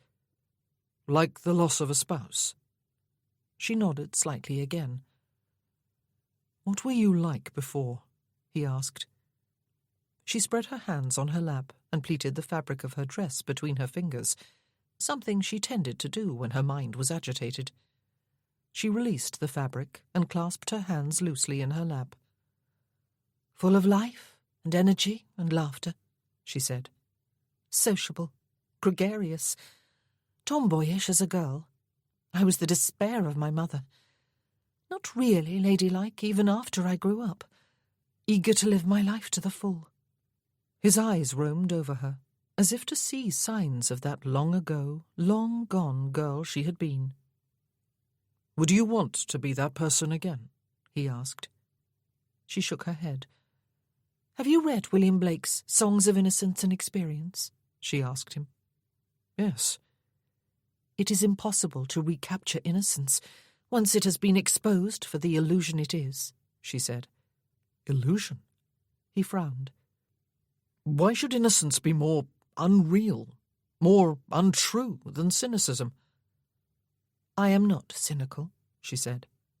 "But no, I could not go back." "Can experience and suffering not be used to enrich one's life rather than deaden or impoverish it?" he asked. Yes. She thought of her fellow survivors. They were in a vastly different place in their lives than could have been predicted 8 or 9 years ago, but 5 of them at least had risen above the suffering and forged lives that were rich and apparently happy. Perhaps they would not be so happy now if they had not had to go through that long, dark night of pain and brokenness. Disturbing thought. "You are in some ways fortunate, Imogen," he said softly, and her eyes snapped to his. "How can one, at the age of 30, learn from the experience of nothing but empty pleasure and frivolity?"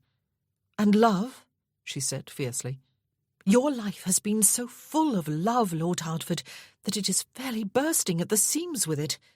Even that dog loves you, and you love it.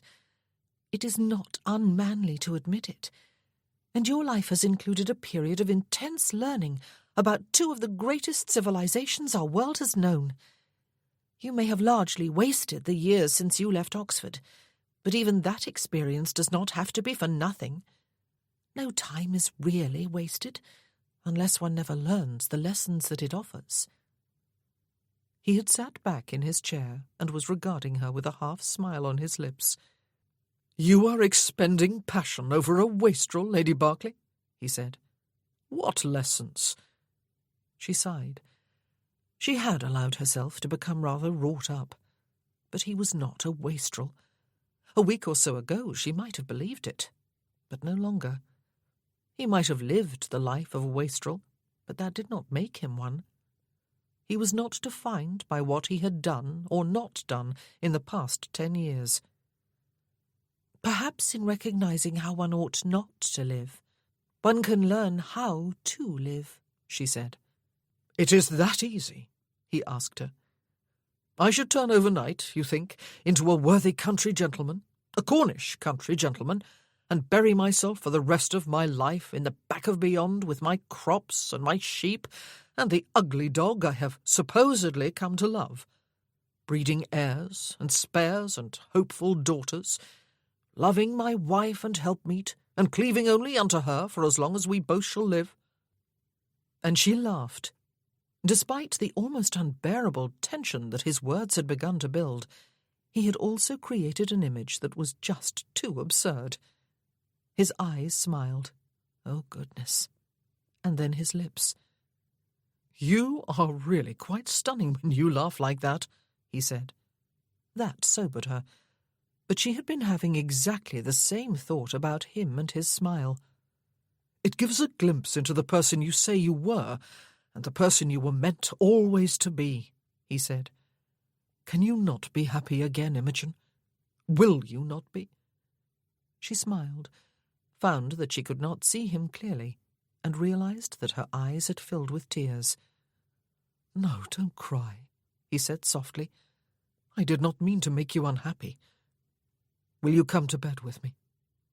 She blinked away her tears, and her self-imposed exile from her own life seemed suddenly pointless. Wasted time, between 8 and 9 years to match his 10. He had asked a question. "Yes," she said, and he got to his feet and came toward her. He reached out a hand. She looked at it for several moments. A man's hand. A hand that would touch her. She placed her own in it and stood. He had not left much room between himself and the love-seat. She put her arms up about his neck and leaned into him as his own arms came about her, and their mouths met. It was a very deliberate thing, she decided. It was not seduction, and it was not unbridled temptation. It was not something for which she would feel guilt, something she would regret. It was something she wanted and would allow. No, nothing as passive as that. It was something for which she would step back into life, something to which she would give herself unreservedly, something she would allow herself to enjoy, but not alone, together. It was something they would enjoy together, just for a brief while, a short vacation from the life she had imposed upon herself and must live until the end.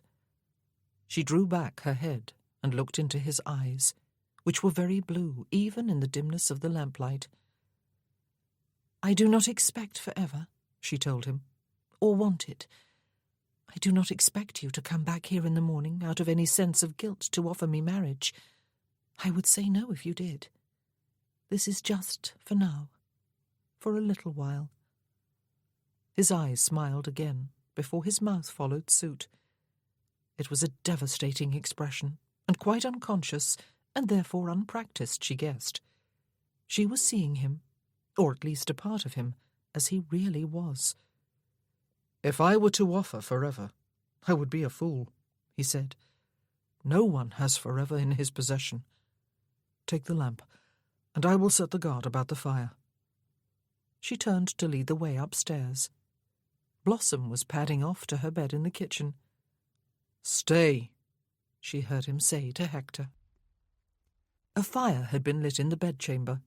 A few of the coals, now turned almost to ash, still glowed faintly red. The room was not exactly warm, but it was not frigid either. She set down the lamp on the dressing-table, lit a candle, and extinguished the lamp. Immediately the light was dimmer, more intimate. It was a pretty room, not small, but given a cosy effect by a ceiling that followed the slope of the roof on one side and a square window that reached almost to the floor. She drew the curtains across it, pretty white curtains with a bold flower pattern in pastel shades to match the bed cover. He did not usually notice such things, but he suspected they had been chosen, even if unconsciously, to suit Imogen Hayes, as she had been before the death of her husband. Percy stood inside the door, his hands clasped behind him, savouring the strangeness of the moment. This was not seduction on his part, or even skilled persuasion. She was fully acquiescent. There had not even been any flirtation. This was a new experience for him, and he was not sure what to expect. That was a new experience, too. She lifted her arms, facing away from him, and began to remove the pins from her hair. He moved then to stride toward her. "Allow me," he said. She lowered her arms without turning. Her hair was warm and thick and shining in the candlelight. It was also absolutely straight and reached almost to her waist. It would be a maid's nightmare, he guessed, when the fashion was for curls and ringlets and waving tendrils. It was glorious, and several shades of blonde. He combed his fingers through it. There were no tangles that would need a brush. Her crowning glory, he thought on a foolish flight of cliched fancy, and was glad he had not spoken aloud. He turned her by the shoulders. She looked years younger with her hair down, and she looked twice as... No, she could not possibly look more desirable to him than she had downstairs, telling him earnestly that his time during the past 10 years had not been wasted, eyes filling with tears when he had asked if she would allow herself to be happy again. He would make her happy. No, perhaps not that. Good sex was not synonymous with happiness. He would give her good sex. It was the only thing of value that he could give. No experience was ever wasted, she had said. Well, He had plenty of that. He smiled at her. She did not smile back, but there was a softness and an openness to her that he knew was deliberate. She was allowing this, both for him and for herself. She had chosen him, he thought in some wonder. There must have been other men in more than 8 years, other candidates more worthy than he. He knew of a couple right here in this neighbourhood. But she had chosen him, just for now, for a little while. Perhaps because she knew he would go away as soon as his family left. Perhaps because she knew there was no chance of permanence. He was not a permanent sort of man. Or perhaps because she really did not want permanence, but merely a brief affair with good sex. Did it matter why she had chosen him, or why he had chosen her? He reached behind her and undid the fastenings of her dress. He drew it off her shoulders and down her arms. It slid to the floor to pool about her feet. She was not wearing stays. He had realized that downstairs earlier. She did not need them. He kneeled down, removed first one slipper and then the other, rolled her silk stockings down over her calves and off her feet. Her legs were long and well-shaped. He stood. She was wearing only her shift, which barely covered her bosom and reached not quite to her knees. He drew a slow breath and reached for the hem, but her fingertips came lightly to his wrists. "I would be uncomfortable," she said, with her own nakedness. He nodded. He would make her comfortable when they were on the bed. There was no hurry. Experience had taught him that, and he was glad tonight to be experienced, though his mind did not even touch upon all the women with whom he had acquired it. For tonight there was only her, Imogen. A bit of a clumsy name, he had thought at first. Now he thought it perfect for her. Individual, strong, beautiful. Imogen. He did not have any inhibitions about his own nakedness. He undressed while she watched, setting his clothes on a chair beside the window. And he did not stop when he came to his drawers, his last remaining garment. He removed them, then came back to her and cupped her face with his hands and brushed his lips across hers. He was almost fully aroused, but she was no virgin to become vapourish at the sight. She had seen a man in his desire before. "I knew you would be as beautiful without your clothes as you are with," she said, sounding almost resentful. "I am sorry if I offend you." He smiled. "And I will wager you are as beautiful without yours as you are with, too. A man does not necessarily like to be described as beautiful, you know." "Not even when he is?" Her shoulders and her arms, he noticed, were pebbled with goosebumps. "But I leave you cold, do I?" He moved his hands down to her shoulders and drew her against him. "I must be losing my touch." "I very much doubt it," she said, her hands, her cold hands, spreading over his chest. "Come," he said, leading her to the bed and throwing back the covers.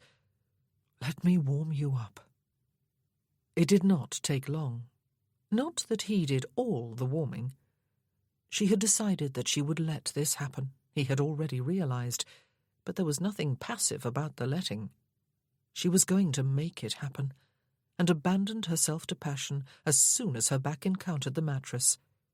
He doubted she even realized when her shift was peeled off over her head, or that they had left the candle burning. She kissed him as though she would never have enough of him, just as he kissed her, in fact. And when his hands and his mouth explored every inch of her, teasing and arousing as they went, her hands and mouth were busy on him. They did not need either a fire in the hearth or blankets on the bed. They created their own roaring furnace of heat and desire and passion. When his hand went between her legs, she opened and lifted to him. She was hot and wet to his fingers, and his thumb caressed her to an almost instant cresting and release. She sighed out loud and rolled into him, relaxed for the moment, but unsated. Her mouth found his, "Percy," she whispered against his lips. It tipped him over the edge. Just that, the sound of his name on her lips. He drew her beneath him, slid his hands under her as she lifted her long legs and twined them about his, and went hard into her. Experience almost let him down then. He almost went off in her like a randy schoolboy. She was hot and moist, and welcomed him with a slow, firm clenching of inner muscles.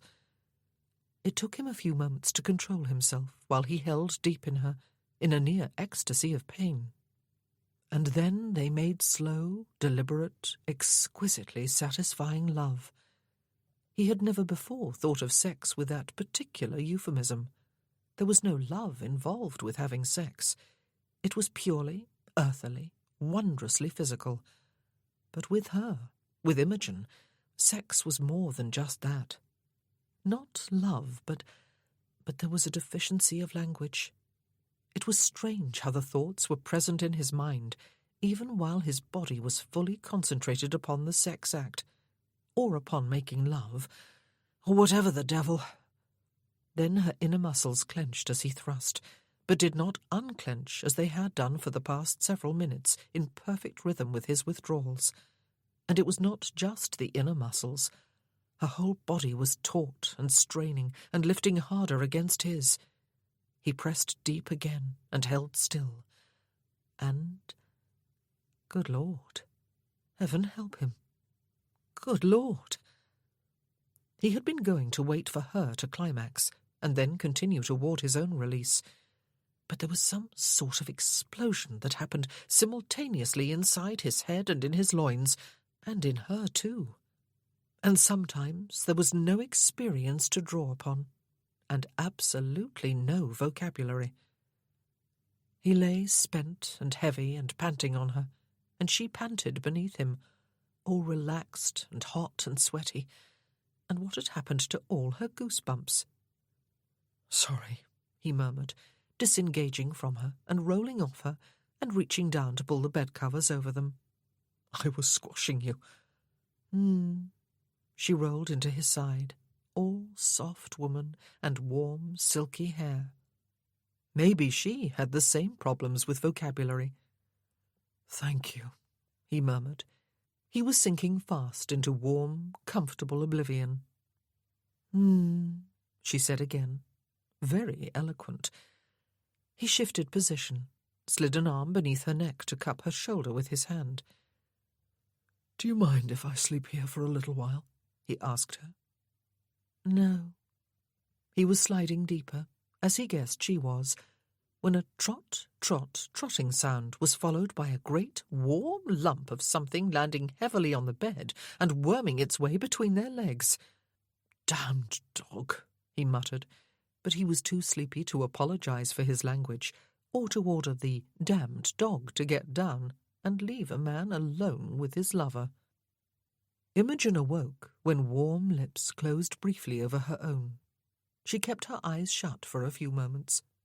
She did not want to disturb the dream. She knew it was not a dream, that it was real, but she half wished it were just a dream, something for which she need not bear responsibility. But she only half wished it. His face was above her own. She could see him quite clearly. The candle was still burning. She had no idea what time it was, how long they had slept. The dog, she realized, had gone from between them. "I should take myself off back home," he said, "before any of the servants are about." He looked predictably gorgeous, his dark hair dishevelled, his eyelids sleepy, his shoulders bare. He was in her own bed with her, she thought foolishly. They had done that together, and it had been wonderful. If there was to be guilt, she was not going to feel it yet, or at all. She had quite consciously decided to do this, to enjoy it and him. She slid her hands over his shoulders, cupped the sides of his neck, rubbed her thumbs over the underside of his jaw. "You need a shave," she said. He smiled slowly, that genuine, devastatingly attractive smile that began with his eyes. "Are you afraid of Whiskerburn, Lady Berkeley?" he asked. "No." She found herself smiling back at him. "You are leaving, are you not, Lord Hertford?" "Yes," he said. "After." "After?" "After I have said a thorough goodbye," he said. "No, that sounds too final. After I have said a thorough farewell. May I?" She drew his face down to hers in reply. "Let me do it," he murmured against her lips as he moved over and onto her, between her thighs, and came into her, hard and ready and deep. "Relax." It was not what she had intended, but, well, he was the expert. It was delicious beyond words, to lie open on her back, all her muscles relaxed, even the inner ones that ached to close about him, to feel the hard, steady rhythm of his love-making into the soft heat of her body, to surrender, to receive and give nothing in return except her surrender. It was against her very nature to be submissive. It was something entirely new to her. It was, well, it was delicious beyond words. And, totally surprisingly, she shivered into release. But release from what? After a few minutes. He felt it, and held still and firm in her until she was finished, and then he continued, until he was done, and she felt the hot gush of his release deep inside. For a moment, oh, foolishness indeed, she wished she was not barren. But she let the thought go, and enjoyed the full weight of his body relaxing onto her. She could hear the dog snuffling in his sleep from somewhere in the room. What was it going to be like, she found herself wondering, as she stared up at the slope of the ceiling, after he had gone? Not just from her house tonight, but after he had gone from Hertford and Cornwall, perhaps never to return. He inhaled deeply and audibly, and lifted himself away from her and off the bed. She watched him get dressed. He turned to watch her as he did so. He was totally unself-conscious about his body, she realized. She desperately wanted to pull the blankets up from her waist, but did not do so. It would be absurd to cover herself out of embarrassment in light of what they had done twice in the past few hours. "When I seek refuge here again," he said, as he pulled on his coat, "I will be quite happy with conversation, and perhaps some tea, and I will not have a temper tantrum, even if you turn me away altogether. I do not want you to think that I will come here in the future only to bed you. I do not want to think of you as my mistress. You are not that." "But how disappointing," she said. "I was looking forward to negotiating with you on the size of my salary." "What?" he said. "Half a roof is not enough." "Ah, but both halves actually belong to you," she reminded him, "as does the house beneath them. You have said so yourself. You became very lord of the manorish, and quite obnoxious, in fact, when you said it." "Did I?" He tipped his head to one side and looked at her with a lazy smile, another new expression. "But I do not own the woman inside the house, do I? Nor do I wish to. You may turn me away whenever you choose, Imogen, or ply me with tea, or bring me to bed." And there it was, the real man, the real Percy Hayes, Earl of Hertford, all artifice stripped away. A decent, principled man, whom she liked. Oh, too tame a word. She liked him enormously. "You can bring my dog to bed too, if you wish," he said, "to cuddle between us after." She laughed. His head tipped a little farther to the side. "Imogen," he said, "let yourself do that more often, please." But he did not wait for an answer. He strode toward the bed, kissed her firmly on the lips, and pulled the blankets up to her chin. "I know you have been longing to do that for the last 10 minutes, he said. "Stay there. I will see myself out. That key I saw hanging beside the door in the hall is not the only one you possess, is it?" She shook her head. "I will take it then," he said, "and lock the door behind me. I will not also unlock it at any time to let myself in, though. That will be by invitation only after I have knocked. Good night." "Good night, Percy," she said, and saw a flicker of something, desire, in his eyes before he turned away. "Come along, Hector," he said. "This is a time when you definitely must follow along at your master's heels." Imogen listened to their footsteps descending the stairs. He had not taken the candle with him, and the front door opening and then closing. She heard the scrape of the key turning in the lock, and she set the heels of both hands over her eyes and wept. She did not know why. They were not tears of sadness or joy. Chapter 15.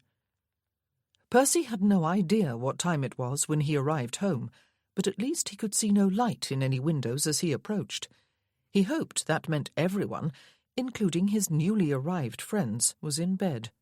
No one was going to believe he had been out stretching his legs for several hours, and he was not in the mood for any male bragging on his own part or ribbing on theirs. She lived in a house that he owned in a corner of his park, surrounding his principal seat. She shared his name, and still bore the female half of one of the titles that was his. He was Viscount Berkeley, she was the Viscountess.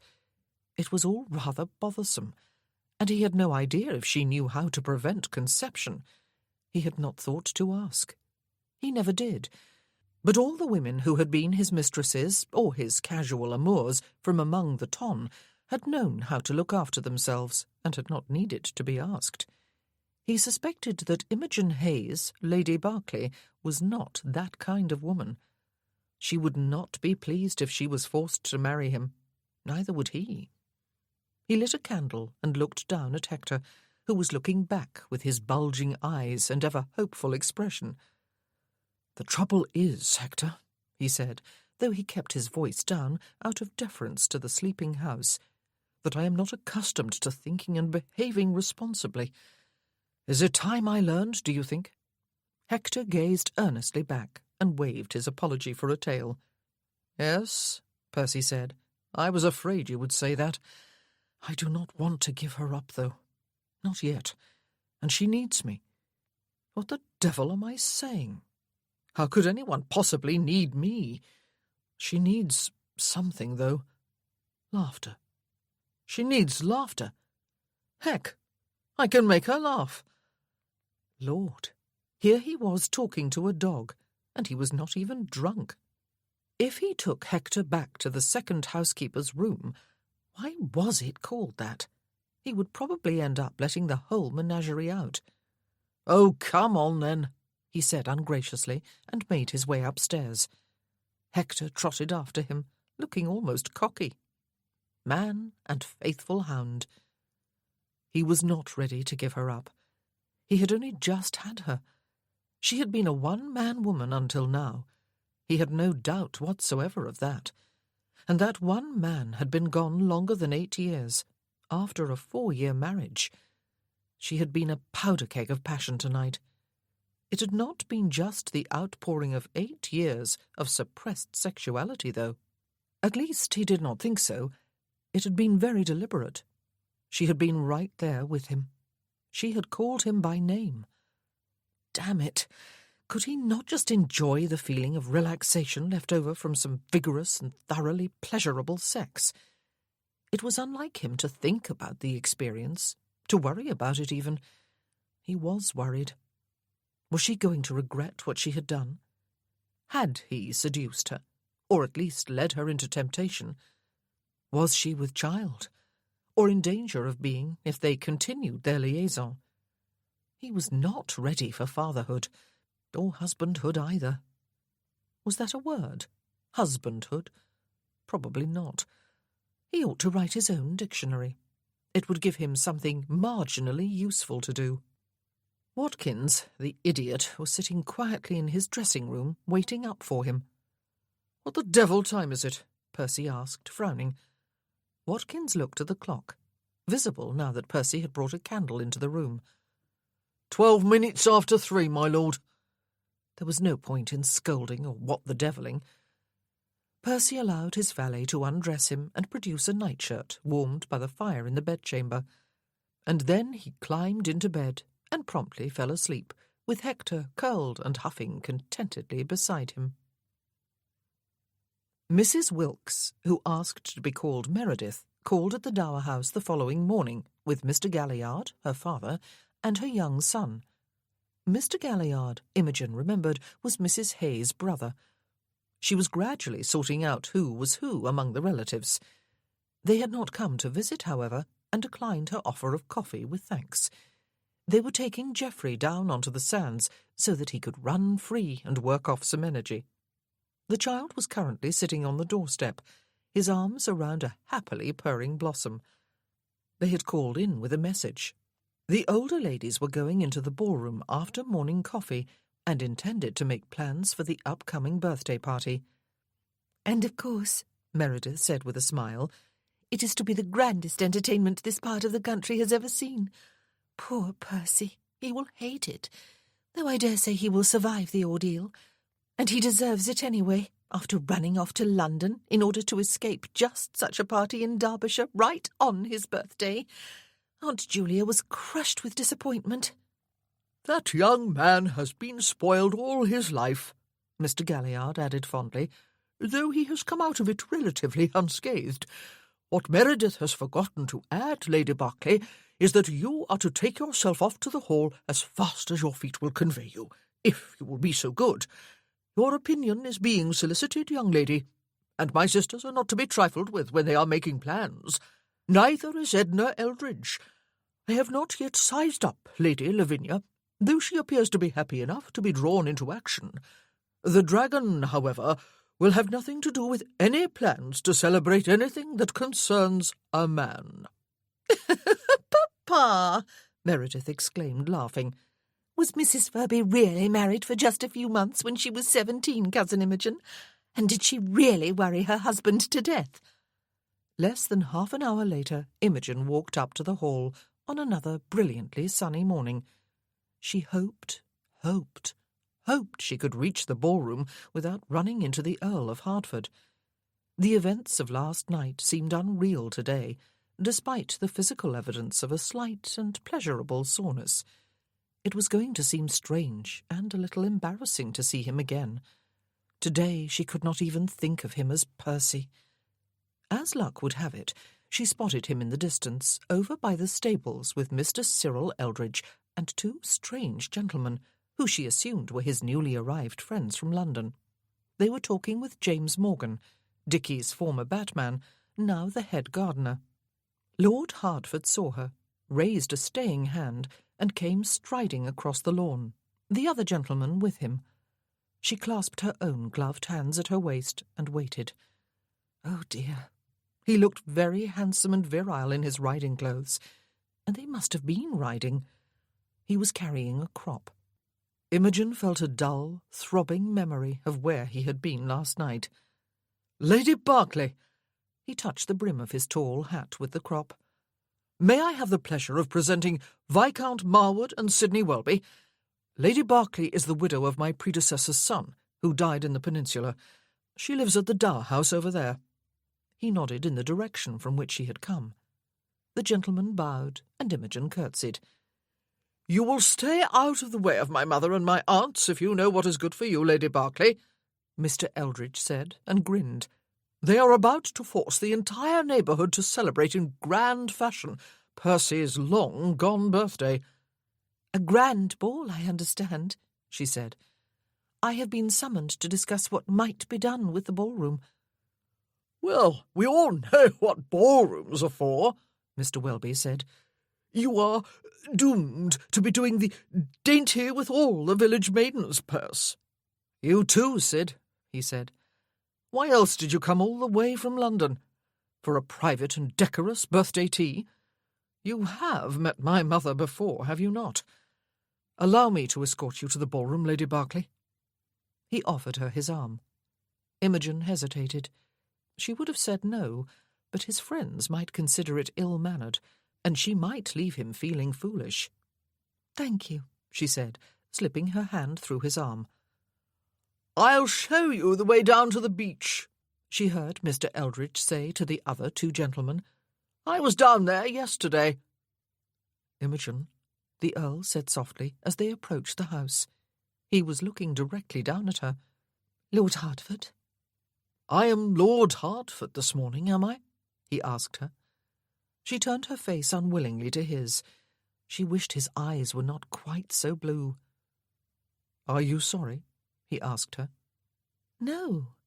She would never be sorry. She was determined not to be. "May I come again?" he asked. "If you have not changed your mind in the cold light of day, though not necessarily to go to bed." She drew a slow breath. "You may come," she said, "for tea and conversation. And to go to bed too, I hope." Having decided to take a sort of vacation from her life, to have an affair with a man who would be here just a short while, she wanted the whole of it. He would be gone soon, and she would be gone soon, to Penderys Hall. She wanted to sleep with him again, and again, and again in the meanwhile, even if the price was to be tears, as it had been last night after he left. "I will come then," he said, "for all three. Imogen." With those words they were inside the house, and the young twins were chasing Prudence through the hall, trying to catch her in what was clearly a lost cause. They were flushed and giggling, and announced their intention of going out to see the kittens, if someone would care to accompany them. One of them, it was impossible to tell them apart, batted her eyelids at Lord Hertford, and they both giggled again. The other asked where Mr. Welby and Lord Marwood had gone, and they both giggled. There was no further chance for private talk. The Earl abandoned Imogen at the open doors of the ballroom, after grimacing at the sight of his mother and aunts, and Aunt Lavinia, in a huddle inside. "Enjoy yourself," he said. "Oh," she assured him, "I shall. I want to see you dancing in surroundings as splendid as they can be made." "You had better save all the waltzes for me," he said. "If you ask nicely," she told him. "Perhaps I will save one." He laughed and strode away, and she realized she was smiling after him. Percy's shoulder was propped against the wooden partition that had been built around Fluff's nest in the stables. His arms crossed over his chest, faithful hound seated alertly at his booted feet. He had always been fond of the youngsters in the family, especially those in the obnoxious age range between 5 and 18, when they giggled or guffawed or climbed trees they were not supposed to climb, or swam in lakes in which they were not supposed to swim, or put toads in their tutors' beds, or spiders down their governesses' necks. The age, in fact, when most adults found them trying and tiresome and occasionally loathsome, and best appreciated in their absence. He liked them. His family abounded with such youngsters, as well as with the under-5s, whom everyone adored for their fat cheeks and plump legs and lisping voices. But today only Alma and Eva were available, so here he was, because they had wanted him to come. They were squealing over the kittens and picking them up one by one, while Fluff looked uneasily on. They were trying to decide which one they would like to take home with them. They seemed to be agreed upon the communal possession of just one. The kittens would not be ready to leave their mother until some time after they left, of course, but he let them dream. As a result of his mother's and aunt's visit to the village yesterday afternoon with Lady Lavinia, it seemed that 4 of the 6 kittens were already spoken for, and the Mrs. Kramer and their mother had apparently met Biddy, the sausage dog, at some time, and had declared her to be the sweetest little thing they had ever seen. Perhaps, Lady Lavinia had said at dinner last night, they could be persuaded to take her, though she would be missed. He had heard himself agreeing, but insisting that it would happen only if they would take Benny too, Biddy's tall friend, since the two were inseparable.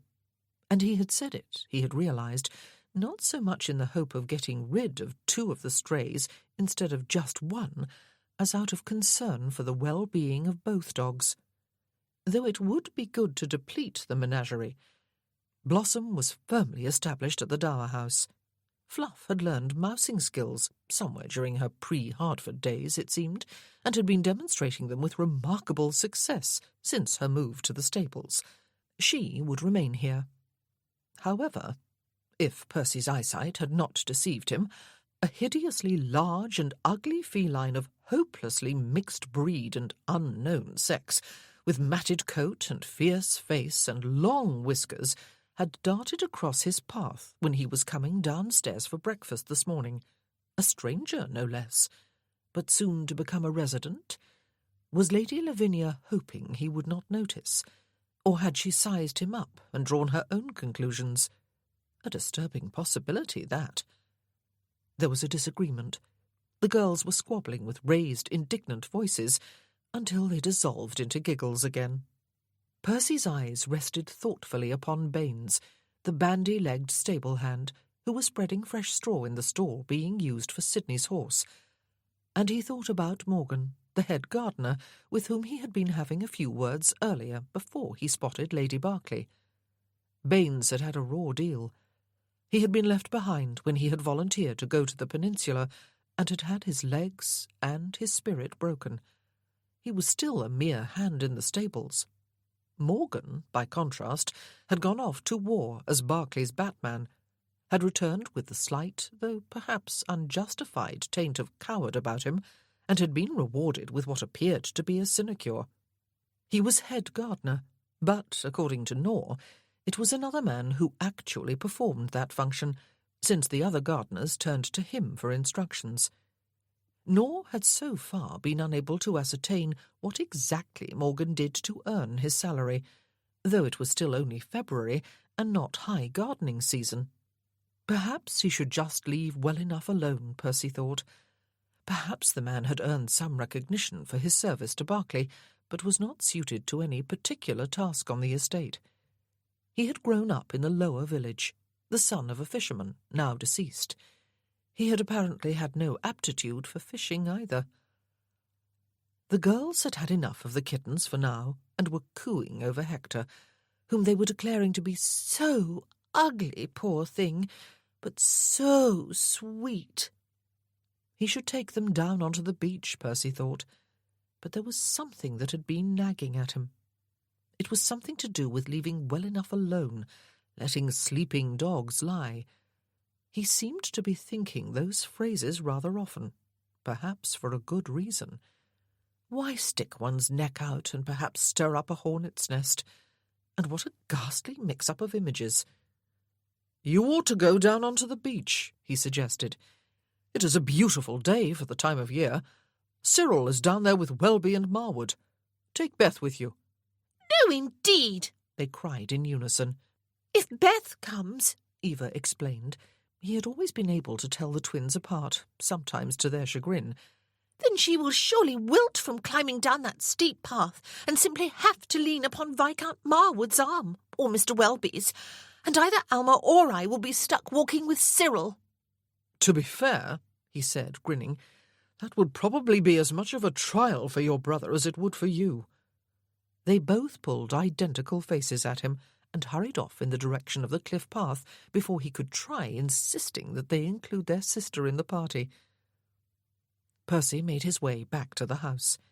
He found Crutchley, appropriately enough, in the butler's pantry, wearing a large apron and cleaning an ornate pair of silver candlesticks that usually lived on the mantelpiece in the dining room. "I am going to take a look around the cellar," Percy told him, and received rather a sharp look in return. "It is the only part of the house I have not seen." "There is nothing much down there, my lord," the butler said, "apart from cobwebs and wine." "Perhaps," Percy said, "either you or Mrs. Attlee could give the order to remove the webs sometime, Crutchley, and the spiders that go with them. In the meanwhile, I shall descend to the bowels of the earth anyway, since I am not afraid of spiders or wine. You may accompany me if you wish, though it is not necessary to abandon your important task here. I shall take a candle with me, and hope it does not shiver out and leave me stranded in the sort of darkness I experienced in my room the night after you had those heavy curtains erected across my window." Crutchley came with him. There was actually considerably more down there than just wine. All the usual paraphernalia one expects to discover, either in the cellar or in the attic of any house, in fact. And, interestingly enough, not a single cobweb, as far as Percy could see. A door at one side, shut and locked, opened into the wine cellar, which was adequately, though not overabundantly, stocked. A door on the other side, also shut and locked, opened into... well, actually, it did not open at all. Crutchley searched his ring of keys, grunted, and remembered that that particular key had been missing for a while, and he did not know what had happened to it. It did not really matter, though. Nothing was ever kept in there. "Ah," Percy said, "I dare say that is why there is a door, then, with a lock. One can never be too careful about empty spaces. The emptiness might escape and do untold damage." The butler squinted at him and looked uncomprehending. "If the door and the lock serve no purpose," Percy continued, "then we will just have the door chopped down and open up more space for storage. There is some considerable space in there, I would guess. The cellar extends beneath the whole house." "I believe so, my lord," the butler said. "I have never thought about it. I do not remember that room as being very large, though, and it is damp. That was why the old earl had it walled up and the door added, to keep the damp out." Percy looked back at the door into the wine cellar. It was out of the range of the light from his candle, however, and he was forced to walk back. And yes, he could see now that this door and the wall in which it was set were considerably more ancient than those that led into the empty, damp room. "I dare say, then," he said, "it would be as well to leave the door in place and forget about the lost key." "Yes, my lord," the butler agreed. Percy left the house by the front door and turned to walk about to the back. There were back doors, he knew, leading out to the kitchen gardens and other areas most frequented by the servants. There was also a servants' entrance at the side of the house closest to the stables, the same side of the house as the wine cellar. Percy had seen that before. Now he went to look at the other side, and sure enough, there was a door there too, one that was closed and securely locked. No surprise there. It also looked neglected, as though it had not been used in years. There was no path leading to it, and no evidence of its having been approached by any large number of feet recently. On closer inspection, though, there was perhaps some sign of new sod having been set down for several feet stretching from the door. He could see the faint mark of straight lines in the grass dividing the pieces. Damn it all, he thought. The old earl, his predecessor, had shut up the cellar at the Dower House so smugglers couldn't use it. But had they replaced it with a good chunk of the cellar at the Hall? If Percy was not mistaken, those pieces of sod were of a more recent date than 2 years ago, when the old earl had died. There must have been general dismay when he turned up here a couple of weeks ago. A valiant effort had been made to move him at least to the back of the Hall, where he was less likely to see a band of smugglers hauling their goods up to the house one dark and stormy night.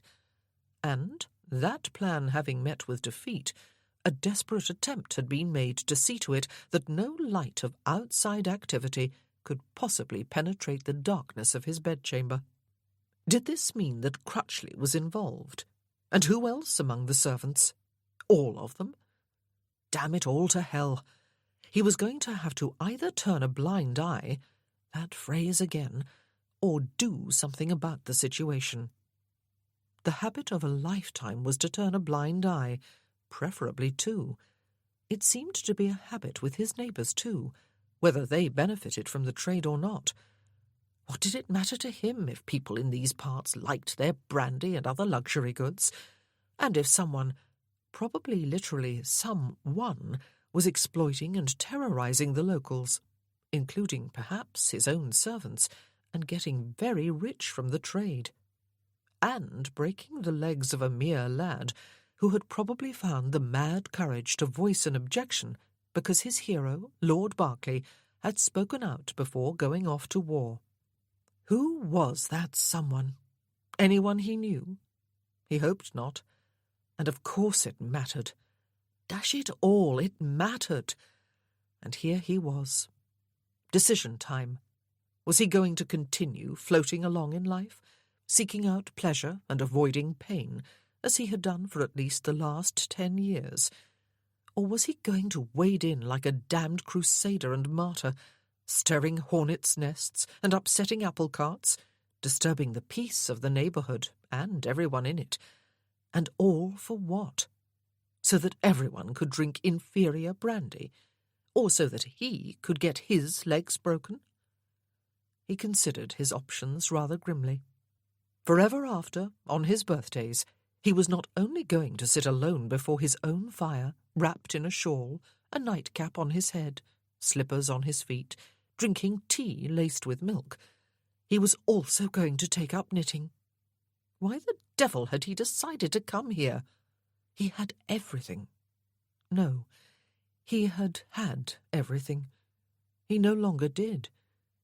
Something was lacking. Self-respect, perhaps. And he would not have met her if he had not come, he thought, as he made his way back to the front of the house. And he would not have debauched her on his own land. No, nonsense. There had been no debauchery involved. What had happened last night had been absolutely mutual, and dashed good, too. In fact, he was going to have to devise a way of going back tonight. She had issued the invitation, had she not? To conversation and tea and sex. There was something bothersome about it all, though, and he was not sure what it was. He was not sure about anything. That was the whole trouble. Chapter 16. The ball was to be held in 10 days' time, 2 days before Imogen was expected at Penderris Hall. She had half hoped the ball would be later. She did not want to get too deeply drawn into... what? The lure of family and laughter? Living again? Her thoughts troubled her as she participated in the plans and helped Aunt Lavinia remember every person for miles around who must be invited. Cleaners were to be sent into the ballroom. Every inch of it, from top to bottom, was to be washed and scoured and dusted and polished to within an inch of its life. There were to be banks of flowers everywhere, a challenge for the first week of March, but not an insurmountable one, and there was to be a lavish banquet for supper and a full orchestra. There were to be card rooms, and card games, of course, for those so inclined, and a quiet lounge or two where guests might relax away from the bustle of the ballroom. Despite her thoughts, Imogen was surprised at how much she enjoyed the morning and the interaction with the other ladies, who all bubbled with energy and enthusiasm. She was glad she was not living at the Hall, though. It was a relief to know that she had her own house for retreat. She must never lose sight of who she was or of the life she had chosen to live. And oh, it would be very easy to be drawn off course. Every nerve ending in her body quivered when the Earl stepped into the library, or so it seemed. She could tell by the amiable look on his face that he had been taken by surprise and was not too happy about it. How did she know that?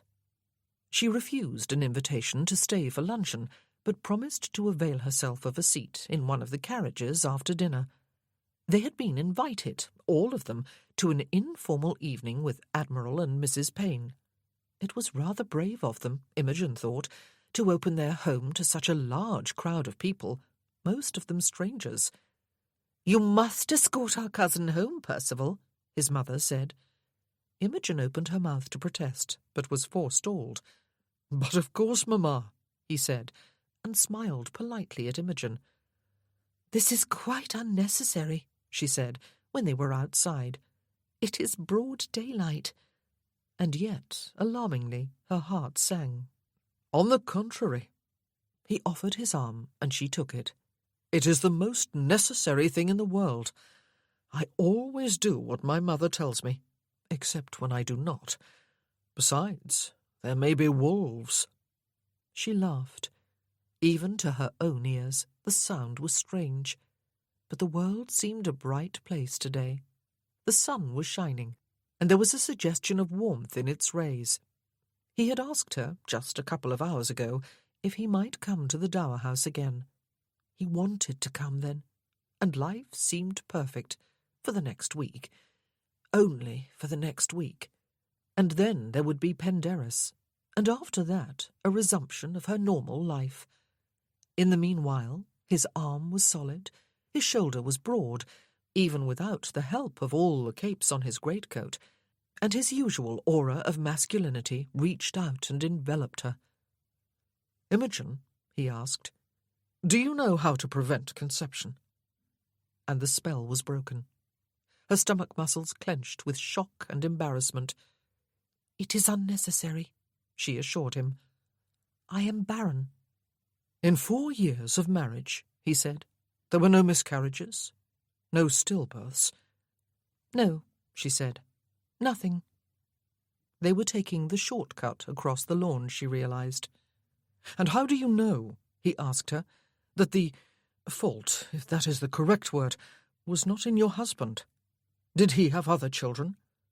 "No." She glared indignantly at him. "He did not. He was not like that. I saw a physician." Her cheeks grew hot at the memory. "Who?" he asked her. "Soames?" "Yes."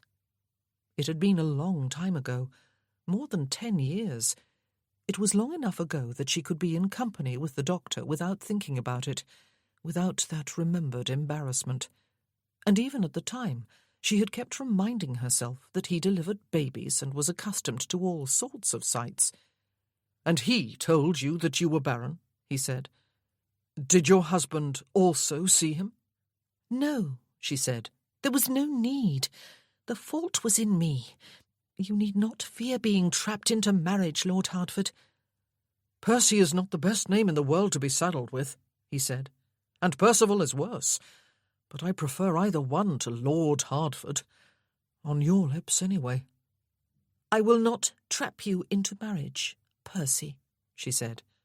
"Nor I you," he assured her, "though I did recklessly endanger you last night, before I knew there was no danger." A stream of people was pushing its way through a gap in the gorse bushes at the bottom of the lawn, accompanied by noise and laughter and general exuberance. Mr. Eldridge, his twin sisters, Mr. Galliard with young Geoffrey held firmly by the hand, Meredith, and the 2 gentlemen who had been riding earlier with the Earl. The little boy slipped his hand free of his grandfather's at sight of the Earl and came hurtling across the lawn, arms spread wide, mouth piping high-pitched news about building a sand-castle and getting his shoes and stockings wet in the sea, and going inside a big, dark cave, and not being one little bit frightened. The Earl opened his own arms, caught the hurtling figure, and swung him about in a high circle, before setting him down again. Imogen's heart constricted a little. She had disciplined herself into thinking of her barrenness as a blessing in disguise. If there had been children, she would not have been able to accompany Dicky to the peninsula. She would have been without the memory of that last year and a bit with him. The good memories. But perhaps, she thought now, if there had been children, he would not have gone himself. Perhaps he would have stayed, and somehow reconciled himself to the difficult situation with his father. Perhaps he would still be alive and here now. Pointless thoughts. It was disconcerting, though, to see that the Earl of Hertford was fond of children, or of this child anyway. Would he make a good father? Or would he be neglectful of his own, leaving them to the care of his wife and nurses and tutors and governesses? He had the example of loving parents, though, and of a close-knit, larger family. For a moment, she allowed herself the indulgence of longing for life the way it might have been, but she soon stifled the feeling. That was the trouble with letting down some of her guard. She had allowed herself a short vacation in which to take a lover, and now other thoughts and feelings were trying to creep or gallop in. And are we to look forward to a grand ball in celebration of Percy's birthday, Lady Berkeley? Viscount Marwood asked her with a grin as the rest of the group came up with them. He had a smugly happy-looking twin on each arm. Meredith was on Mr. Welby's arm. "Oh, grander even than that," Imogen assured him, and there was general whooping and laughter, as though she had made the joke of the decade. "And you thought you could turn 30 only once, Perce," Mr. Welby said. "Hard luck, old chap." She and Percy continued on to the Dower House as the group continued on its way back to the hall. But Imogen did not miss the wink Mr. Welby directed at the Earl.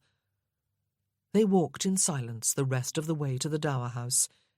"Entertainments in the country usually end at a decent hour of late evening, rather than at an indecent hour of the early morning as they do in town," he said, when they were standing at the gate, one on each side of it. "Will we be back before midnight tonight, do you suppose?" "Normally, I would say a definite yes," she said. "However, the neighbourhood will be buzzing with excitement at the presence of so many visitors at the hall, and Mrs. Payne likes to demonstrate that she is no rustic. It may be later." He set his hands on either side of her own on the gate, without actually touching them. "And how late would be too late, Lady Berkeley?" he asked her. "Dawn," she said. "Dawn would be too late." "We must hope, then," he said, "that Mrs. Payne will let us go significantly before dawn. I do not like to be rushed in the pursuit of my pleasure." "We will hope," she agreed. Beneath the brim of his tall hat, his eyes looked one shade darker than the sky. He nodded, patted the back of her right hand, and turned to stride away back across the lawn, the heavy folds of his greatcoat swinging enticingly against the outsides of his boots. Imogen went to look for snowdrops. There were 5 new blooms. Spring had been defined for the past 5 years by the reunion with her fellow members of the Survivors' Club in March. And now? Oh, and now there was an awakening of gladness in her that the earth was coming alive again, as it always did without fail, to overcome winter. Light to dispel darkness, colour to replace drabness, hope to... But no, she would keep it as an external rejoicing. The world was out there, beyond the bounds of her own being, and it was sprouting to new and exuberant life again, as it always would. Her heart lifted a little with it. She blinked away tears, again, before going indoors. Mrs. Payne would be well able to hold her own as the hostess of a London drawing-room, Percy decided during the evening. She was a bit brittle and hard-edged when not laying on the charm for him and his guests, but she knew how to control a largish party of diverse individuals.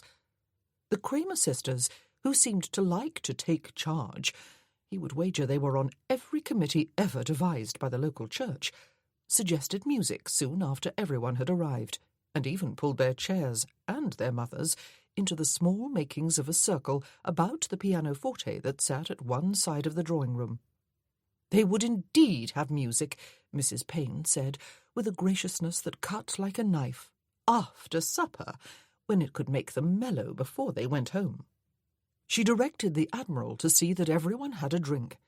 There was an impressive array of bottles and decanters on a long sideboard, as well as a jug of lemonade, and a large silver coffee pot and matching teapot covered with a plump cosy. She ushered some of the older guests into a smaller room that adjoined the drawing-room and settled them about a few tables that had been set up for cards. She selected Sidney and Arnold as team leaders to pick teams for charades, a perfect choice of activity when a largish number of her guests were young people, and even some older folk enjoyed being silly once in a while.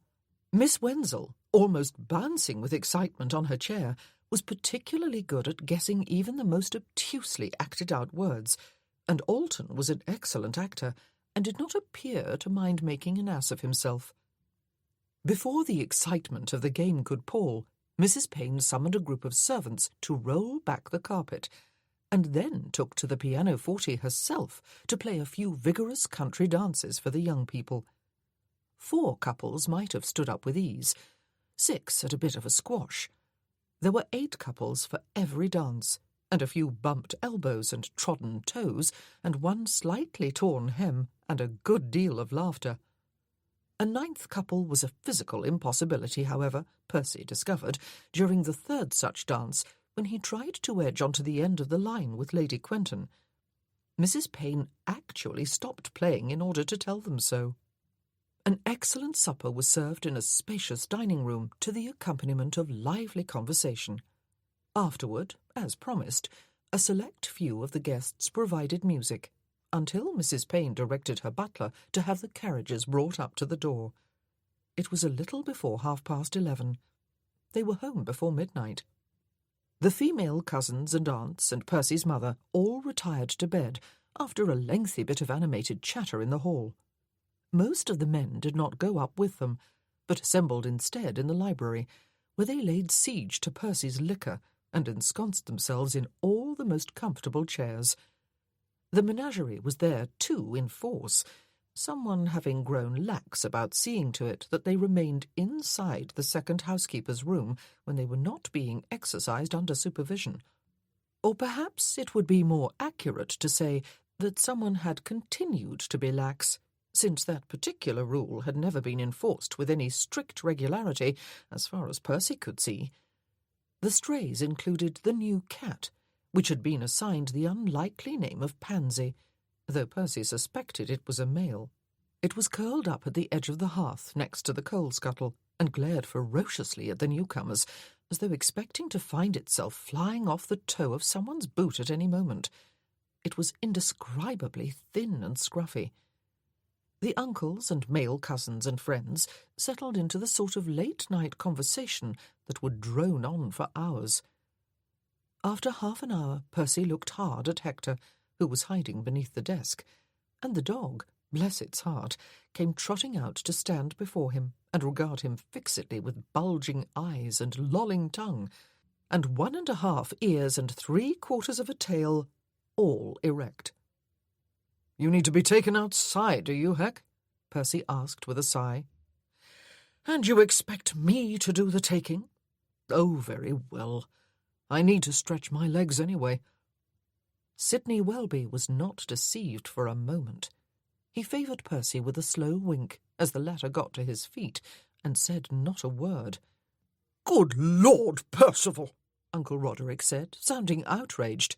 "There are servants to take dogs out to relieve themselves, if they need to be accompanied at all. I would count myself fortunate if I were to let that dog out and it never returned.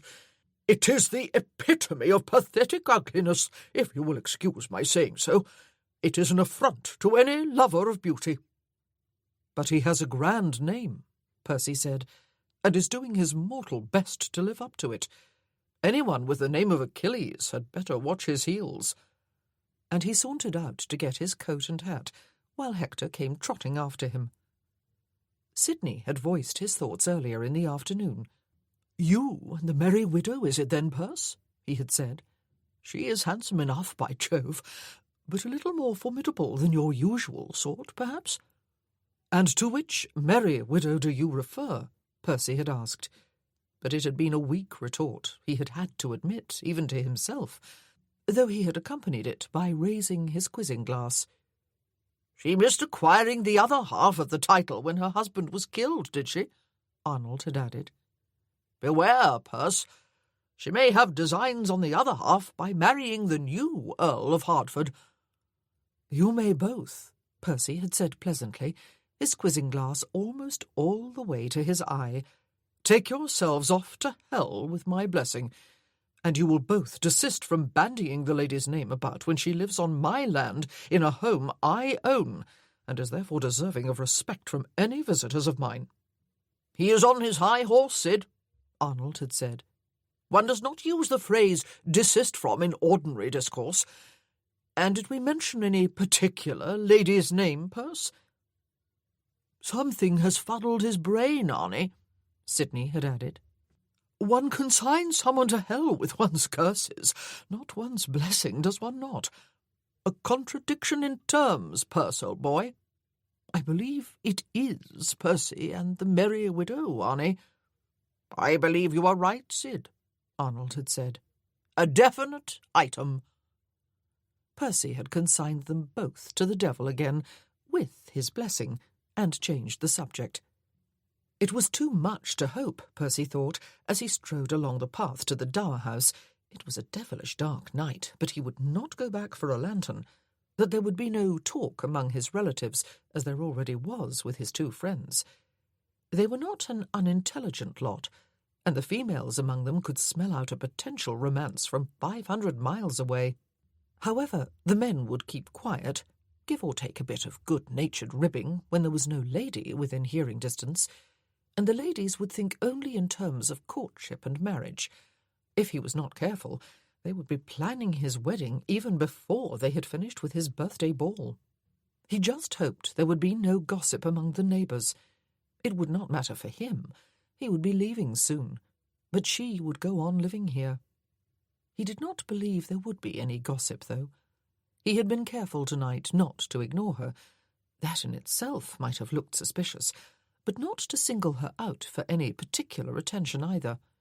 He had waltzed with her at the assembly, but that had been almost 2 weeks ago. He had spent half the evening trying to ignore the fact that Wenzel had rarely left her side all evening, even though they were on opposite teams for charades, and the other half noticing that Alton had an eye for her too. The fact that he noticed that was enough to make a man take up grinding his teeth. There was still a light in the sitting-room window. Tonight he did not try to close the gate quietly, nor did he hold the knocker suspended above the door for several seconds before letting it fall. And tonight he was prepared for the door opening quickly. She was still dressed as she had been for the evening's entertainment. Her cheeks were flushed, her eyes bright. He stepped over the threshold while Hector trotted past and into the sitting-room, took the lamp from her hand and set it down on the chair where he had left his outdoor clothes last night, took her in his arms without first shutting the door, and kissed her. He felt like a man coming home to his woman after a day of hard labour. A mildly alarming thought. "Just don't ever marry either Wenzel or Alton," he heard himself say when he came up for air. "Promise me." It would be a good thing if just sometimes his head would warn his mouth in advance of what it was about to say. She raised her eyebrows and edged past him to shut the door. "You have come for a cup of tea, have you, Lord Hertford?" she asked him. Chapter 17. Imogen was feeling shaken. He had swept her up in his arms again after she had closed the door. He had been laughing. "I intend to be a jealous, possessive, dictatorial, thoroughly obnoxious lover whom no woman could resist," he had said before kissing her hard again. And instead of being indignant or outraged or any of a number of other things that she ought to have been, for he had been at least half serious when he had told her never to marry Mr. Wenzel or Mr. Alton, she had laughed too. "Ah," she had said with an exaggerated sigh, batting eyelashes, "just my kind of man. Masterful." And they had come straight up to bed, after he had gone into the sitting-room to set the guard about the fire, to the probable disappointment of Blossom and Hector, and then taken the lamp from the chair beside the door, handed it to her, and put his great-coat and hat there instead. Not long after, she realized she did not even know where all their clothes were. They were inside her bedchamber somewhere, but not a single garment had found its way onto the chair by the window or onto the bench before the dressing-table. She suspected they were strewn all over the floor, getting horribly creased. They were lying in her bed now, having made love twice in quick succession, with great vigour both times. The lamp was on the dressing-table, its glow doubled by its reflection in the mirror. The bed-covers were up about them to keep them warm against the chill of the night, though she had lit a fire up here after arriving home earlier. She could not remember how the covers had got here from the foot of the bed, where they had been kicked, while they were too busy to think about being cold, but she was thankful they were. He was sprawled half across her, his face against her bosom, one arm flung about her waist, his hand on her arm, one leg nestled between hers. His hair tickled her chin. She smoothed her fingers through it. It was warm and thick and soft to the touch. He was sleeping, exhaling warm breath between her breasts, and she thought there was nothing more endearing than a man in all the helpless vulnerability of sleep. She was not anywhere close to sleeping, even though her body was sated and languorous. She was also feeling shaken by her own terrible ignorance. For having an affair with an attractive man was not just a physical thing. It was not even just a mental thing. It was with her mind that she had made the decision to allow herself this short break from her life. She was finding it was also a thing of the emotions. Indeed, it seemed to her now that it must be primarily of the emotions. Her body would recover from the deprivation that would follow the end of the affair. So would her mind, with a bit of discipline. She was good at mental discipline. She had spent 3 years honing the necessary skills, and the 5 years since, constantly practicing them. But her emotions, how would they fare in the months, and perhaps years ahead? How long would it take her to regain her equilibrium and tranquility? Would she ever do it? For body, mind, and emotions were not separate things. They were somehow all bundled up in one, and if one of the 3 dominated, it was probably emotion.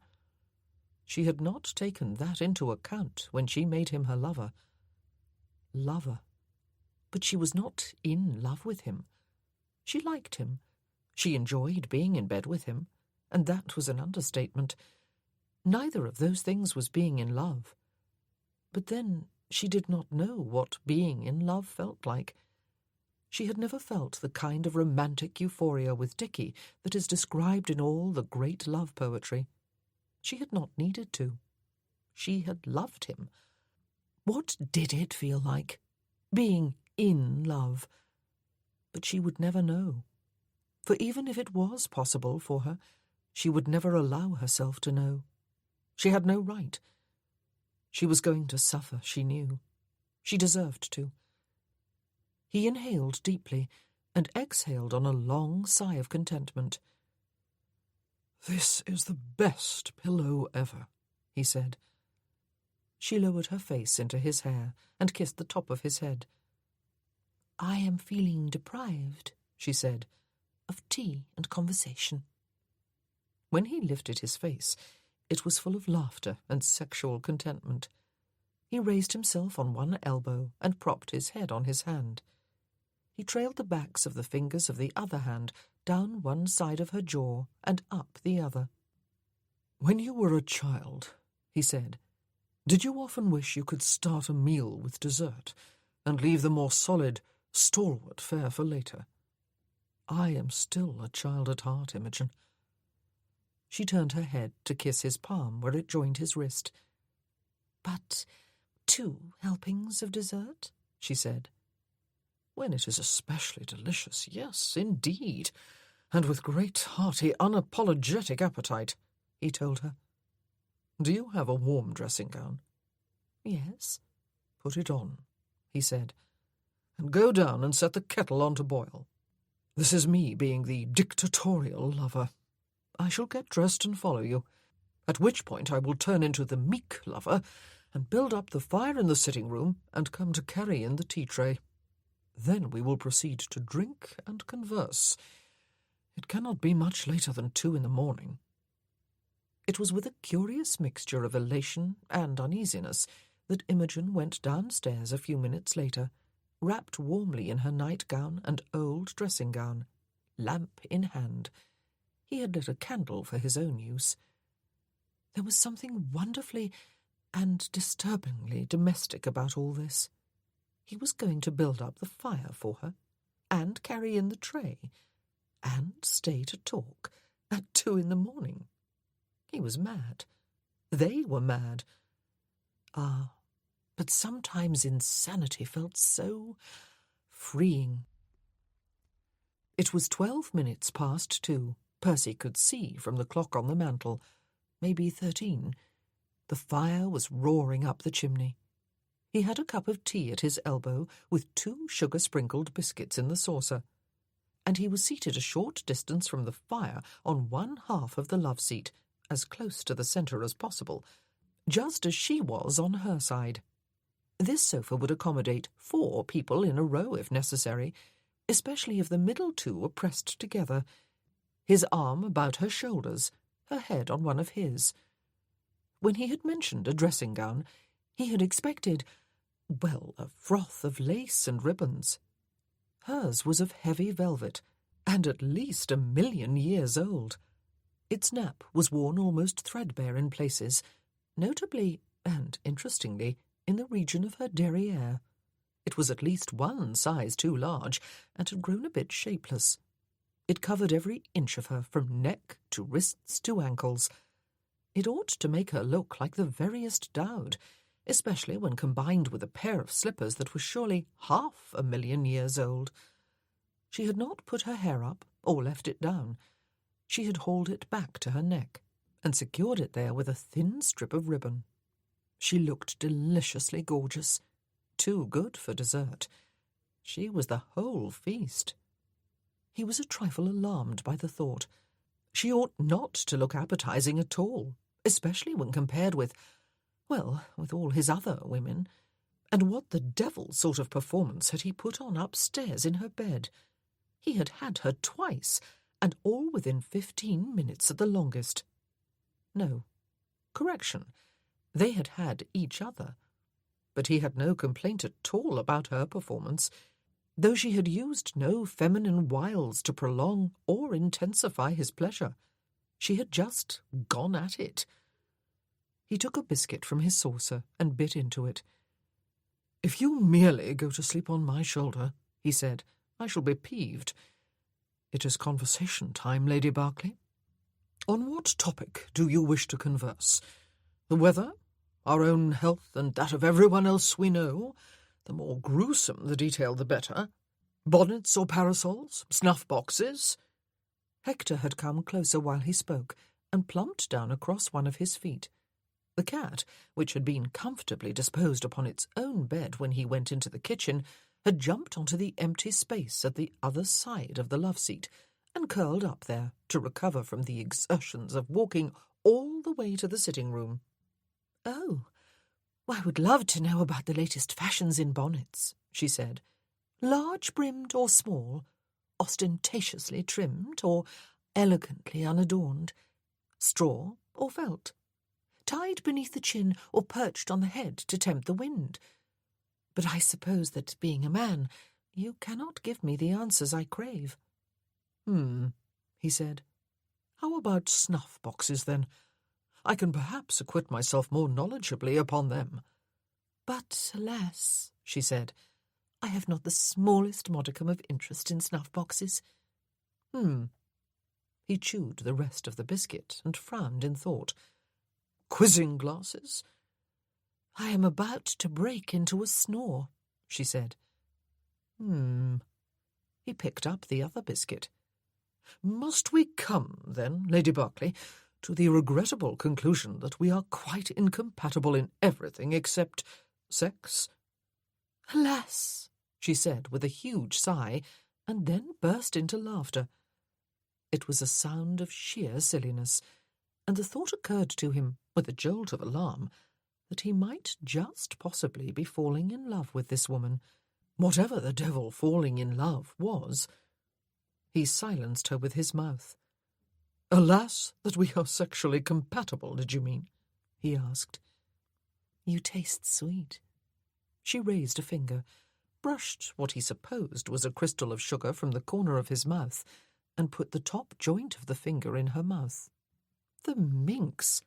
She was sheer blatant courtesan at that moment, and he was not at all sure she did not know it. Her eyes were steady on his. "Sweet," he said. "It was not you, after all." She smiled at him. "It was the sugar on the biscuit." He said. "Tell me more about your childhood," she said. "It was really quite dull and uneventful," he assured her, stretching his legs out before him and crossing them at the ankles. Hector made the necessary adjustments. "The greatest adventure by far was that episode on the cliff face I told you about. Apart from that, I was a docile, obedient lad. How could I not be? I was constrained by love. My parents adored me, as did my nurse, who, to my chagrin, stayed with me until I went away to Oxford at the age of 17. My tutors, too, even the one who liked to swish his cane to punctuate his instruction, and did not hesitate to use it on my backside when I was particularly thick about providing the right answers to his questions, or when, in a piece of writing, I attached a plural verb to a singular subject, or some such outrage. He loved me. He told me I had been blessed with a fine mind, and that he was being paid to see to it that I learned how to use it properly. But I do believe he was motivated by more than just money." "Did you hate your lessons?" she asked. "Not at all," he told her. "I was that rarest of all breeds of boy. I enjoyed learning, and I enjoyed pleasing the adults who had the care of me. You would not have recognized me in those days, Imogen." "Were you lonely?" she asked. "Oh, Lord, no," he said. "There were regiments of relatives and others, aunts and uncles galore, and cousins abounding. I did not see the relatives with any great regularity, but when I did, I had a grand old time. I was among the oldest of the cousins, and I was always big for my age, and I was a boy. I quite undeservedly found myself the leader of the pack, and I was expected to lead my youngers into mischief. Even the adults expected it. I almost always did what was expected of me. But it was innocent mischief, climbing forbidden trees, swimming in forbidden lakes, stamping through forbidden muddy puddles for the sheer joy of getting ourselves thoroughly dirty, hiding in hedgerows and jumping out at unwary travellers, shrieking like demented things." Her head was turned on his shoulder, and the side of her forefinger stroked lightly along his jaw. "I ought to have been sent away to school," he said. "You were lonely." "If I was," he said, "I am not sure I particularly noticed. I was so terribly innocent, though. I was shocked down to my toenails when I discovered that studying was the very last thing a fellow was supposed to do at university. The height of accomplishment there was to drink one's fellow imbibers under the table and to sleep with every barmaid in Oxford and its environs. Well, you know, Imogen, you did ask."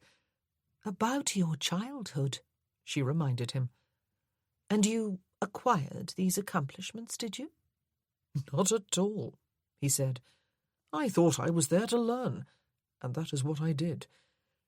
It was not until the end that it suddenly dawned upon me that I was a thoroughly odd fellow, and quite out of step with what being a gentleman was all about.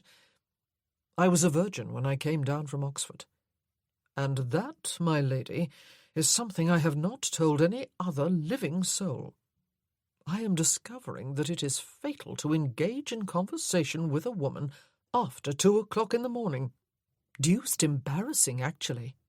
What the devil had possessed him to divulge that particular detail from his inglorious past? A 20-year-old male virgin, no less. "I wish you had not told me," she said. "I would have preferred to cling, at least in part, to my original impression of you." "Oh, cling away," he said. He removed his arm from about her and sat forward in order to drink his tea before it turned quite cold. "I very soon became the man you think me, Imogen, and you do not know the half of it. That old innocent who was once me has long faded into ancient history." "Of course he has not," she said. "We are made up of everything we have ever been, Percy. It is the joy and the pain of our individuality. There are no two of us the same." He set his cup down and looked at her over his shoulder. "The world will be very glad there is only one of me," he said. But you have told me far more than the fact that you were still a virgin at the age of 20 or so, she said. And it is something else that probably no one else knows. Your image of yourself has taken a severe battering during the past 10 years. Your life has become unbalanced, perhaps because the first 20 years were almost unalloyed happiness and diligence and security. You were both fortunate and unfortunate in that, Percy. And now you feel insecure and a bit worthless and not even sure that you like yourself. You need to find balance, but do not know quite how. He stared at her for several moments before getting abruptly to his feet, dislodging poor Hector again as he did so. He busied himself with poking the fire and putting on a few more coals. But not many of us ever do know quite how, she continued quietly into the silence, and he had the feeling she was talking more to herself than to him. Life is made up of opposing pairs, life and death, love and hatred, happiness and misery, light and darkness, and on to infinity. Finding balance and contentment is like trying to walk a tightrope between all those opposites without falling off on one side or the other, and believing that life must be all light or all darkness, when neither one is the truth in itself. Good Lord! What was it about late night conversations? "You and me," he said, turning fully to face her. "Another pair of opposites." The cat was on her lap. She was stroking its back and ears, and it was purring, its eyes closed in ecstasy. He was envious. "I do beg your pardon," she said. "How presumptuous of me to try analysing your life and preaching at you." He set one foot on the hearth and rested one arm along the mantel. What was it about her? Her hair was scraped back so severely from her face that it almost made her eyes slant. Her shapeless dressing gown was belted about her waist like a sack. She had just been haranguing him like a prissy governess. And he wanted her more than he had ever wanted any other woman. She was not even particularly feminine, not in a frills and lace and powdered, fragrant, swelling bosom sort of way anyway. She was not lisping and big-eyed and worshipful, with a head stuffed full of fluff. Devil take it. Was he describing the sort of woman whose bed he usually sought? She was... What was the word Sidney had used earlier? Or yesterday, to be precise. Formidable. That was it. She was formidable. That fact ought to repel him. Instead, it attracted. Ah, another pair of opposites. Attraction and repulsion. "You and me," he said again. "But there has been no balance tonight, Imogen. It has been all me, as is only right for a domineering male lover." She smiled at him, and the uncomfortable suspicion grew again that he was falling in love with her. Something unfamiliar was happening to him anyway, something that was attacking his gut. And it was not just the desire to take her to bed and have his way with her until they were both panting with exhaustion. It was what was left beyond the sexual desire that was unfamiliar and unidentified, unless that was being in love. He hoped not. She should never smile. She should always smile. He felt as if he were on her balancing scale of opposites. "Yes, Lord and Master," she said. He pointed a finger directly at her. "It will be your turn next time," he said. "You have stripped me naked, Imogen, and I do not mean just above stairs in your bedchamber. I will strip you next time, and I do not mean just above stairs in your bedchamber." He smiled at her, even as her own smile faded. "Not tonight, though," he said. "I have a valet to consider. No matter what I say to him, he will insist upon waiting up for me. He will be sitting in my dressing-room at this very moment, without a fire, without a light, like Patience on a monument. It is time I went home." She lifted the cat gently off her lap and set it down beside her. The animal thanked her with an indignant meow, and she stood and brushed cat hairs from the ancient velvet of her dressing gown and looked up at him. He closed the distance between them and kissed her, his arms about her. There was no desire, though, to take her back up to bed, and that in itself was a bit unnerving. There was only the warmth of embracing a woman with whom he was becoming increasingly comfortable, even if she did harangue him when she could get him alone at 2 a.m. She saw him on his way, holding the lamp aloft with one hand to light the path to the gate, and clutching her dressing gown to her throat with the other. He looked back after closing the gate behind him, and tried to convince himself that she did not present the most appealing sight he had ever seen in his life. The sooner he left here after this infernal ball, he thought, the better it would be for his peace of mind. He touched the brim of his hat with one gloved hand and turned away. Chapter 18. The ladies had taken possession of the library and the ballroom again. Imogen, Beth and Meredith, at last sighting, were writing invitations. A couple of the uncles had gone off with Nor to watch as part of the park wall was rebuilt without mortar. Leonard and Gregory had walked to Porthmeor with Alma and Eva to deliver some invitations and visit some new acquaintances. Uncle Roderick and Cyril had taken Geoffrey down onto the beach again. Percy was riding along the top of the valley with Sidney and Arnold. "If I were you, Perce," Arnold was saying, "I would turn a blind eye. You say nothing specific has happened since you came here to compel you to act. Apart from one soggy bed, one sooty floor complete with dead, sooty bird, and one window curtain designed to keep out the light even of the sun on Midsummer Day, no," Percy admitted. "Nothing of which I am aware." "You will be gone from here soon, Perce," Sidney said, "and I doubt you will be back soon. There is not much here for you, is there? Apart from the widow, that is." That drew Percy up short, and his horse too. "The widow?" he asked, frost in his voice. Arnold's mount pranced about as he reined it in. He was grinning.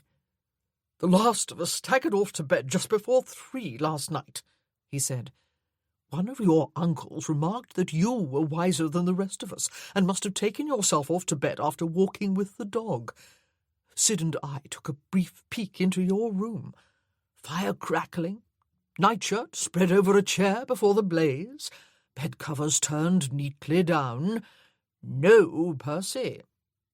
And the thing was, Percy thought, as he contemplated dragging both men from their horses and banging their heads together, that they fully expected him to grin back, confess to his whereabouts at that ungodly hour, and make some bawdy boast about his newest conquest. They had every reason to expect it. It was what he would normally do. What was so different this time? Could it be that he was different? That he had changed? Or, since a change of character did not happen overnight, or even over 100 nights, that he was changing? Devil take it. He needed to leave this place. He looked down to the valley, peacefully green, the river flowing through it, the village farther back toward the sea. "I will be leaving soon," he said, "and I doubt I will ever come back. It is the damnedest backwater." And yet he felt disloyal saying so. Disloyal to Lady Lavinia, to the Quentins and Alton, and even Wenzel, to the vicar and the physician and the Kramer ladies, and the sturdy fisher-folk. And there was Baines with his bandy legs and broken spirit, and Crutchley, who might have some voluntary involvement with smuggling, or who just might be the victim of intimidation.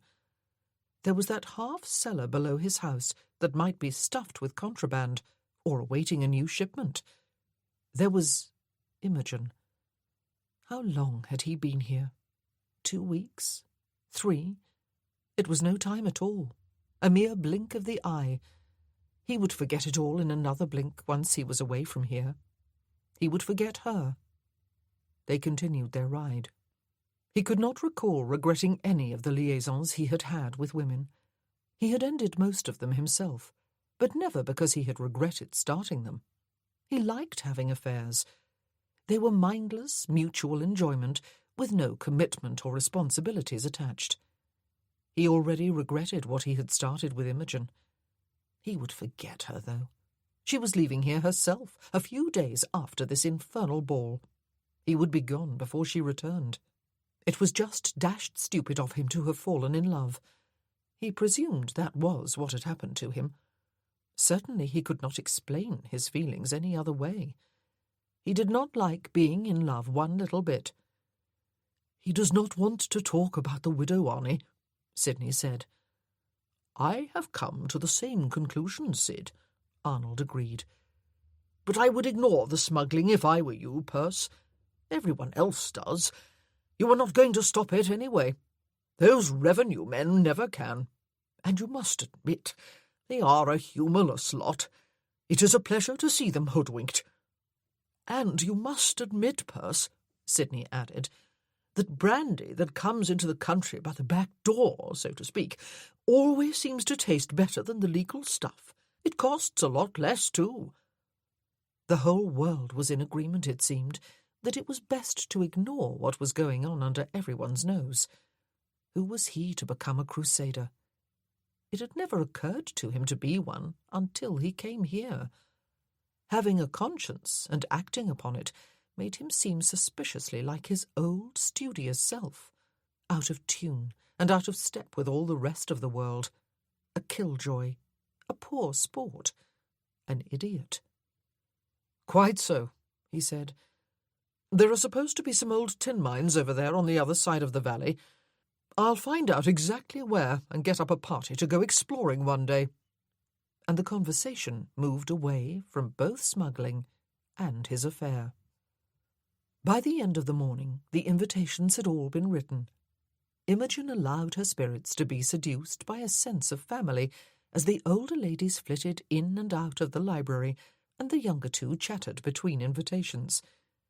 Mrs. Hayes and her sister and sister-in-law often had disagreements, a few of them quite heated, but they never seemed to bear a grudge, and somehow they always found a compromise over a disputed plan for the grand party.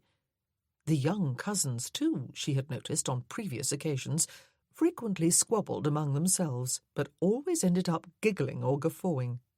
The twins sometimes avoided their older sister quite deliberately, but once she had seen them sitting on either side of her on the pianoforte bench while she picked out a melody, each with an arm about her shoulders. Mrs. Hayes's brother seemed to prefer the company of his daughter and grandson to that of anyone else, but he was perfectly amiable when he was in company, and had even invited Mr. Cyril Eldridge, who was no blood relation, to walk on the beach with him and the little boy this morning. The other two older gentlemen were often discussing current affairs with each other and growing quite heated in their disagreements, but they also seemed ultimately content to agree to disagree. Imogen suddenly missed her brother, and her mother in far-off Cumberland. Family, that deep sense of connection, as opposed to a mere dutiful visiting and letter-writing, was something she had given up with everything else 5 years ago. She was not entitled to the warmth and comfort it provided, or to the bickering and the laughter. She felt a bit as though her heart had been in cold storage for a long time and was gradually thawing. She could not allow it to happen completely, of course, but for the next week and a half she would perhaps allow herself to relax a little. She would put herself back together when she was at Penderys, surrounded by her friends.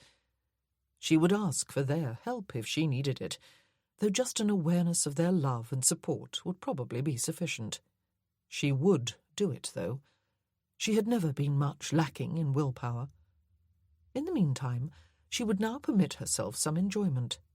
It seemed a long age, another lifetime, since she had last enjoyed herself. If only she had been able to have a child or two with Dickie, she thought, as she left the hall to return home, and drew her cloak more closely about her against the chill of a colder day. Geoffrey was coming across the lawn, one hand in his grandfather's, the other in Mr. Eldridge's, and she could hear the chant of their 3 voices. 1, 2, 3, jump! The two men lifted the shrieking child high between them on the last word. Imogen did not often regret her barrenness. What was the point? And it would have changed everything if she had been fertile. She would not be standing here now, smiling wistfully at a child who had not even been born when Dickie died. Who knew what she would have been doing? It was foolish even to think of it. Percy was approaching from the stables with his two friends, and Hector frolicking along beside them. Yes, actually frolicking. The child, seeing them, abandoned the other two gentlemen and went racing off to be lifted high and spun around and deposited astride Percy's shoulders. A burst of laughter and a high-pitched shriek and giggle ensued when Percy's tall hat was knocked off, and he insisted upon bending to retrieve it himself, deliberately almost spilling the little boy over his head as he did so. There was a general exchange of pleasantries as everyone approached the house. "The invitations are all written, are they, Lady Berkeley?" Mr. Galliard asked. "They are," she told him. "We are all agreed that we cannot expect quite the sort of sad squeeze we might have hoped for if this were a London ball during the season that we were planning, but the ballroom should be quite creditably filled." "Hard luck, old chap," Mr. Welby said, clapping Percy on the shoulder and lifting Geoffrey down to play with Hector. "One must always look on the bright side," Percy said. "How lowering it would be if I could expect no more than my own family members and two friends already assembled here, huddled in one corner of the ballroom, pretending to enjoy my belated birthday ball. I am not at all sure it is a good idea to let Heck kiss you, Geoff, my lad. Are you on your way home, Lady Berkeley?" Viscount Marwood asked her. "Do allow me to escort you, ma'am." And he offered his arm, together with what seemed like a mischievous grin. "And since you are in possession of two arms, ma'am," Mr. Welby said, bowing to her with a courtly flourish, "do allow me to escort you too." Imogen laughed and dipped into a deep curtsy. "Why, thank you, gentlemen," she said, taking an arm of each. "I was warned just yesterday that there might be wolves." "Plural," Percy said. "At least 3 of the beasts, or so I have been told. I had better come too." And they set off, the 4 of them, across the lawn, in the direction of the Dower House, with a continuation of the silly, mindless banter, in which Imogen joined. She found herself almost wishing someone would suggest the 1, 2, 3 jump game. And then, when they came to her house, Percy opened the gate with a flourish. She stepped inside, he closed it, and the men took turns, the foolish idiots, raising the back of her hand to their lips and assuring her that she had brightened their day and made the fact of the hidden sun quite irrelevant. She stood at the gate, watching them walk away, Hector trotting along behind. They were still talking, still laughing, and she realized she was smiling, and realized, too, that it was an unfamiliar feeling. And then she was blinking back tears, yet again, another unfamiliar feeling. Percy turned his head briefly before they disappeared from sight behind a tree, and smiled at her. And she was still smiling herself, tears notwithstanding. Oh, goodness. Oh, goodness, she was so very deeply in love with him. And it was all her own fault. She had no one to blame but herself. "You have my permission," she said, "to use my key at night, to let yourself in as well as out. Then I will not have to wait up, wondering if you are coming or not, for you will not always be able to come, will you?" He backed her against the wall of the hallway and kissed her open-mouthed. It was closer to 12:30 than to midnight. He had half expected to find the Dower House in darkness, and had not known if he would knock on her door anyway. Her key had been burning a hole in his pocket. "I am sorry," he told her. "I could not get away any sooner. We had a visitor." "I know," she said. "Mr. Wenzel, was it not? He brought Tilly and Elizabeth Quentin here, and went to the hall rather than return home and come back for them later. But I am glad you came." "So am I." He rubbed his nose across hers. She was wearing her ancient fossil of a dressing-gown again, and he marvelled at the fact that she had not titivated herself for her lover, as every other woman with whom he had been intimate had always done. Her hair was tied at the neck again, though it was draped loosely over her ears and back tonight. Her lips were slightly parted, the upper one with its engaging lift. Her eyes were open.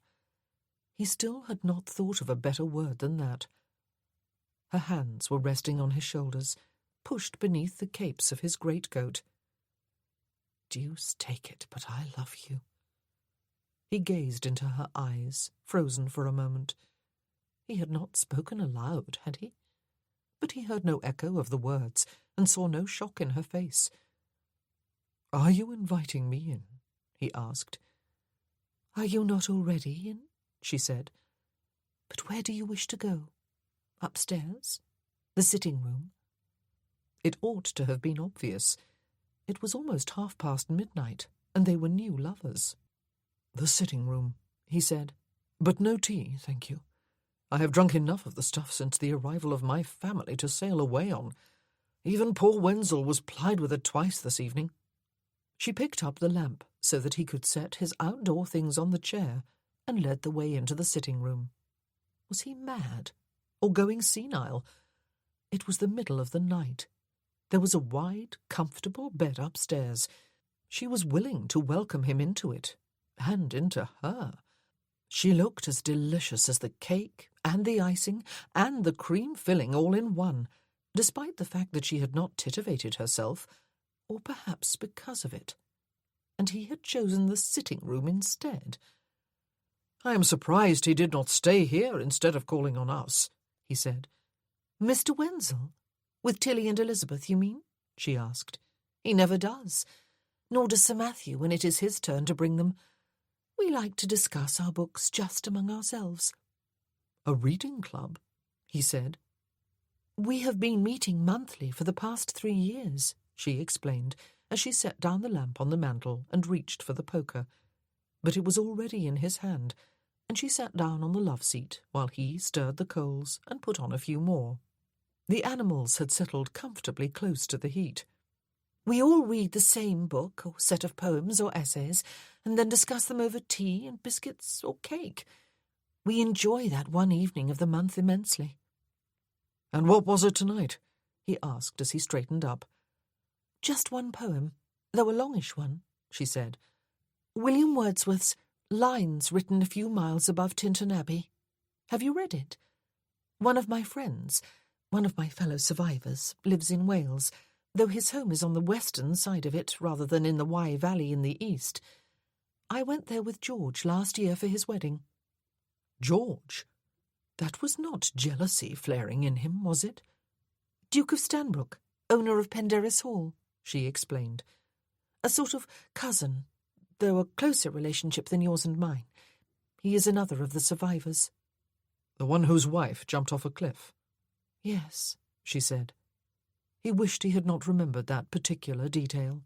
The man had also lost a son to the wars, and must be as old as the hills. Percy tried to remember him from the House of Lords, but without any success. Perhaps he would recognize him if he saw him. He eyed the empty chair beside the fire and went to sit on the love-seat. He turned and scooped her up and set her on his lap with her feet on the seat beside them. She was on the tall side, but she wriggled downward, heaven help him, until she was snuggled against him, the side of her head on his shoulder. She inhaled audibly. "I love the way you smell," she said. "It is always the same."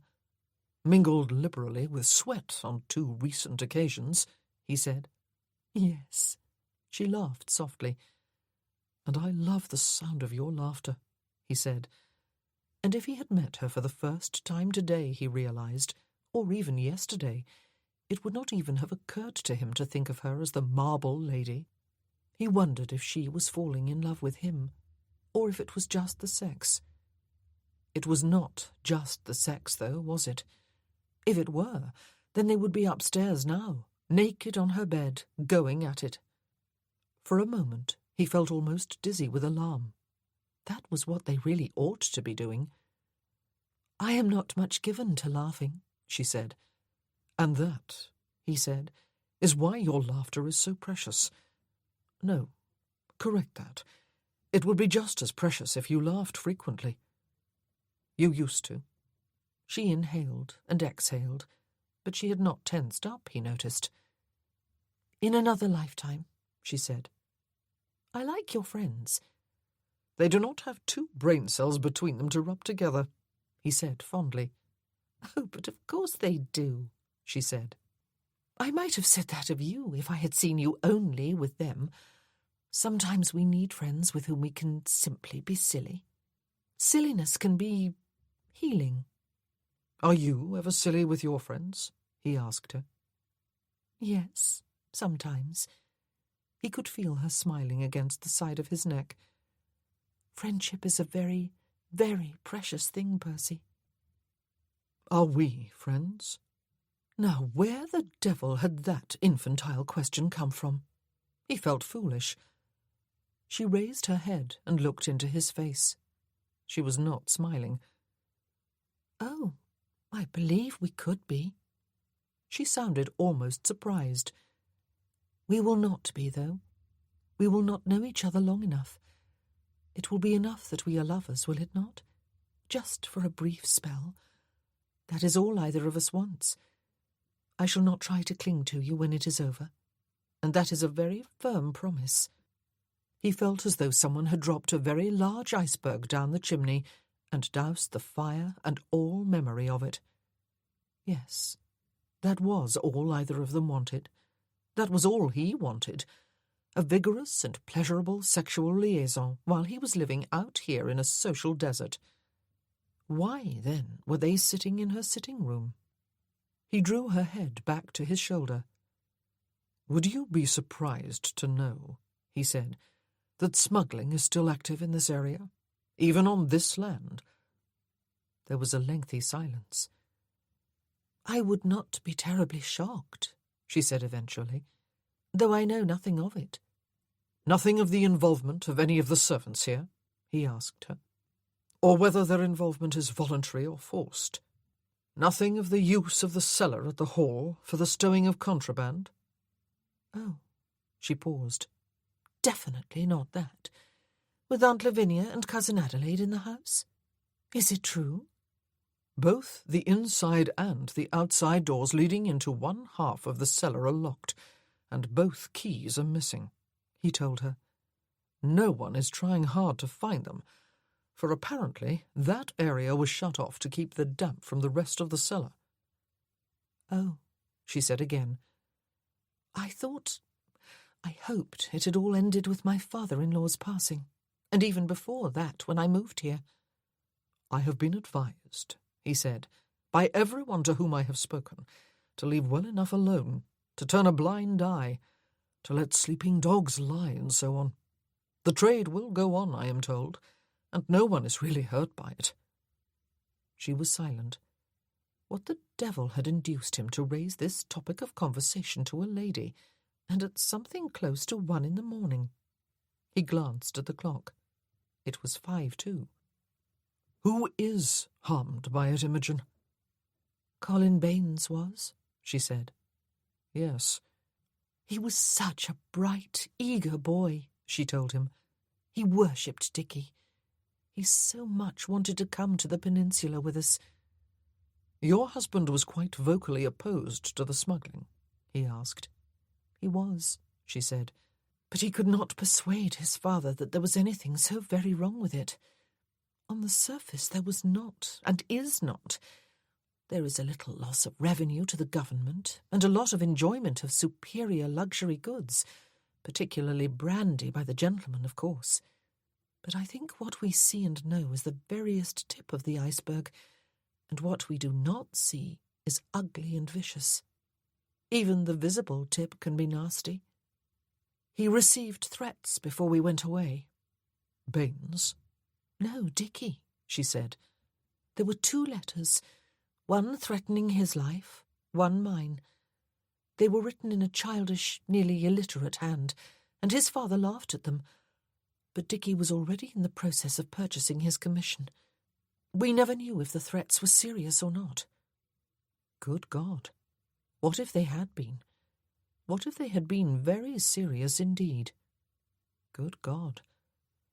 Oh, she said, I have been such a coward. I have known nothing lately because I have chosen to ask no questions and not to look out my windows late on dark nights. He lifted her chin with the hand that was about her shoulders. I beg your pardon, Imogen, he said. I do beg your pardon for raising this topic with you. Forget I did. Keep on knowing nothing. Promise me. Promise. She nodded after a moment. I promise, she said, and he kissed her. I am feeling too lazy even to come upstairs with you tonight, he said, laying his head back against a cushion. Have you ever made love on a love seat? It sounds like a logical place to do it, does it not? It would not be long enough, she said, unless we were uncommonly short. Shall I show you? It sounds uncomfortable, she said, but she was half smiling back at him. Not at all, he said. What are you wearing beneath your dressing gown and nightgown? Nothing. Her cheeks turned a little pink. Perfect, he said. I, on the other hand, need to make a few adjustments. I could hardly leave the main hall clad only in my nightshirt. He lifted her off his lap and set her down beside him, while he undid the buttons at his waist and lowered the flap of his breeches and parted the folds of his drawers.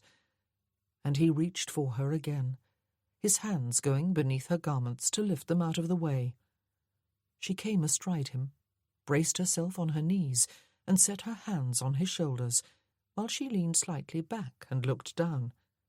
She watched, they both did, while he put himself inside her, and drew her downward with his hands on her hips until he was fully embedded. Her muscles slowly clenched about him. Oh, she said. Oh, indeed. He was enveloped in wet heat and the agony of full desire.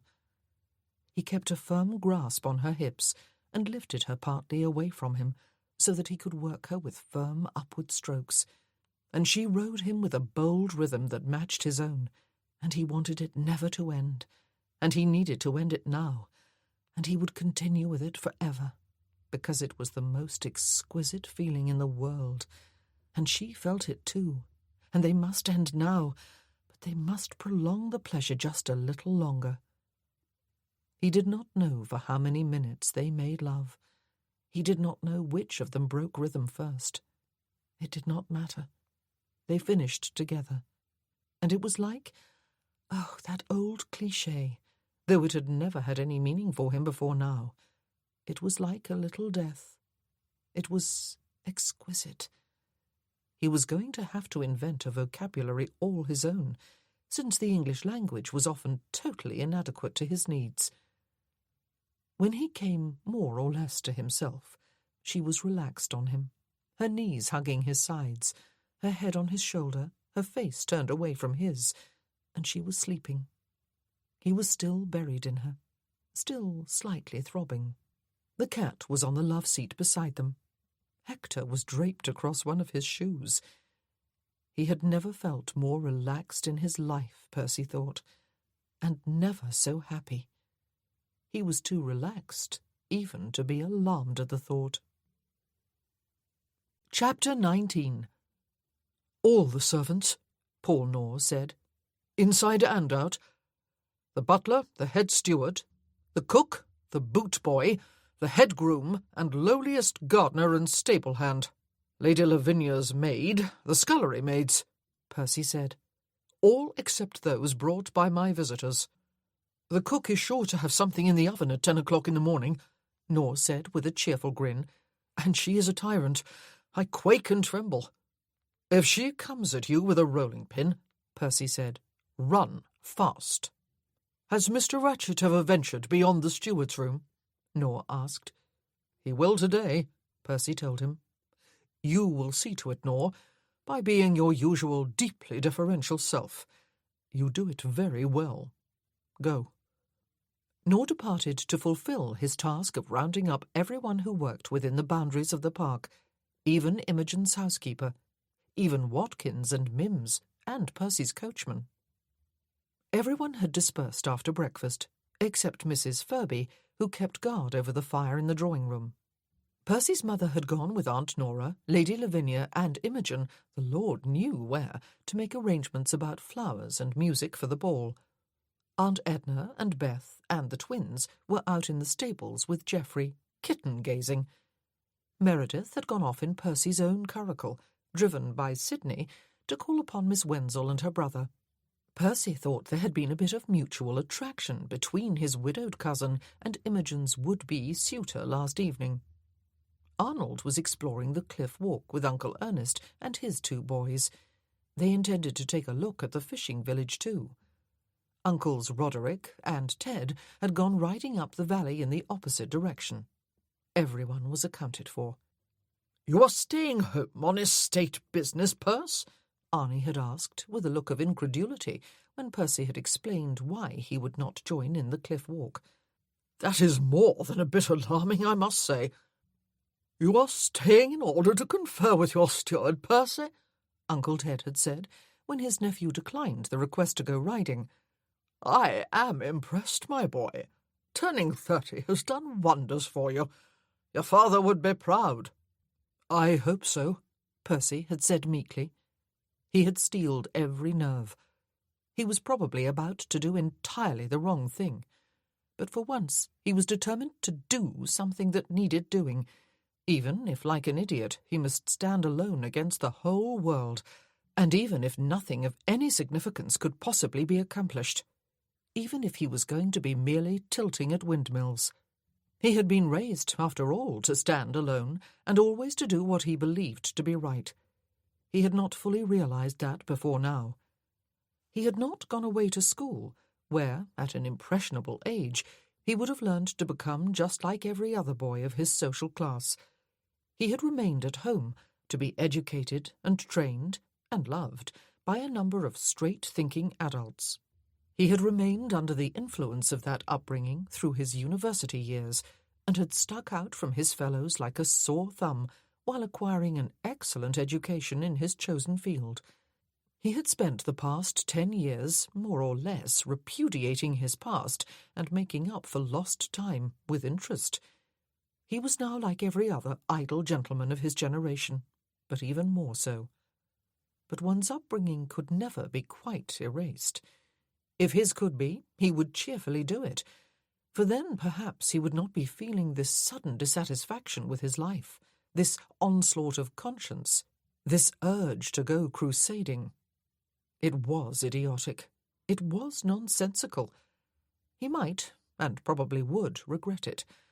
But it was perhaps better to act from conscience and be sorry than to bury his head in the sand and sidle by his own life because he could not be bothered to live it. Someone had organised the staff, Percy saw, as soon as he entered the seldom-used visitors' salon on the ground floor. They were standing to rigid attention in such straight lines that someone had surely used a long ruler, and they were arranged strictly according to rank. All eyes faced forward. Percy felt a bit like a general about to inspect his troops. The Duke of Wellington, perhaps.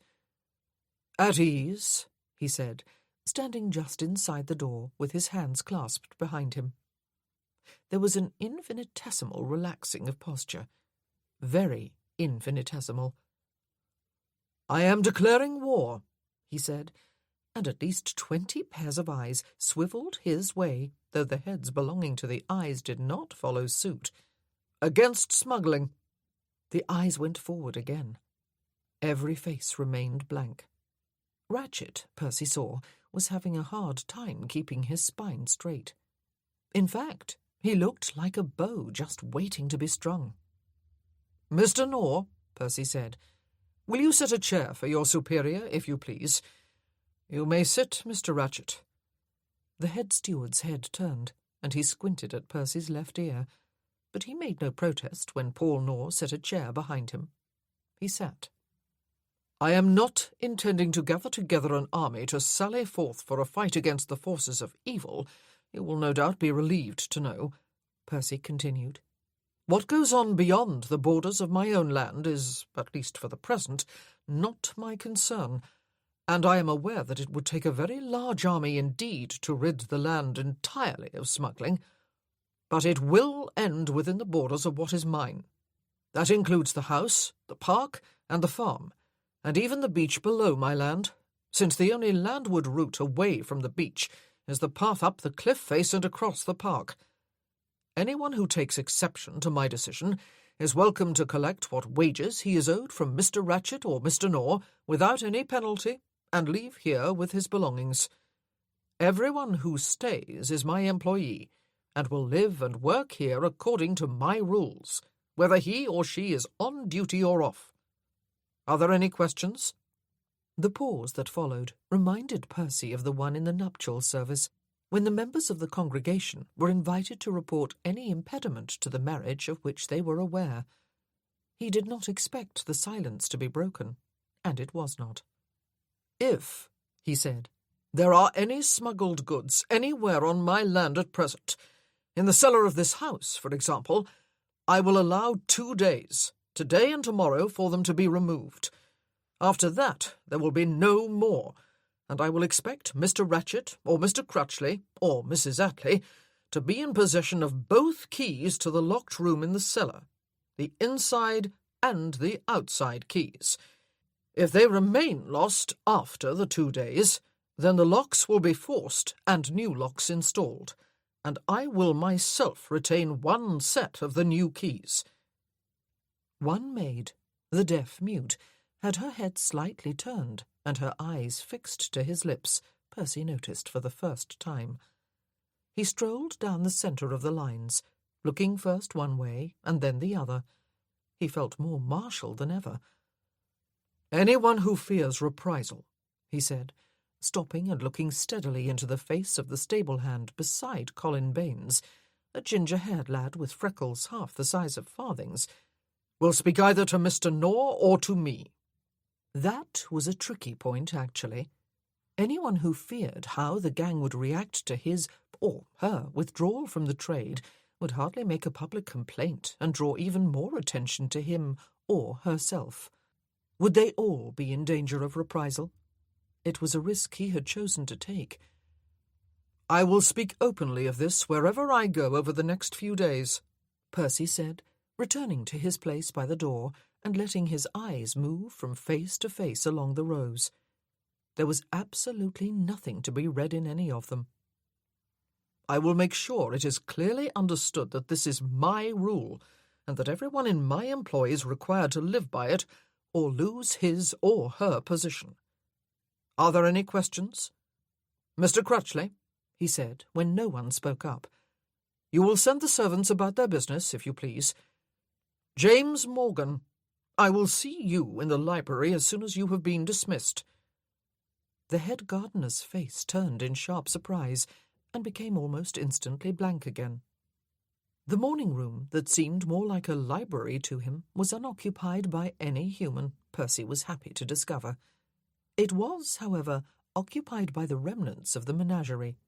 The bulldog, Bruce, had claimed the hearth and was flanked by his usual cohorts, 2 of the cats. The new one was beside the coal scuttle, cleaning his paws with his tongue. Hector sat erect and alert beside the chair Percy usually occupied. He was neither cowering nor hiding, an interesting development. The other 2 dogs, the long and the short, had been taken yesterday to the Kramer house, where apparently they had been given an effusive welcome and a large bowl of tasty tidbits apiece. All of Fluff's kittens had now been spoken for, though they were not to leave their mother for a while yet. Percy wondered if he had just set the cat among the pigeons, or stepped on a hornet's nest, or awakened a sleeping dog, or otherwise done what it would have been altogether better for him not to do. Time would tell. "Come," he called when someone tapped on the door. Morgan stepped inside, closed the door behind him, and stood with his arms hanging at his sides, and his gaze fixed on the carpet 2 feet in front of him. "You were the late Viscount Berkeley's batman for almost 2 years, Morgan," Percy said. Yes, my lord. You did not like the life of a fisherman? Percy asked. I did not mind it, Morgan said. How did it come about, then? Did Berkeley not have a valet? He surely would have been the obvious choice for the position of Batman. He might have been elderly, of course, but it was unlikely when Berkeley himself had been a very young man. He died, my lord. The valet? He drowned, Morgan explained. He was on a day off and wanted to go out fishing in my father's boat. He fell in. He couldn't swim. I jumped in and tried to save him, but he fought me in his panic and we went under the boat, and I got knocked on the head. Someone pulled me out, but I didn't come round for 2 whole days after. He didn't make it, poor bugger. Begging your pardon, my lord. Percy stared at him. Morgan had not changed posture at all. He was still staring at the carpet. Your appointment was in the nature of being a reward, then, for trying to save the valet's life? He asked. You are the great-nephew of Mr. Ratchet, I believe.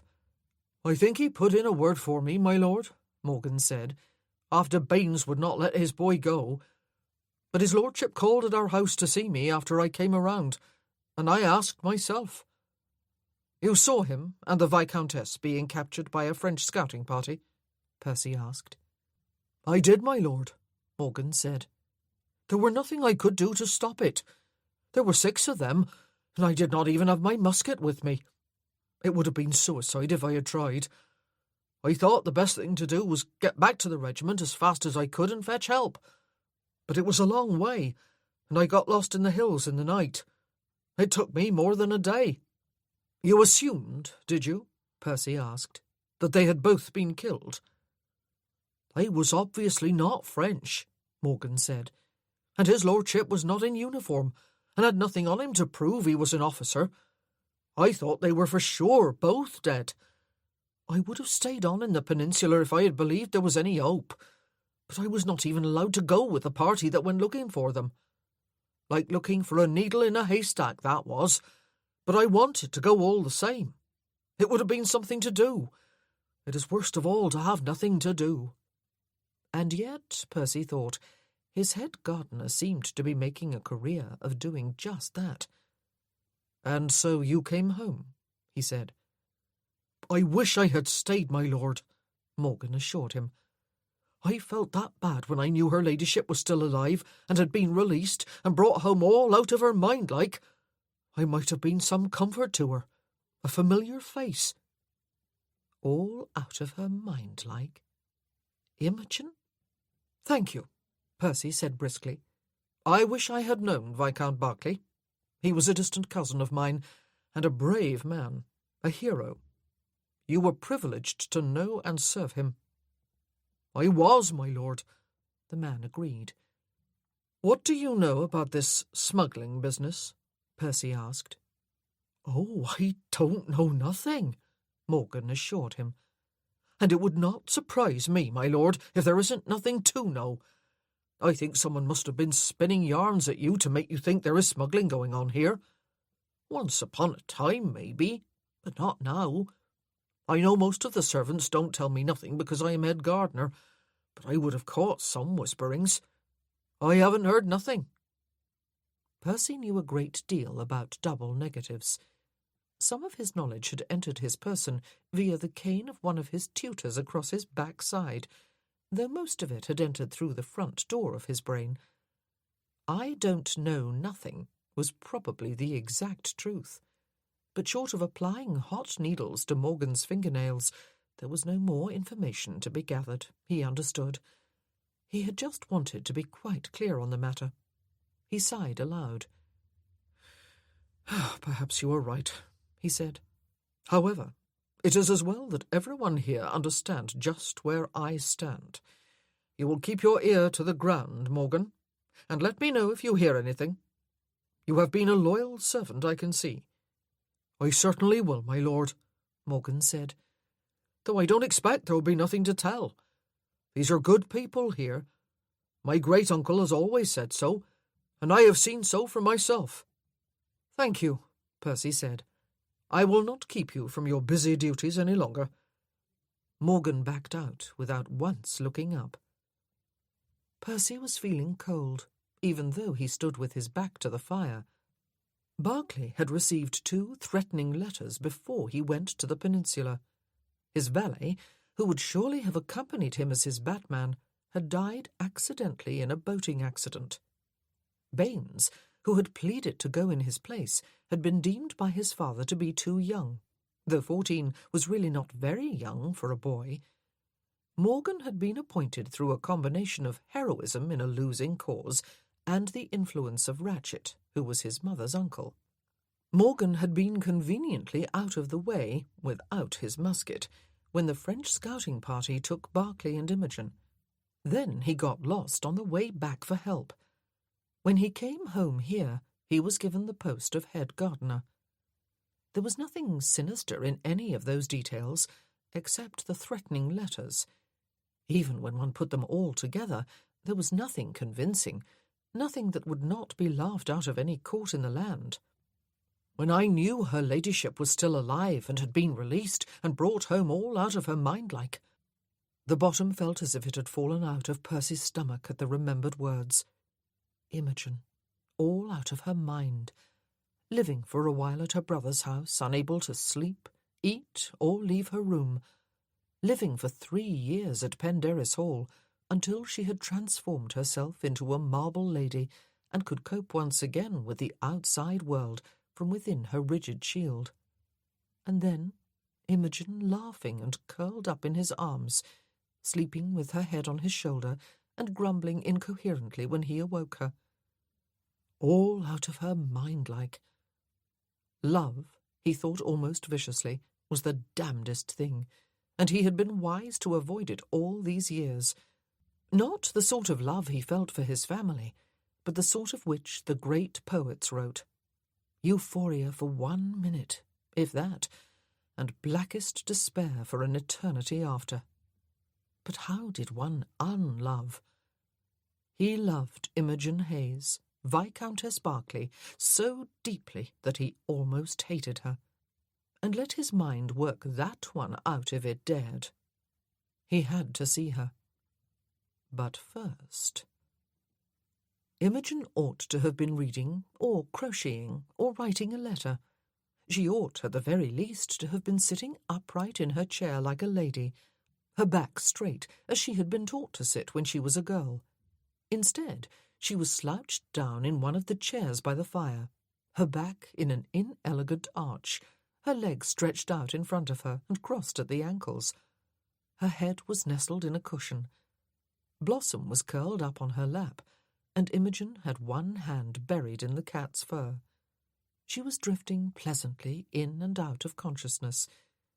She had not had much sleep last night, or the 2 nights before.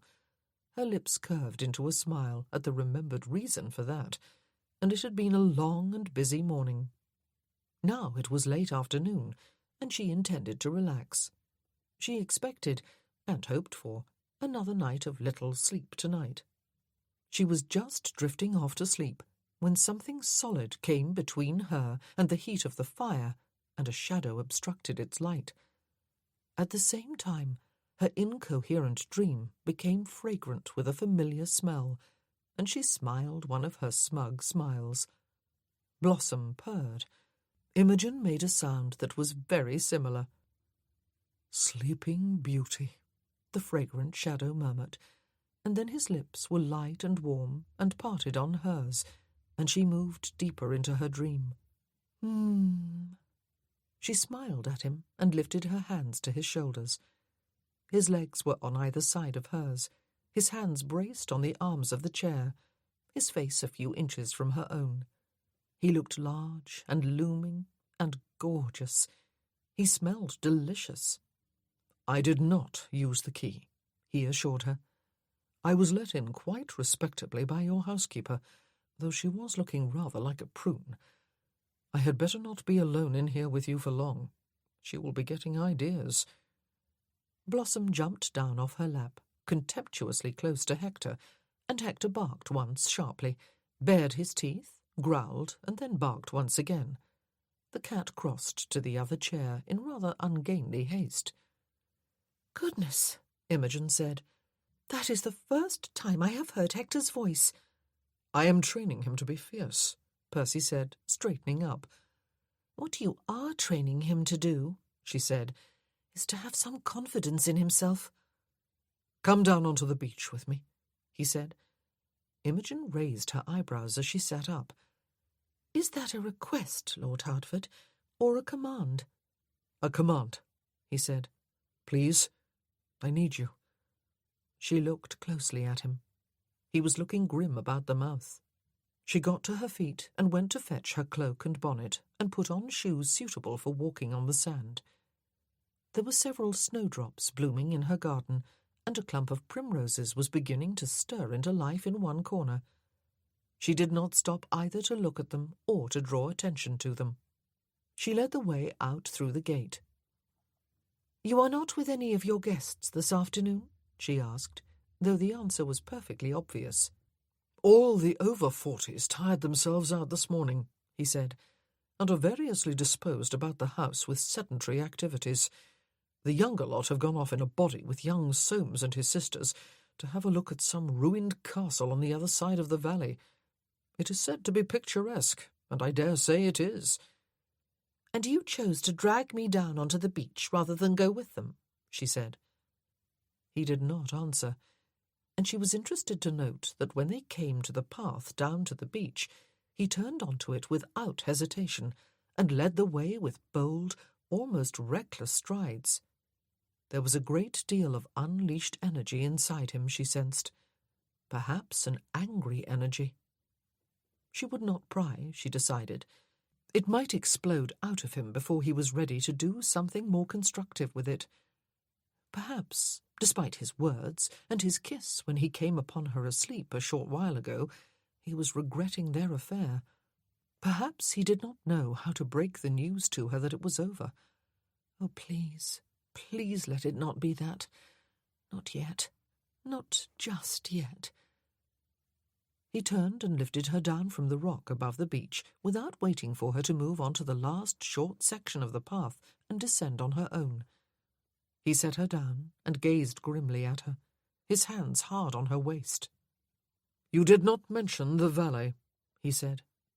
She waited for some explanation. None came, only an accusing glare. The valet? She raised her eyebrows. Your husband's, he said. Comprehension dawned. Mr. Cooper. Oh, it was a terrible tragedy. He drowned. He would have been your husband's batman, he said.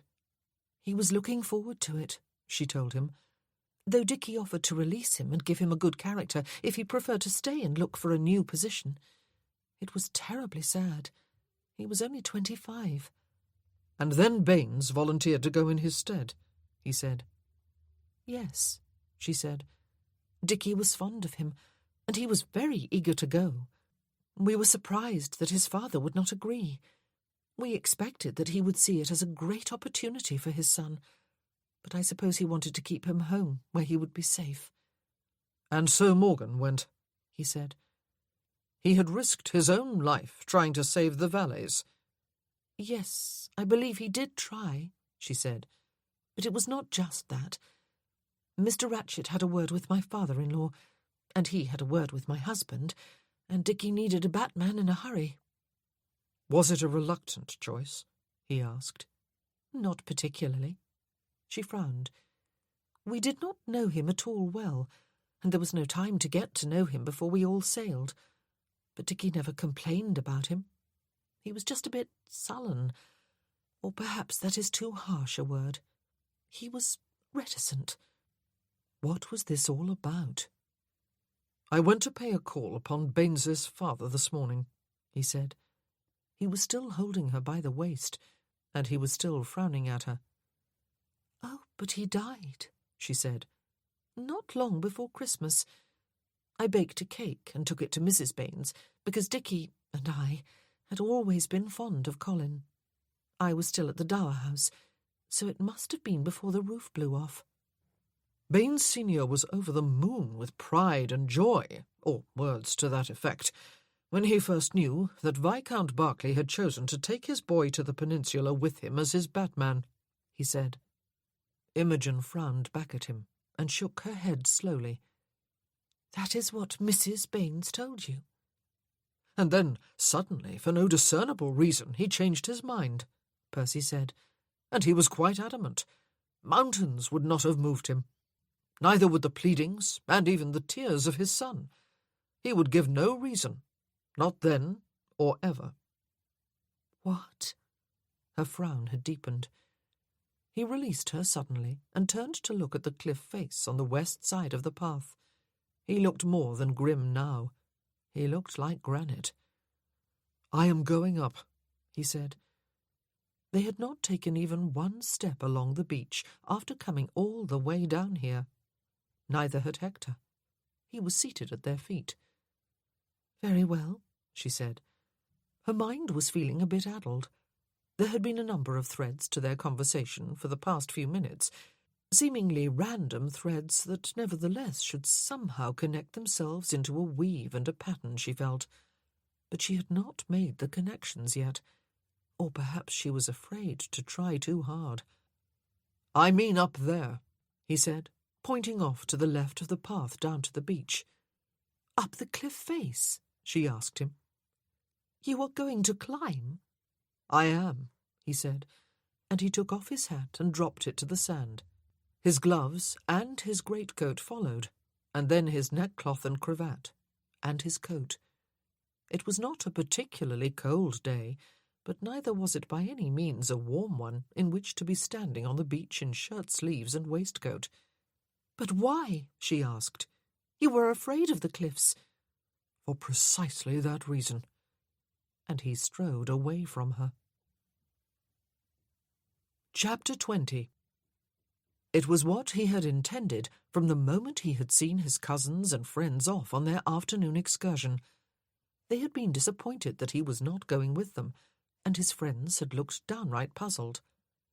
Percy had known he was going to climb the cliffs. Why he had not stridden off to perform the foolish feat alone, he did not know. Why drag Imogen along with him? To rescue him if he got stuck, or to go tearing off to fetch help? To watch and admire while he defied death in such a daring escapade? To pick up the pieces if he fell? He had dashed well better not fall. She did not need that memory to add to all her others. He had chosen what looked like a climbable route to the top while he was standing beside her, and strode toward the base of it. He noticed that he had picked a climb that was not too far left of the path, the unconscious idea being, perhaps, that if he got to a point at which there was no feasible way up, he would not have to find his way back down, perish the thought, but could edge sideways and walk the rest of the way to the top. He looked down when he was probably not much more than his own height above the beach, and decided on the instant that he would not do that again. Neither did he look up except to his next hand and foothold. Climbing, he discovered, was like a number of other concentrated activities. It was a moment-by-moment-by-moment thing. Don't look ahead, don't look back. Focus upon what must be done now. Terror started in his mind, then engulfed his heart and set it to pumping and thumping through his chest and up into his ears and his head, and then took up residence in every bone and muscle and nerve ending in his body. At one point he was all pins and needles. At another he was so weak that he felt like a newborn babe. Everything in him screamed to stop while he was still safe, except that he had never been farther from being safe in his life, and stopping was out of the question. If he stopped, he would never move again. Not until his tutor and a boatman arrived to pry him off the face of the cliff and carry him down to the boat. There was a wind, which he had not noticed when he left the house, or when he descended the path to the beach. It roared about his head and his feet at what must surely be hurricane force. The rocks to which he clung were slick with ice, and the sun baked his back and the top of his head, and such imaginings meant that he was going out of his mind, which might be the best place to be at the moment, All the better if he could go out of his body too. Climb. Don't think. Climb. Don't stop. Don't wonder how far you have come. Climb. Don't wonder how far there is to go. Don't wonder where Imogen is. Don't wonder if that valet was murdered. Stop thinking and climb. Don't wonder if Baines's father was threatened and intimidated. Don't think. Don't stop. Don't wonder if Berkeley was lured to his death, and if Imogen had escaped by the skin of her teeth. Climb. Don't stop. At one point he looked down inadvertently. He knew the sea was not directly below him. The tide did not come in that far. Nevertheless, the sea was all he saw, grey and choppy, and far, far below the hurricane that was roaring about his feet. He wished he had taken off his waistcoat. He wished all the bones from his knees had not migrated elsewhere. He hoped like the devil that he was not going to arrive at the top with wet breeches. He hoped, like 1,000 devils, that he was going to arrive at the top. Climb. Don't stop. Climb. He should have worn his other boots. A couple of times he was stuck with seemingly nowhere else to go. Each time he found a way. The third time it happened, he was scared out of his wits, what was left of them. There was nothing there above him. There was nowhere else to go, even though he pawed about with one hand to find solid rock. He crawled along a horizontal surface, still looking, and something came down flat on his back. A hand? "Don't ever, ever do that again," a shaking voice said, and for a moment he mistook it for an angel's voice, and thought perhaps he was crawling on his belly toward the pearly gates. "Not ever, do you hear me? I could kill you." "That would be a bit of a shame," he said to the grass on the cliff top. He was grasping 2 fistfuls of it. "When I seem to have survived the cliff face." He rolled over onto his back, and she came to her knees beside him, and somehow, for some idiotic reason, they were both laughing. He wrapped his arms about her. They felt a bit like jelly, and drew her down on top of him while they snorted and shook with mirth. By Jove, he had done it. "By Jove, I've done it." "Why?" she asked, rising to her knees again. 2 bulging eyes, gazing steadily at him from his other side, asked the same question. "I have some dragons to slay," he explained. "But first I had to slay the one at my back." She shook her head and tutted, but did not say what she obviously wanted to say. Hector merely looked.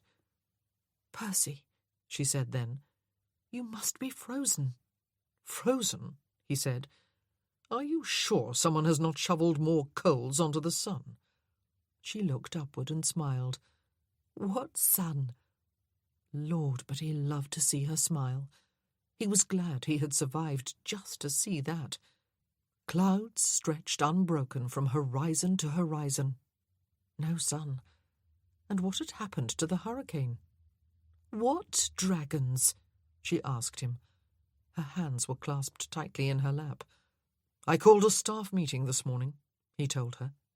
"Yes, Mrs. Primrose told me," she said, though she would not tell me what it was about. She would only say it was business.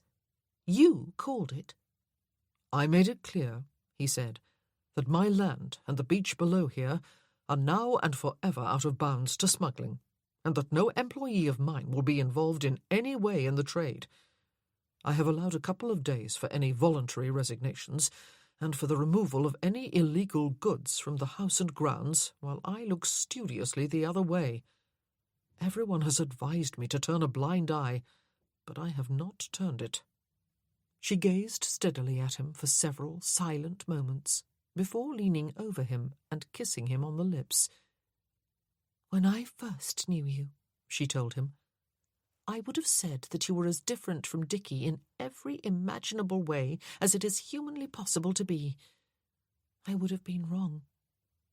It was not the best feeling in the world for a man to be compared to his lover's dead husband, even if it was a favourable comparison, especially then, in fact. But her eyes were bright with unshed tears. "That is exactly what he would have done," she said. "You fool, Percy." It was not great to have your lover call you a fool either. She clamped her lips together and returned to the upright. "I honour you." "I love you."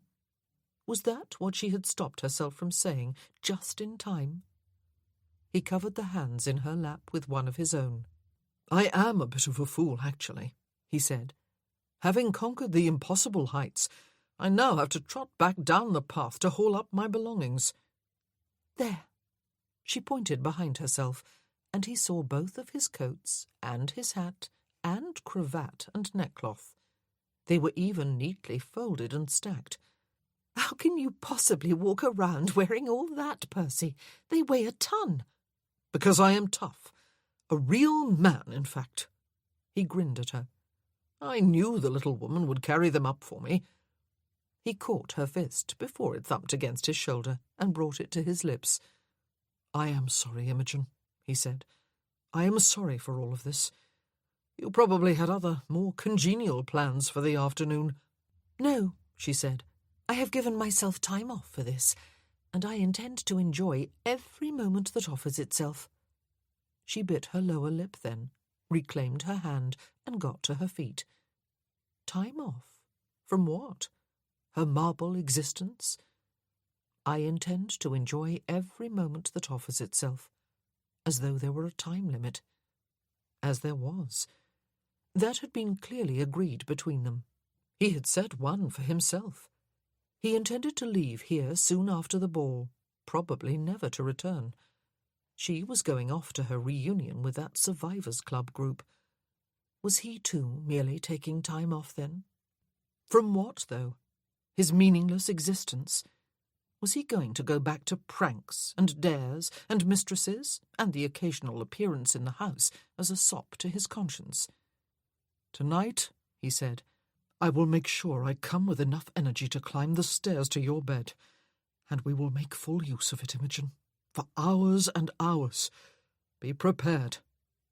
"Oh, I will be," she said, but she did not look at him. She was busy pulling on her gloves as he stood up, and standing up, of course, put him in sight of the house over the gorse bushes and up the lawn. It would not do to pull her into his arms and kiss her. All the elder relatives, as well as assorted servants, might well be lined up in the windows gazing seaward. His legs were still feeling decidedly unsteady, and one glance at the long drop not far from his feet assured him that he still had a very healthy fear of getting too close to the edge. But by Jove, he had climbed up. They walked back to the dower house without talking, and he took her hand when they were on either side of the gate and squeezed it without raising it to his lips. He had not forgotten the look on her housekeeper's face when she opened the door to him earlier. He feared that he really had stepped into some hornet's nest this morning. "Until later," he said. "Yes." He strode away across the lawn without looking back. To her shame, Imogen was almost an hour later than usual rising the following morning. She intended walking into the village and calling upon a few people, including Tilly and Elizabeth. She was marvellously well blessed, she realized, to have two such close women friends, close in mind and temperament as well as in age. She was going to need them in the foreseeable future, but she would not think of that yet. She stretched luxuriously and turned her head toward the pillow beside her own. No, she had not mistaken. He had left something of the smell of his cologne behind. He had come just before midnight, and not left until well after 4:30. And, as he had promised, he had kept her very busy indeed during the intervening hours, with only brief respites for relaxation and snatches of sleep. They had made love 4 separate times, but making love with Percy, she was discovering, consisted not just in the joining of their bodies and the brisk activity that followed. It was also about talking, often utter nonsense, and laughing and touching and kissing and rolling about and, yes, hurling pillows at each other and forgetting all about reserve and decorum and adult dignity. It was about sexual play that preceded penetration, but she had learned to give as good as she got in that aspect of love-making. If he could make her beg, and he could, then she could make him beg too. Oh, yes, she could. And the joining of their bodies. Oh, there was nothing more wonderful in this life after lengthy romping and even more lengthy sex play, and the hard rhythms of love-making, and the rhythmic sounds of wetness and laboured breathing, and the gradual building of tension and excitement, and the release at the end of it all, the most wonderful moment of all, and the saddest, for following that moment there came the gradual awareness of separation, even while they were still joined, the knowledge that they were two. But there was the knowledge, too, that they still had some time left, more than a week. He had left after sitting, fully clothed, on the side of the bed, and kissing her slowly and thoroughly, as though the previous hours had not been enough, would never be enough. "Tonight," he had murmured against her lips, "and tomorrow night, and—" She had laughed then, for Hector had been peering over the side of the bed, his chin on the bed-covers, his eyes bulging. He was such an ugly, adorable dog. She had listened to them leave, to the sound of the key turning in the lock, and she had indulged in her usual little weep before falling so deeply asleep that she could not even remember if she had dreamed. And now she was late waking, though it really did not matter. Mrs. Primrose brought her breakfast to the dining-room as soon as she came downstairs. "You was wise to sleep late, my lady," she said as she poured Imogen's coffee. "A nasty, dismal day it is out there." It was, too. Imogen had not noticed. There was rain on the windows, and they were even rattling in the wind. The sky beyond was leaden. "At least," she said, "we do not have to run upstairs with all the pails to catch the drips." She stirred her coffee and turned her attention to the letters beside her plate. One was from George, Duke of Stanbrook. She recognised his writing. Another was from Elizabeth, an invitation, probably, to some entertainment that included all the guests at the Hall. Elizabeth had talked about it at their reading club meeting. The other letter was addressed in a round, childish hand. One of her nieces or nephews, perhaps. It had not happened before. She broke the seal of that one first, out of curiosity. It was a totally untutored hand, a jumbled mixture of capital and lower-case letters, some large, some small, some cramped, most looping. Who on earth? "You will persuade that lover of yours to leave here and stay away," it read.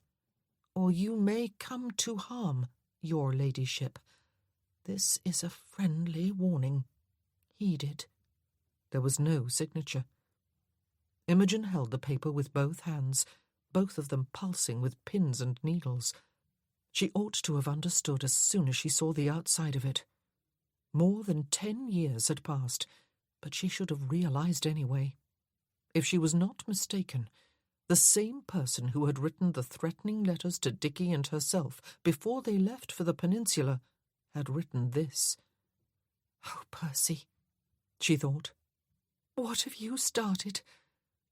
Imogen had learned a great deal about self-control and self-containment during the past 8 years. She did not open her other letters, but she did eat her way through a whole round of toast and drink her coffee before folding her napkin and leaving it neatly beside her plate and getting to her feet. "I will be going up to the Hall this morning," she told her housekeeper. "You may let the fire die down in the sitting-room." "Take your umbrella, my lady," Mrs. Primrose advised. "If you can keep it from blowing inside out, that is." Percy was in the drawing-room, as was almost everyone else, except the older ladies who were at their meeting in the morning-room. Percy was devising a tournament that included, among other things, card games, billiards, dart-throwing, and a treasure hunt. Everyone was in high spirits, despite the rain that was lashing against the windows. Everyone, it seemed, turned a laughing face toward Imogen. "You are just in time to join us, Lady Berkeley," Viscount Marwood told her. "You can be on my team. That will give us one more player than the other team, but the others have Percy, who really counts for two when it comes to games. Are you good at darts? You may pick off one or two of our foes if you wish, as long as you do not do any permanent harm, I suppose. That might upset the other ladies." And the bizarre thing was that she did join in, though the contest lasted a great deal longer than she expected. Indeed, there was even a break halfway through for luncheon, which was supposed to last an hour, and actually lasted an hour and a half. Everyone was having a merry old time, including the older gentlemen, and even Cousin Adelaide, who did not participate, was looking less crusty than usual, though she did complain that too many of the activities were taking place beyond the drawing-room doors. Cats darted everywhere. Bruce did not move from the hearthrug. Hector sat beside Percy's empty chair, thumping his tail at any sign of action.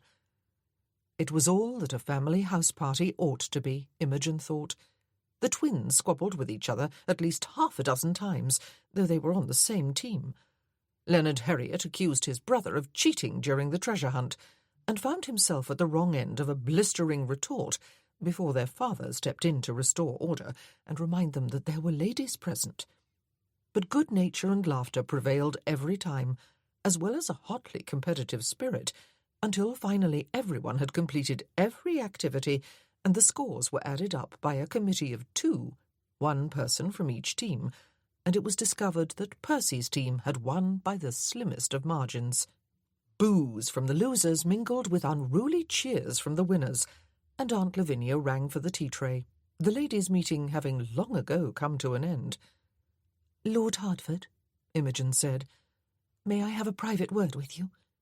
It was perhaps not the best way of going about it, she realized too late.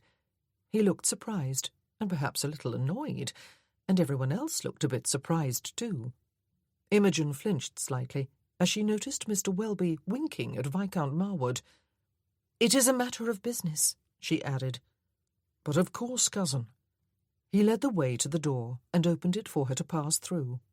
He preceded her to the morning-room and followed her inside before closing the door behind them. He looked a bit grim, she thought, as she turned to face him. "What is it?" he asked. She took the letter from a pocket of her dress and handed it to him. He opened it and stared at it, then spoke a word she had only ever heard before in Portugal, on the lips of soldiers who had not realized they were being overheard by a woman. He did not apologize. He raised his head and looked at her for a long while in silence. "He could do with a few spelling lessons, could he not?" he remarked. "Not to mention penmanship." "It is no joke, Percy," she said. "No, indeed it is not," he agreed. "Instead of threatening me, which I might have taken as a joke, he has threatened my lady and very seriously annoyed me." She might have taken exception to that description of herself as my lady at any other time, but this was not any other time. He continued to look at her without moving for a few moments longer. "With your permission," he said then, "I will summon a few more people here. Men. Shall I summon my mother, too? Or Lady Lavinia, perhaps?" "No," she said, remembering one phrase of the letter. "That lover of yours." "Which men?" "My steward," he said. "Mr. Nor, that is. My two friends. Cyril Eldridge, my uncles."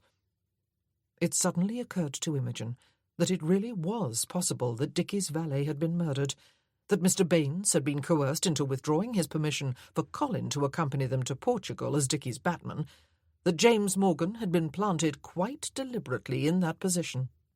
Yesterday it had all seemed too preposterous to be taken seriously. It still did today. But someone had just threatened her life. Again. That seemed too ridiculously melodramatic as well, but it had happened. "Very well," she said. He strode to the door, gave some instructions to Mr. Crutchley, and came toward her after closing the door again. He took both her hands in a bruising grip. "Perhaps I should be horsewhipped," he said, "except that this is precisely the reason they need to be confronted. I am sorry, Oh, dash it all! I am sorry, my love. I will not allow anything to happen to you. I will not. Of that you may rest assured. And when this is over, you may consign me to hell, and I will go there without a murmur." He raised her hands one at a time to his lips and kissed them fiercely, before releasing them and striding over to the window to stand with his back to the room. The letter was sticking out of one of the pockets of his coat. The uncles and cousin and friends were the first to arrive, all in a body, all clearly bursting with curiosity. "We will wait for Nor," Percy said, after one glance over his shoulder. They waited in silence until there was a firm tap on the door, and Mr. Nor stepped inside.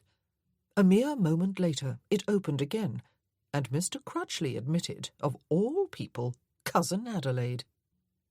She looked about her disagreeably and made for the chair closest to the fire. "The others may say until they are blue in the face," she said, "that the ladies have not been invited. But there is a lady down here already, a young one, and she will not be left alone at the mercy of a room full of men while I have anything to say in the matter." She seated herself and continued to look disagreeable. Chapter 21. Percy had realized from the start that he was playing a dangerous sort of game of dare, something with which he was long familiar. The difference this time was that he was not doing it merely for his own amusement. He had not expected it to be easy. Hertford was a convenient base for smuggling, right on the coast, but up away from the valley, with a secluded, relatively safe landing place, and a way up to the top, which was private ground, an earl's property, in fact, and hence less likely to be the target of patrols by customs officers. There were roomy cellars in both the dower house and the hall itself, and until recently the owner of both was willing to aid and abet the trade, even if he was not actively involved in it. And even after the death of that earl, the new one had been obliging enough to stay away for 2 full years. Oh, he had not expected that rousting them permanently off Hertford property would be easy. He had even realized that he was putting himself in possible danger by being so open and determined in his opposition. He could not forget Colin Baines with his broken legs. He had never suffered from a wild imagination, but he did not believe he was weaving too fantastical a tale about the series of events that had preceded and followed the departure of the late Richard, Viscount Berkeley, for the peninsula. Nevertheless, the possibility of danger had not particularly bothered him. He had thrived upon it, after all, for 10 years. Never in his wildest fancy had he imagined that the threat of danger would come, not to him, but to Imogen. How fiendishly clever, had been his first thought upon reading the letter. How did he know, had been his second thought. But it was not altogether surprising. Percy had really quite recklessly endangered her reputation by trotting off to the dower house for each of the last several nights, and not leaving it until early morning. It would be more surprising if no one knew. The whole world probably knew. He was more angry than he had ever been in his life. But it was a quiet, leashed anger. There was no point whatsoever in blustering and lashing out with either words or fists. Not unless, or until, he had a target for those fists anyway, and at least half of his anger was directed against himself. He drew the letter from his pocket and turned from the window. "Smuggling is rife along this stretch of the coastline," he said. "I called a meeting of the whole of my staff yesterday morning, and made it clear that I would no longer harbour either smugglers or their contraband on my land." "Smuggling is rife along every stretch of coastline, Percy," Uncle Roderick said. "There is no way of stopping it, I'm afraid, and I must admit that I enjoy a drop of good French brandy now and then, though I am careful never to ask my host where it came from." He chuckled. "That was probably not wise of you, Percy," Uncle Ernest said. "And it will do no good, you know. Your servants may pay you lip service for a while, but they will surely slip back to their old ways soon enough. If I were you, I would let the matter drop now that you have made your point." "You had better sharpen your cutlass even so, Perce," Sidney said with a grin. "And load your pistol," Cyril added. "The sooner we get you back to London, Perce," Arnold said, "the better for everyone, I think." But he did turn and look at Imogen, Percy noticed. She had gone to sit on a chair beside Mrs. Furby, who was patting her arm. "But there is viciousness underlying it all," Percy said. "A bit of brandy, a bit of lace, I might be tempted to ignore. Broken legs and murder I cannot." "Murder?" Uncle Ted said sharply. "I have no proof," Percy said. "But yes, murder. 10 years ago, there were threatening letters when the late Viscount Berkeley voiced his concerns about the trade encroaching upon his father's land. Today, Lady Berkeley received another such letter. I did not ask, but I believe I can guess the answer. As far as you can recall, Lady Berkeley, does this one appear to be written in the same hand?" Mrs. Furby had Imogen's hand clasped in her own, their fingers laced. "Yes," Imogen said. "I would like you all to read it," Percy said, "with Lady Berkeley's permission." "Yes," she said again. Percy handed the letter to Cyril, who was closest to him, and it was passed from hand to hand, until all the men had read it. Mrs. Furby stretched out her free hand, and Nor handed it to her. "Somewhat illiterate, is it not?" Uncle Ted remarked. "The man can scarcely write. It is upsetting for any lady to receive something like this," Uncle Roderick said. "But it is a little difficult to take it seriously. It is all nonsense, in my opinion. Slanderous, though." "I tend to agree," Uncle Ernest said. "But if this comes from one of the servants here, Percy, the man must be rousted out and dismissed immediately. He has not signed it, of course, even with an X." "Lady Berkeley must be offered protection, Perce," Arnold said. "You live alone, ma'am, at the Dower House, with only a servant, do you not? And I understand even she leaves at night." "You must move to the hall immediately, Cousin Imogen," Uncle Roderick said, "until this matter has been investigated, as I suppose it must be. You must never be alone. Your maid must sleep in your room with you at night." "But I have no wish to leave my own home," Imogen protested, speaking for the first time. "It would be better if you did, ma'am," Sidney said. "Temporarily, at least. There are enough of us here to offer you proper protection, on the unlikely assumption that there is a madman on the loose." "Hardly a madman," Mrs. Furby said, and all eyes turned her way. "This," she said, waving the letter in her hand, "was written by a very clever man. I would not underestimate him if I were you, Lord Hertford." "I do not believe I am underestimating him, ma'am," Percy said. "Clever?" Sidney asked. "The multiplicity of errors in the letter suggests someone who is making them quite deliberately," Nor said. "And the vast changes in style of handwriting in the course of such a short note suggest a deliberate attempt to deceive. But there is a certain menace about the tone, which goes beyond the words themselves. Perhaps it is the contrast between the childish appearance of the note and the message it conveys." Percy looked at his new steward with approval. "Where did it come from?" Cyril asked. "From here, or from somewhere outside?" "That meeting was yesterday morning, you said, Percy?" Uncle Ted asked. "Who left the house or estate during the rest of the day?" "Apart from us, do you mean?" Percy asked. "Nor, do you know?" "No one, as far as I know, my lord," Nor said, after giving the matter some thought. "But it is hard to say for certain. We all know how news and gossip seems to travel on the wind." "Whoever it is," Mrs. Furby said, "it is someone whose handwriting is well known." "Yes, ma'am," Arnold agreed.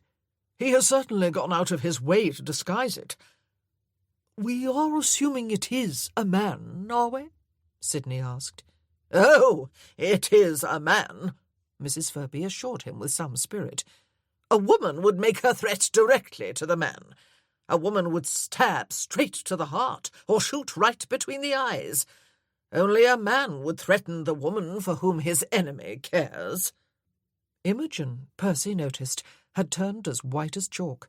Her lips looked blue in contrast. He almost strode toward her to catch her lest she faint, but the letter had done enough damage to her reputation as it was, and she was holding herself very upright. Mrs. Furby still had a tight hold of her hand. "Are we making a mountain out of a molehill?" Uncle Roderick asked.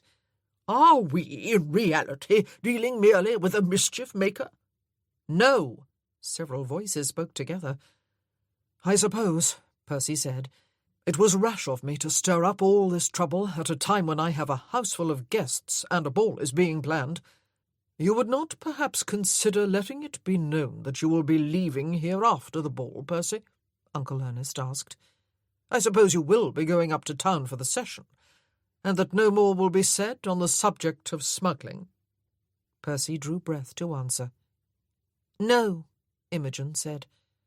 Everyone turned toward her. "No," she said again. "Lord Hertford has done the right thing. It is what my husband would have done on his return from the wars if he had survived. What Lord Hertford can accomplish is a mere drop in the ocean, of course. It will be a long time, if ever, before smuggling loses its lure for the criminally minded, or before it ceases to be hugely profitable. But even one drop of the ocean is an essential part of the whole. Violence and intimidation and even murder have been allowed to flourish uncontested for long enough. Too many blind eyes have been turned." There was a short silence. "Bravo, Imogen!" Mrs. Furby said in her baritone voice. "You will restore my faith in your whole sex, Lord Hertford, if you continue what you began yesterday, even if I should be the next one to be threatened." How Percy could grin and feel genuinely amused he did not know. But there was ever a fine line between comedy and tragedy. "I shall keep that in mind, ma'am," he said. "It would be foolhardy of me," Imogen said with a sigh, "to remain at the Dower House, and it would cause unnecessary trouble while everyone tried to see to it that I was properly protected there. I will move here until it is safe to go home." "Thank you," Percy said, and for a few moments their eyes met and held, and he could hear in memory the words he had spoken very early this morning. "Tonight and tomorrow night, and remain here at the house, and I will have your belongings brought over." Mrs. Furby pushed herself to her feet, drawing Imogen up with her. "Come, Imogen," she said. "We have missed our tea. We will have Lavinia ring for a fresh pot." Paul Nor held the door open for them. The letter was left lying on Mrs. Furby's abandoned chair. After several minutes of mulling over the situation to no practical purpose, Percy suggested that everyone return to the drawing-room to resume their interrupted tea. He and Nor stayed, however. "What is your considered opinion, Paul?" he asked when they were alone. "If there is a highly organized gang of long standing," Nor said, "and everything points to that being the case, then it almost certainly encompasses a large area, the whole of the estuary and river valley and more. Such an organization would not tolerate competition. It will be extremely difficult to dislodge." "That is not my intent," Percy said. "I will leave that to the customs officers. But I own this land, Paul. I am responsible for the safety and well-being of all who live and work on it. That may sound somewhat pretentious, but there is a general atmosphere of secrecy and fear here. Is fear too strong a word? No, I do not think it is. And there is that stable hand with his broken legs, and that probably murdered valet of the late Berkeley's. Perhaps even Berkeley himself, though indirectly rather than directly, since he was certainly captured and tortured and executed by the French." He had already told his new steward all those details. Nor, at least, was someone he knew he could trust. He drew breath to say more. "But you are thinking, are you not," Nor said before Percy could speak, "that the core of the gang is right here? The leader, at least. And I think you were right. Percy stared at him and nodded slowly. Something inside him turned cold. He must be thankful at least that Imogen had been sensible enough to agree to stay at the hall, where she must never be allowed to be alone. But right in the lion's den. But devil take it, it was his den, and she was his woman, though he did not doubt she would not like that description of herself. It would probably make him uneasy, too, if he stopped to consider it, but he did not have the leisure to think about the state of his heart. "Call Crutchley in, if you will," he said. "Tell him to bring more port." The butler came creaking in a couple of minutes later, bearing a tray. "Set it down," Percy instructed him. "I will not keep you long enough for anyone to become suspicious. I have a very few questions for you. I do not expect you to give me the name of the person who ordered you to persuade me to move from my bedchamber overlooking the bay to one at the back of the house. But I do ask this. Was it a willing loyalty that caused you to obey, or fear of reprisal if you did not?" The butler stared at him with apparent incomprehension. "I have no intention," Percy added, "of disciplining you in any way at all for damp sheets and a dead bird and soot. Who is there of importance in your life, Mr. Crutchley, apart from yourself?" Paul Nor asked. Crutchley's head turned toward him. His expression did not change, but he spoke. "I have a daughter down in the village," he said, "and 2 grandsons, and one of them has a wife and 2 little ones." "Thank you," Percy said. "Again, I do not ask for a name, unless you choose to volunteer it. But do you know who the leader of this particular gang is?" Crutchley nodded once, after a longish while. "Is his identity generally known?" Percy asked. A quick shake of the head. "And does he live and work within this estate?" Percy asked. But there was no response this time. Only a slight tightening of the butler's lips and a blanking of his expression. "Thank you," Percy said. "You may leave." He stared at the closed door for some time before looking at Nor. "Where is Morgan to be found when he is not busy head gardening?" he asked. They left the house together a few minutes later, rather than summon the man to the house. "Whatever must you think of me?" Imogen said, as they climbed the stairs together. Cousin Adelaide had drawn her arm through her own. "I never did find a man I could both love and admire, Imogen," she said. "I have always been convinced that such a man did not exist, though I never knew your Richard, except once or twice, perhaps, when he was just a lad. Until very recently, I would have said Lord Hertford was among the most worthless of them all. I am changing my mind about him, even if he does have an air of carelessness about him and is too handsome for his own good. I think if I were your age, I might fall in love with him too." She laughed, a deep bass rumble that Imogen could not remember hearing ever before. "Oh, but I am not in love with him," she protested. They were approaching the head of the stairs and the drawing-room. "Then you have no excuse for dallying with him," Cousin Adelaide said firmly. "Or would have no excuse if you were telling the truth. I never thought I would tell any girl to go with her heart, but that is what I am telling you." Cousin Adelaide had been living here for some time. Imogen had never disliked her, but it had never occurred to her to love Cousin Adelaide. Not until now. "Thank you," she said, "for coming down and offering your chaperonage." "Chaperonage?" Cousin Adelaide laughed again. "I came because I was burning with curiosity." And it was Imogen's turn not to believe. One of the twins was sitting in the old lady's chair when they went into the drawing-room, and the girl immediately jumped to her feet and moved away. Cousin Adelaide looked her old self by the time she was seated, and supposed out loud, and with obvious displeasure, that the tea was probably stone-cold in the pot. Everyone looked expectantly at Imogen, and she made a hasty decision. She told them everything, omitting the one detail in the letter that had referred to Percy as her lover.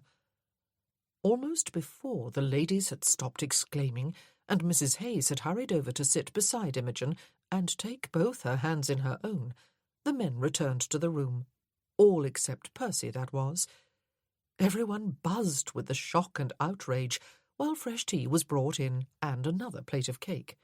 Then, amazingly, the rest of the day proceeded with near normality, except for the fact that Imogen was back in her room upstairs, almost as if the dower house was still without its roof. A truckle bed was set up in her small dressing-room for Mrs. Hayes's own maid. Imogen did not question the choice of that particular maid, but she guessed that whoever had made the decision was afraid to trust any of the servants from the hall, including her own Mrs. Primrose. Privacy, of course, was out of the question. Everywhere she went, someone went with her, usually more than one person, including at least one gentleman, except within the confines of her own rooms. It was all very well done, of course.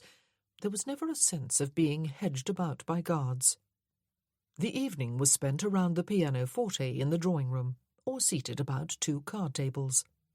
The following morning, Sunday, they all went off to church. Imogen squeezed inside a closed carriage with 2 of Percy's uncles and 2 aunts. She was seated between the same couples on a church pew, with family both in front of them and behind.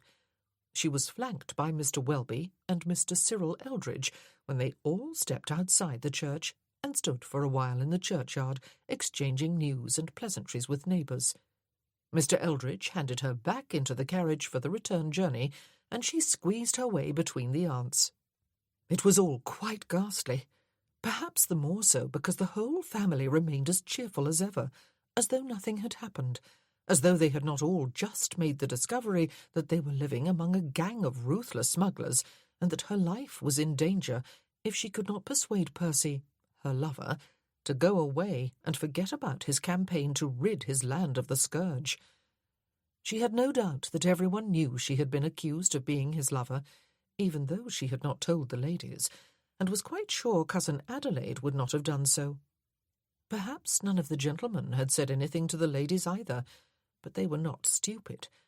The letter had threatened her harm if she did not get him to leave. Why her? The answer must surely be obvious. And through it all, Imogen missed him dreadfully. There was no way, of course, that their affair could continue while she remained at the Hall. But even if she was able to return home within the next few days, some of the new situation would not change. Everyone now knew, or suspected. It would be sordid to continue. It had not seemed sordid before, even though perhaps it had been.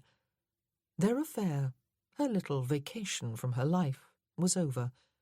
It had ended quite abruptly, and long before she was ready. But perhaps it was as well. She had been enjoying it far too much, and her feelings had become far too deeply involved. It was as well that it ended now, before she became even more deeply entangled. But oh, the pain of it! The end of her affair felt in some ways more dreadful than the terrible threat of that letter, even though it had revealed that someone knew and was prepared to use that knowledge quite ruthlessly.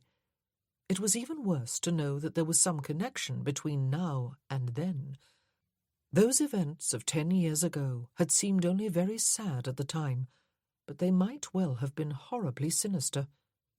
10 years was a long time, but she was as sure as she could be that the person who had written this letter had also written those earlier ones. She was badly frightened. Not just for herself, she was being very closely protected, but for Percy, who was pursuing the matter quite aggressively. She was terrified for him. They had killed Dickie's valet. She was convinced of that now, though it had never occurred to her at the time. But why? And they had broken Colin Baines's legs. And yet, all mingled in with the terror, perhaps even surpassing it, was the pain of the abrupt ending of a love affair. Chapter 22.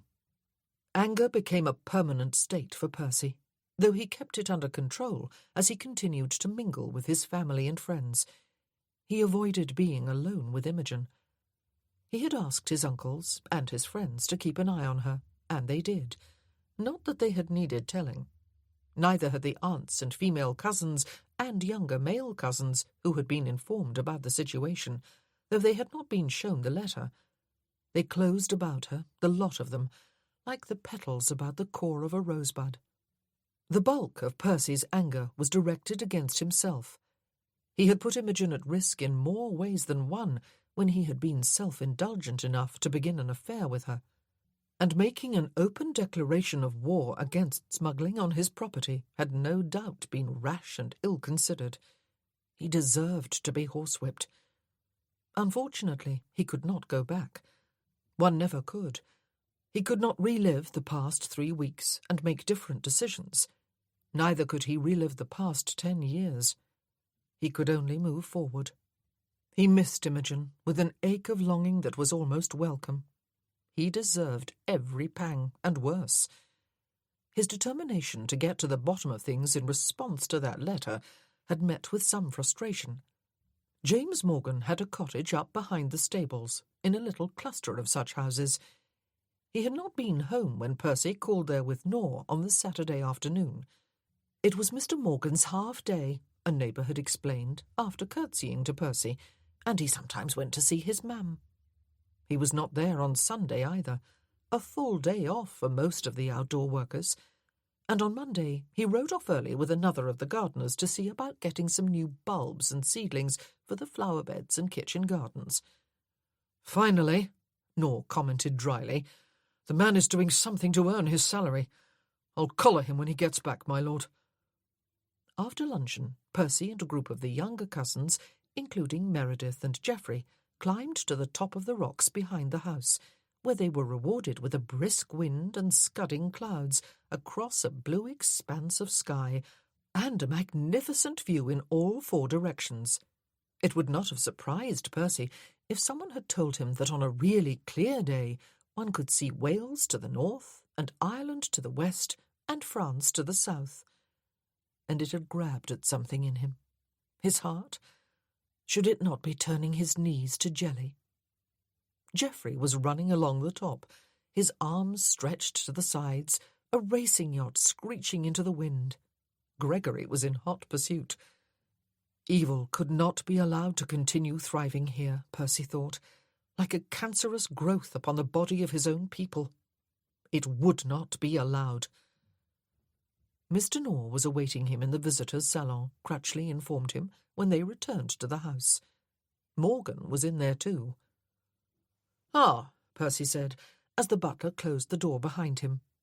"I trust you will soon have the flower-beds blazing with splendour, Morgan." "It is my plan, my lord," Morgan said. "Good," Percy said. "I shall look forward to seeing it through spring and summer and autumn." There. That was a gauntlet flung down between them. Whether he really would stay was uncertain, but it was as well that those who wanted him gone believed that he was planning to stay, that his resolve had not been shaken by any threat. "Tell me, Morgan," Percy said, "are you a strong swimmer?" The man looked a bit mystified. "You have to be if you are a fisherman," he said. "But you could not save one man who fell overboard?" Percy asked. "I do not imagine the sea was particularly rough.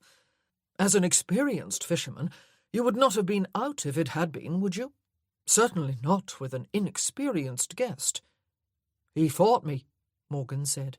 "The silly bugger. He panicked." Nor cleared his throat. "And then he went under the boat and hit his head," Morgan added. "I thought that was you." Percy looked closely at him. "We both did," Morgan said. "I was trying to get him." "Who else was in the boat?" Percy asked him. "My father, a few others," Morgan said vaguely. "I can't remember." "I would have thought," Percy said, "that every detail concerning that tragic incident would be seared upon your memory." "I hit my head," Morgan said. "And while you were recovering," Percy said, "Colin Baines volunteered to take the valet's place, and his father was first puffed up with pride at the prospect of having a son as batman to a viscount, heir to an earldom, and then suddenly, in a peculiar reversal of attitude, flatly refused to allow his son to go. "I don't know nothing about that," Morgan said. "Then Mr. Ratchet got you the job," Percy said. "He spoke for me," Morgan replied, "and Lord Berkeley come to see me. And when you returned from the peninsula," Percy said, "you were rewarded for your service with your present senior position on my outdoor staff." "It weren't my fault what happened to his lordship," Morgan said. "Was it not?"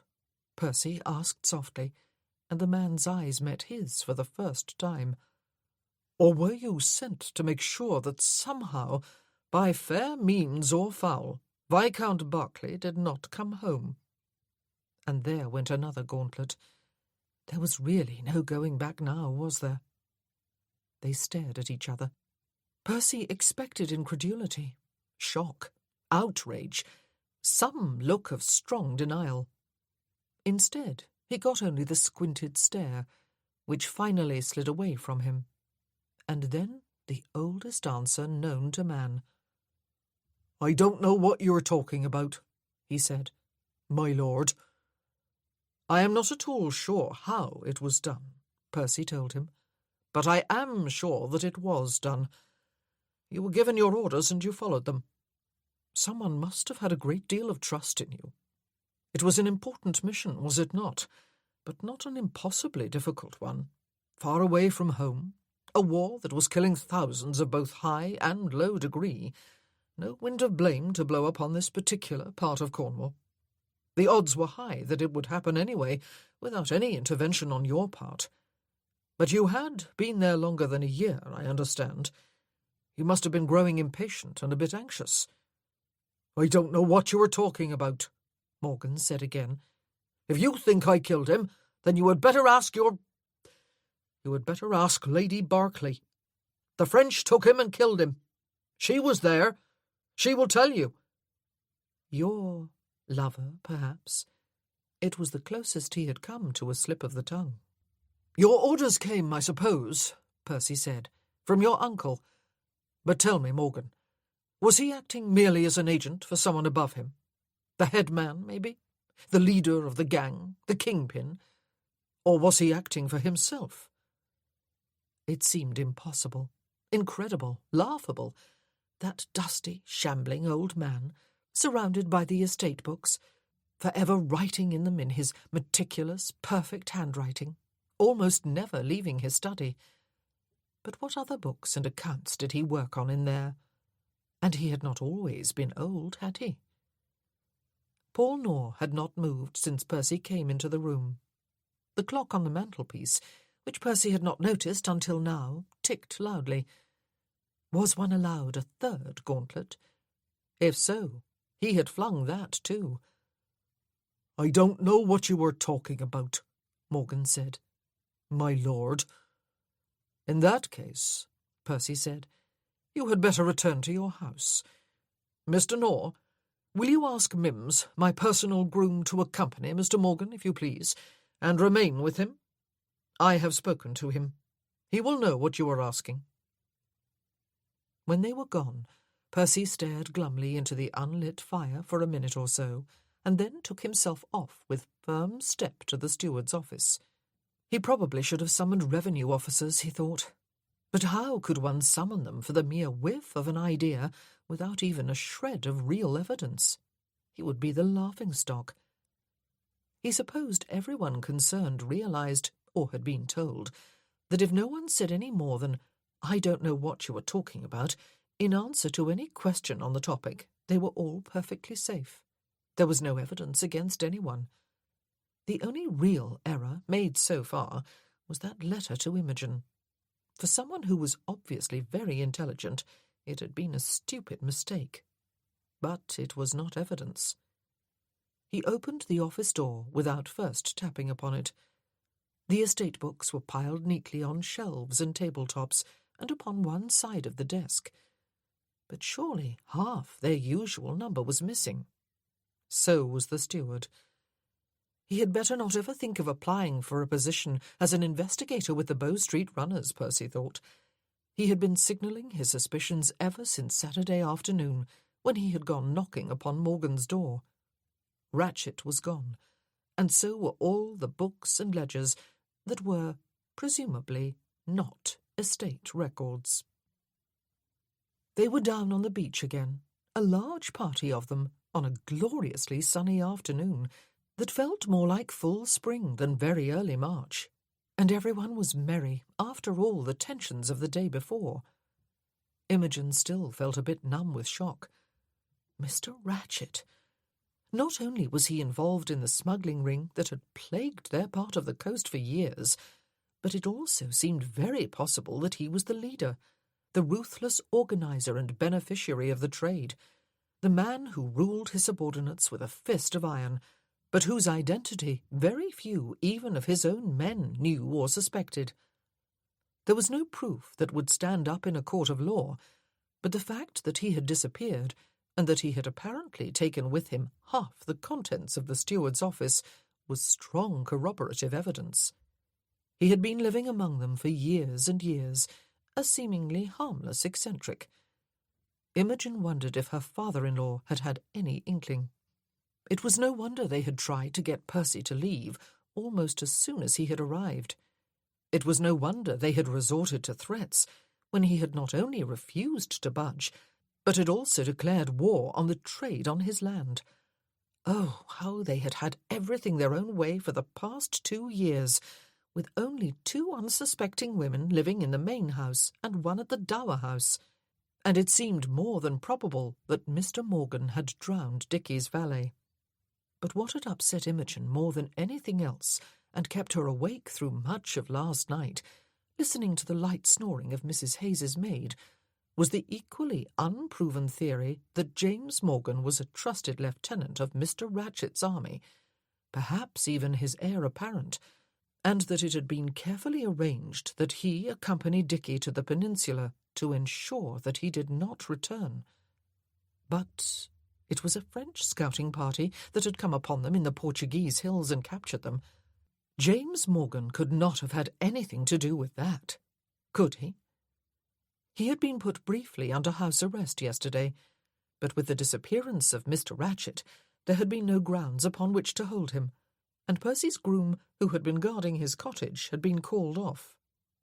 James Morgan had also disappeared by the time Sir Matthew Quentin had sent for him later in the evening to question him further in his capacity as the local magistrate.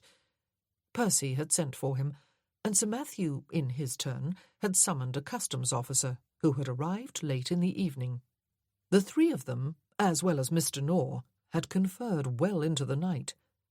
Meanwhile, Elizabeth, who had come with her husband, had sat in the drawing-room holding one of Imogen's hands and listening to the story being told and retold and told again by everyone else who was gathered there. The 4 men had spent the morning together again, conducting interviews both at the house and in Porthmeor.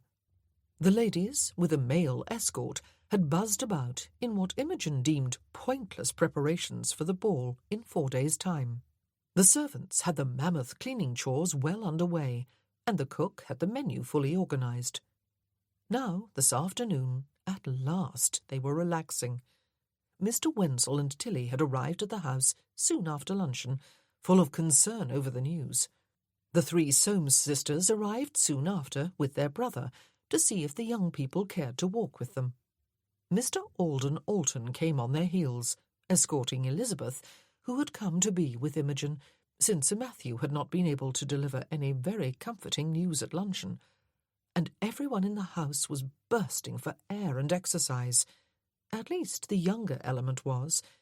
The older people seemed quite thankful to watch Imogen being borne away, safely surrounded by a large body of exuberant youngsters, as well as Mr. Welby, Viscount Marwood, Mr. Cyril Eldridge, and Percy. A number of possible destinations had been suggested, but almost inevitably they had ended up descending the path to the beach, like a long, slow-moving snake, and then frolicking on the sand. Parasols were raised above bonnets, while their owners chatted and giggled and flirted. Tall hats were pressed more firmly upon heads, though there was not much of a wind, and their owners looked ruefully down upon boots quickly losing their shine beneath a thin coating of sand. Hector, with so many people wanting to throw items for him to chase, ended up chasing his stunted tail. And yet, Imogen noticed, the scene was not quite as carefree as it might have appeared to a stranger. She walked for a while with her two friends, one on either side of her, each with an arm linked through her own. But a number of the gentlemen, without making it at all obvious, formed a loose ring about her and directed frequent glances to the top of the cliffs.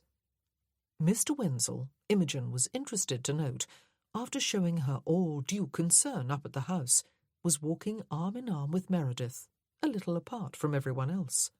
And then, almost as though the move had been orchestrated, both Elizabeth and Tilly moved away to talk with other members of the group.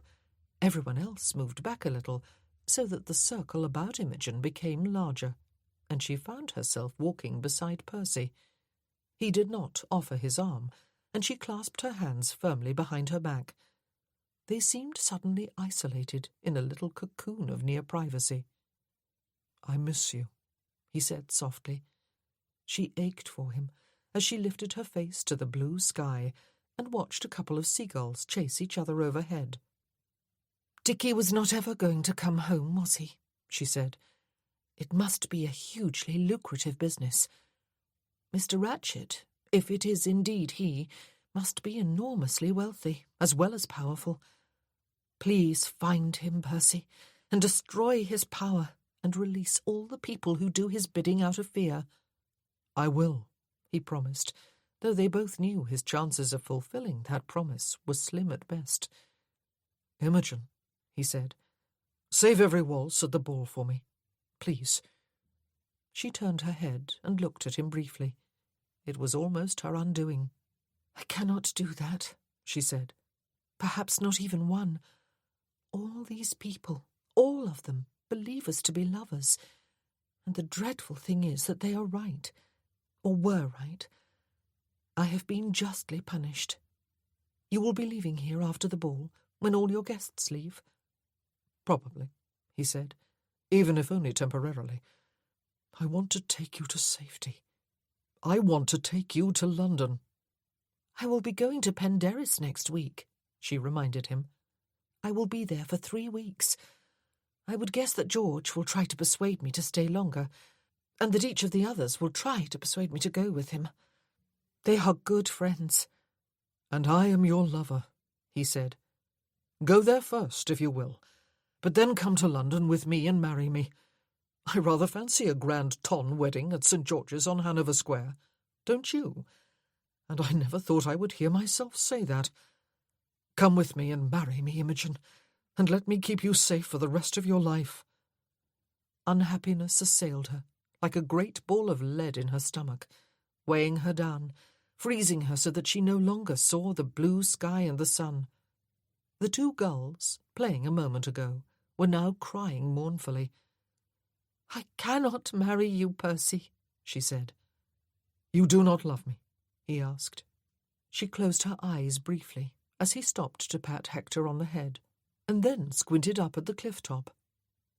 "I am very fond of you," she said. He spoke the same shocking word he had uttered when he saw her letter. This time he apologized. "But I would rather you hated me," he added. "There is passion in hatred. There is hope in it." "You do not need to marry me," she said. "I have friends." "Damn your friends," he said, and apologized again. "I suppose you were talking about those survivor fellows rather than your neighbours here. I am beginning to dislike them intensely, you know, Imogen. Does any of them love you? There are a billion degrees of love, I know, but you know what I mean. Does any of them love you the way I love you?" Her mouth was dry. Her knees felt weak.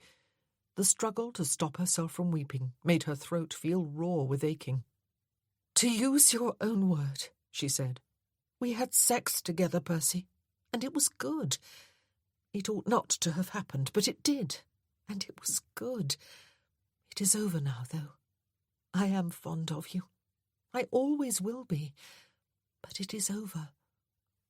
"You do not know how you tempt me," he said, to unleash upon you the full arsenal of colourful vocabulary I normally reserve for male ears only, and that only on rare occasions." "Yes," she said sadly, "I believe I do know. But you will return to London, and you will soon forget me." "Well," he said, "that calls for the least offensive and most unsatisfactory item in that arsenal. Damn! Double damn! And don't expect an apology. Oh, I am sorry, my love. I truly am.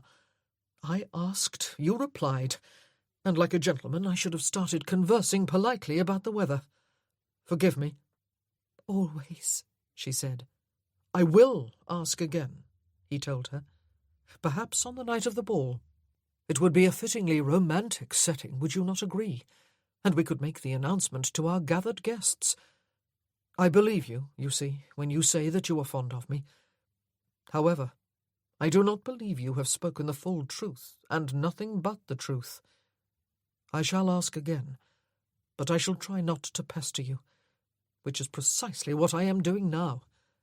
Do you trust this weather, or will we be made to suffer for it with storms and vicious cold for the rest of the spring? I never trust weather. It gives with one hand and then delivers a knockout blow with the other fist. If, of course, we pretend not to be enjoying the sunshine and warmth one little bit, then perhaps we can trick the weather fairy into giving us more of the same just to keep us miserable. Do you think? Are you a good actor? It is a dreadfully tiresome day, is it not? The sunshine forces one to squint." And incredibly, she ended up laughing. He went on and on, all on the topic of the weather, getting more absurd by the minute. And he was laughing too. It cut like a knife, the sound of their laughter, and the feel of it bubbling up inside her. It hurt that he loved her, that he believed she loved him. Chapter 23. In less than a month, Percy thought several times over the next few days, he had made a thorough mess of his own life and countless other people's, and there had been no satisfactory conclusion to anything, and very probably would not be. Sir Matthew Quentin thought he was mad. He had not exactly said so, it was true. Indeed, he had even commended Percy for having the courage to speak out when no one else had for years past. But he still thought Percy was mad, and Quentin might have been a friend. Well, still might, in fact. Percy liked him. The customs officer was merely frustrated, but that, Percy concluded, was probably his natural state. Chasing down smugglers when they were shrouded by a conspiracy of silence was not the most enviable of jobs. Everyone in the house and neighbourhood had been stirred up, but to no purpose. It all seemed pointless, except that perhaps the whole organisation might fall apart if the leaders had been shaken badly enough. Might was the key word, though. Perhaps Ratchet was not the kingpin, or Morgan his right-hand man, and even if they were, they may well be setting up somewhere else without having lost any of their control over their followers. Perhaps Imogen was still in danger, and perhaps Percy's actions so far had merely made them more bent upon revenge. They knew very well that the worst thing they could do to him was to harm Imogen. Devil take it, but he was desperate to get her away from here, preferably to London, where he knew a lot of people, and perhaps she did too, where a gang of Cornish smugglers was unlikely to pursue her. And he was desperate to marry her, so that he could keep her secure within his own home, surrounded by his own hand-picked servants, and safe within his own arms both day and night. He had thought she might agree. He really had. Oh, she had said she would never marry again, it was true, and he knew that a great deal more damage had been done her by the events of the past 8 or 9 years than she had admitted to him. He knew that there was a gap in her story, and that knowing what was in that gap would explain everything. But could she never let it go? He had thought, damn it all, he had known, that their affair had been more than sex to her, more than just sensual gratification. He had had affairs before. He knew the difference between those And this. And God damn it all to hell. He had told her he loved her. Prize ass that he was. He had not known he was going to say it. That was the trouble with him. He had not even known he meant it until the words were out. He had realized he was in love with her, but that was just a euphoric sort of emotion relying heavily upon sex. He had not fully realized he loved her until he told her. And there was the trouble with language again. Whose idea had it been to invent a single word, love, to cover 1,002 meanings? She had refused him, and, the unkindest cut of all, to quote somebody or other, she had told him she was fond of him. It was almost enough to make a man want to blow his brains out from both directions at once. Would she ever be safe here again? And would he ever be able to live here again, even if she was? If she would not marry him, he was going to have to stay away. This was her home. But hell and damnation, it was his too. The funny thing was that though he had grown up at Castleford House and had had a happy boyhood there, he never thought of it now as home. It was his father's home, and his mother's, even if he was the owner. Hertford Hall, perish the thought, felt like home. It felt like his own, and he had messed everything up. If all this had been a horse-jumping course, he would have left every single fence in tatters behind him.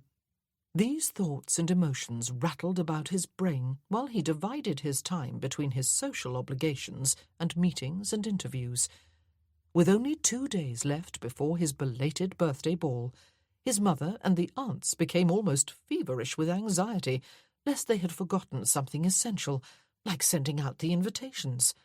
At the same time, the house, which had appeared clean and tidy to him from the moment he had first stepped over the threshold and looked around him for cobwebs, took on a shine and a gleam that almost forced one to wear an eye shade.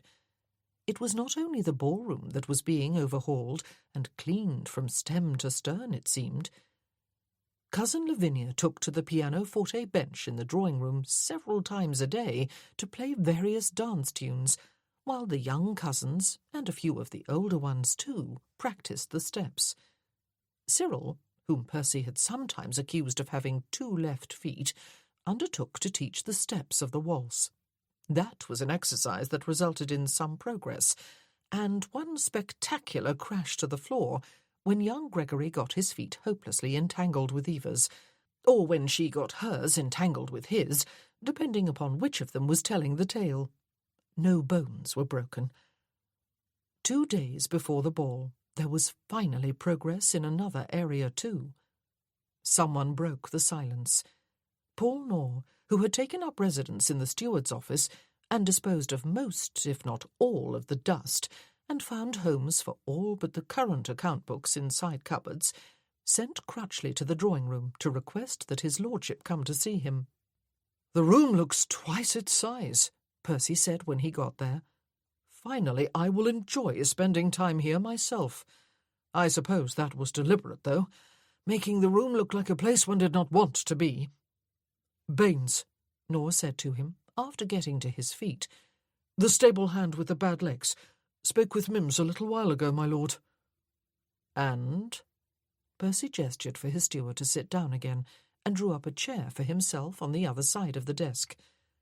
"It was a very brief exchange," Knorr said. "He would not have wanted to be seen talking to your personal groom. He asked Mims to give you a message from Annie Pruitt, the deaf-mute housemaid." Percy leaned forward in his chair and raised his eyebrows. "A message from a deaf-mute?" "I understand from Mims," Knorr said, "that Baines has known her since they were children, and has always been close to her. Somehow they learned to communicate. She helped nurse him after his legs were broken. They are still friends, perhaps even more than that." "And?" Percy stared at him. "She was cleaning Morgan's house, one of her regular duties apparently, when Ratchet came there soon after your meeting," Knorr said. "They made plans to run off to Merion and go into hiding. They planned it in her hearing." Percy was frowning. "In her hearing, my lord? Nor half smiled. "But she cannot hear, can she? Or talk. I think most people assume she is an imbecile, if they notice her at all. She is a bit invisible, actually, I would say. Why Marian?" Percy was still frowning. "Baines told Mims to tell you there is a roofer there," Nor said. "I believe he did repairs to the Dower House roof a short while ago, though I can see no mention of the expense in the books. He is married to a sister of Henry Morgan, James Morgan's late father, and Morgan sometimes stays with his uncle on his days off, because he is stepping out with a girl from the village. Or that is the reason he gives, anyway." "Tidmouth?" Percy stared at him, and pieces somehow fell into place. Imogen away at her brother's house for several weeks over Christmas.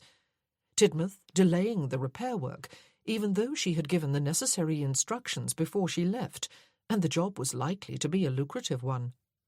Continuing to delay after her return, even though she was a titled lady, and one might have expected that he would fall all over himself in his eagerness to serve her.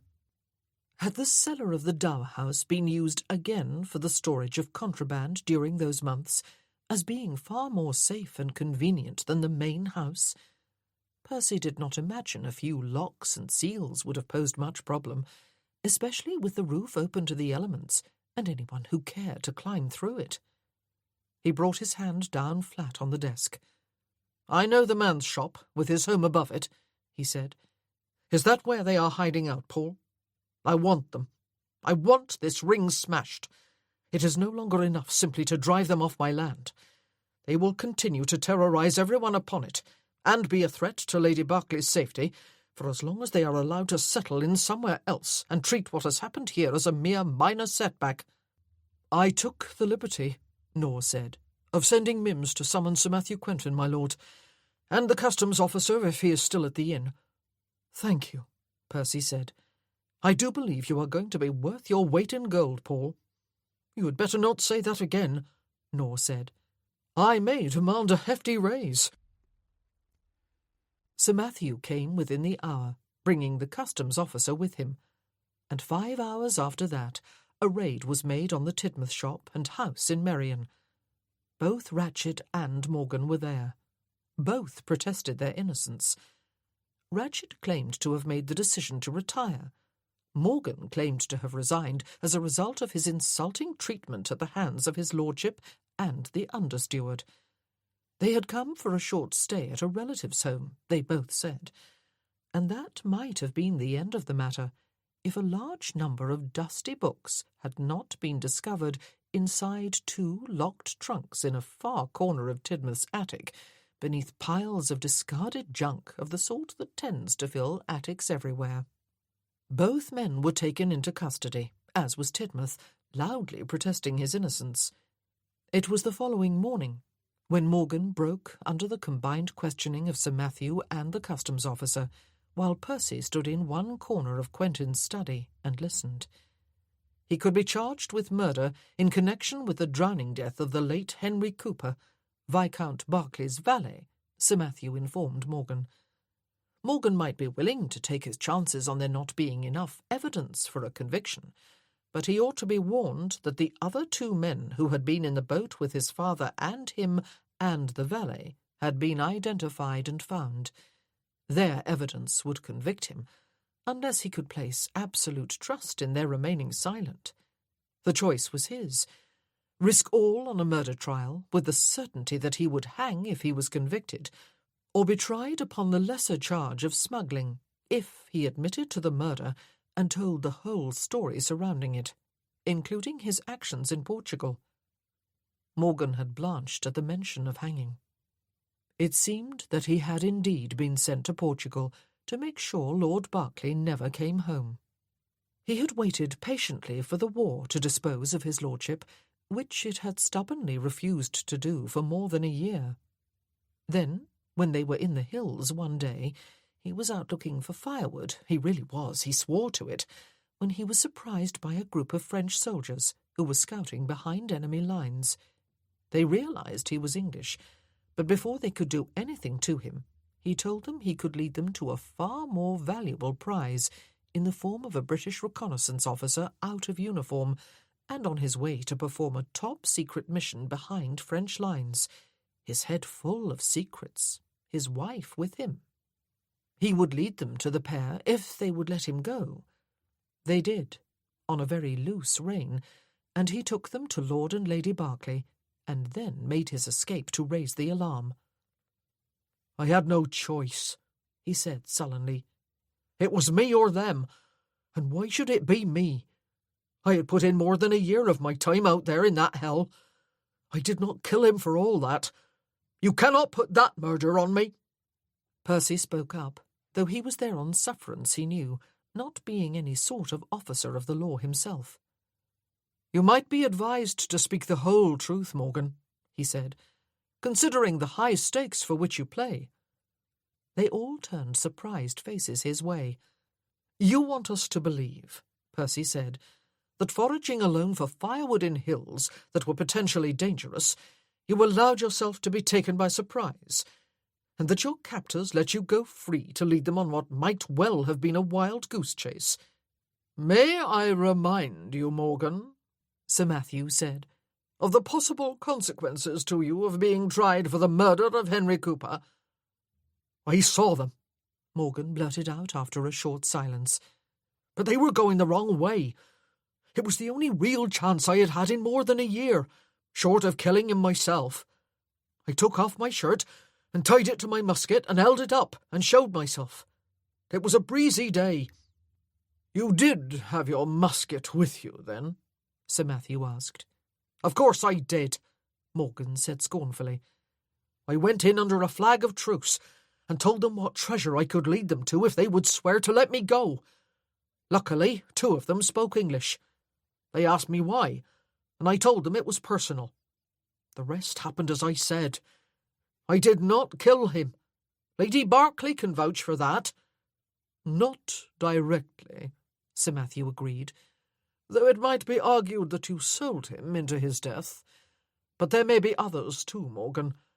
There have been a number of deaths and maimings with obvious connections to the smuggling trade. We may very well be able to get you for murder yet. At the very least, I believe you will be spending many years behind bars and set to hard labour."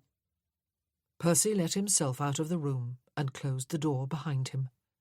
He was not sure if he felt triumphant or not. Actually, he felt a bit flat, he decided.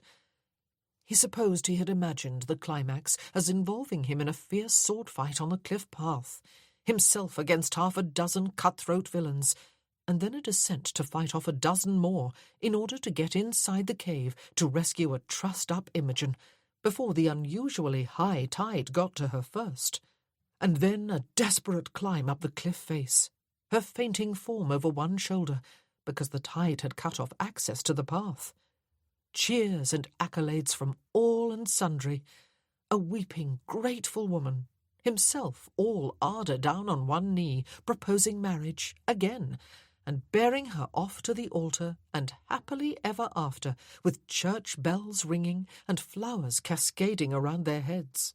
Sometimes, even in the privacy of his own mind, he could embarrass himself horribly. He ought to write the story and have it published by the Minerva Press under his own name. But there was something anticlimactic about this less glorious end to the business, satisfactory though it was in all essential ways. They had undoubtedly got the leaders. Ratchet, when confronted again, would find himself unable to maintain any pretence of innocence in light of his great-nephew's confession and the evidence of the books that had been found. It did not necessarily mean that smuggling would stop in the area for all time, but it did mean he could control it on his own land, and it would be considerably weakened elsewhere if it did somehow survive. Imogen was safe, though he would still not want her to be alone for a while yet. Not until the trials had taken place, and the main players, including any who had not yet been apprehended, were behind bars for good, and the sensation of it all had died down.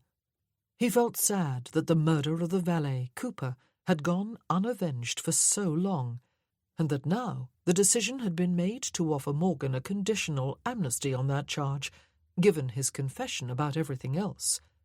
But the decision had not been his to make, and it had worked. If Morgan and Ratchet were not ultimately charged as accessories to the murder of Richard Hayes, Viscount Berkeley, though, he would want to know why. At the moment, it was no longer his business.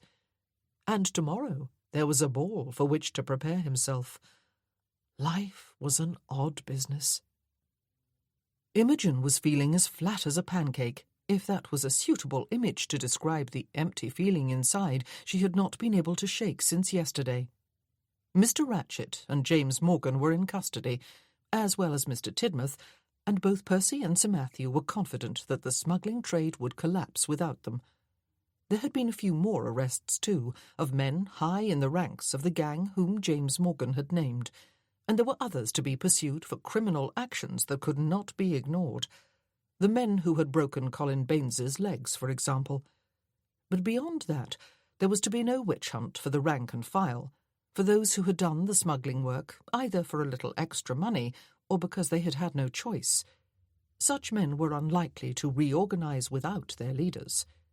She ought to be happy, Imogen told herself, as she dressed for the ball.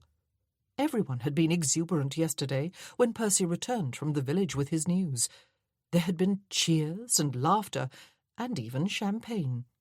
All the ladies and female cousins, as well as Tilly, who had been visiting at the time, had hugged Imogen, and even kissed her. 2 of the uncles had hugged her too, and so had Percy.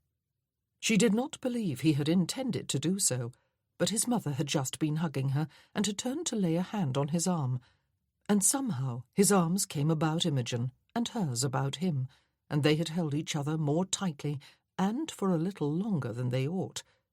He had not kissed her, but he had raised his head and gazed deeply into her eyes for a few moments before releasing her. Everyone around them had been beaming. His mother had had her hands clasped to her bosom, and tears in her eyes. Imogen had moved away to bend over Cousin Adelaide's chair and smile at her and kiss her cheek. Then she had patted the head of Bruce, who had exerted himself sufficiently to lumber to his feet and come sniffing at her skirts. Everyone, without exception, had advised her for her own safety not to move back to the Dower House until after she returned from Penderris Hall at the end of the month. She had, though, released Mrs. Hayes's maid last night to sleep in her own room again. But the maid had returned this evening, on the strict instructions of Mrs. Hayes, to dress Imogen's hair for the ball. Smooth and elegant would simply not do, it seemed. There had to be at least some swirls and curls, and a few wavy wisps to trail along her neck and over her temples. She was wearing a high-waisted, low-bosomed gown of ivory satin, overlaid with a tunic of dull gold netting, which she had bought in London a couple of years ago and worn only twice there. It had always seemed too grand for the country, but tonight was a special occasion. The house was almost unrecognisable, what with all the gleaming surfaces and sparkling chandeliers and the banks of spring flowers everywhere. And, flat as Imogen's spirits were, she must rise to the occasion. It was Percy's 30th birthday party, for which an impressive number of his family and friends had travelled long distances, and at which all the neighbours from a wider radius than just Porthmeor and its environs were to assemble to welcome the Earl of Hertford home at last. She looked well enough, she thought, as the maid clasped her pearls about her neck, and she looked at herself in the pier-glass. The colours were a bit muted, perhaps, but with the addition of a smile. She smiled. "Thank you, Marie," she said. "You have done wonders." "It is easy to do wonders with you, my lady," the maid said, curtsying before she withdrew. Imogen celebrated with deliberate intent for the whole long evening, almost the whole of it. She smiled and danced with a different partner each time. She danced the first waltz with Mr. Alton, the second with an elegant gentleman she scarcely recognised, since he lived 20 miles away, and they agreed it must be 2 years since they last met. And at supper, for which meal she sat with Viscount Marwood and Mr. Welby and Beth, a betrothal announcement was made. It took everyone by surprise. except perhaps those most nearly concerned. Mrs. Meredith Wilkes, Mr. Wenzel announced, looking decidedly red in the face, had just made him the happiest of men, after a 2-week courtship.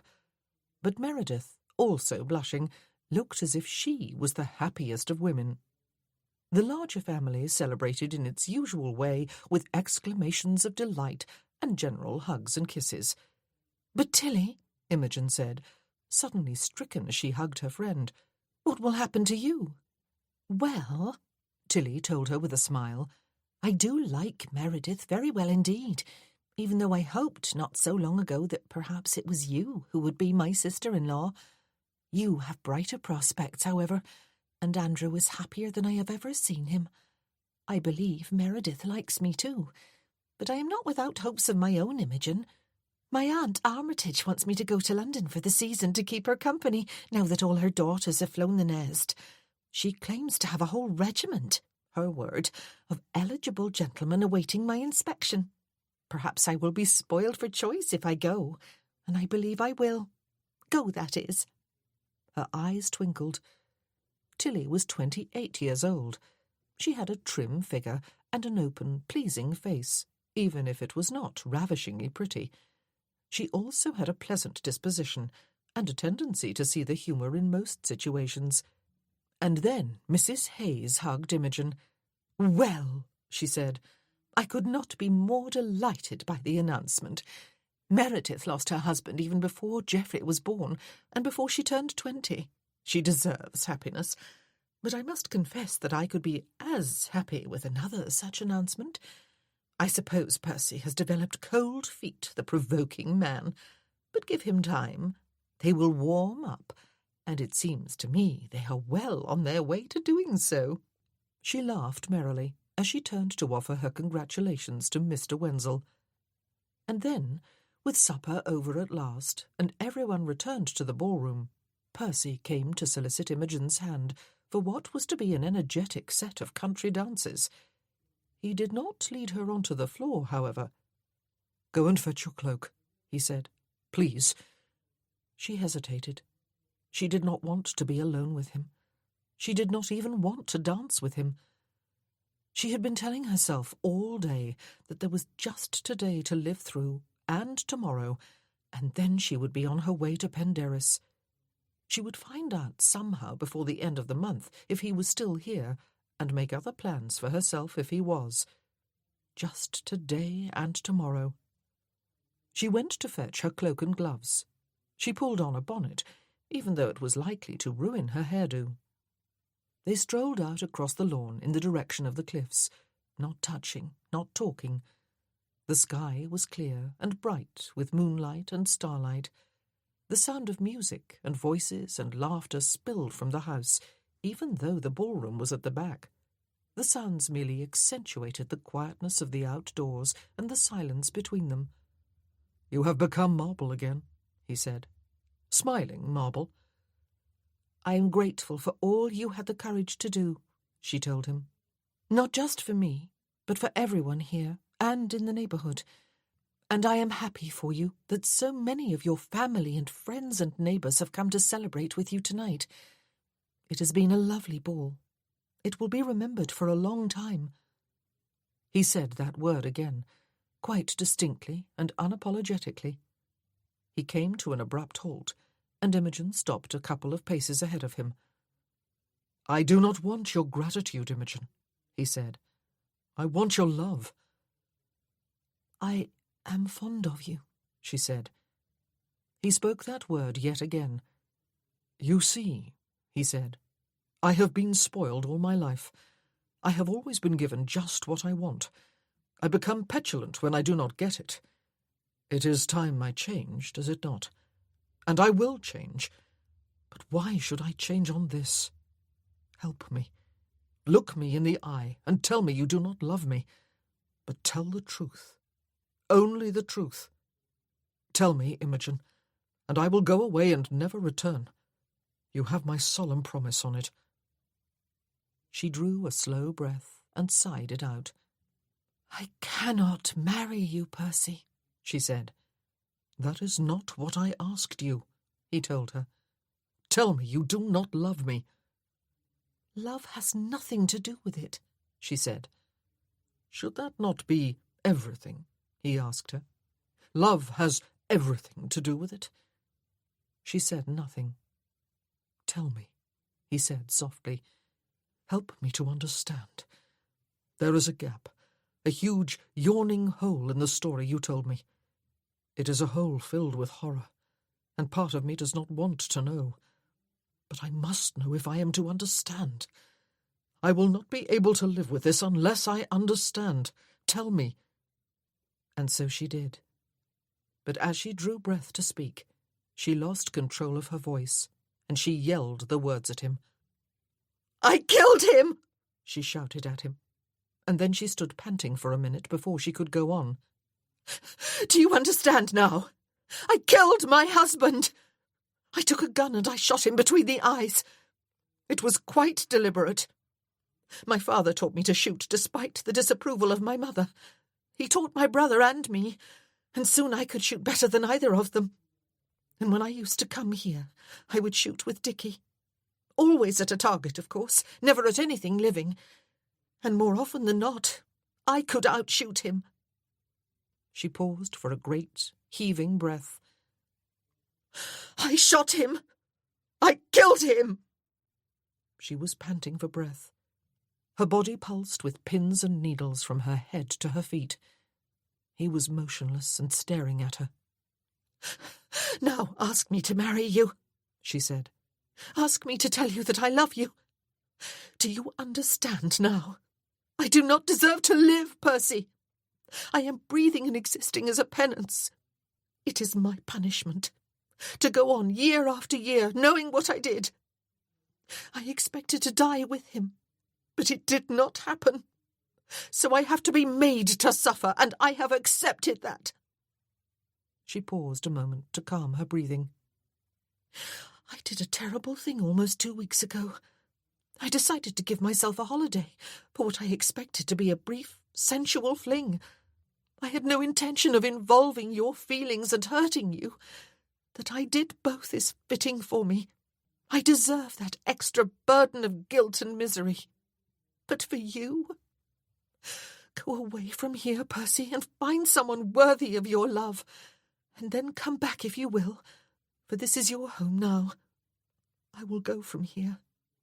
You will never see me again." He was still standing like a statue, his head slightly bent forward, hat low over his brow, hiding his face from her eyes. "I killed Dickie," she said, her voice dull now. "I killed my husband, my dearest friend in the world." And she walked away, back in the direction of the house. "Imogen!" he called after her, his voice desolate, full of pain. But she did not stop. Chapter 24. Percy was convinced that going back to the ballroom, smiling, mingling, talking, dancing, was the hardest thing he had done in his life, and it was not made easier when his mother, and then Lady Lavinia, and Miss Wenzel, and several other people asked what had happened to Imogen, and he had to tell them that she was tired and had gone to bed. He was not sure if any of them believed him. Probably not. Doubtless not, in fact. "Oh, Percival," was all his mother said, but her facial expression spoke volumes of reproach, and she only ever called him by his full name when she was exasperated with him. Getting up the next morning to be cheerful and hospitable all over again with his family and friends and the few neighbours from more distant parts who had stayed for the night was further torture, especially after a largely sleepless night. He had stood outside Imogen's room for perhaps 15 minutes at some wee hour of the morning, his hand an inch from the knob of the door, which may or may not have been locked. He had returned to his own room without putting the matter to the test. She did not come down for breakfast. He wondered if she would come down at all. Perhaps she was watching from her window, waiting for him to leave the house before putting in an appearance herself. He obliged her after he had seen all the overnight guests on their way. He went riding with Sidney and Arnold and a group of cousins. And no, he told Beth when she asked, he had not seen Cousin Imogen today. She was probably tired after last night. It was only when luncheon was announced much later that Lady Lavinia decided she should go up and see if Imogen was perhaps indisposed. It was unlike her not to be up early in the morning, even after a late night, and she had gone to bed before the end of the ball. She was not there. A note was, however, pinned to her pillow and addressed to her aunt, who read it aloud when she returned to the dining-room. "Do not be concerned about me," she had written after the opening greeting. "I have decided to leave early for Penderys Hall. I shall write when I arrive there. Please convey my apologies to Lord Hertford and his family for not taking a proper leave of them. It has been a pleasure to make their acquaintance." An hour later, they were all, with the exception of Percy, still buzzing over the strangeness of Cousin Imogen's sudden departure, 2 days earlier than planned. A search of her room had convinced her aunt that she had taken almost nothing with her, only perhaps a small valise and whatever it would have held. All the carriages and horses were accounted for in the carriage-house and stables. How had she left Hertford? On foot?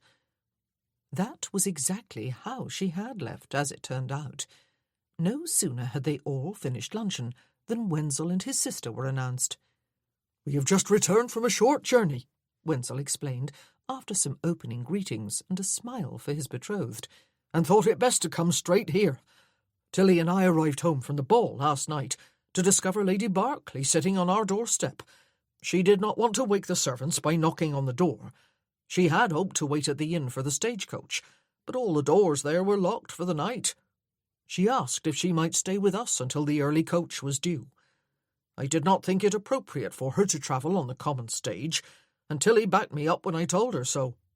"We offered to take her to Penderys Hall," Miss Wenzel said, "or at least to send her in our carriage, but she would not hear of putting us to so much inconvenience.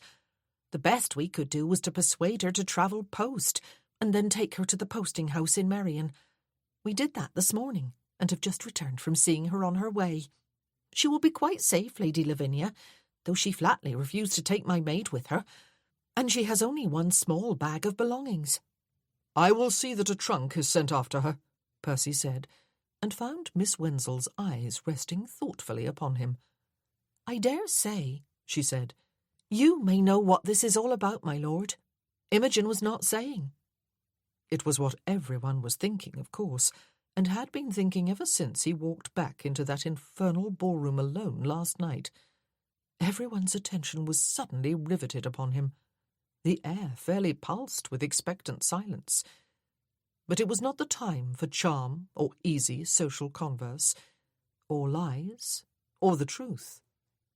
Percy turned and left the room, shutting the door firmly behind him. "I killed him! Do you understand now? I killed my husband. I took a gun and I shot him between the eyes. It was quite deliberate." And the devil of it was. He believed her. And in doing so, he had plunged deep into the very heart of darkness with her, a place he had been at great pains all his life to avoid. "I killed him!" Imogen arrived 2 days early at Penderys, and she had come by post-chaise, alone, with only one small bag. Nevertheless, George, Duke of Stanbrook, did not bat an eyelash. He must have seen the chaise coming, and was out on the terrace waiting to hand her down. "Imogen, my dear," he said, "how delightful!" But then he took a penetrating look at her, and drew her all the way into his arms and held her tightly. She did not know how long they stood like that, or what happened to the chaise. The tension gradually eased out of her body as she breathed in the scent of him, and of home, or what had been a safe haven of a home for 3 years, and was still her refuge and strength. He took her hand on his arm when she finally stepped back, and led her inside, talking easily to her, just as if her early arrival, and the manner of it, were not quite untoward. He talked to her in a similar manner for the rest of the day, and all of the next, until Hugo and Lady Trentham arrived halfway through the afternoon, also early. They had set off from home a day before they needed to, Gwen, Lady Trentham explained, all smiles and cheerfulness, because they thought perhaps they would need to travel by easier stages than usual with the baby. They had been wrong, however, and here they were. Hugo, large and imposing, and as severe-looking as ever, with his close-cropped hair and tendency to frown, slapped George on the shoulder and pumped his hand, while declaring that he was now the slave of 2 females. "A more than willing slave, though, I make haste to add," he said as he turned. "You have arrived even earlier than us, Imogen. That makes me feel better." And he beamed at her, and opened his arms, and then stopped and frowned, and tilted his head to one side. "Come and be hugged, then, lass," he said more gently, and once more she was enfolded in safety. But there was Gwen to be hugged too, and baby Melody Eames to be admired. Her nurse was just carrying her inside, and Hugo was taking her between his huge hands, fairly bursting with pride. The others arrived the following day. Ben and Samantha, Lady Harper came first, from Wales. Ben walked into the house and up the stairs with his 2 canes, but he propelled himself about much of the time after that in a wheeled chair, having decided that it was not an admission of defeat, but rather a moving forward into a new, differently active phase of his life. Ralph arrived next, with his very red-haired Duchess, whom Imogen had not met before, and who begged to be called Chloe. Imogen had not seen Ralph either, since he inherited the dukedom on the death of his grandfather last year. His face was still badly scarred from a war wound, but there was a new serenity in his face. Vincent came with Sophia, Lady Darley, and their son, and as usual it was hard to remember he could not see. He moved about so easily, especially with the help of his dog. Flavian came last, with Agnes, Lady Ponsonby, and the announcement, almost as soon as they stepped through the door, that he was expecting to be a father within the next 6 or 7 months, and they must be very gentle with him, because it was all a strain upon his nerves. And he spoke, Imogen was interested to note, with very little of the stammer that had stubbornly stayed with him, even after he had recovered most of his faculties after his head injuries healed. "In that case, Flav," Ralph said, "then I need gentle handling too. Never mind Chloe, she is made of sterner stuff." And they exchanged shoulder slaps and grinned at each other in a male, self-satisfied, slightly sheepish way. All of them, except Vincent, looked with narrow-eyed closeness at Imogen before hugging her.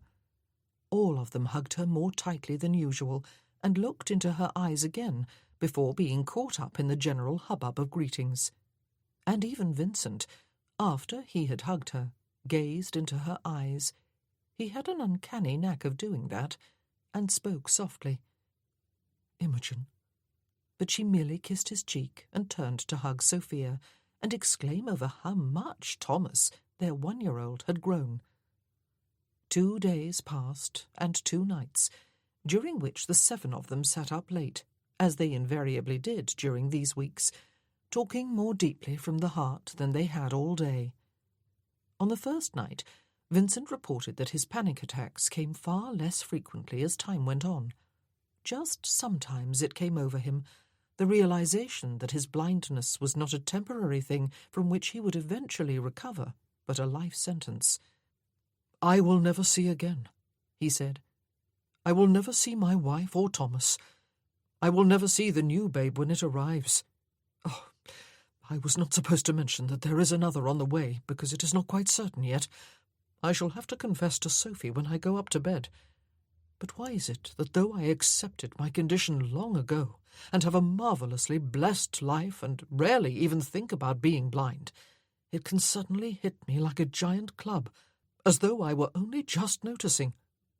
"The trouble is, Vince," Hugo said, reaching across Imogen on the sofa the 3 of them shared to pat his knee, "that most of the time we do not notice either."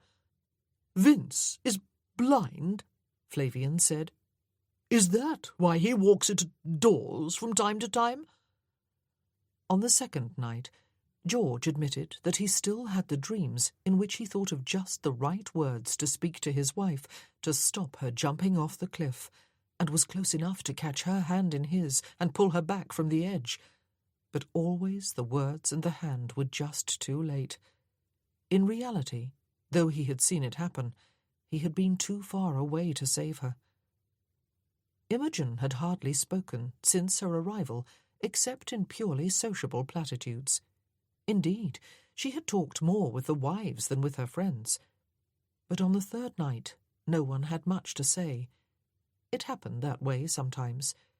Their lives were not always brimming over with problems and difficulties. Indeed, 5 of them at least seemed remarkably contented with their lives, even happy.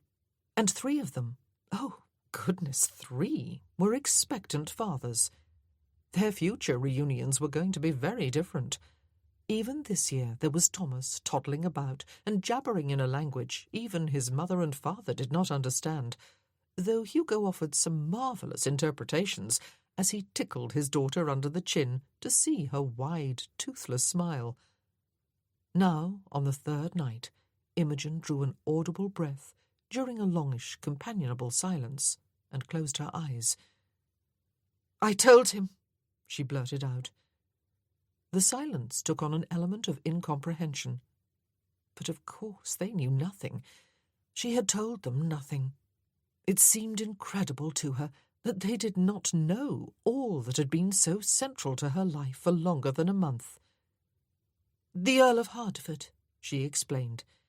"He came to Hertford early last month. We...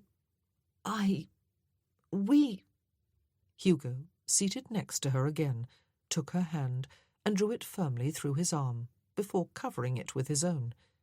Vincent, on her other side, patted her thigh and then gripped it. "I told him my story," she said, "but he was not satisfied. He knew there was something missing, and he asked again. It was the night before I came here. It was impossible not to tell him. So I did." She tipped back her head, her eyes still closed, and the back of her head bumped against Flavian's chest. He had come up behind her, and his hands came to rest on her shoulders. Her free hand was suddenly in a strong grip. Ralph was down on his haunches in front of her, and she realized she was wailing, a high, keening sound that did not seem to be issuing from her, but must be. George's voice was calm and soft. Oh, what memories it evoked. "What did you tell him, Imogen?" he asked. "That I killed Dickie," she wailed. "And what else?" "What else is there to tell?" She hardly recognized her own voice. "There is nothing else. In the whole wide world there is only that. I killed him." "Imogen!" It was Ben's voice this time. "There is a great deal more than just that." "No, there is not," she said, shaking her head from side to side. "There is only that." From behind her, Flavian cupped her jaw in his hands. "One must ask," he said, with his sighing, rather bored voice. It was deliberate, she thought, to try to soothe her with normality. "Does this Hertford fellow love you, perchance, Imogen? Or does he merely like to play heavy-handed lord of the manor?" She opened her eyes and lifted her head. "It does not matter," she said. "Oh, but he is not heavy-handed or dictatorial or obnoxious, though I thought he was at first." "And do you, perchance, love him?" Flavian asked. "I cannot," she said, drawing her hands free of Ralph's and Hugo's arms and setting the heels of them against her eyes. "I will not. You all know that." Ralph and Flavian resumed their seats. Hugo set an arm about her shoulders and drew her head down onto his shoulder. "Why are you so upset?" he asked. "I mean, why are you so upset?" "Someone else betrayed him," she said. "Dickie, I mean. He was never meant to come home alive from the peninsula. Someone betrayed him to the French." And she poured out the story of the smugglers, and Mr. Ratchet, and James Morgan, and her husband's valet, and how Percy had confronted them all when no one else would since Dicky's time, and had pursued the matter recklessly and relentlessly until he had exposed the truth, and the 2 men had been arrested and were awaiting trial. She had no idea if her story made sense. Vincent was still patting her thigh when she had finished. "I came here early," she said, lowering her hands to her lap. "I needed to feel safe. I needed... "Us," Flavian said. "We all need us too, Imogen. You can rest here. We all can." "Yes," she agreed. "But it must be horribly late. I should let you all go to bed. I am exhausted if you are not. Thank you. I do love you all." George, smiling gently, was holding out a hand for hers. "Come," he said. "I'll see you to your door. You know you can always come here, Imogen." "I also know," she said, getting to her feet, "that I must live my own life. And I will. This is just a brief setback, like Vincent's panic attacks. Good night." She squared her shoulders and looked at them each in turn. She did not even notice that none of them was making a move to follow her from the room. Percy did not know why he was angry, but he was. No, not angry exactly. Disgruntled, all out of sorts, in as bad a mood as he could possibly be without actually snapping at everyone who came in his path. Jealous. But that was preposterous. Why would he be jealous of a collection of men he did not even know? Men who called themselves by the pretentious name of survivors, with a capital S, if you please. Wasn't everyone a survivor? Wasn't he? What gave them exclusive right to the word? And how much could they love her when a number of them, he could not remember if it was all, had gone off and married other women? But it was to them she had gone running, in the middle of the night, without a word to him. Even her note had been addressed to her aunt. And now he was playing messenger boy and delivery man combined. In the carriage with him were letters from Lady Lavinia, Mrs. Furby, his mother, Beth, Lady Quentin, and Miss Wenzel. It was ridiculous. If many more people had written, he would have needed a wagon to pull behind. And there was a large trunk of her belongings in the boot of the carriage, leaving hardly any room for his own luggage.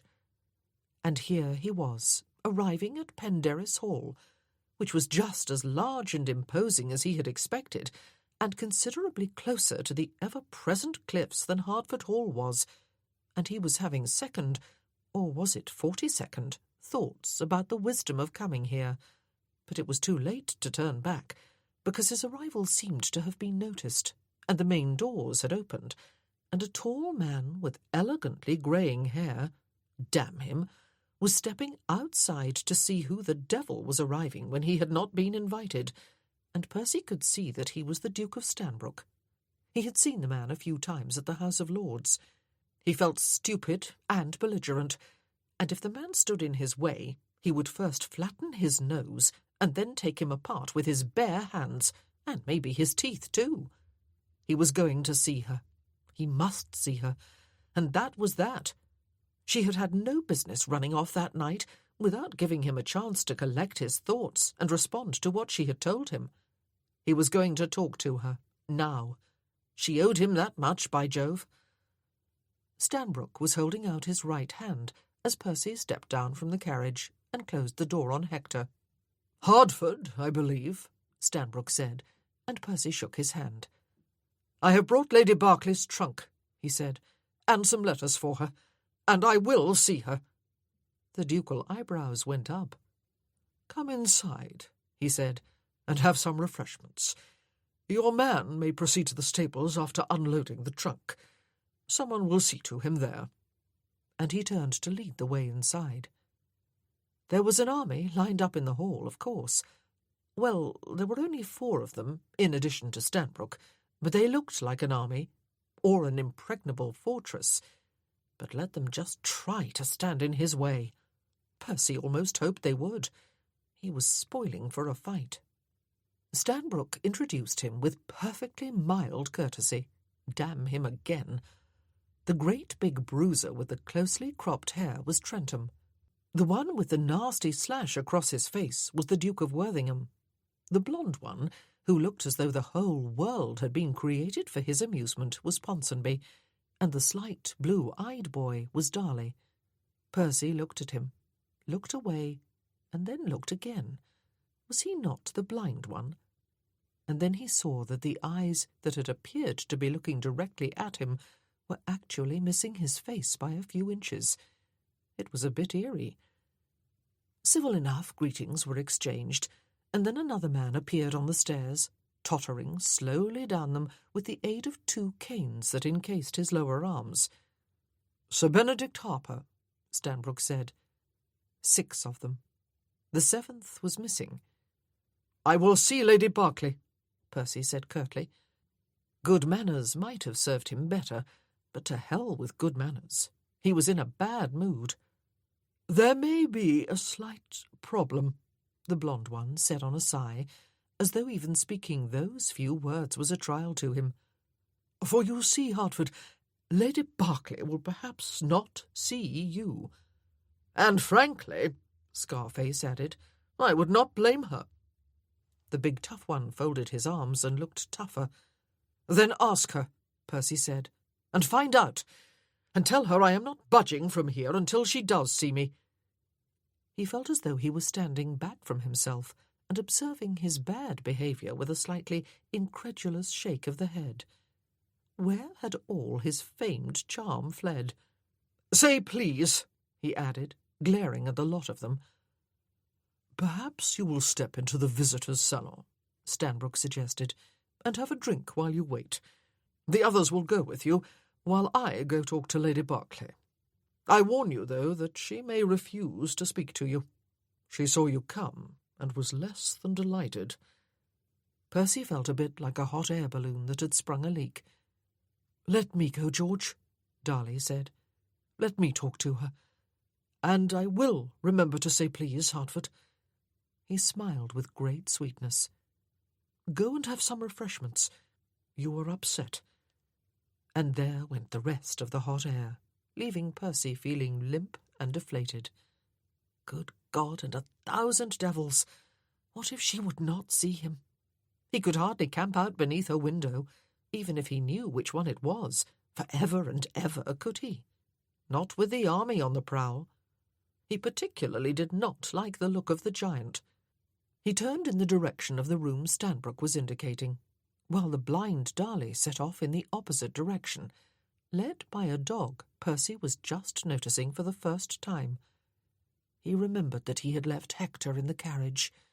The wretched hound had flatly refused to be left at home.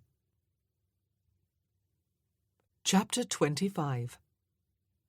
Imogen was in the conservatory, where she had taken refuge after seeing the familiar carriage approaching. She would not have had even that much warning if she had not been standing in the drawing-room window at the time, rocking a sleeping Melody Eames in her arms, and thinking that there could surely be no lovelier feeling in the world. She was gazing out through the conservatory windows now at some daffodils blooming in the grass, though she was not really seeing them. She heard someone come, someone with a dog, but did not turn her head. Vincent sat down beside her, first feeling for the seat. His dog settled by his knee.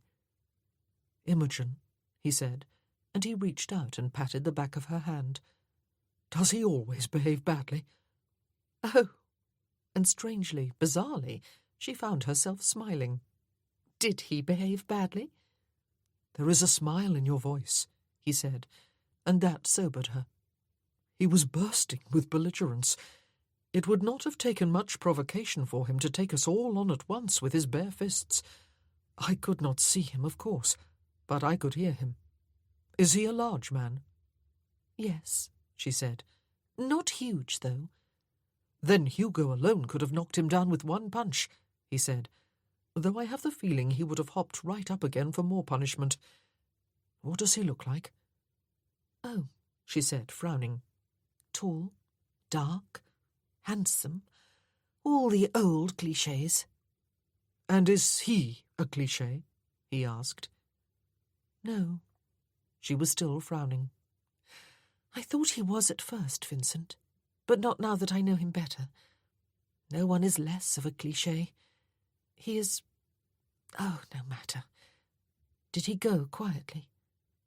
She felt as though there were a leaden weight at the bottom of her stomach as she imagined his carriage driving away from Penderys. Actually, it had been there since the night of his birthday ball. That cold, heavy weight. Would it never go away? "He is in the salon with the other men," he said. "He wants to see you. He demanded that one of us come and tell you so. But then he added a please." Her lips quirked into a smile again, though she felt nearer to tears than laughter. "Tell him no," she said, "and add, thank you, if you will." "We all expected him to come, you know," he said. "We were all agreed upon it the night before last, after you went to bed. There was no point in laying wagers. We were all on the same side. And Sophie agreed with me, and the other ladies did too. We have all been expecting him to come." There was nothing to say into the pause that followed. "He is terribly upset," Vincent told her.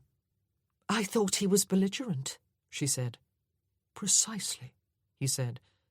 "But there was nothing to be belligerent about, you see, Imogen. George went outside to greet him like a courteous host, and we all behaved with the greatest civility." She could just imagine them all lined up in the hall, not realizing how formidable they could look when they were standing between someone and what that someone wanted. Poor Percy. He had done nothing to deserve any of this. "I will send him away if you wish," Vincent said. "I believe he will go, even though he told us he would not budge until he saw you. He is a gentleman, and will not continue to pester you if your answer is no. But I think you ought to see him." "It is hopeless, Vincent," she said. "Then tell him so." She drew a deep, audible breath and let it out. Vincent, she noticed irrelevantly, needed a haircut. His fair, wavy hair almost touched his shoulders. But when had he ever not needed a haircut? And why should it be cut? It made him look like an angel. His wide blue eyes only enhanced that impression. "Send him here," she said. He got to his feet, and his dog stood beside him. But he hesitated. "We never ever offer one another unsolicited advice, Imogen, do we?" he said. "No, we do not," she said firmly, and he turned away. "But consider your advice solicited. What do you wish to say?" He turned back. "I believe," he said gently, "we all have a perfect right to make ourselves unhappy, if that is what we freely choose. But I am not sure we have the right to allow our own unhappiness to cause someone else's. The trouble with life, sometimes, is that we are all in it together." And he left without another word.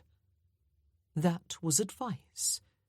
She was not even sure what he had been trying to say, except that it made perfect sense while she waited and pondered his words. Are we not all responsible just for our own selves, she thought? Why should we be responsible for anyone else? Would that not be just meddling interference? The trouble with life, sometimes, is that we are all in it together. And she remembered her relatively minor decision to dance again at the village assemblies. She heard more footsteps. Firm, booted feet this time. Belligerent feet, perhaps. Again she did not turn her head. He stopped a short distance away. He did not sit down. "Imogen," he said softly. She clasped her hands in her lap, lacing her fingers. She touched the tips of her thumbs together. "You do not play fair," he said. "I am not involved in any game with you, Percy," she said.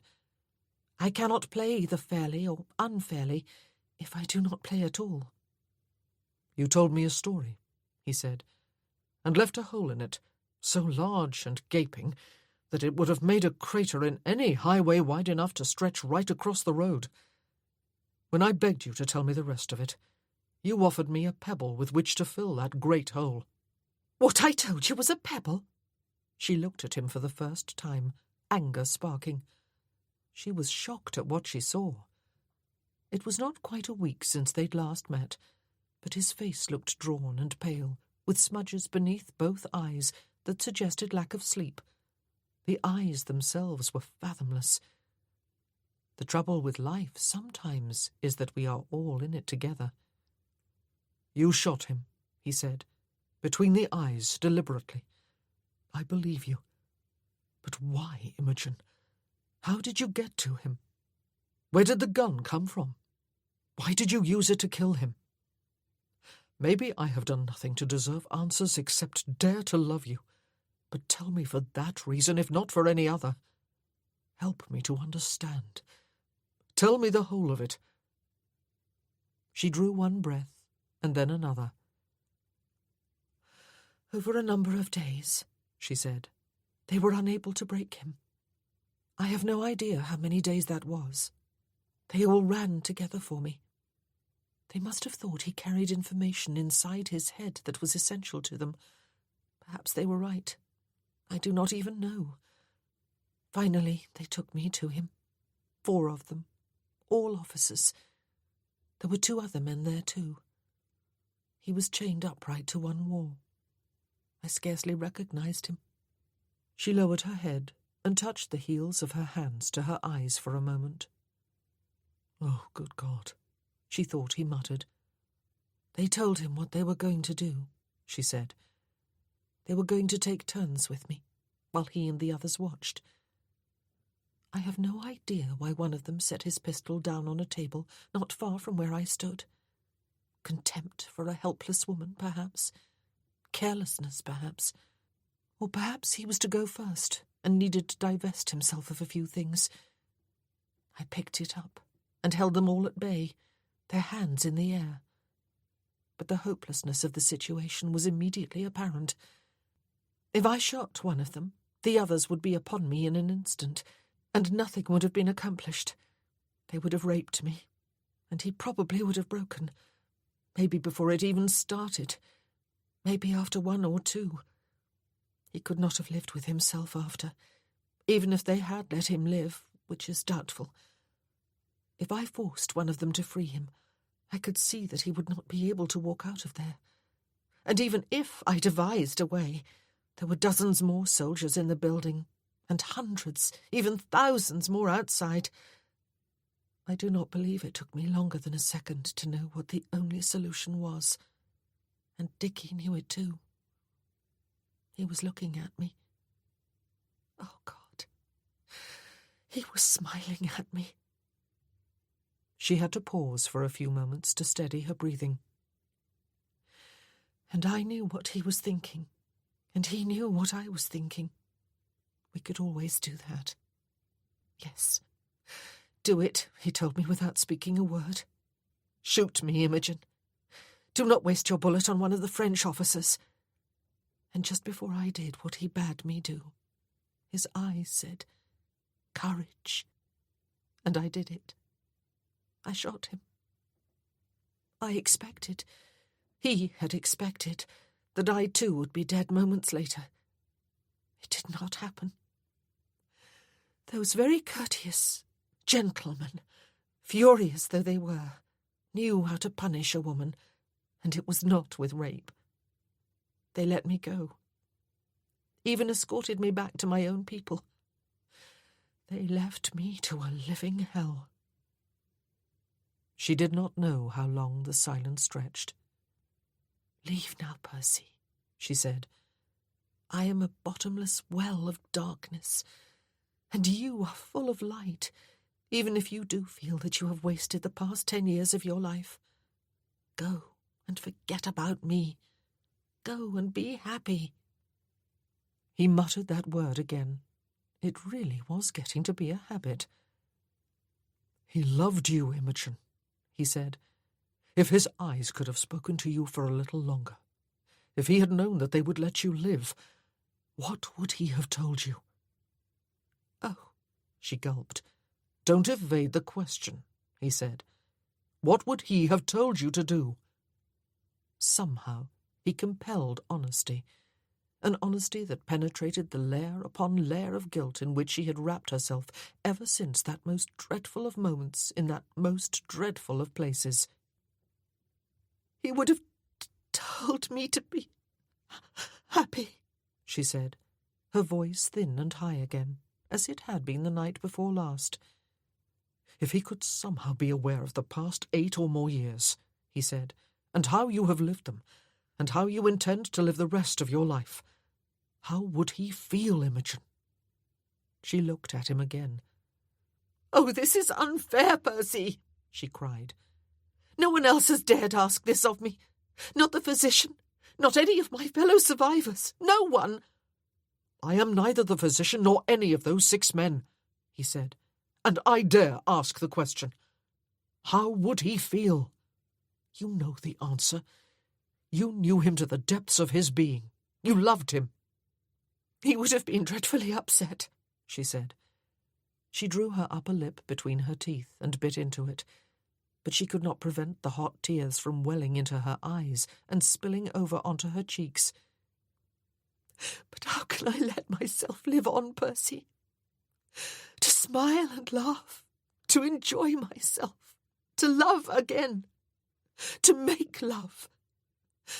I am afraid I will forget him. I am terrified that I will forget him."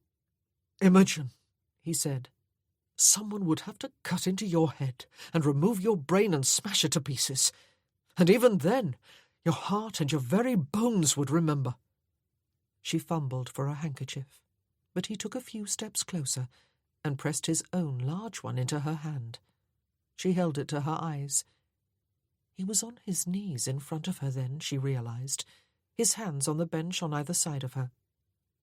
"Imogen," he said, "I tremble at my presumption in trying to win your love for myself when you have loved such a man. But I do not expect to take his place. No one can ever take anyone else's place. Everyone must carve out his own. I want you to love me for my sorry self, which I will try very hard for the rest of my life to make worthy of you, and worthy of me. I can do it. We can always do anything as long as we are alive. We can always change, grow, evolve into a far better version of ourselves. It is surely what life is for. Give me a chance. Let me love you. Let yourself love me. I will give you time if you need it. Just give me hope, if you can. And if you cannot, then so be it. I will leave you in peace. But please, try to give me a definite maybe if you possibly can." She lowered the handkerchief after drying her eyes. He looked like a poor, anxious schoolboy, hoping at least to avoid a caning. She reached out and cupped his face with her hands. "I do not want to drain all your light, Percy," she said. Something sparked in his eyes. "But there is never an end to light, Imogen," he told her, "or to love. I'll fill you so full of light that you will glow in the dark, and then when I want to love you in a very physical way, I will be able to find you." Oh, absurd, absurd Percy, yet so pale and anxious despite his ridiculous words. "Do I dare?" she asked, but more of herself than of him. He did not answer her, but someone else did, deep inside her in a voice she recognized. Courage. And for the first time in more than 8 years, her mind listened to the tone in which that silent word had been spoken. It was one of deep peace. He had welcomed death, at her hands.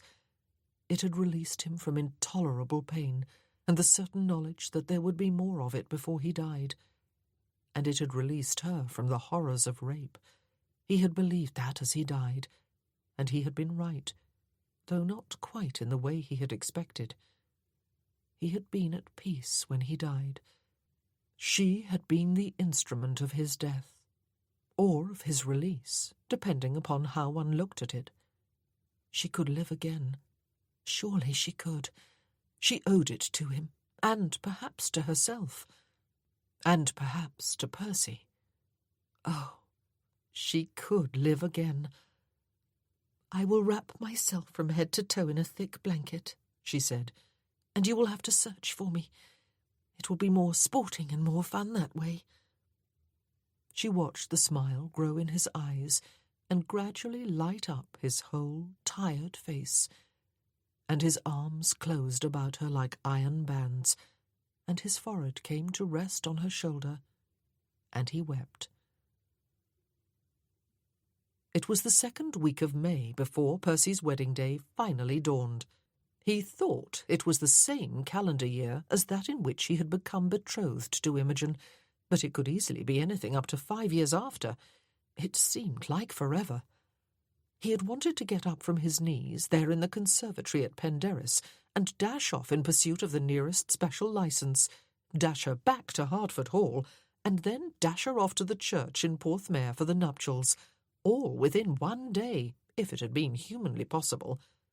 Alas, sanity had prevailed, though not necessarily his own. Those friends of hers had all assured her that if she must leave their reunion early, then they quite understood and would be delighted for her, or words to that effect. The wives had assented too, with hugs and kisses and sentimental tears, but they had all somehow managed to look collectively forlorn at the same time, and it was Percy himself who had declared that there was no way on this earth he was going to come between his newly betrothed and the dear friends he hoped would also be his dearest friends in the future, or foolish words to that effect. He had stayed for a few days, during which time he almost lost the affections of Hector to a 1-year-old toddler, who chased him and mauled him and giggled over him and fell asleep on his doggy stomach and generally enslaved him. Percy had written a whole library of letters, perish the memory, while Imogen did the same beside him in Stanbrook's library and sent them off. And then he had returned to London, where he saw to putting notices in the morning papers and arranging for banns to be read, and, soon enough, being caught up in a ferocious tornado of wedding plans as his family gathered about him in force, and his mother arrived from Derbyshire. "I came to London from Cornwall via the scenic route through Derbyshire," had become her joke of the moment. Then the Penderys contingent had arrived in force, bringing Imogen with them. She was staying at Stanford House with the Duke, and had been joined there by her mother and the mother's sister, who was somehow related to Stanbrook. Lady Lavinia and Mrs. Furby, Imogen's brother and his wife, and numerous other people come for the wedding, had filled the Pulteney Hotel to the rafters. There had been dinners and parties and soirees at the homes of various aunts and uncles of Percy's, a betrothal ball for Meredith and Wenzel at Uncle Roderick's, at which Percy's engagement had been celebrated too, a ball at the Duke of Worthingham's, at which there had been a betrothal cake in the centre of the supper table, and another ball hosted jointly by Lady Trentham and her cousin, Viscountess Ravensburg, at which Percy found himself being congratulated by a rather large number of Bedouins, including the formidable Duke of Bewcastle himself. Percy had heard him speak in the House of Lords a time or two, and for no apparent reason stood in awe of the man. Perhaps his intense, light silver eyes had something to do with it, or his austere, haughty demeanour. It was something of a surprise to discover that he had a pretty, though not ravishingly beautiful wife, whose smile seemed to light her up from the inside out, and who seemed not one whit cowed by her husband. It had all been enough, Percy decided, as Watkins dressed him for his wedding, all in silver and grey and white, to make him dashed sorry he had been forced to agree to marry the proper way. That had been Imogen's way of putting it anyway. "Oh, Percy," she had said with a sigh, when he had still been making hopeful noises about going off in search of a special licence. I do so wish we could marry that way. But a wedding is not just about the bride and groom, is it? It is about their family and friends, too. It is one of those rare celebratory events that punctuate a happy life. Let's wait and marry in the proper way. He had not asked if marrying the other way would be improper. He would have given her the sun if she had asked for it, or the moon, or a proper wedding. A proper bridegroom went to church, St. George's on Hanover Square, of course, clad in silver, grey and white, with yards of lace frothing at neck and cuffs, and a diamond the size of a small egg winking in the linen and lace folds at his neck, and rings and fobs, and the Lord knew what other finery about his person. And with unsteady knees, and 2 hands full of thumbs, any 2 or 3 of which were bound to drop the wedding ring at the key moment. Cyril was no help, and Percy wondered if he should have chosen someone else to be his best man. "What if I should drop the ring?" Cyril asked on the way to church. Surely one of the functions of a best man, the principal function, in fact, was to calm the nerves of the bridegroom. "Then you crawl around on the floor until you recover it," Percy said. "It will not happen."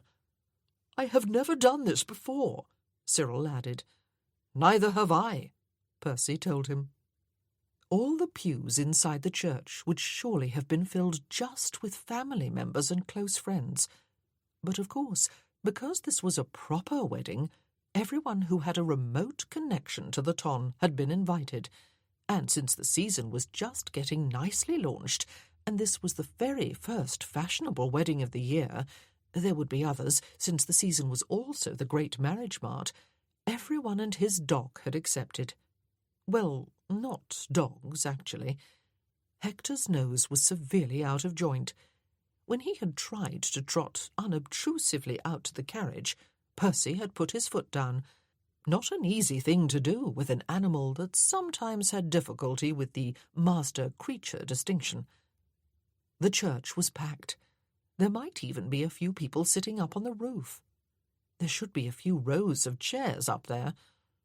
Cyril's teeth were chattering almost audibly.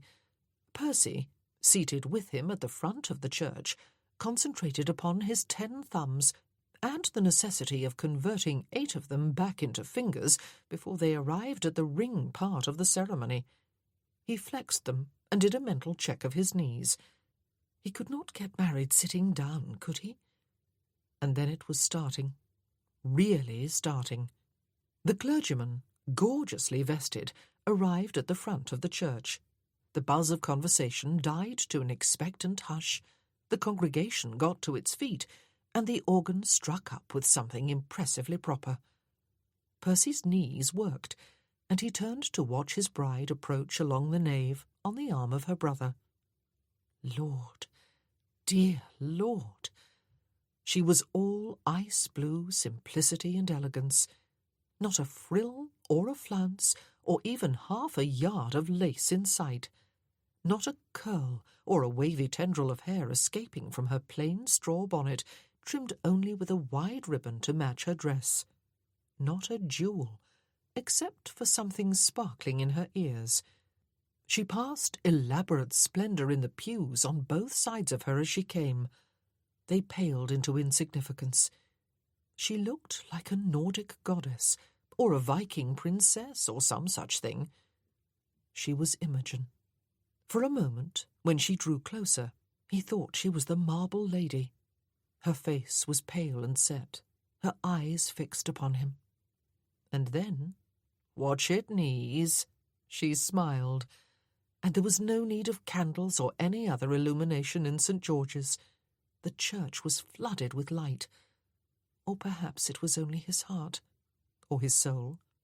He did a mental check of his facial muscles and discovered that he was smiling back at her.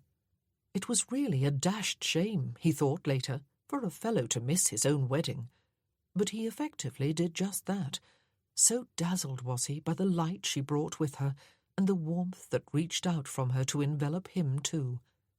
He thought he remembered someone saying, "Dearly beloved," in the tone only a clergyman ever used, and he did remember a moment's anxiety as he saw Cyril's hand shaking like a leaf in a strong breeze while it held a gold ring, and he certainly remembered hearing that he and Imogen were now man and wife together, and no man should even dream of putting them asunder, and those other things that all meant simply that one was married right and tight for all eternity. But he missed everything else. He came back to himself only when he and his bride were in the vestry signing the register, and Imogen was signing her old name for the last time.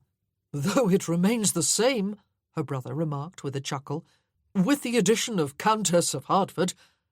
"No," she said softly, "it changes. All of it. I am married to Percy now." Percy could have bawled, but fortunately did not. And then they were walking back along the nave together. He remembered to imitate the speed of a turtle, while the organ played an anthem that seemed designed to lift the top right off one's head, so that one's soul could soar straight to heaven. And Imogen's mother and aunts, and Mrs. Furby, and his own mother and assorted aunts wept shamelessly, and everyone else smiled enough to cause wrinkles. "For 2 pins," he murmured to his bride, "I would start skipping like a boy." "For 2 pins," she murmured back, smiling to both right and left, "I would join you." "But we are at a proper wedding," he said. "Alas." And then they were outside, and the sun that had been at war with the clouds, covering the sky earlier, had won, and a cheering multitude of gawkers and the merely curious greeted them, as well as a small army of grinning survivors and cousins and friends, armed with the petals of a few thousand unfortunate flowers. The petals were soon raining down about them and quite ruining the lovely paleness of their wedding attire. And Imogen was laughing. He would never, ever grow tired of hearing and seeing her laugh. He was laughing too, of course, but that was less of a rarity. Indeed, perhaps she cherished the rare sight of him looking earnest. "Oh, look!" she wailed, though it was a happy wail. "Look, Percy!" He did not need to. He had fully expected it, having been involved in his fair share of weddings over the past 10 years or so. Their open carriage, bedecked nicely with flowers, was also all set to drag what appeared to be half of London's kitchen hardware behind it, and also an ancient boot or two, all the way to Stanbrook House, where the Duke had insisted the wedding breakfast be held. "After all," Percy said, as he handed her into the carriage, and the congregation began to spill out of the church behind them, "there may be 1 or 2 people in town who have not heard that we are getting married today. They must be made to hear." "I think all the neighbours in Cornwall will hear too," she said, as she settled herself on the seat, and he took his place beside her. "It would not surprise me if Annie Pruitt at Stanbrook House could hear the din." Annie, the deaf-mute housemaid, who had had the courage to pass on information about the whereabouts of Ratchet and Morgan, had been promoted to the position of Imogen's personal maid, after she had demonstrated that she had some skill in the performance of the necessary duties. And in front of them now, up on the box of the wedding carriage, waiting for the signal to move off, sat Percy's coachman and his new footman, Colin Baines, both of them resplendent in new livery. "And since this is a proper wedding, Lady Hertford," Percy said in the precious remaining moments before the carriage moved and the unholy din of moving, jostling metal drowned out the joyful pealing of the church bells, "we must do what is now proper." She turned a laughing face toward him as he set an arm about